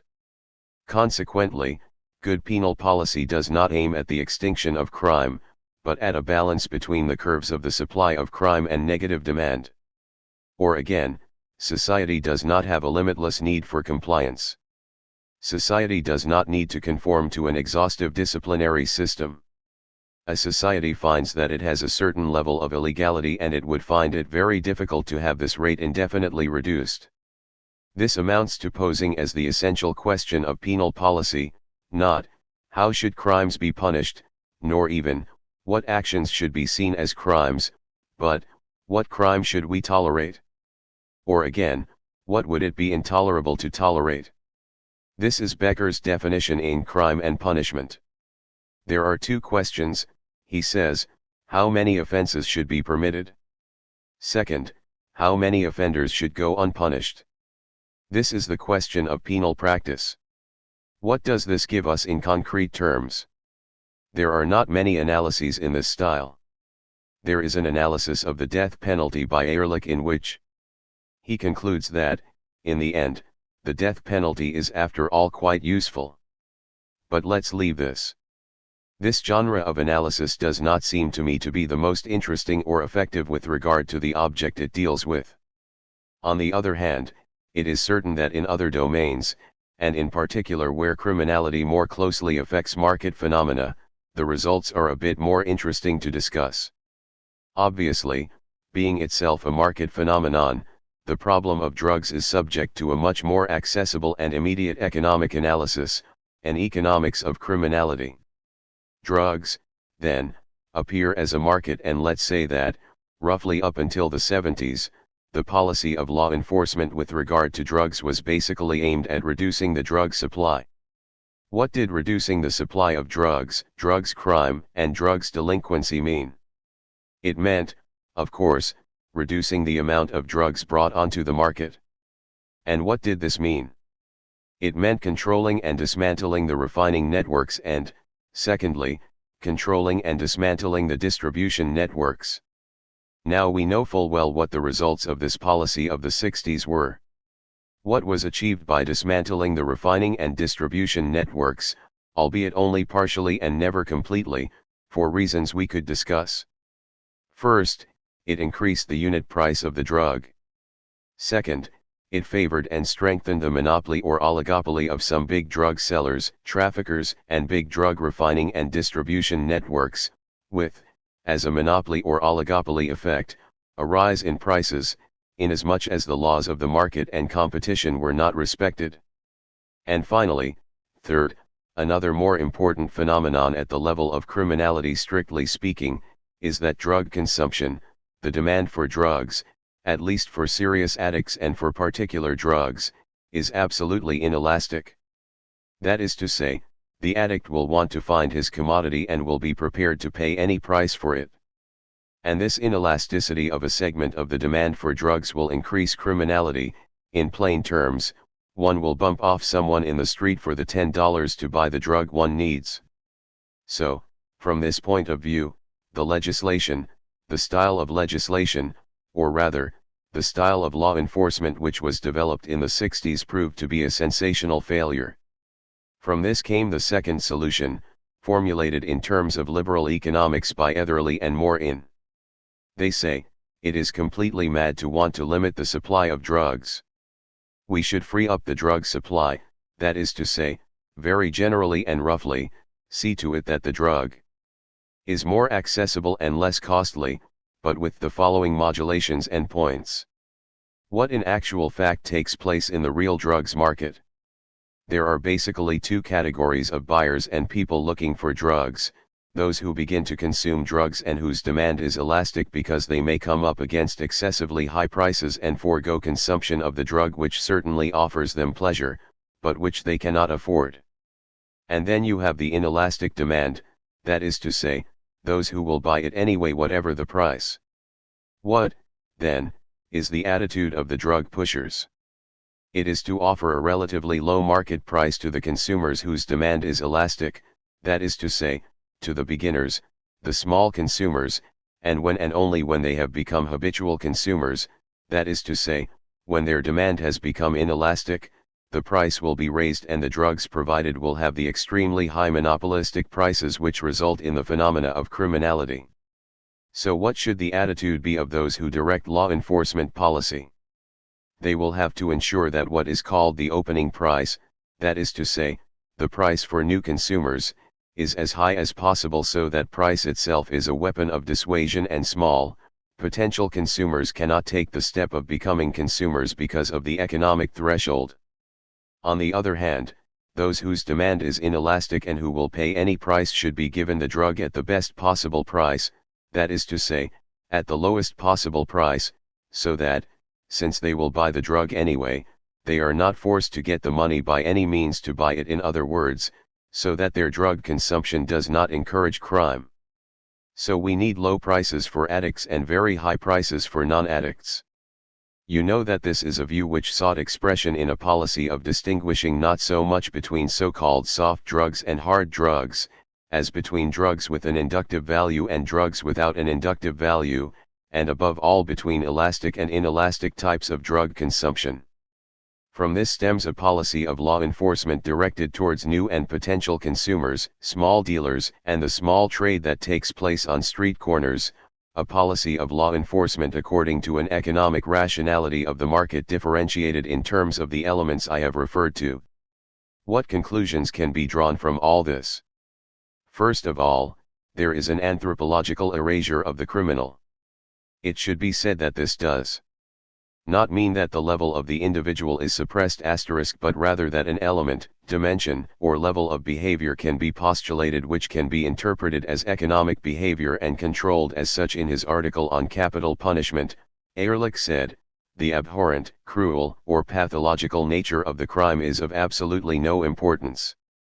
There are no reasons for thinking that people who love or hate others are less responsive, less accessible, or respond less easily to changes in the gains and losses associated with their activity than persons indifferent toward the well-being of others." In other words, all the distinctions that have been made between born criminals, occasional criminals, the perverse and the not perverse, and recidivists are not important. We must be prepared to accept that, in any case, however pathological the subject may be at a certain level and when seen from a certain angle, he is nevertheless responsive to some extent to possible gains and losses, which means that penal action must act on the interplay of gains and losses, or, in other words, on the environment. We must act on the market milieu in which the individual makes his supply of crime and encounters a positive or negative demand. This raises the problem, which I will talk about next week, of the new techniques of environmental technology or environmental psychology, which I think are linked to neoliberalism in the United States. Second, but I will come back to this too, you can see that what appears on the horizon of this kind of analysis is not at all the ideal or project of an exhaustively disciplinary society in which the legal network hemming in individuals is taken over and extended internally by, let's say, normative mechanisms. Nor is it a society in which a mechanism of general normalization and the exclusion of those who cannot be normalized is needed. On the horizon of this analysis we see instead the image, idea, or theme program of a society in which there is an optimization of systems of difference, in which the field is left open to fluctuating processes, in which minority individuals and practices are tolerated, in which action is brought to bear on the rules of the game rather than on the players, and finally in which there is an environmental type of intervention instead of the internal subjugation of individuals. I will try to develop some of all this next week. Asterisk. The model of Homo economicus. Its generalization to every form of behavior in American neoliberalism. Economic analysis and behavioral techniques. Homo economicus as the basic element of the new governmental reason appeared in the 18th century. Elements for a history of the notion of Homo economicus before Walras and Pareto. The subject of interest in English empiricist philosophy, Hume. The heterogeneity of the subject of interest and the legal subject, the irreducible nature of interest in comparison with juridical will. The contrasting logics of the market and the contract. Second, innovation with regard to the juridical model, the economic subject's relationship with political power. Condorcet. Adam Smith's invisible hand, invisibility of the link between the individual's pursuit of profit and the growth of collective wealth. The non-totalizable nature of the economic world. The sovereign's necessary ignorance. Political economy as critique of governmental reason, rejection of the possibility of an economic sovereign in its two, mercantilist and physiocratic, forms. Political economy as a science lateral to the art of government. Today I would like to start from the things I have been explaining over the last weeks and go back a bit toward what I took as my starting point at the beginning of the year. Last week I tried to show how American neoliberals apply, or at any rate try to apply economic analysis to a series of objects, to domains of behavior or conduct which were not market forms of behavior or conduct. They attempt to apply economic analysis to marriage, the education of children, and criminality, for example. This of course poses a problem of both theory and method, the problem of the legitimacy of applying such an economic model, the practical problem of the heuristic value of this model, etc. These problems all revolve around a theme or a notion, Homo economicus, economic man.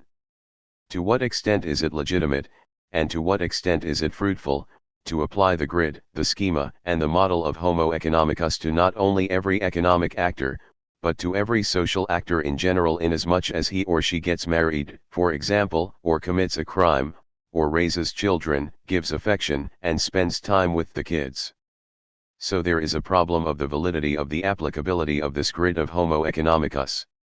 Actually, this problem of the application of Homo economicus has become one of the classics of neoliberal discussion in the United States. The background asterisk of this analysis, well, the first text, is the book by von Mises, Human Action, and you will also find in the years 1960, 1970, and especially in 1962, a series of articles in the Journal of Political Economy, articles by Becker, Kirtner, and others. This problem of Homo economicus and its applicability seems to me to be interesting because I think there are important stakes in the generalization of the grid of Homo economicus to domains that are not immediately and directly economic.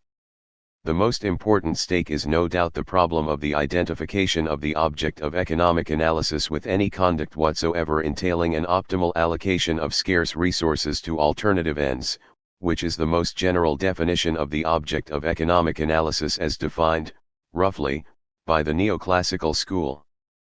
But behind this identification of the object of economic analysis with conducts involving an optimal allocation of scarce resources to alternative ends we find the possibility of a generalization of the economic object to any conduct which employs limited means to one end among others. And we reach the point at which maybe the object of economic analysis should be identified with any purposeful conduct which involves, broadly speaking, a strategic choice of means, ways, and instruments, in short, the identification of the object of economic analysis with any rational conduct.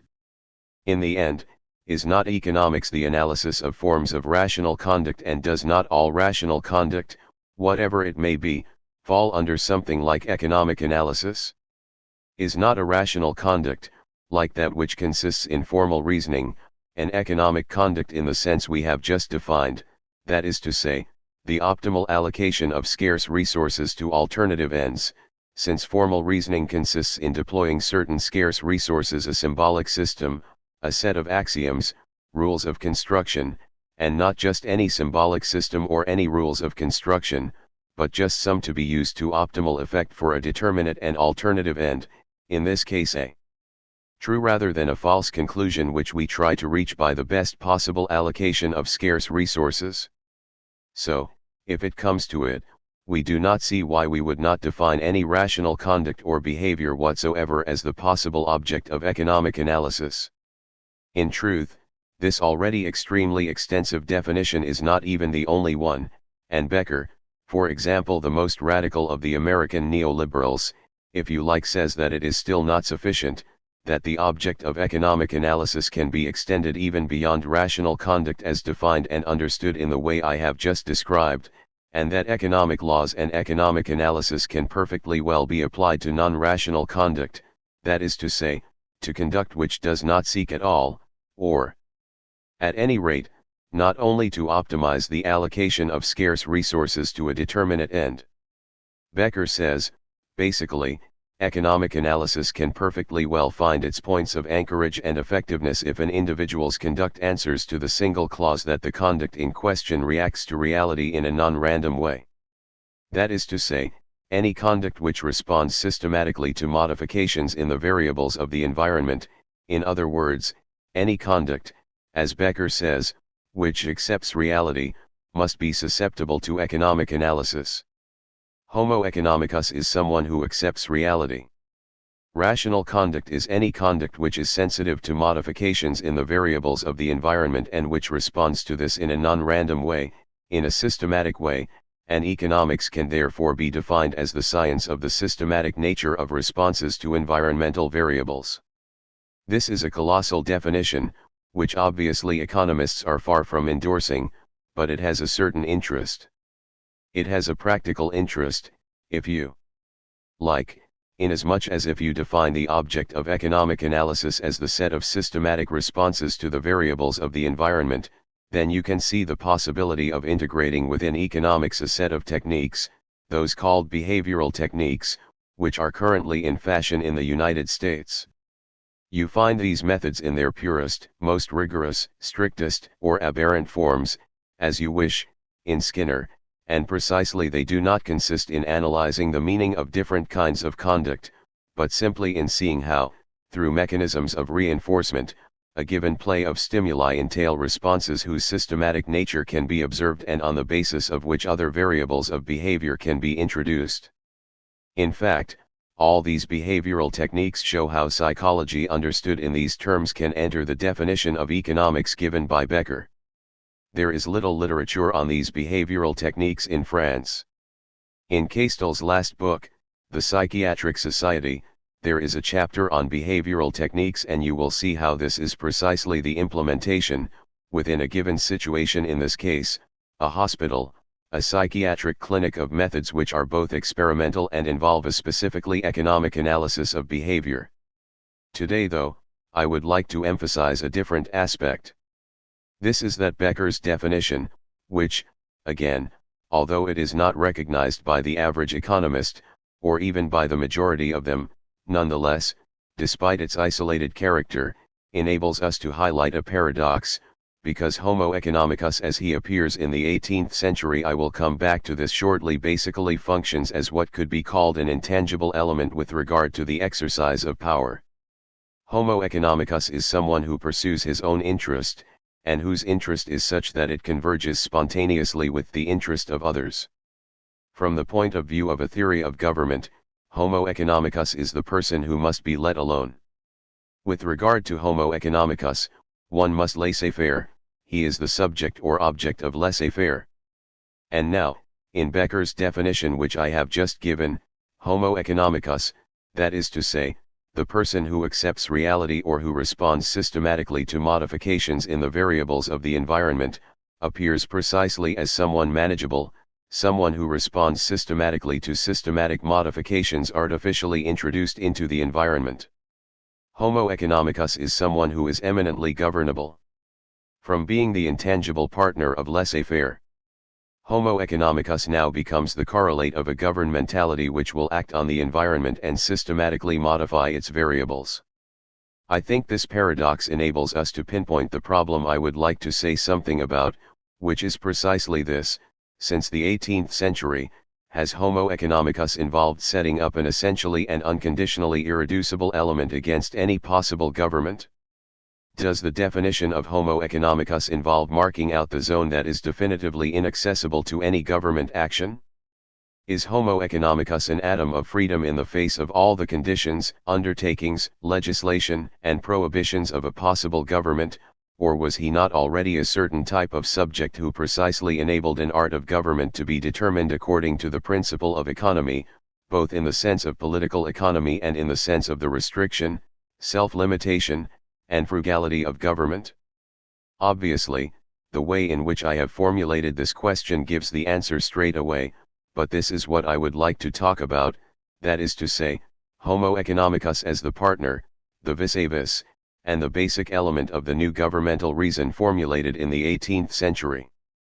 In actual fact, to tell the truth, there is no theory of Homo economicus, or even a history of his notion. You practically have to wait for what are called the neoclassical economists, Walras and Pareto, to see the more or less clear emergence of what is understood by Homo economicus. But this notion was in fact employed even before Walras and Pareto, although it was not conceptualized very rigorously. How can we consider this problem of Homo economicus and its appearance? To simplify things, and somewhat arbitrarily, I will start, as from a given, with English empiricism and the theory of the subject, which is in fact put to work in English empiricist philosophy, with the view that once again, I am making a somewhat arbitrary division. The theory of the subject in English empiricism probably represents one of the most important mutations, one of the most important theoretical transformations in Western thought since the Middle Ages. What English empiricism introduces, let's say, roughly, with Locke and doubtless for the first time in Western philosophy, is a subject who is not so much defined by his freedom, or by the opposition of soul and body, or by the presence of a source or core of concupiscence, marked to a greater or lesser degree by the fall or sin, but who appears in the form of a subject of individual choices which are both irreducible and non-transferable. What do I mean by irreducible? I will take Hume's very simple and frequently cited passage, which says, "What type of question is it, and what irreducible element can you arrive at when you analyze an individual's choices and ask why he did one thing rather than another?" Well, he says, you ask someone, "Why do you exercise?" He will reply, "I exercise because I desire health." You go on to ask him, "Why do you desire health?" He will reply, "Because I prefer health to illness." Then you go on to ask him, "Why do you prefer health to illness?" He will reply, "Because illness is painful and so I don't want to fall ill." And if you ask him why is illness painful, then at that point he will have the right not to answer, because the question has no meaning. The painful or non-painful nature of the thing is in itself a reason for the choice beyond which you cannot go. The choice between painful and non-painful is a sort of irreducible that does not refer to any judgment, reasoning, or calculation. It is a sort of regressive endpoint in the analysis. Second, this type of choice is non-transferable. I do not mean that it is non-transferable in the sense that one choice could not be replaced by another. You could perfectly well say that if you prefer health to illness, you may also prefer illness to health, and then choose illness. It is also clear that you may perfectly well say, "I prefer to be ill," and that someone else is not. But, in any case, on what basis will the substitution of one choice for another be made? It will be made on the basis of my own preference and on the basis of the fact that I would find someone else being ill more painful, for example, than being ill myself. In the end, the principle of my choice really will be my own feeling of painful or not painful, of pain and pleasure. There is Hume's famous aphorism which says, "If I am given the choice between cutting my little finger and the death of someone else, even if I am forced to cut my little finger, nothing can force me to think that cutting my little finger is preferable to the death of someone else." So, these are irreducible choices which are non-transferable in relation to the subject. This principle of an irreducible, non-transferable, atomistic individual choice which is unconditionally referred to the subject himself is what is called interest. What I think is fundamental in English empiricist philosophy, which I am treating completely superficially, is that it reveals something which absolutely did not exist before. This is the idea of a subject of interest, by which I mean a subject as the source of interest, the starting point of an interest, or the site of a mechanism of interests. For sure, there is a series of discussions on the mechanism of interest itself and what may activate it. Is it self-preservation, is it the body or the soul, or is it sympathy? But this is not what is important. What is important is the appearance of interest for the first time as a form of both immediately and absolutely subjective will. I think the problem, and that which gets the problematic of Homo economicus underway, is whether the subject of interest or form of will called interest can be considered as the same type of will as the juridical will, or as capable of being connected to the juridical will. At first sight, we can say although interest and the juridical will cannot be completely assimilated to each other, they may perfectly well be reconciled. And in fact this is what we see from the end of the 17th century up to the middle of the 18th century, and a jurist like Blackstone, a kind of mixture of juridical analysis and analysis in terms of interest. For example, when Blackstone addresses the problem of the original contract, of the social contract, he says, why have individuals entered into the contract? Well, they have entered the contract because they have an interest. Every individual has his interests, but in the state of nature and before the contract, these interests are threatened. So, to protect at least some of their interests, they are forced to sacrifice others. The immediate will be sacrificed for what is more important and possibly deferred. In short, interest appears here as an empirical source of the contract.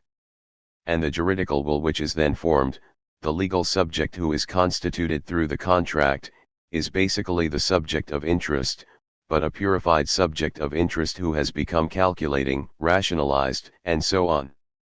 Now in relation to this, if you like, somewhat loose analysis, in which juridical will and interest are mixed together and intertwined, generating each other, Hume notes that it's not like this and that things are not so simple.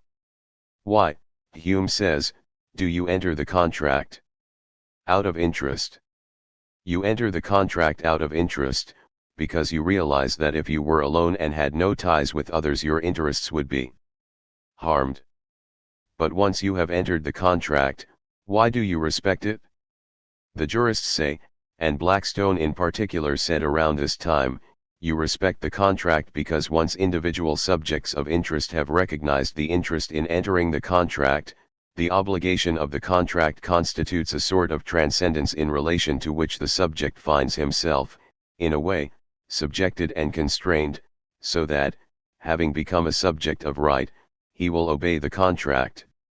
Hume replies to this, but this won't do at all, because in fact, if you obey a contract, this is not because it is a contract, because you are held by the obligation of the contract, or, in other words, because you have suddenly become a subject of right and ceased being a subject of interest. If you continue to respect the contract, it is simply because you hold to the following reasoning. The commerce with our fellows from which we draw such great advantages would have no security if we did not respect our engagements. This means that it is not because we have contracted that we respect the contract, but because it is in our interest that there is a contract. That is to say, the appearance and the emergence of the contract have not replaced a subject of interest with a subject of right. In a calculation of interest, the subject of interest has constituted a form, an element in which he will continue to have a certain interest right to the end. And if, moreover, the contract no longer offers an interest, nothing can oblige me to continue to comply with it. So, juridical will does not take over from interest. The subject of right does not find a place for itself in the subject of interest. The subject of interest remains, subsists, and continues up to the time a juridical structure, a contract exists.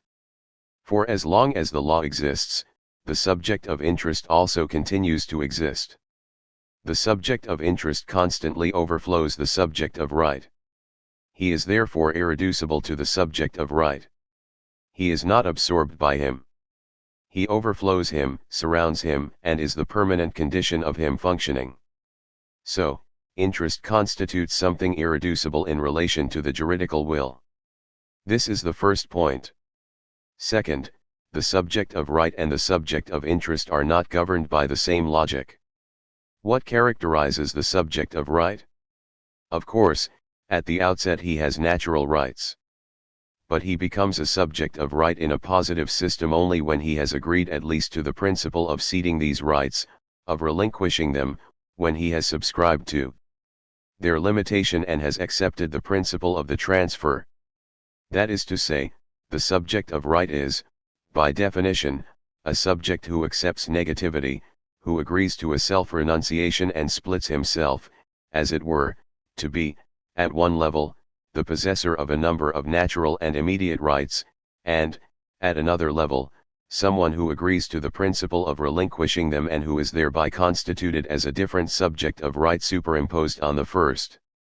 The dialectic or mechanism of the subject of right is characterized by the division of the subject, the existence of a transcendence of the second subject in relation to the first, and a relationship of negativity, renunciation, and limitation between them, and it is in this movement that law and the prohibition emerge. On the other hand, and this is where the economist's analysis links up with this theme of the subject of interest and gives it a sort of empirical content, the subject of interest is not at all governed by the same mechanism. What the analysis of the market shows, for example, what the physiocrats in France, the English economists, and even theorists like Mandeville reveal, is that fundamentally the subject of interest is never called upon to relinquish his interest. Consider, for example, what takes place with the grain market. You recall, we talked about this last time. When there is an abundant harvest in one country and dearth in another, the legislation in most countries prohibited unlimited export of wheat from the rich country to the country suffering from dearth so as not to cause shortages in the country which had reserves. The economist's response to this is absurdity. Let the mechanism of interests operate, let the sellers rush their grain to the countries where there is dearth, where grain is dear and sells easily, and you will see that the more they pursue their own interests the better things will be, and you will have a general advantage which will be formed on the basis of the maximization of the interest of each. Not only may each pursue their own interest, they must pursue their own interest, and they must pursue it through and through by pushing it to the utmost, and then, at that point, you will find the elements on the basis of which not only will the interest of others be preserved, but will thereby be increased.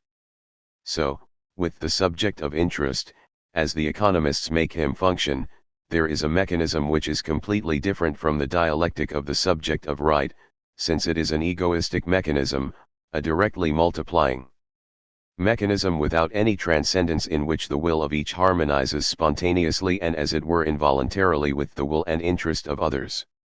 We could not be more distant from the dialectic of renunciation, transcendence, and the voluntary bond of the juridical theory of the contract. The market and the contract function in exactly opposite ways, and we have in fact two heterogeneous structures. To summarize this, we could say that at first sight it seems that the analysis of interest in the 18th century can be linked to the theory of the contract without too much difficulty, but when it is examined more closely it in fact gives rise to what I think is a completely new, heterogeneous problematic in relation to the typical elements of the doctrine of the contract and the subject of right *, at the point of intersection, as it were, of the empirical conception of the subject of interest and the analyses of the economists. A subject can be defined who is a subject of interest and whose action has a multiplying and beneficial value through the intensification of interest, and it is this that characterizes Homo economicus. In the 18th century the figure of Homo economicus and the figure of what we could call Homo juridicus or Homo legalis are absolutely heterogeneous and cannot be superimposed on each other. Given this heterogeneity, I think we need to go further and say first of all that not only are the economic subject and the subject of right formally heterogeneous for the reasons I have just given, but it seems to me that, partly as a consequence of this, the economic subject and the subject of right have an essentially different relationship with political power. Or, if you like, with regard to the question of the foundation and exercise of power, the question posed by the problematic of economic man is completely different from that which could be posed by the figure and element of juridical man, The legal subject.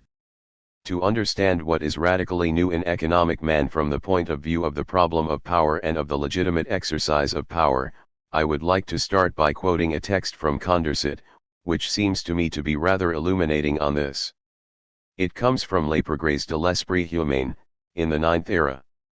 Condorcet says, if we consider the interest of an individual apart from the general system of a society, he does not mean an individual isolated from society, that is to say, he does not consider an individual alone, he means, take an individual in society, and consider his own, peculiar interest, then this specifically individual interest of someone who finds himself within the general system of not only one society, but of societies, has two characteristics.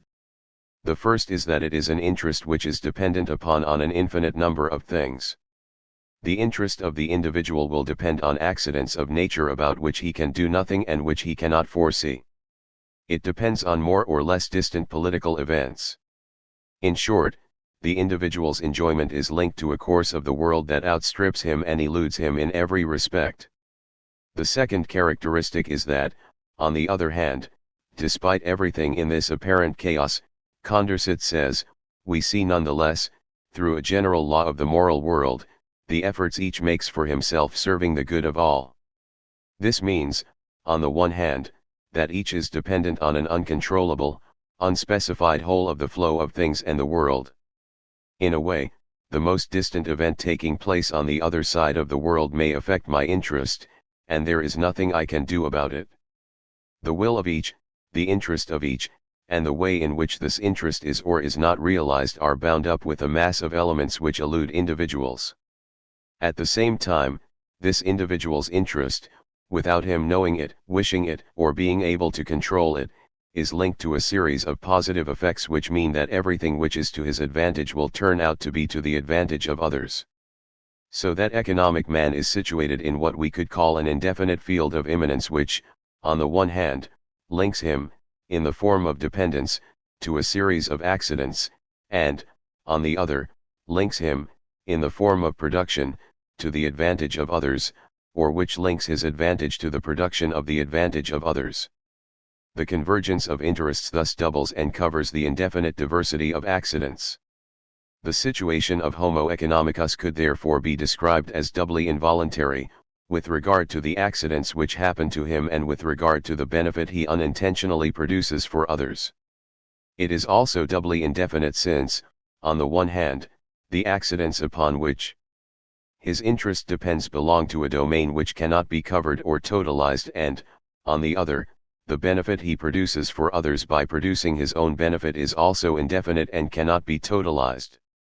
His situation is therefore doubly involuntary, indefinite, and non-totalizable, but all these involuntary, indefinite, uncontrollable, and non-totalizable features of his situation do not disqualify his interest or the calculation he may make to maximize it.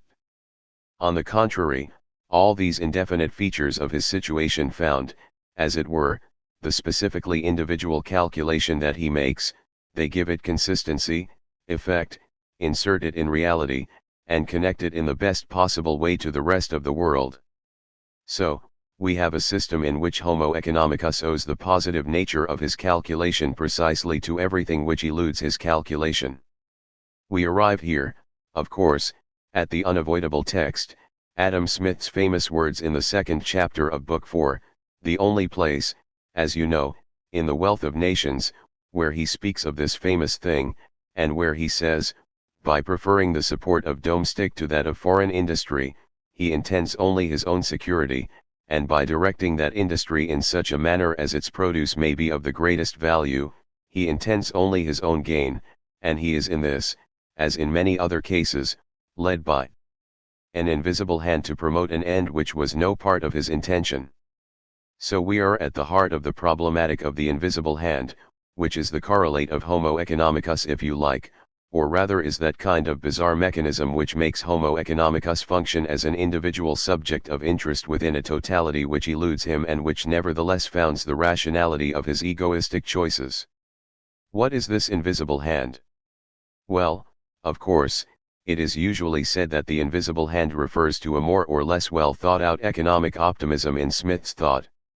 It is also usually said that we should see the invisible hand as the remains of a theological conception of the natural order. Through the notion of the invisible hand, Smith would be someone who more or less implicitly fixed the empty, but nonetheless secretly occupied place of a providential God who would occupy the economic process a bit like Malebranche's God occupies the entire world down to the least gesture of every individual through the relay of an intelligible extension of which he is the absolute master. Smith's invisible hand would be something like Malebranche's God, whose intelligible extension would not be occupied by lines, surfaces, and bodies, but by merchants, markets, ships, carriages, and roads. A consequence of this would be the idea that there is an essential transparency in this economic world, and that if the totality of the process eludes each economic man, there is however a point where the whole is completely transparent to a sort of gaze of someone whose invisible hand, following the logic of this gaze and what it sees, draws together the threads of all these dispersed interests.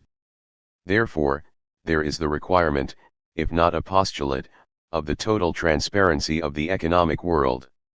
Now if we read the text a bit further on, what does Adam Smith say? He is speaking of those people who, without really knowing why or how, pursue their own interest, and this ends up benefiting everyone. Each only thinks of his own gain and, in the end, the whole of industry benefits. People, he says, only think of their own gain and do not think about the benefit of everyone. And he adds that it is not always the worse for society that the end of benefiting all does not enter into merchants' concerns. I have never known much good done by those who affected to trade for the public good. It is an affectation, indeed, not very common among merchants. We can say, roughly, thank heaven people are only concerned about their interests, thank heaven merchants are perfect egoists and rarely concern themselves with the public good, because that's when things start to go wrong. So, in other words, there are two, absolutely coupled elements. For there to be certainty of collective benefit, for it to be certain that the greatest good is attained for the greatest number of people, not only is it possible, but it is absolutely necessary that each actor be blind with regard to this totality. Everyone must be uncertain with regard to the collective outcome if this positive collective outcome is really to be expected. Being in the dark and the blindness of all the economic agents are absolutely necessary. The collective good must not be an objective. It must not be an objective because it cannot be calculated, at least, not within an economic strategy. Here we are at the heart of a principle of invisibility. In other words, what is usually stressed in Smith's famous theory of the invisible hand is, if you like, the hand, that is to say, the existence of something like providence which would tie together all the dispersed threads. But I think the other element, invisibility, is at least as important. Invisibility is not just a fact arising from the imperfect nature of human intelligence which prevents people from realizing that there is a hand behind them which arranges or connects everything that each individual does on their own account. Invisibility is absolutely indispensable. It is an invisibility which means that no economic agent should or can pursue the collective good. But we must no doubt go further than economic agents, not only no economic agent, but also no political agent. In other words, the world of the economy must be and can only be obscure to the sovereign, and it is so in two ways. We are already familiar with one of these and there's no point in stressing it too much, which is that since the economic mechanism involves each pursuing his own interest, then each must be left alone to do so. Political power is not to interfere with this dynamic naturally inscribed in the heart of man. The government is thus prohibited from obstructing individual interests. This is what Adam Smith says when he writes, "The common interest requires that each knows how to interpret his own interest and is able to pursue it without obstruction." In other words, power, government, must not obstruct the interplay of individual interests. But it is necessary to go further. Not only must government not obstruct the interests of each, but it is impossible for the sovereign to have a point of view on the economic mechanism which totalizes every element and enables them to be combined artificially or voluntarily.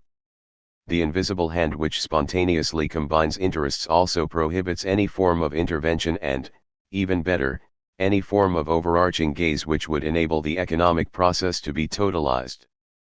A text from Ferguson is very clear on this point. In his essay on the history of civil society, he says, the more the individual gains for himself, the more he augments the wealth of his country. When the refined politician would lend an active hand, he only multiplies interruptions and grounds of complaint. When the merchant forgets his own interest to lay plans for his country, the period of vision and chimera is near. Ferguson takes the example of French and English settlements in America, and analyzing the French and English mode of colonization, he says, the French arrived with projects, administration, and their definition of what would be best for their American colonies. They constructed great projects that were only ever in idea, and the French colonies in America collapsed. What did the English bring to colonize America? Did they bring grand projects? Not at all. They arrived with limited views. They had no other project than the immediate advantage of each, or rather, each had in mind only the limited view of their own project. As a result, industry was active and settlements flourished. Consequently, the economy, understood as a practice but also as a type of government intervention, as a form of action of the state or sovereign, can only be short-sighted, and if there were a sovereign who claimed to be long-sighted, to have a global and totalizing gaze, he would only ever see chimeras. In the middle of the 18th century, political economy denounces the paralogism of political totalization of the economic process. That the sovereign is, can, and must be ignorant is what Adam Smith says in chapter of Book 4 of The Wealth of Nations, clarifying perfectly what he means by the invisible hand and what is important in the adjective invisible.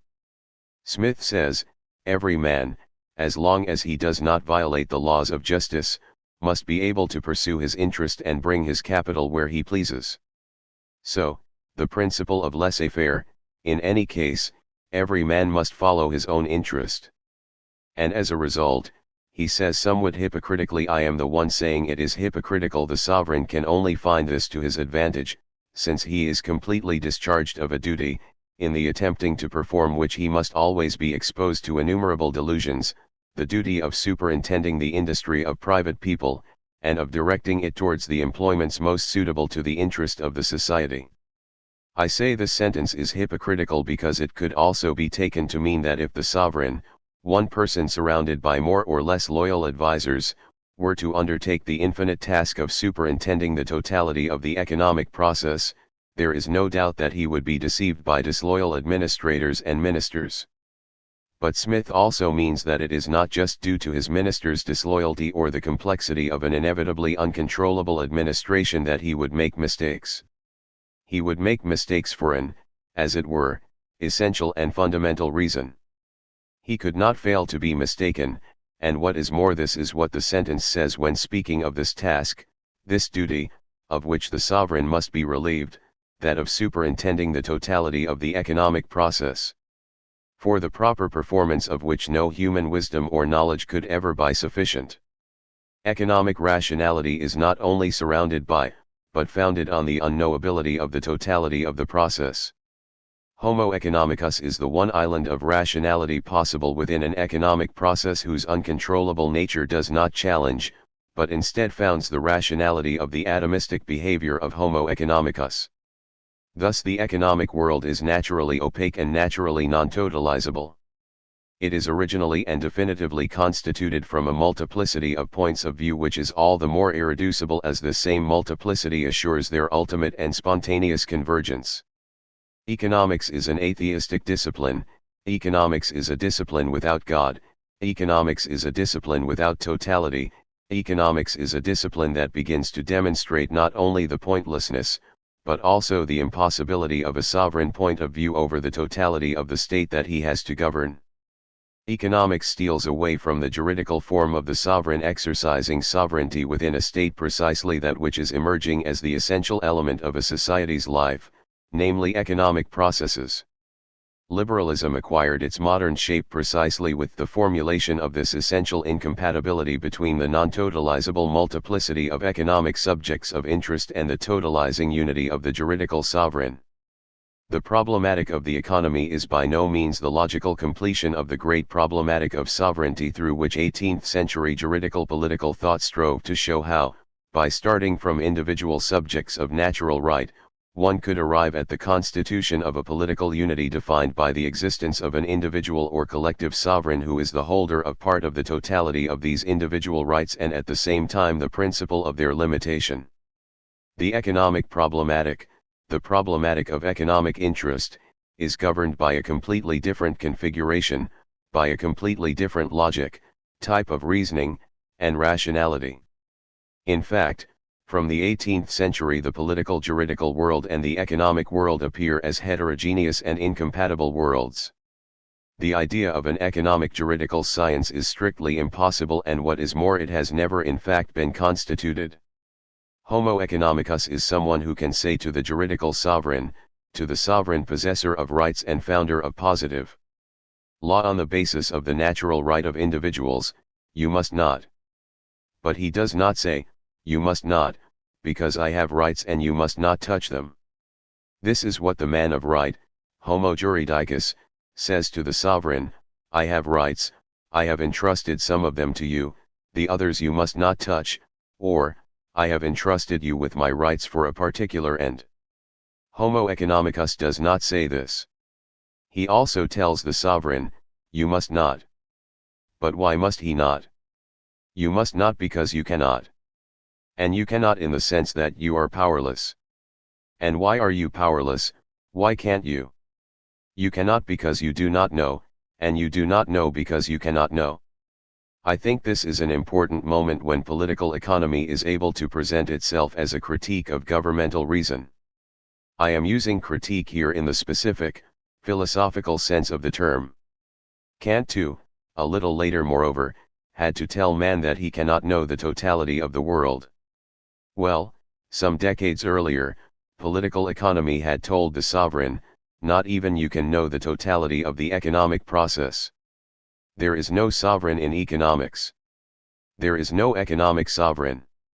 This is a very important point in the history of economic thought, certainly, but also and above all in the history of governmental reason. The absence or impossibility of an economic sovereign is a problem which will ultimately be raised throughout Europe, and throughout the modern world, by governmental practices, economic problems, socialism, planning, and welfare economics. All the returns and revivals of 19th and 20th century liberal and neoliberal thought are still a way of posing the problem of the impossibility of the existence of an economic sovereign. And with the appearance of planning, the state-controlled economy, socialism, and state socialism, the problem will be whether we may not overcome in some way this curse against the economic sovereign which was formulated by political economy at its foundation and which is also the very condition of existence of political economy. In spite of everything, may there not be a point through which we can define an economic sovereignty? On a more limited scale, it seems to me that the basic function or role of the theory of the invisible hand is to disqualify the political sovereign. If we situate it in its immediate context, and not in the history of liberalism over the last 2 centuries, it is very clear that this theory, understood as the disqualification of the very possibility of an economic sovereign, amounts to a challenge to the police state I talked about last year.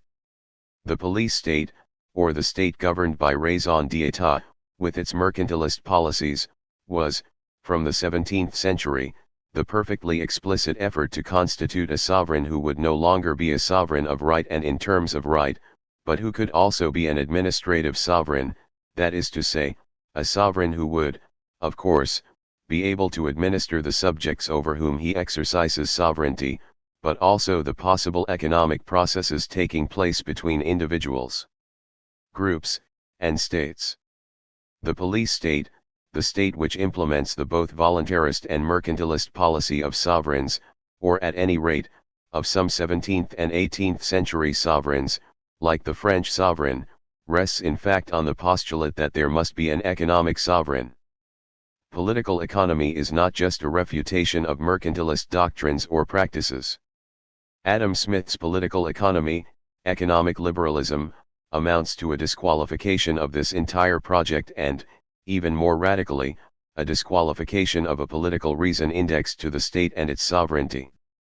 It is interesting to see even more precisely what the theory of the invisible hand is opposed to.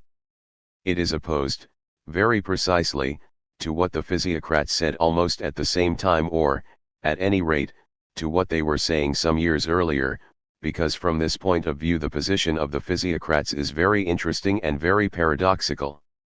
In France, the physiocrats analyzed the market and market mechanisms in precisely the terms I have talked about several times and proved that the government, the state, or the sovereign must absolutely not interfere with the mechanism of interest which ensures that commodities go where they most easily find buyers and the best price. Physiocracy was therefore a strict critique of all the administrative rules and regulations through which the sovereign's power was exercised on the economy. But the physiocrats straightaway added this: economic agents must be left free, but, first, we must take account of the fact that the entire territory of a country is basically the sovereign's property, or at any rate that the sovereign is co-owner of all the land of the country and so is therefore co-producer. This enabled them to justify taxation. So, in the physiocrats' conception, the sovereign, as co-owner of a country's lands and co-producer of its products, will correspond perfectly, as it were, in principle and right as well as in fact, to all the production and all the economic activity of a country. Second, the physiocrats say that the existence of an economic table, which enables the circuit of production and the formation of rent to be followed very exactly, gives the sovereign the possibility of exact knowledge of everything taking place within his country, thus giving him the power to control economic processes. That is to say, the economic table will offer the sovereign a principle of analysis and a sort of principle of transparency in relation to the whole of the economic process. So that if the sovereign leaves economic agents free, it is because, thanks to the economic table, he knows both what is taking place and how it should be taking place. Thus, in the name of this total knowledge, he will be able to accept freely and rationally, or rather, he will be forced by reason, knowledge, and truth to accept the principle of the freedom of economic agents. So that there will be a second perfect correspondence between the sovereign's knowledge and the freedom of individuals. Finally, third, a good government, that is to say, the government of a sovereign who, thanks to the economic table, knows exactly what is taking place with regard to economic processes, will have to explain to the different economic agents, to the different subjects, how and why things are as they are and what they have to do to maximize their profit. There will have to be an economic knowledge spread as widely and uniformly as possible among all these subjects, and this economic knowledge, whose principle is found in the economic table drawn up by the physiocrats, will be common to economically well-educated subjects and to the sovereign, who will be able to recognize the fundamental laws of the economy. So at the level of knowledge, at the level of the consciousness of truth, there will be a third perfect correspondence between the sovereign and the economic processes, or at least the economic agents. You can see therefore that the principle of laissez-faire in the physiocrats, the principle of the necessary freedom of economic agents, can coincide with the existence of a sovereign who is all the more despotic and unrestrained by traditions, customs, rules, and fundamental laws, as his only law is that of evidence, of a well-formed, well-constructed knowledge which he will share with the economic agents. It is here, and only here, that we have in fact the idea of a mutual transparency of the economic and the political. It is here, and only here, that we can find the idea that economic agents must be allowed their freedom and that a political sovereignty will cover the totality of the economic process with a gaze in the uniform light, as it were, of evidence. Adam Smith's invisible hand is the exact opposite of this. It is the critique of this paradoxical idea of total economic freedom and absolute despotism which the physiocrats tried to maintain in the theory of economic evidence. The invisible hand posits instead, as a rule, that this is not possible, that there cannot be a sovereign in the physiocratic sense, and that there cannot be despotism in the physiocratic sense, because there cannot be economic evidence. So you can see, from the start, if we call Adam Smith's theory and liberal theory the start of political economy, economic science never claimed that it had to be the line of conduct, the complete programming of what could be called governmental rationality. Political economy is indeed a science, a type of knowledge, savoir, a mode of knowledge, connaissance, which those who govern must take into account. But economic science cannot be the science of government, and economics cannot be the internal principle, law, rule of conduct, or rationality of government. Economics is a science lateral to the art of governing. One must govern with economics, one must govern alongside economists, one must govern by listening to the economists, but economics must not be, and there is no question that it can be, the governmental rationality itself. It seems to me that this is how we can comment on the theory of the invisible hand in relation to the problem of governmental rationality or of the art of governing. So, a problem arises: what will government be concerned with if the economic process, and the whole of the economic process, is not in principle its object? I think it is the theory of civil society, which I will try to talk about next week. Elements for a history of the notion of Homo economicus. 2. Return to the problem of the limitation of sovereign power by economic activity.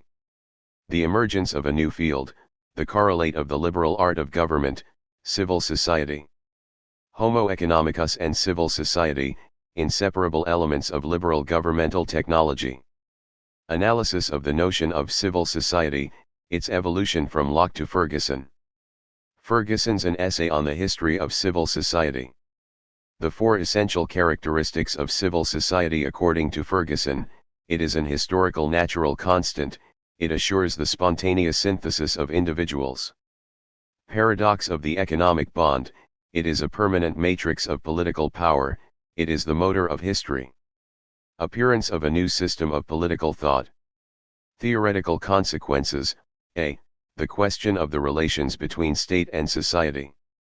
The German, English, and French problematics. b. The regulation of political power, from the wisdom of the prince to the rational calculations of the governed. General conclusion. Last week I touched on the theme of Homo economicus, which has permeated economic thought, and especially liberal thought, since around the middle of the 18th century. I tried to show how Homo economicus was a sort of non-substitutable and irreducible atom of interest.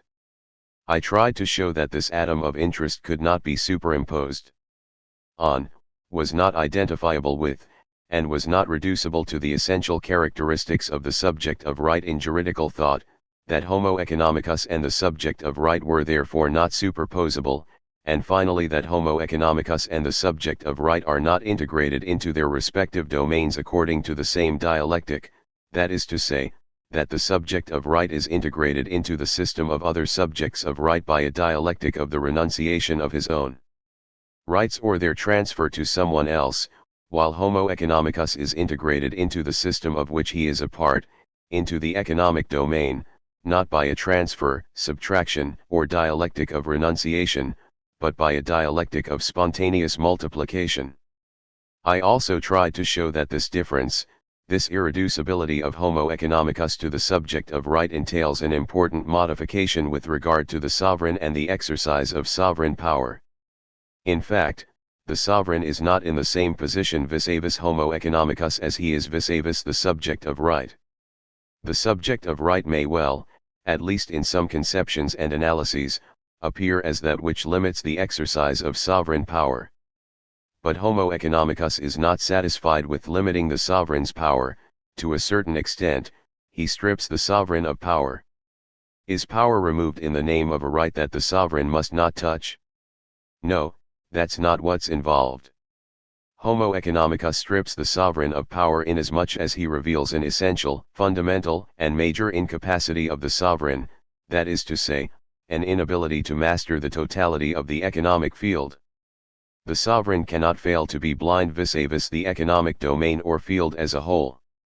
The whole set of economic process cannot fail to elude a would-be central, totalizing bird's-eye view. Let's say that in the classical conception of the sovereign in the Middle Ages, and still in the 17th century, there was something above the sovereign which was impenetrable, and this was God's intentions. A sovereign could be absolute and marked out as God's representative on earth, but the designs of providence still eluded him and encompassed him in their destiny. Now, beneath the sovereign, there is something which equally eludes him, and this is not the designs of Providence or God's laws but the labyrinths and complexities of the economic field. To that extent I think the emergence of the notion of Homo economicus represents a sort of political challenge to the traditional, juridical conception, whether absolutist or not, of the sovereign. So, in relation to this, and considering things very abstractly and schematically, I think there were two possible solutions. We can say that if economic practice or economic activity, if the set of processes of production and exchange elude the sovereign, then, very well, we will limit the sovereign's sovereignty geographically, so to speak, and fix a sort of frontier to the exercise of his power. The sovereign will be able to intervene everywhere except in the market. The market will be, if you like, a sort of free port or free space in the general space of sovereignty. This is the first possibility. The second possibility is the concrete proposal supported by the physiocrats. It consists in saying that the sovereign really must respect the market, but this does not mean that there will be a sort of zone within his sovereignty in which he will not be able to intervene or from which he is excluded. Rather, it means that vis-a-vis the market the sovereign will have to exercise a completely different power than the political power he has exercised hitherto. Vis-a-vis the market and the economic process, the sovereign will not be someone who, by some right, possesses an absolute decision-making power. His relationship to the market will have to be like that of a geometer to geometrical realities, that is to say, he will have to recognize it. He will have to recognize it through an evidence which will put him in a position of both passivity with regard to the intrinsic necessity of the economic process and, at the same time, of supervision and, as it were, checking, or rather of total and constant verification of this process. In other words, in the physiocrat's perspective the sovereign will have to pass from political activity to theoretical passivity in relation to the economic process. He will become a sort of geometer of the economic domain forming part of his field of sovereignty. The first solution, that of limiting the activity of the sovereign to everything not pertaining to the market, consists in maintaining the same form of governmental reason, the same form of raison d'etat, by simply carrying out a subtraction of the market object, or of the market or economic domain. The second solution, that of the physiocrats, consists in maintaining the full extent of the activity of governmentality, but fundamentally altering the very nature of this activity, since it changes its coefficient, its index, and from governmental activity it becomes theoretical passivity, or alternatively it becomes evidence. In actual fact, neither of these solutions was able to be any more than a theoretical and programmatic virtuality which was never really applied in history.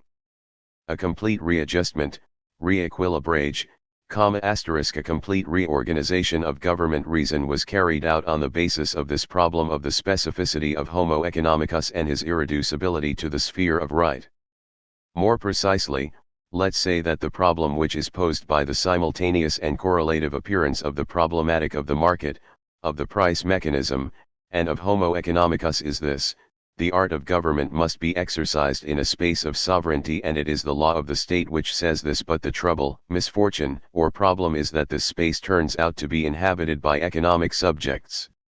Now, if we take things literally and grasp the irreducibility of the economic subject to the subject of right, then these economic subjects require either the sovereign's abstention, or the subordination of his rationality, his art of governing, to a scientific and speculative rationality. What can be done to ensure that the sovereign does not surrender any of his domains of action and that he is not converted into a geometer of the economy? Juridical theory is unable to take on and resolve the question of how to govern in a space of sovereignty inhabited by economic subjects, since precisely, as I tried to show last week, the juridical theory of the subject of right, of natural rights, and of the granting and delegation of rights does not fit together and cannot be fitted together with the mechanical idea, the very designation and characterization of Homo economicus. Consequently, neither the market in itself, in its specific mechanism, nor Quesnay's scientific table, nor the juridical notion of the contract can define and delimit in what respects and how the economic men inhabiting the field of sovereignty are governable. The governability or governmentability, forgive these barbaric terms, of these individuals, who inhabit the space of sovereignty, as subjects of right and, at the same time, as economic men, can only be assured, and in reality it was only possible for it to be assured, by the emergence of a new object, a new domain or field, which is, as it were, the correlate of the art of government being constructed at this time in terms of this problem of the relation between the subject of right and the economic subject. A new plane of reference is needed, and clearly this new plane of reference will not be the set of subjects of right, or the set of merchants, or economic subjects or actors. These individuals who are still subjects of rights as well as being economic actors, but who are not governmentable as one or the other, are only governable insofar as a new ensemble can be defined which will envelop them both as subjects of right and as economic actors, but which will bring to light not just the connection or combination of these two elements, but a series of other elements in relation to which the subject of right and the economic subject will be aspects, partial aspects, which can be integrated insofar as they belong to a complex whole. And I think it is this new ensemble that is characteristic of the liberal art of governing. Let's say again, that for governmentality to preserve its global character over the whole space of sovereignty, for it not to be subject to a scientific and economic reason which would entail the sovereign having to be either a geometer of the economy or a functionary of economic science, for the art of governing not to have to split into two branches of an art of governing economically and an art of governing juridically, in short, to preserve the unity and generality of the art of governing over the whole sphere of sovereignty, and to keep the specificity and autonomy of the art of governing with respect to economic science. To answer these three questions, the art of governing must be given a reference, a domain or field of reference, a new reality on which it will be exercised, and I think this new field of reference is civil society. What is civil society? Well, all in all, I think the notion and analysis of civil society, the set of objects or elements that are brought to light in the framework of this notion of civil society, amount to an attempt to answer the question I have just mentioned, how to govern, according to the rules of right, a space of sovereignty which for good or ill is inhabited by economic subjects. How can a reason, a rational principle be found for limiting, other than by right or by the domination of economic science, a governmental practice which must take responsibility for the heterogeneity of the economic and the juridical? Civil society is not a philosophical idea, therefore. Civil society is, I believe, a concept of governmental technology, or rather, it is the correlate of a technology of government, the rational measure of which must be juridically pegged to an economy understood as process of production and exchange. The problem of civil society is the juridical structure, economy juridic, of a governmentality pegged to the economic structure, economy economic. And I think that civil society, which is very quickly called society, and which at the end of the 18th century is called the nation, makes a self-limitation possible for governmental practice and an art of government, for reflection on this art of government, and so for a governmental technology. It makes possible a self-limitation which infringes neither economic laws nor the principles of right, and which infringes neither the requirement of governmental generality nor the need for an omnipresence of government. An omnipresent government, a government which nothing escapes, a government which conforms to the rules of right, and a government which nevertheless respects the specificity of the economy, will be a government that manages civil society, the nation, society, the social. Homo economicus and civil society are therefore two inseparable elements. Homo economicus is, if you like, the abstract, ideal, purely economic point that inhabits the dense, full, and complex reality of civil society. Or alternatively, civil society is the concrete ensemble within which these ideal points, economic men, must be placed so that they can be appropriately managed. So, Homo economicus and civil society belong to the same ensemble of the technology of liberal governmentality. You know how often civil society has been invoked, and not just in recent years. Since the 19th century, civil society has always been referred to in philosophical discourse, and also in political discourse, as a reality which asserts itself, struggles, and rises up, which revolts against and is outside government or the state apparatuses or institutions. I think we should be very prudent regarding the degree of reality we accord to this civil society. It is not an historical natural given which functions in some way as both the foundation of and source of opposition to the state or political institutions. Civil society is not a primary and immediate reality, it is something which forms part of modern governmental technology. To say that it belongs to governmental technology does not mean that it is purely and simply its product or that it has no reality. Civil society is like madness and sexuality, what I call transactional realities, realites to transaction.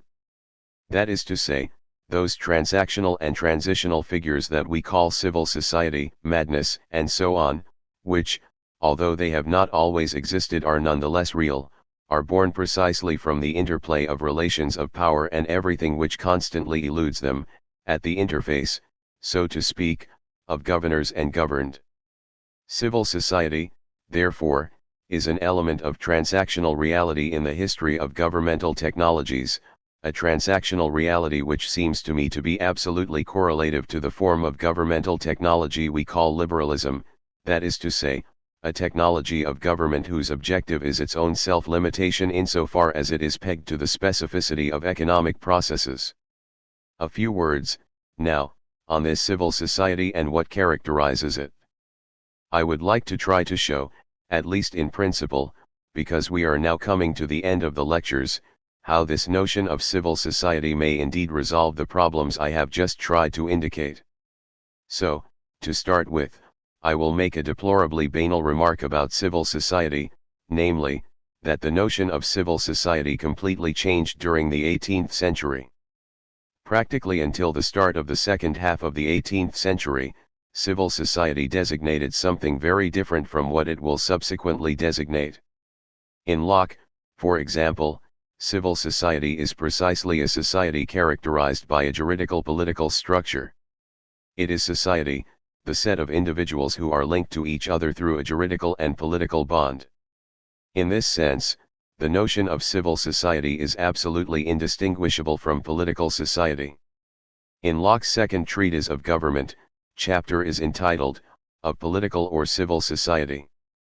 So, until then, civil society is always a society characterized by the existence of a juridical and political bond.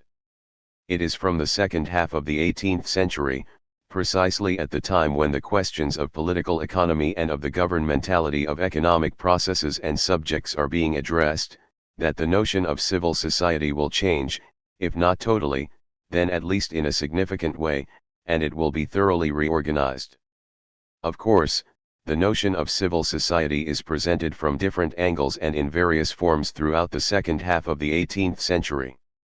To simplify matters, I will take the most fundamental, almost statutory text regarding the characterization of civil society.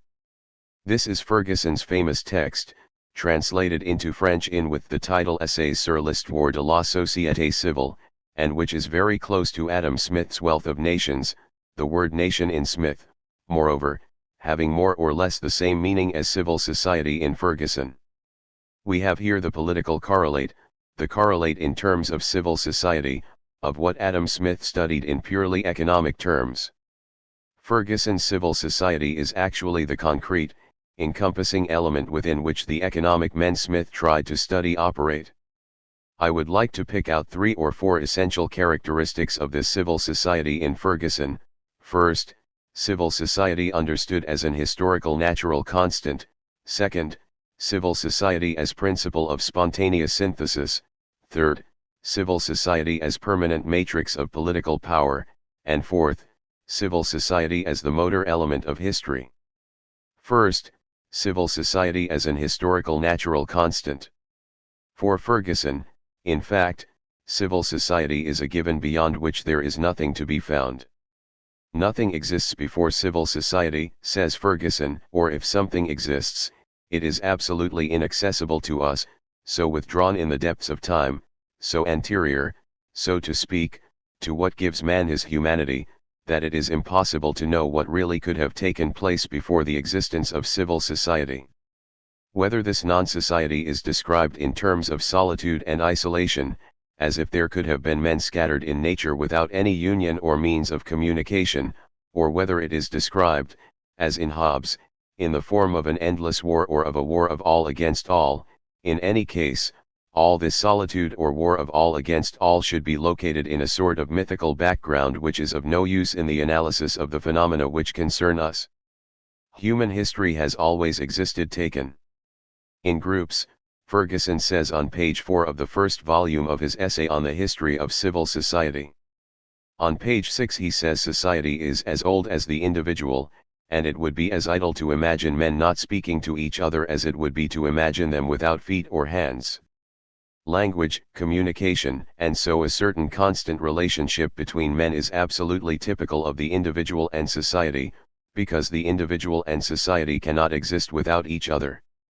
In short, there was never a moment, or anyway it is pointless trying to imagine a moment when we passed from nature to history, or from non-society to society. The nature of human nature is to be historical, because the nature of human nature is to be social. There is no human nature which is separable from the very fact of society. Ferguson evokes the kind of myth or methodological utopia which was often taken up in the 18th century. Take a group of children, he says, who have been left to bring themselves up outside any other form of society. Imagine some children put in a desert and left to fend for themselves from the youngest age, and to develop all alone, without instruction or guidance. Well, what will we see if we return 5, 10, or 15 years later, provided, of course, that they are not dead?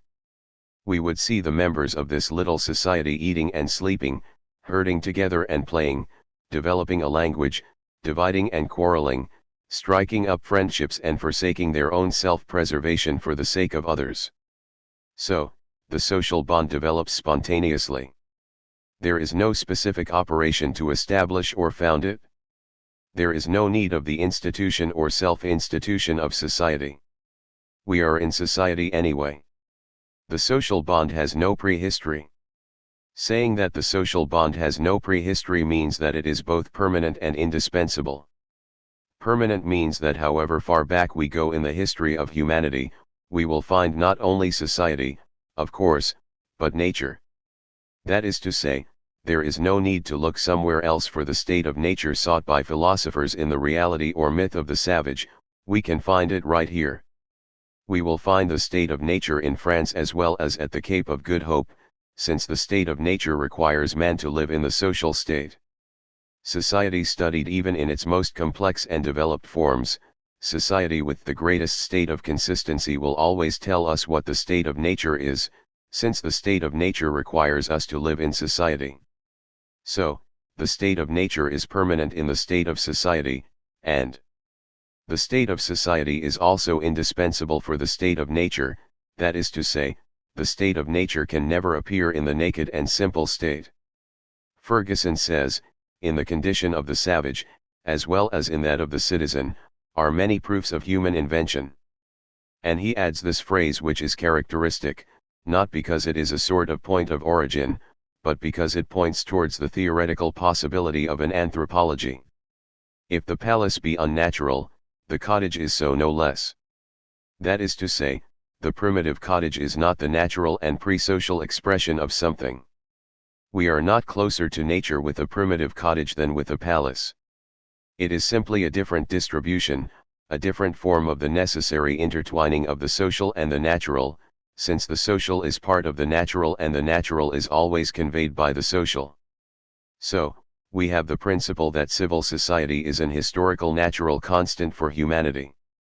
Second, civil society assures the spontaneous synthesis of individuals. This returns us to what I have just said. Spontaneous synthesis means there is no explicit contract, no voluntary union, no renunciation of rights, and no delegation of natural rights to someone else. In short, there is no constitution of sovereignty by a sort of pact of subjection. In fact, if civil society actually carries out a synthesis, it will quite simply be through a summation of individual satisfactions within the social bond itself. How, Ferguson says, can we conceive a happy public if its members, considered apart, be unhappy? In other words, there is reciprocity between the whole and its components. Basically, we cannot imagine or conceive an individual to be happy if the whole to which he belongs is not happy. Better, we cannot even assess exactly an individual's quality, value, and virtue. We cannot attribute a coefficient of good or evil to the individual unless we think of it the coefficient in the reciprocity, or at any rate unless we think of it on the basis of the place he occupies, the role he performs, and the effects he produces within the whole. Every element of civil society is assessed by the good it will produce or bring about for the whole. We can say that a man is good, that he is fine only insofar as he is right for the place he occupies and, Ferguson says, produces the effect it must produce. But conversely, the value of the whole is not an absolute and is not to be attributed to the whole and only the whole, but to each member of this whole. It is likewise true, that the happiness of individuals is the great end of civil society. So you can see that we are not dealing with a mechanism or system of the exchange of rights.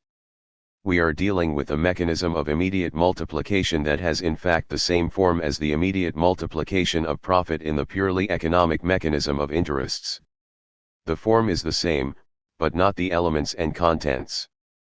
And this is why civil society can be both the support of the economic process and economic bonds, while overflowing them and being irreducible to them.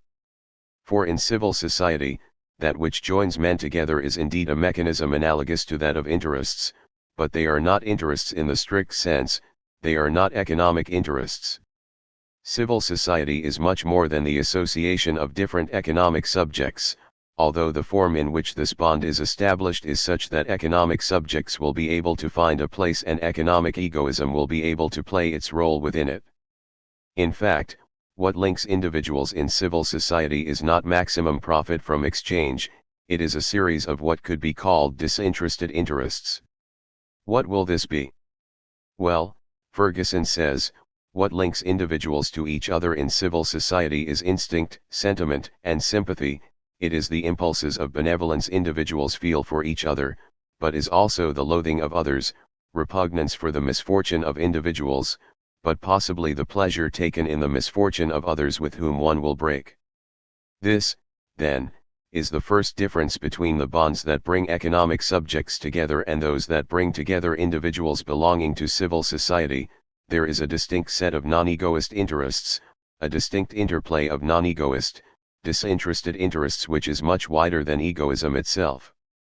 The second, equally important difference that we see emerging by bringing in these elements I have just been talking about is that the bond between economic subjects is, if you like, non-local. The analysis of the market proves that the multiplication of profits will ultimately be brought about through the spontaneous synthesis of egoisms over the whole surface of the globe. There is no localization, no territoriality, no particular grouping in the total space of the market. On the other hand, in civil society the bonds of sympathy and benevolence between some individuals are, as I was saying, the correlates of contrary bonds of repugnance and the absence of support for or benevolence towards others. This means that civil society always appears as a limited ensemble, as one particular ensemble among others. Civil society does not coincide with humanity in general, it exists in the form of ensembles at the same or different levels which bring individuals together in a number of units. Civil society, Ferguson says, leads the individual to enlist on the side of one tribe or community. Civil society is not humanitarian but communitarian. And in fact we see civil society appear in the family, village, and corporation, and, of course, at higher levels, reaching that of the nation in Adam Smith's sense, in the sense given to it at more or less the same time in France. The nation is precisely one of the major forms, but only one of the possible forms, of civil society. Having said this, you can see that the bond of economic interest occupies an ambiguous position in relation to these bonds of disinterested interests which take the form of local units and different levels. On the one hand, you can see that the economic bond, the economic process which brings economic subjects together, will be able to lodge itself in this form of immediate multiplication which does not involve the renunciation of rights. Formally, therefore, civil society serves as the medium of the economic bond. But the economic bond plays a very strange role within civil society, where it finds a place, since while it brings individuals together through the spontaneous convergence of interests, it is also a principle of dissociation at the same time.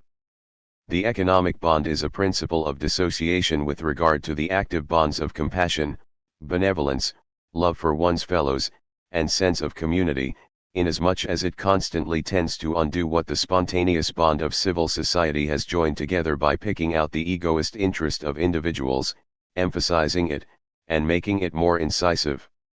In other words, the economic bond arises within civil society, is only possible through civil society, and in a way strengthens it, but in another way it undoes it.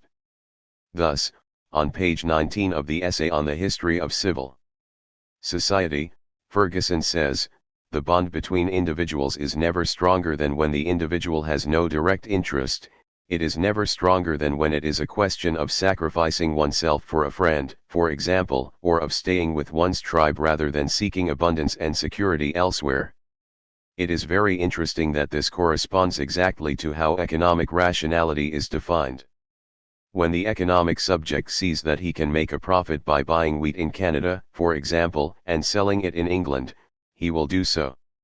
He does it because it is to his advantage, and furthermore it will benefit everyone. However, the bonds of civil society mean that one prefers to stay in one's community, even if one finds abundance and security elsewhere. So, it is in a commercial state where men may be supposed to have experienced, in its full extent, the interest which individuals have in the preservation of their country *, that man is sometimes found a detached and solitary being, he has found an object which sets him in competition with his fellow creatures. Consequently, the more we move towards an economic state, the more, paradoxically, the constitutive bond of civil society is weakened and the more the individual is isolated by the economic bond he has with everyone and anyone. This is the second characteristic of civil society, a spontaneous synthesis within which the economic bond finds its place, but which this same economic bond continually threatens. The third characteristic of civil society is that it is a permanent matrix of political power. How does power come to a civil society which in a way plays the spontaneous role of the social contract, of the pactum unionis? What is the equivalent of the jurist's pactum subjectionis, the pact of subjection, which obliges obedience to certain individuals? Well, just as there is no need of a pactum unionis to join individuals together in civil society, so for political power to emerge and function within civil society there is no need of a pactum subjectionis, of the surrender of certain rights and the acceptance of someone else's sovereignty. There is a spontaneous formation of power. How does this come about? It is brought about quite simply by a de facto bond which links different concrete individuals to each other. In fact, these differences between individuals are expressed, of course, in the different roles they play in society and in the different tasks they perform. These spontaneous differences immediately give rise to divisions of labor in the collective decision-making processes of the group. Some give their views, others give orders, some reflect, others obey. Prior to any political institution whatever, says Ferguson, men are qualified by a great diversity of talents, by a different tone of the soul, and ardor of the passions, to act a variety of parts. Bring them together, each will find his place. They censure or applaud in a body, they consult and deliberate in more select parties, they take or give an ascendant as individuals. That is to say, in civil society the group's decision appears to be the decision of the whole group, but when we look more closely at how this takes place we see that the decisions were taken, he says, in more select parties. As individuals, some have assumed authority and others have allowed these to acquire authority over them. Consequently, the fact of power precedes the right that establishes, justifies, limits, or intensifies it. Power already exists before it is regulated, delegated, or legally established. We follow a leader, before we have settled the ground of his pretensions, or adjusted the form of his election, and it is not till after mankind have committed many errors in the capacities of magistrate and subject, that they think of making government itself a subject of rules. The juridical structure of power always comes after the event or fact of power itself. So it cannot be said that men were isolated, that they decided to constitute a power, and then here they are living in a state of society. This was, roughly, the analysis made in the 17th and at the start of the 18th century. But neither can we say that men join together in society and then think, wouldn't it be good, or convenient, or useful to establish a power and regulate its modalities? In actual fact, civil society permanently, and from the very start, secretes a power that is neither its condition nor supplement. It is obvious, Ferguson says, that some mode of subordination is as necessary to men as society itself. You recall that Ferguson said that we cannot conceive of a man without society. We cannot conceive of a man without language and communication, no more than we can conceive of a man without hands and feet. Thus man, his nature, his feet, his hands, his language, others, communication, society, and power all constitute an interdependent whole characteristic of civil society. The fourth characteristic of civil society is that it constitutes what could be called, using a word from much later which to some extent is now discredited but which it seems to me may find a first point of application here, the motor of history. It is the motor of history precisely because, if we take up the two elements I have been talking about, on the one hand, civil society as spontaneous synthesis and spontaneous subordination, and, on the other, the existence of an element which finds its place quite naturally within this spontaneous synthesis and subordination, but which is also the principle of dissociation, namely interest, the egoism of Homo economicus, the economic processes, then first of all, with the idea of civil society as spontaneous synthesis and subordination, we have the principle, or theme, or idea, or hypothesis that we are dealing with a stable equilibrium. After all, since men are spontaneously brought together by bonds of benevolence, and since they form communities in which subordination is established by immediate consent, then it should not change, and consequently everything should remain in place. And, in actual fact, there are a number of communities which appear with this first aspect of, I would say, if you like, a functional equilibrium of the whole. On page, describing North American savages, or reporting observations of North American savages, Ferguson says, thus, without any settled form of government, or any explicit bond of union, and by an effect in which instinct seems to have a greater part than reason, the families of these North American savages conducted themselves with the intelligence, the concert, and the force of a nation. Foreigners, without being able to discover who is the magistrate, always find a council with whom they may treat. Without police or compulsory laws, their domestic society is conducted with order. So, there is a spontaneous bond and spontaneous equilibrium. However, precisely inasmuch as within this spontaneous bond there is another, equally spontaneous, but dissociative bond, then disequilibrium is introduced as a result, either spontaneously or by virtue of the economic mechanism. Sometimes Ferguson refers to pure and simple egoism.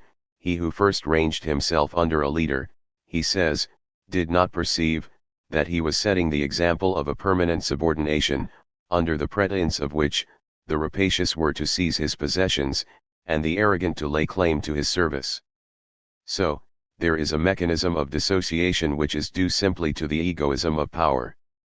But more frequently and regularly Ferguson invokes actual economic interest and the way in which economic egoism takes shape as the principle of dissociation of the spontaneous equilibrium of civil society.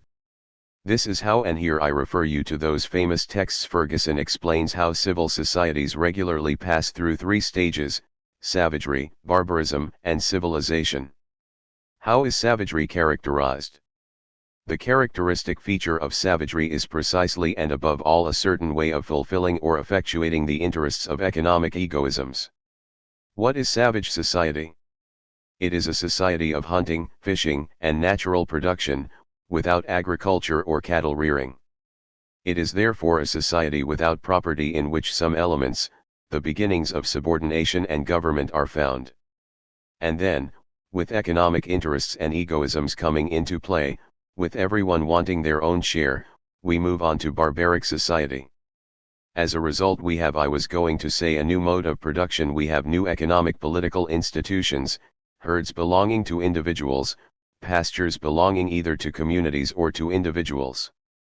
Private society begins to be established, but a private society which is not yet guaranteed by laws, and at this point civil society takes on the form of relations between patron and client, master and servant, family and slave, and so on. You can see that in this we have a specifically economic mechanism which shows how, starting from civil society and from the economic game which it harbors within itself, so to speak, we move on to a whole series of historical transformations. The principle of dissociative association is also a principle of historical transformation. That which produces the unity of the social fabric is at the same time that which produces the principle of historical transformation and the constant rending of the social fabric. In the theory of Homo economicus which I talked about last week, you recall how the collective interest arose from a necessarily blind interplay between different egoistical interests. Now you find the same kind of schema of an effect of totality, of a global reality arising through the blindness of each individual, but with regard to history. The history of humanity in its overall effects, its continuity, and in its general and recurrent forms, savage, barbarous, civilized, and so on, is nothing other than the perfectly logical, decipherable, and identifiable form or series of forms arising from blind initiatives, egoistic interests, and calculations which individuals only ever see in terms of themselves. If you multiply these calculations over time and get them to work, the economists say, the entire community will enjoy ever-increasing benefits. Ferguson, however, in the name of civil society, says there will be an endless transformation of civil society. I do not mean that this is the entry of civil society into history, since it is always in history, but that this is the motor of history in civil society. It is egoistic interest, and consequently the economic game, which introduces the dimension through which history is permanently present in civil society, the process through which civil society is inevitably and necessarily involved in history. Mankind, he says on page, in following the present sense of their minds, in striving to remove inconveniencies, or to gain apparent and contiguous advantages, arrive at ends which even their imagination could not anticipate, and pass on, like other animals, in the track of their nature, without perceiving its end. Like the winds, that come we know not whence, and blow whithersoever they list, the forms of civil society are derived from an obscure and distant origin.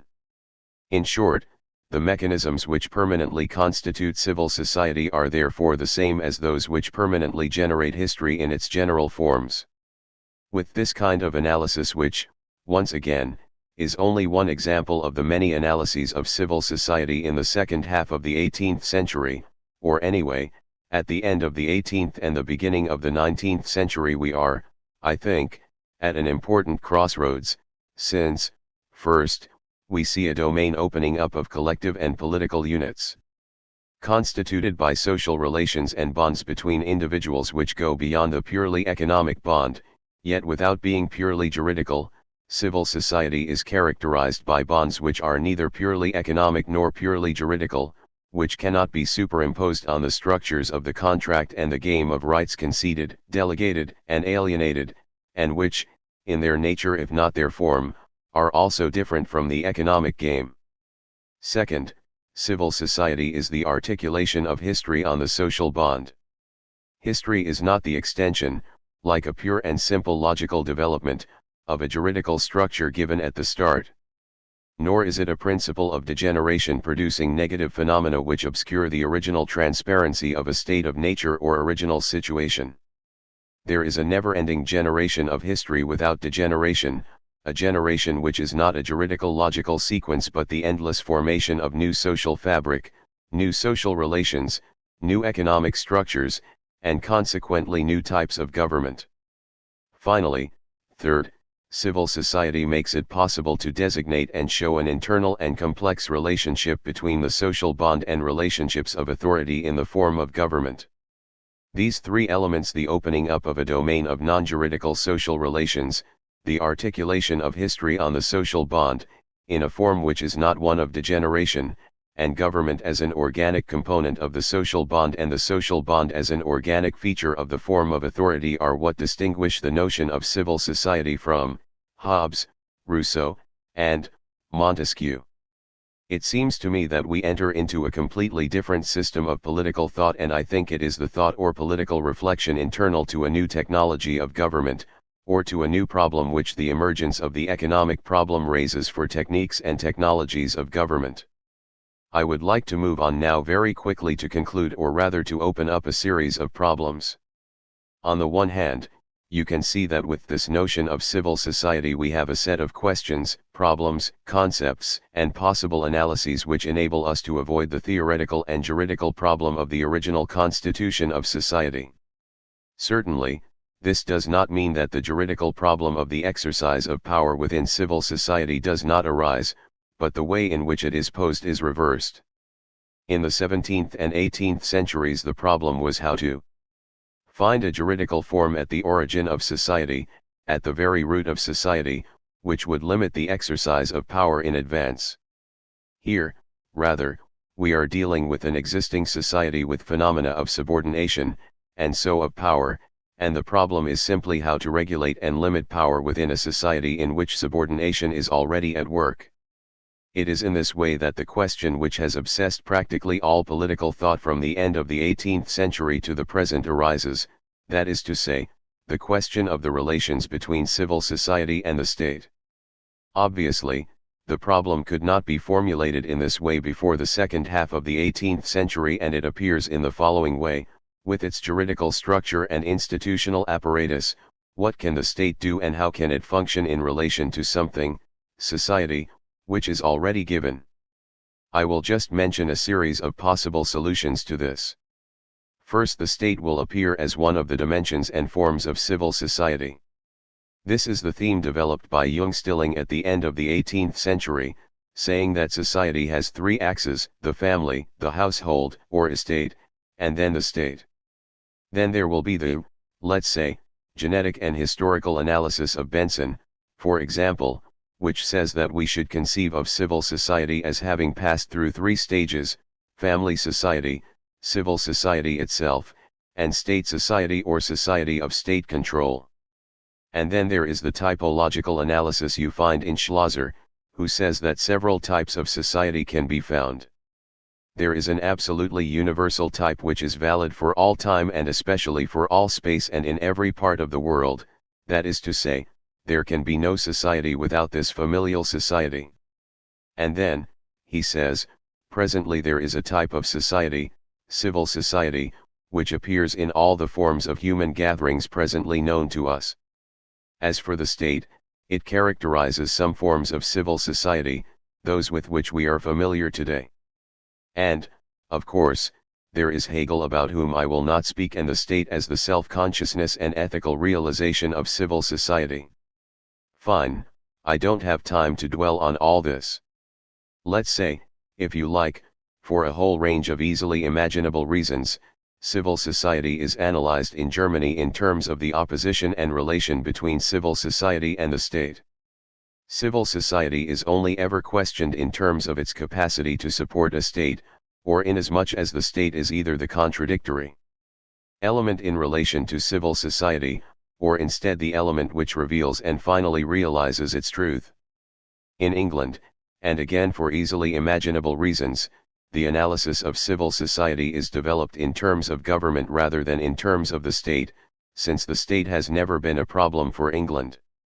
That is to say, the problem is whether there is need for a supplementary government if it is true that civil society is already there, that it ensures its own synthesis, and that it has a sort of internal governmentality. Does civil society really need a government? This is the famous question posed by Paine at the end of the 18th century and which will haunt English politics at least until the 20th century: could not society exist without government, or at any rate, without a government other than the government it has created spontaneously and without need of institutions which take charge of civil society, as it were, and impose constraints which it does not accept? Paine's question: we should not, he says, confuse society and government. Society is produced by our wants, and government by our wickedness. The one encourages intercourse, the other creates distinctions. The first is a patron in the English sense of the word, a protector, mf, the last a punisher. In France the problem is not posed in either the English or German terms. The problem addressed in France is not that of government in relation to civil society or of the state in relation to civil society. Here again, for well-known political and historical reasons, the problem is posed differently. The problem is that of the Third Estate as a political, theoretical, and historical problem up until the middle of the 19th century. The idea of the bourgeoisie as the element which was the vector and bearer of French history from the Middle Ages until the 19th century is basically a way of posing the problem of civil society, of government and power in relation to civil society. Whether it is German philosophers, English political analysts, or French historians, I think you always find the same problem of civil society as the major problem of politics and political theory. The other aspect, on which I will end this year's lectures, is, of course, that with this idea of civil society there is a redistribution, or a sort of recentering/decentering of the governmental reason I tried to talk about last year. Let's look again at the general problem. It seems to me that from the 16th century, and already in the Middle Ages moreover, we see the appearance of the following question: how can the exercise of power, that very singular practice which men cannot escape, except in part and at times in particular processes and individual or collective acts which pose a number of problems to jurists and historians, be regulated and measured in the person who governs? Well, let's say in a very general, overall way that for a long time the idea of regulating, measuring, and so limiting the indefinite exercise of power was sought in the wisdom of the person who would govern. Wisdom was the old answer. Wisdom means governing in accordance with the order of things. It means governing according to the knowledge of human and divine laws. It means governing according to God's prescriptions. It means governing according to what the general human and divine order may prescribe. In other words, when one sought to identify how the sovereign had to be wise and in what his wisdom consisted, one basically tried to regulate and model government in terms of the truth. It was the truth of religious texts, of revelation, and of the order of the world that had to be the principle of the regulation, or adjustment rather, of the exercise of power.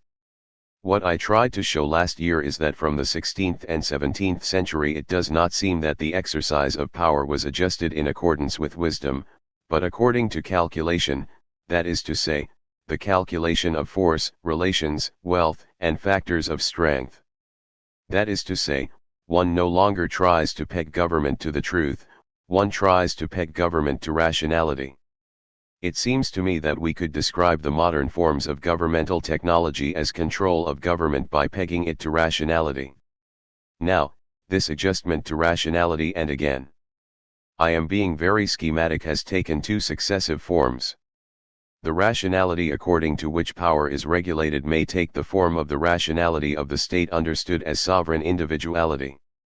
In this case this is the period of raison d'etat. Governmental rationality is the rationality of the sovereign himself, of whomever it is who can say me, the state. This obviously raises a number of problems.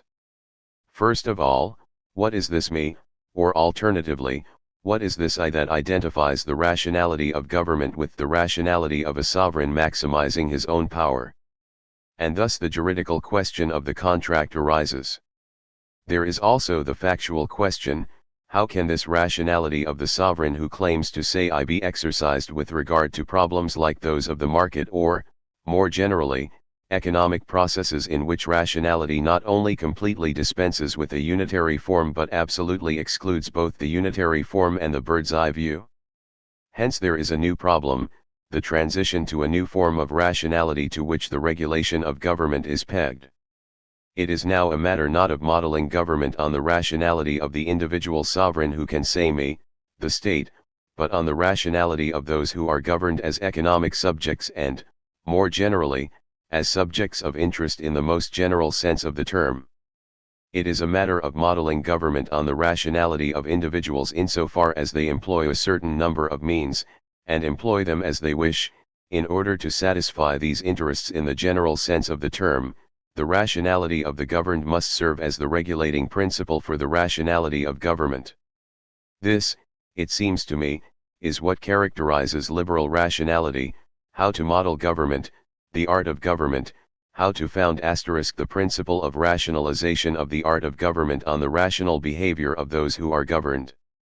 It seems to me that this is the important dividing point, the important transformation which I have tried to localize, but which is far from meaning that the rationality of state individual or of the individual sovereign who can say me, the state, is abandoned. We can even say, in a general, overall way, that the principle of rationality of all the nationalist and statist politics will be pegged to the rationality, or, if you prefer, in other terms, to the interest and to the strategy of interests of the individual sovereign, or of the state insofar as it constitutes a sovereign individuality. Similarly, we can say that government regulated according to the truth also has not disappeared.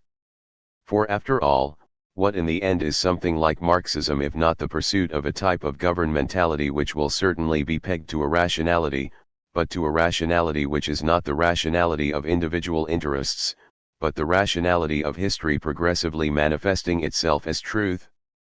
You can see that in the modern world, in the world we have known since the 19th century, a series of governmental rationalities overlap, lean on each other, challenge each other, and struggle with each other: art of government according to truth, art of government according to the rationality of the sovereign state, and art of government according to the rationality of economic agents, and more generally, according to the rationality of the governed themselves.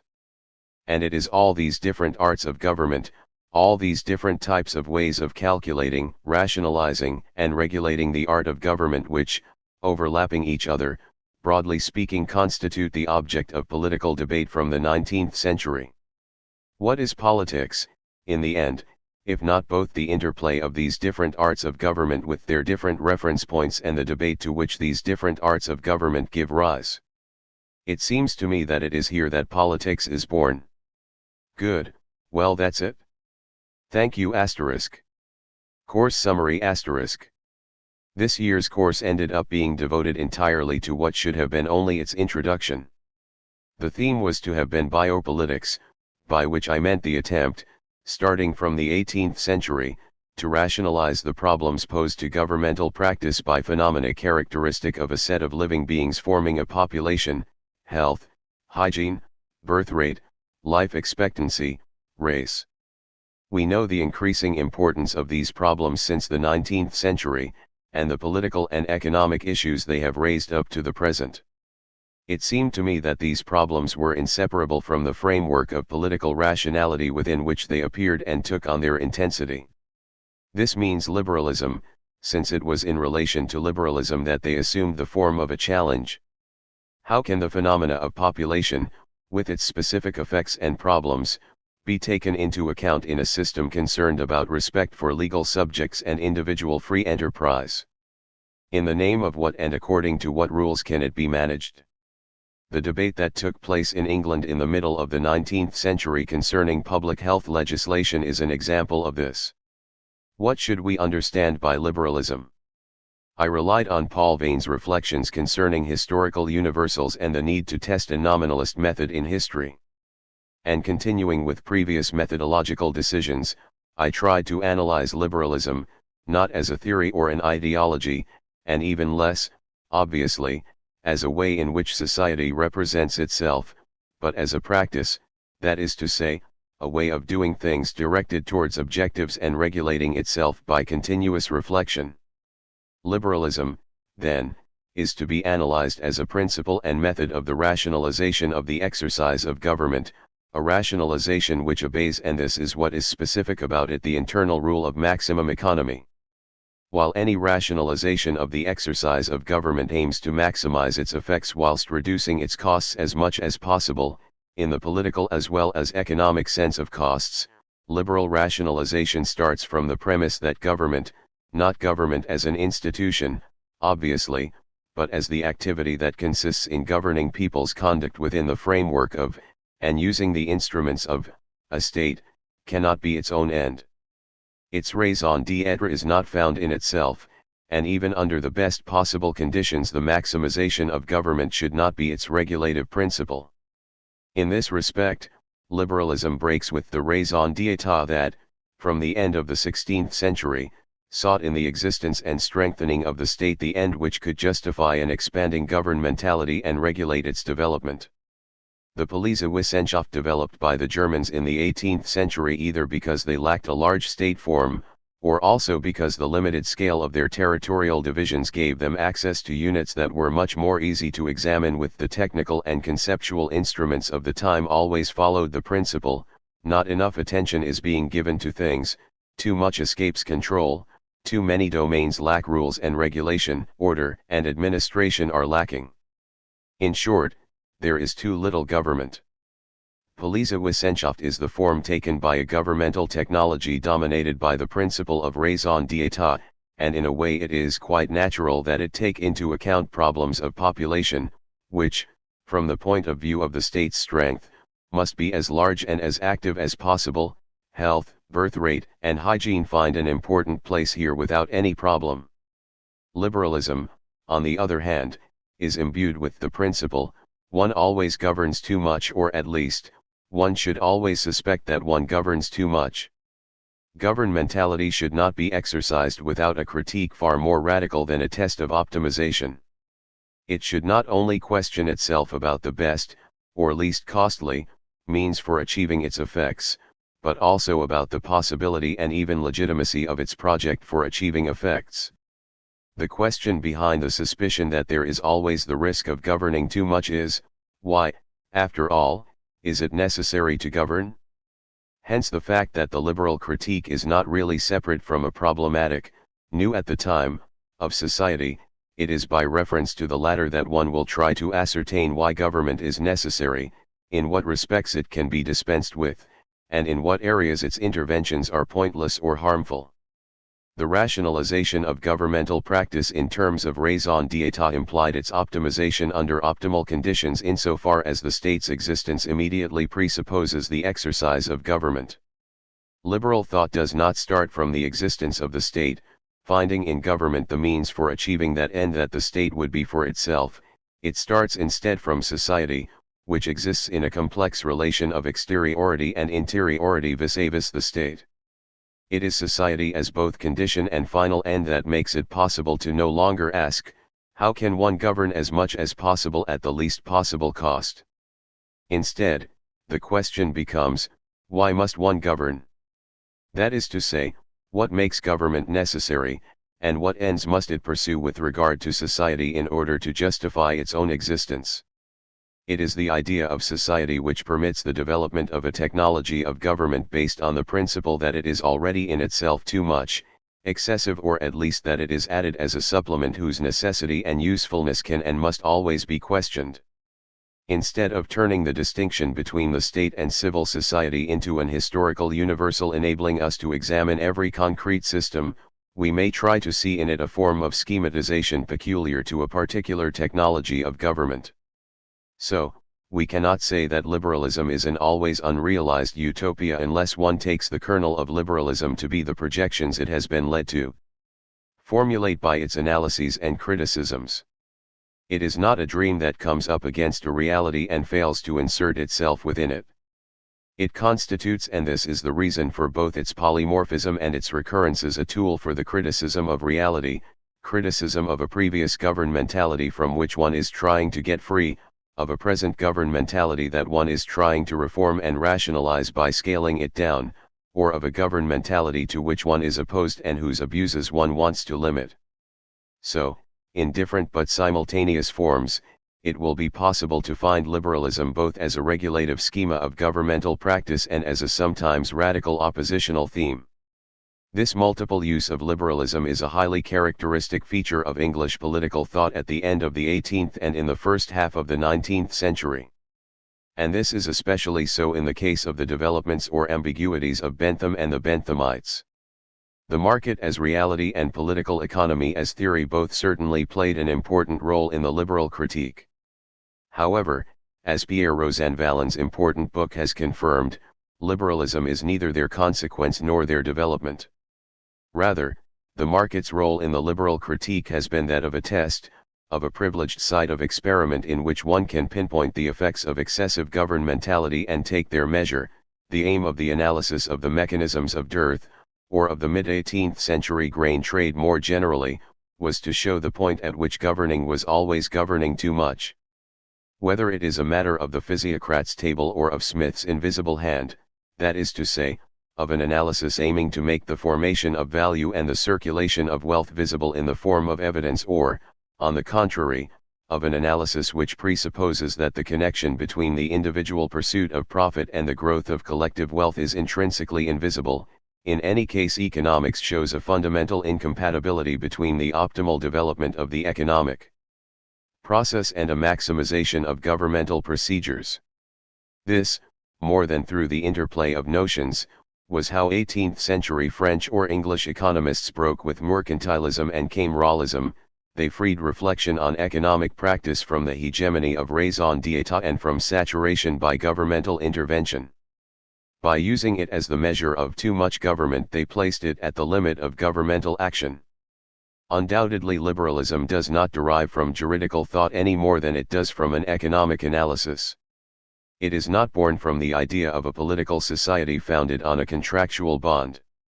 Rather, in the search for a liberal technology of government, it emerged that the juridical form was a far more effective instrument of regulation than the wisdom or moderation of governors.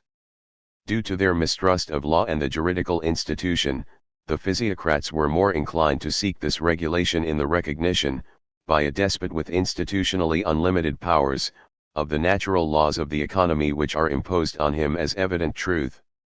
Regulation has not been sought in the law because of the supposedly natural legalism of liberalism, but because the law defines forms of general intervention excluding particular, individual, and exceptional measures, and because participation of the governed in drawing up the law in a parliamentary system is the most effective system of governmental economy. The État de droit, the Rechtsstaat, the rule of law, and the organization of a truly representative parliamentary system were therefore closely bound up with liberalism throughout the early 19th century, but just as political economy, employed first of all as a criterion of excessive governmentality, was not liberal either by virtue or nature, and even quickly led to anti-liberal attitudes, such as 19th century national economy or 20th century economic planning, so too. Democracy and the rule of law have not necessarily been liberal, and nor has liberalism been necessarily democratic or bound to the forms of law. So, rather than a more or less coherent doctrine or a politics pursuing some more or less precise aims, I would be inclined to see in liberalism a form of critical reflection on governmental practice. This criticism may come from within or outside governmental practice, and it may be based on this or that economic theory or refer to this or that legal system without any necessary and one-to-one connection. The question of liberalism, understood as a question of too much government, has been one of the constant dimensions of that recent European phenomenon which seems to have emerged first of all in England, namely, political life. It is even one of its constituent elements, if it is true that political life exists when the possible excess of governmental practice is limited by the fact that it is the object of public debate regarding its good or bad, its too much or too little. Of course, this is not an interpretation of liberalism that would claim to be exhaustive, but a possible level of analysis, that of governmental reason, of those types of rationality that are implemented in the methods by which human conduct is directed through a state administration. I have tried to carry out this kind of analysis on two contemporary examples, German liberalism of the years 1948, 1962, and the American liberalism of the Chicago School. In both cases, liberalism arose in a very precise context as a critique of the irrationality peculiar to excessive government, and as a return to a technology of frugal government, as Franklin would have said. This excess was represented in Germany by the war regime, by Nazism, but, beyond that, it was a type of directed and planned economy that was the outcome of the 1914-1918 period and the general mobilization of resources and men. It was also state socialism. In fact, the German liberalism of the years after the Second World War was defined, programmed, and even to some extent applied by men who, from the years 1928-1930, belonged to the Freiburg School, or who were at least inspired by it, and who later expressed their point of view in the journal Ordo.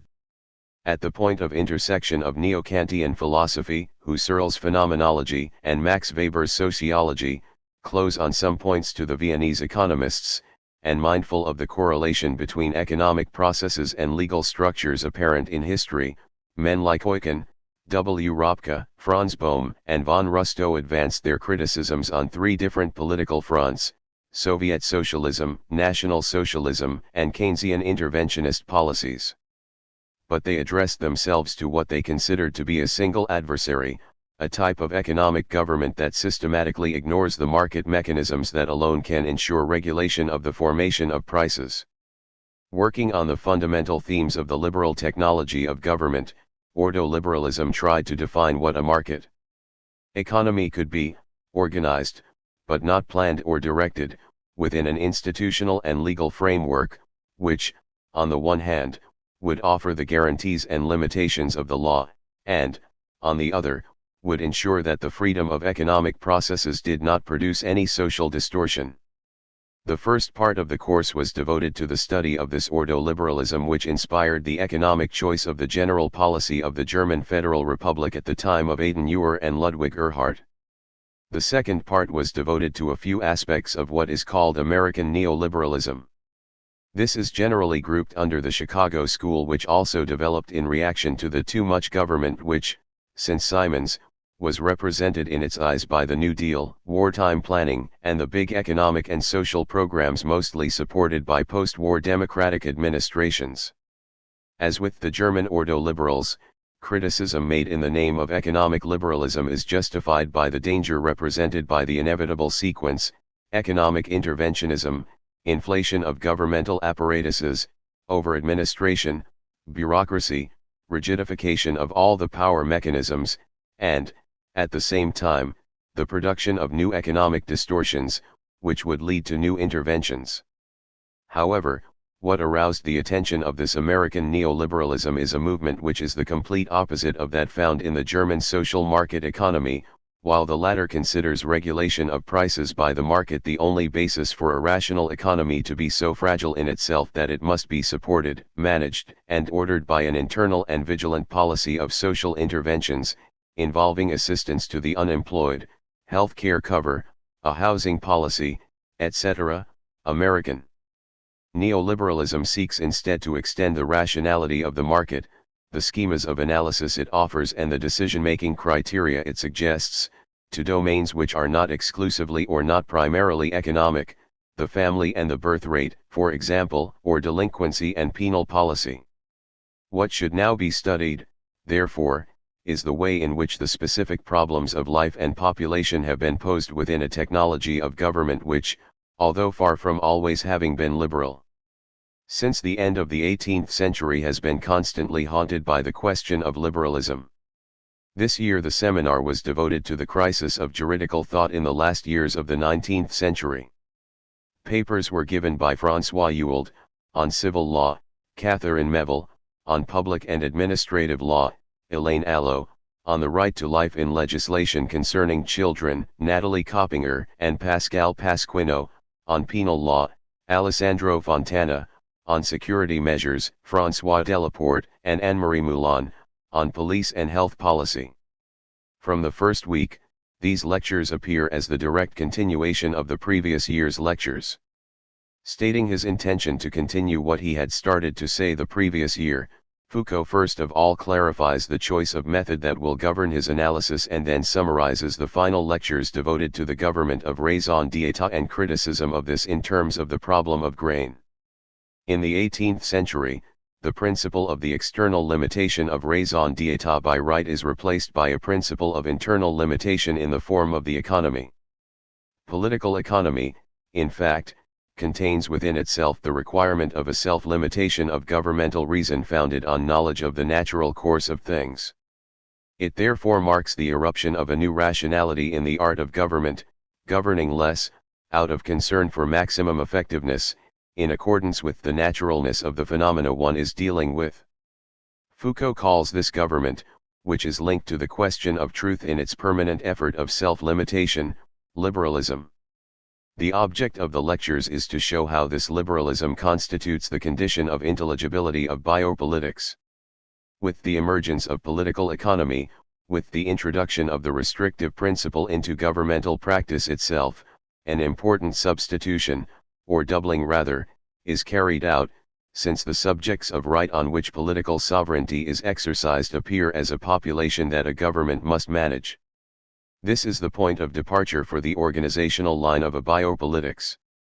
But who does not see that this is only part of something much larger, which is this new governmental reason? Studying liberalism as the general framework of biopolitics. The following plan is announced: to study liberalism first of all in its original formulation and its contemporary, German and American, versions, and then come to the problem of the politics of life. In actual fact, only the first part of this program is realized, Foucault being led to develop his analysis of German neoliberalism at greater length than he envisaged. This interest in the social market economy is due not only to the paradigmatic character of the German experience. It is also explained by reasons of critical morality, faced with that kind of laxity that, in his eyes, constitutes an inflationist critique of the state that is quick to denounce fascism in the functioning of Western democratic states.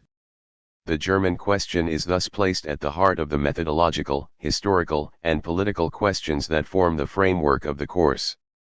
The second and third lectures, and January, are devoted to the specific features of the liberal art of government as outlined in the 18th century. In the first place, in these lectures Foucault explains the link between truth and liberal governmentality through an analysis of the market as a site of veridiction, and he specifies the modalities of internal limitation that derive from this. Thus he reveals two ways of limiting public power corresponding to two heterogeneous conceptions of liberty: the revolutionary, axiological way, which founds sovereign power on the rights of man, and the radical, utilitarian way, which starts from governmental practice in order to define the limit of governmental competence and the sphere of individual autonomy in terms of utility. These two ways are distinct, but they are not mutually exclusive. The history of European liberalism since the 19th century should be studied in the light of their strategic interaction.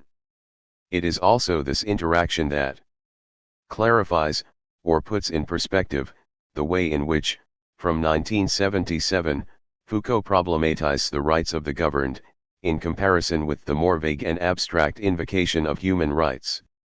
After having examined the question of Europe and of its relations with the rest of the world according to the new governmental reason, in the third lecture Foucault returns to his choice of calling liberalism what in the 18th century appears rather as a naturalism. The word liberalism is justified by the role liberty plays in the liberal art of government, a liberty no doubt guaranteed, but also produced by this art of government, which, in order to achieve its ends, needs continually to create, maintain, and frame it. Liberalism can thus be defined as the calculation of risk, the free play of individual interests compatible with the interest of each and all. That is why the incitement to live dangerously entails the establishment of multiple mechanisms of security.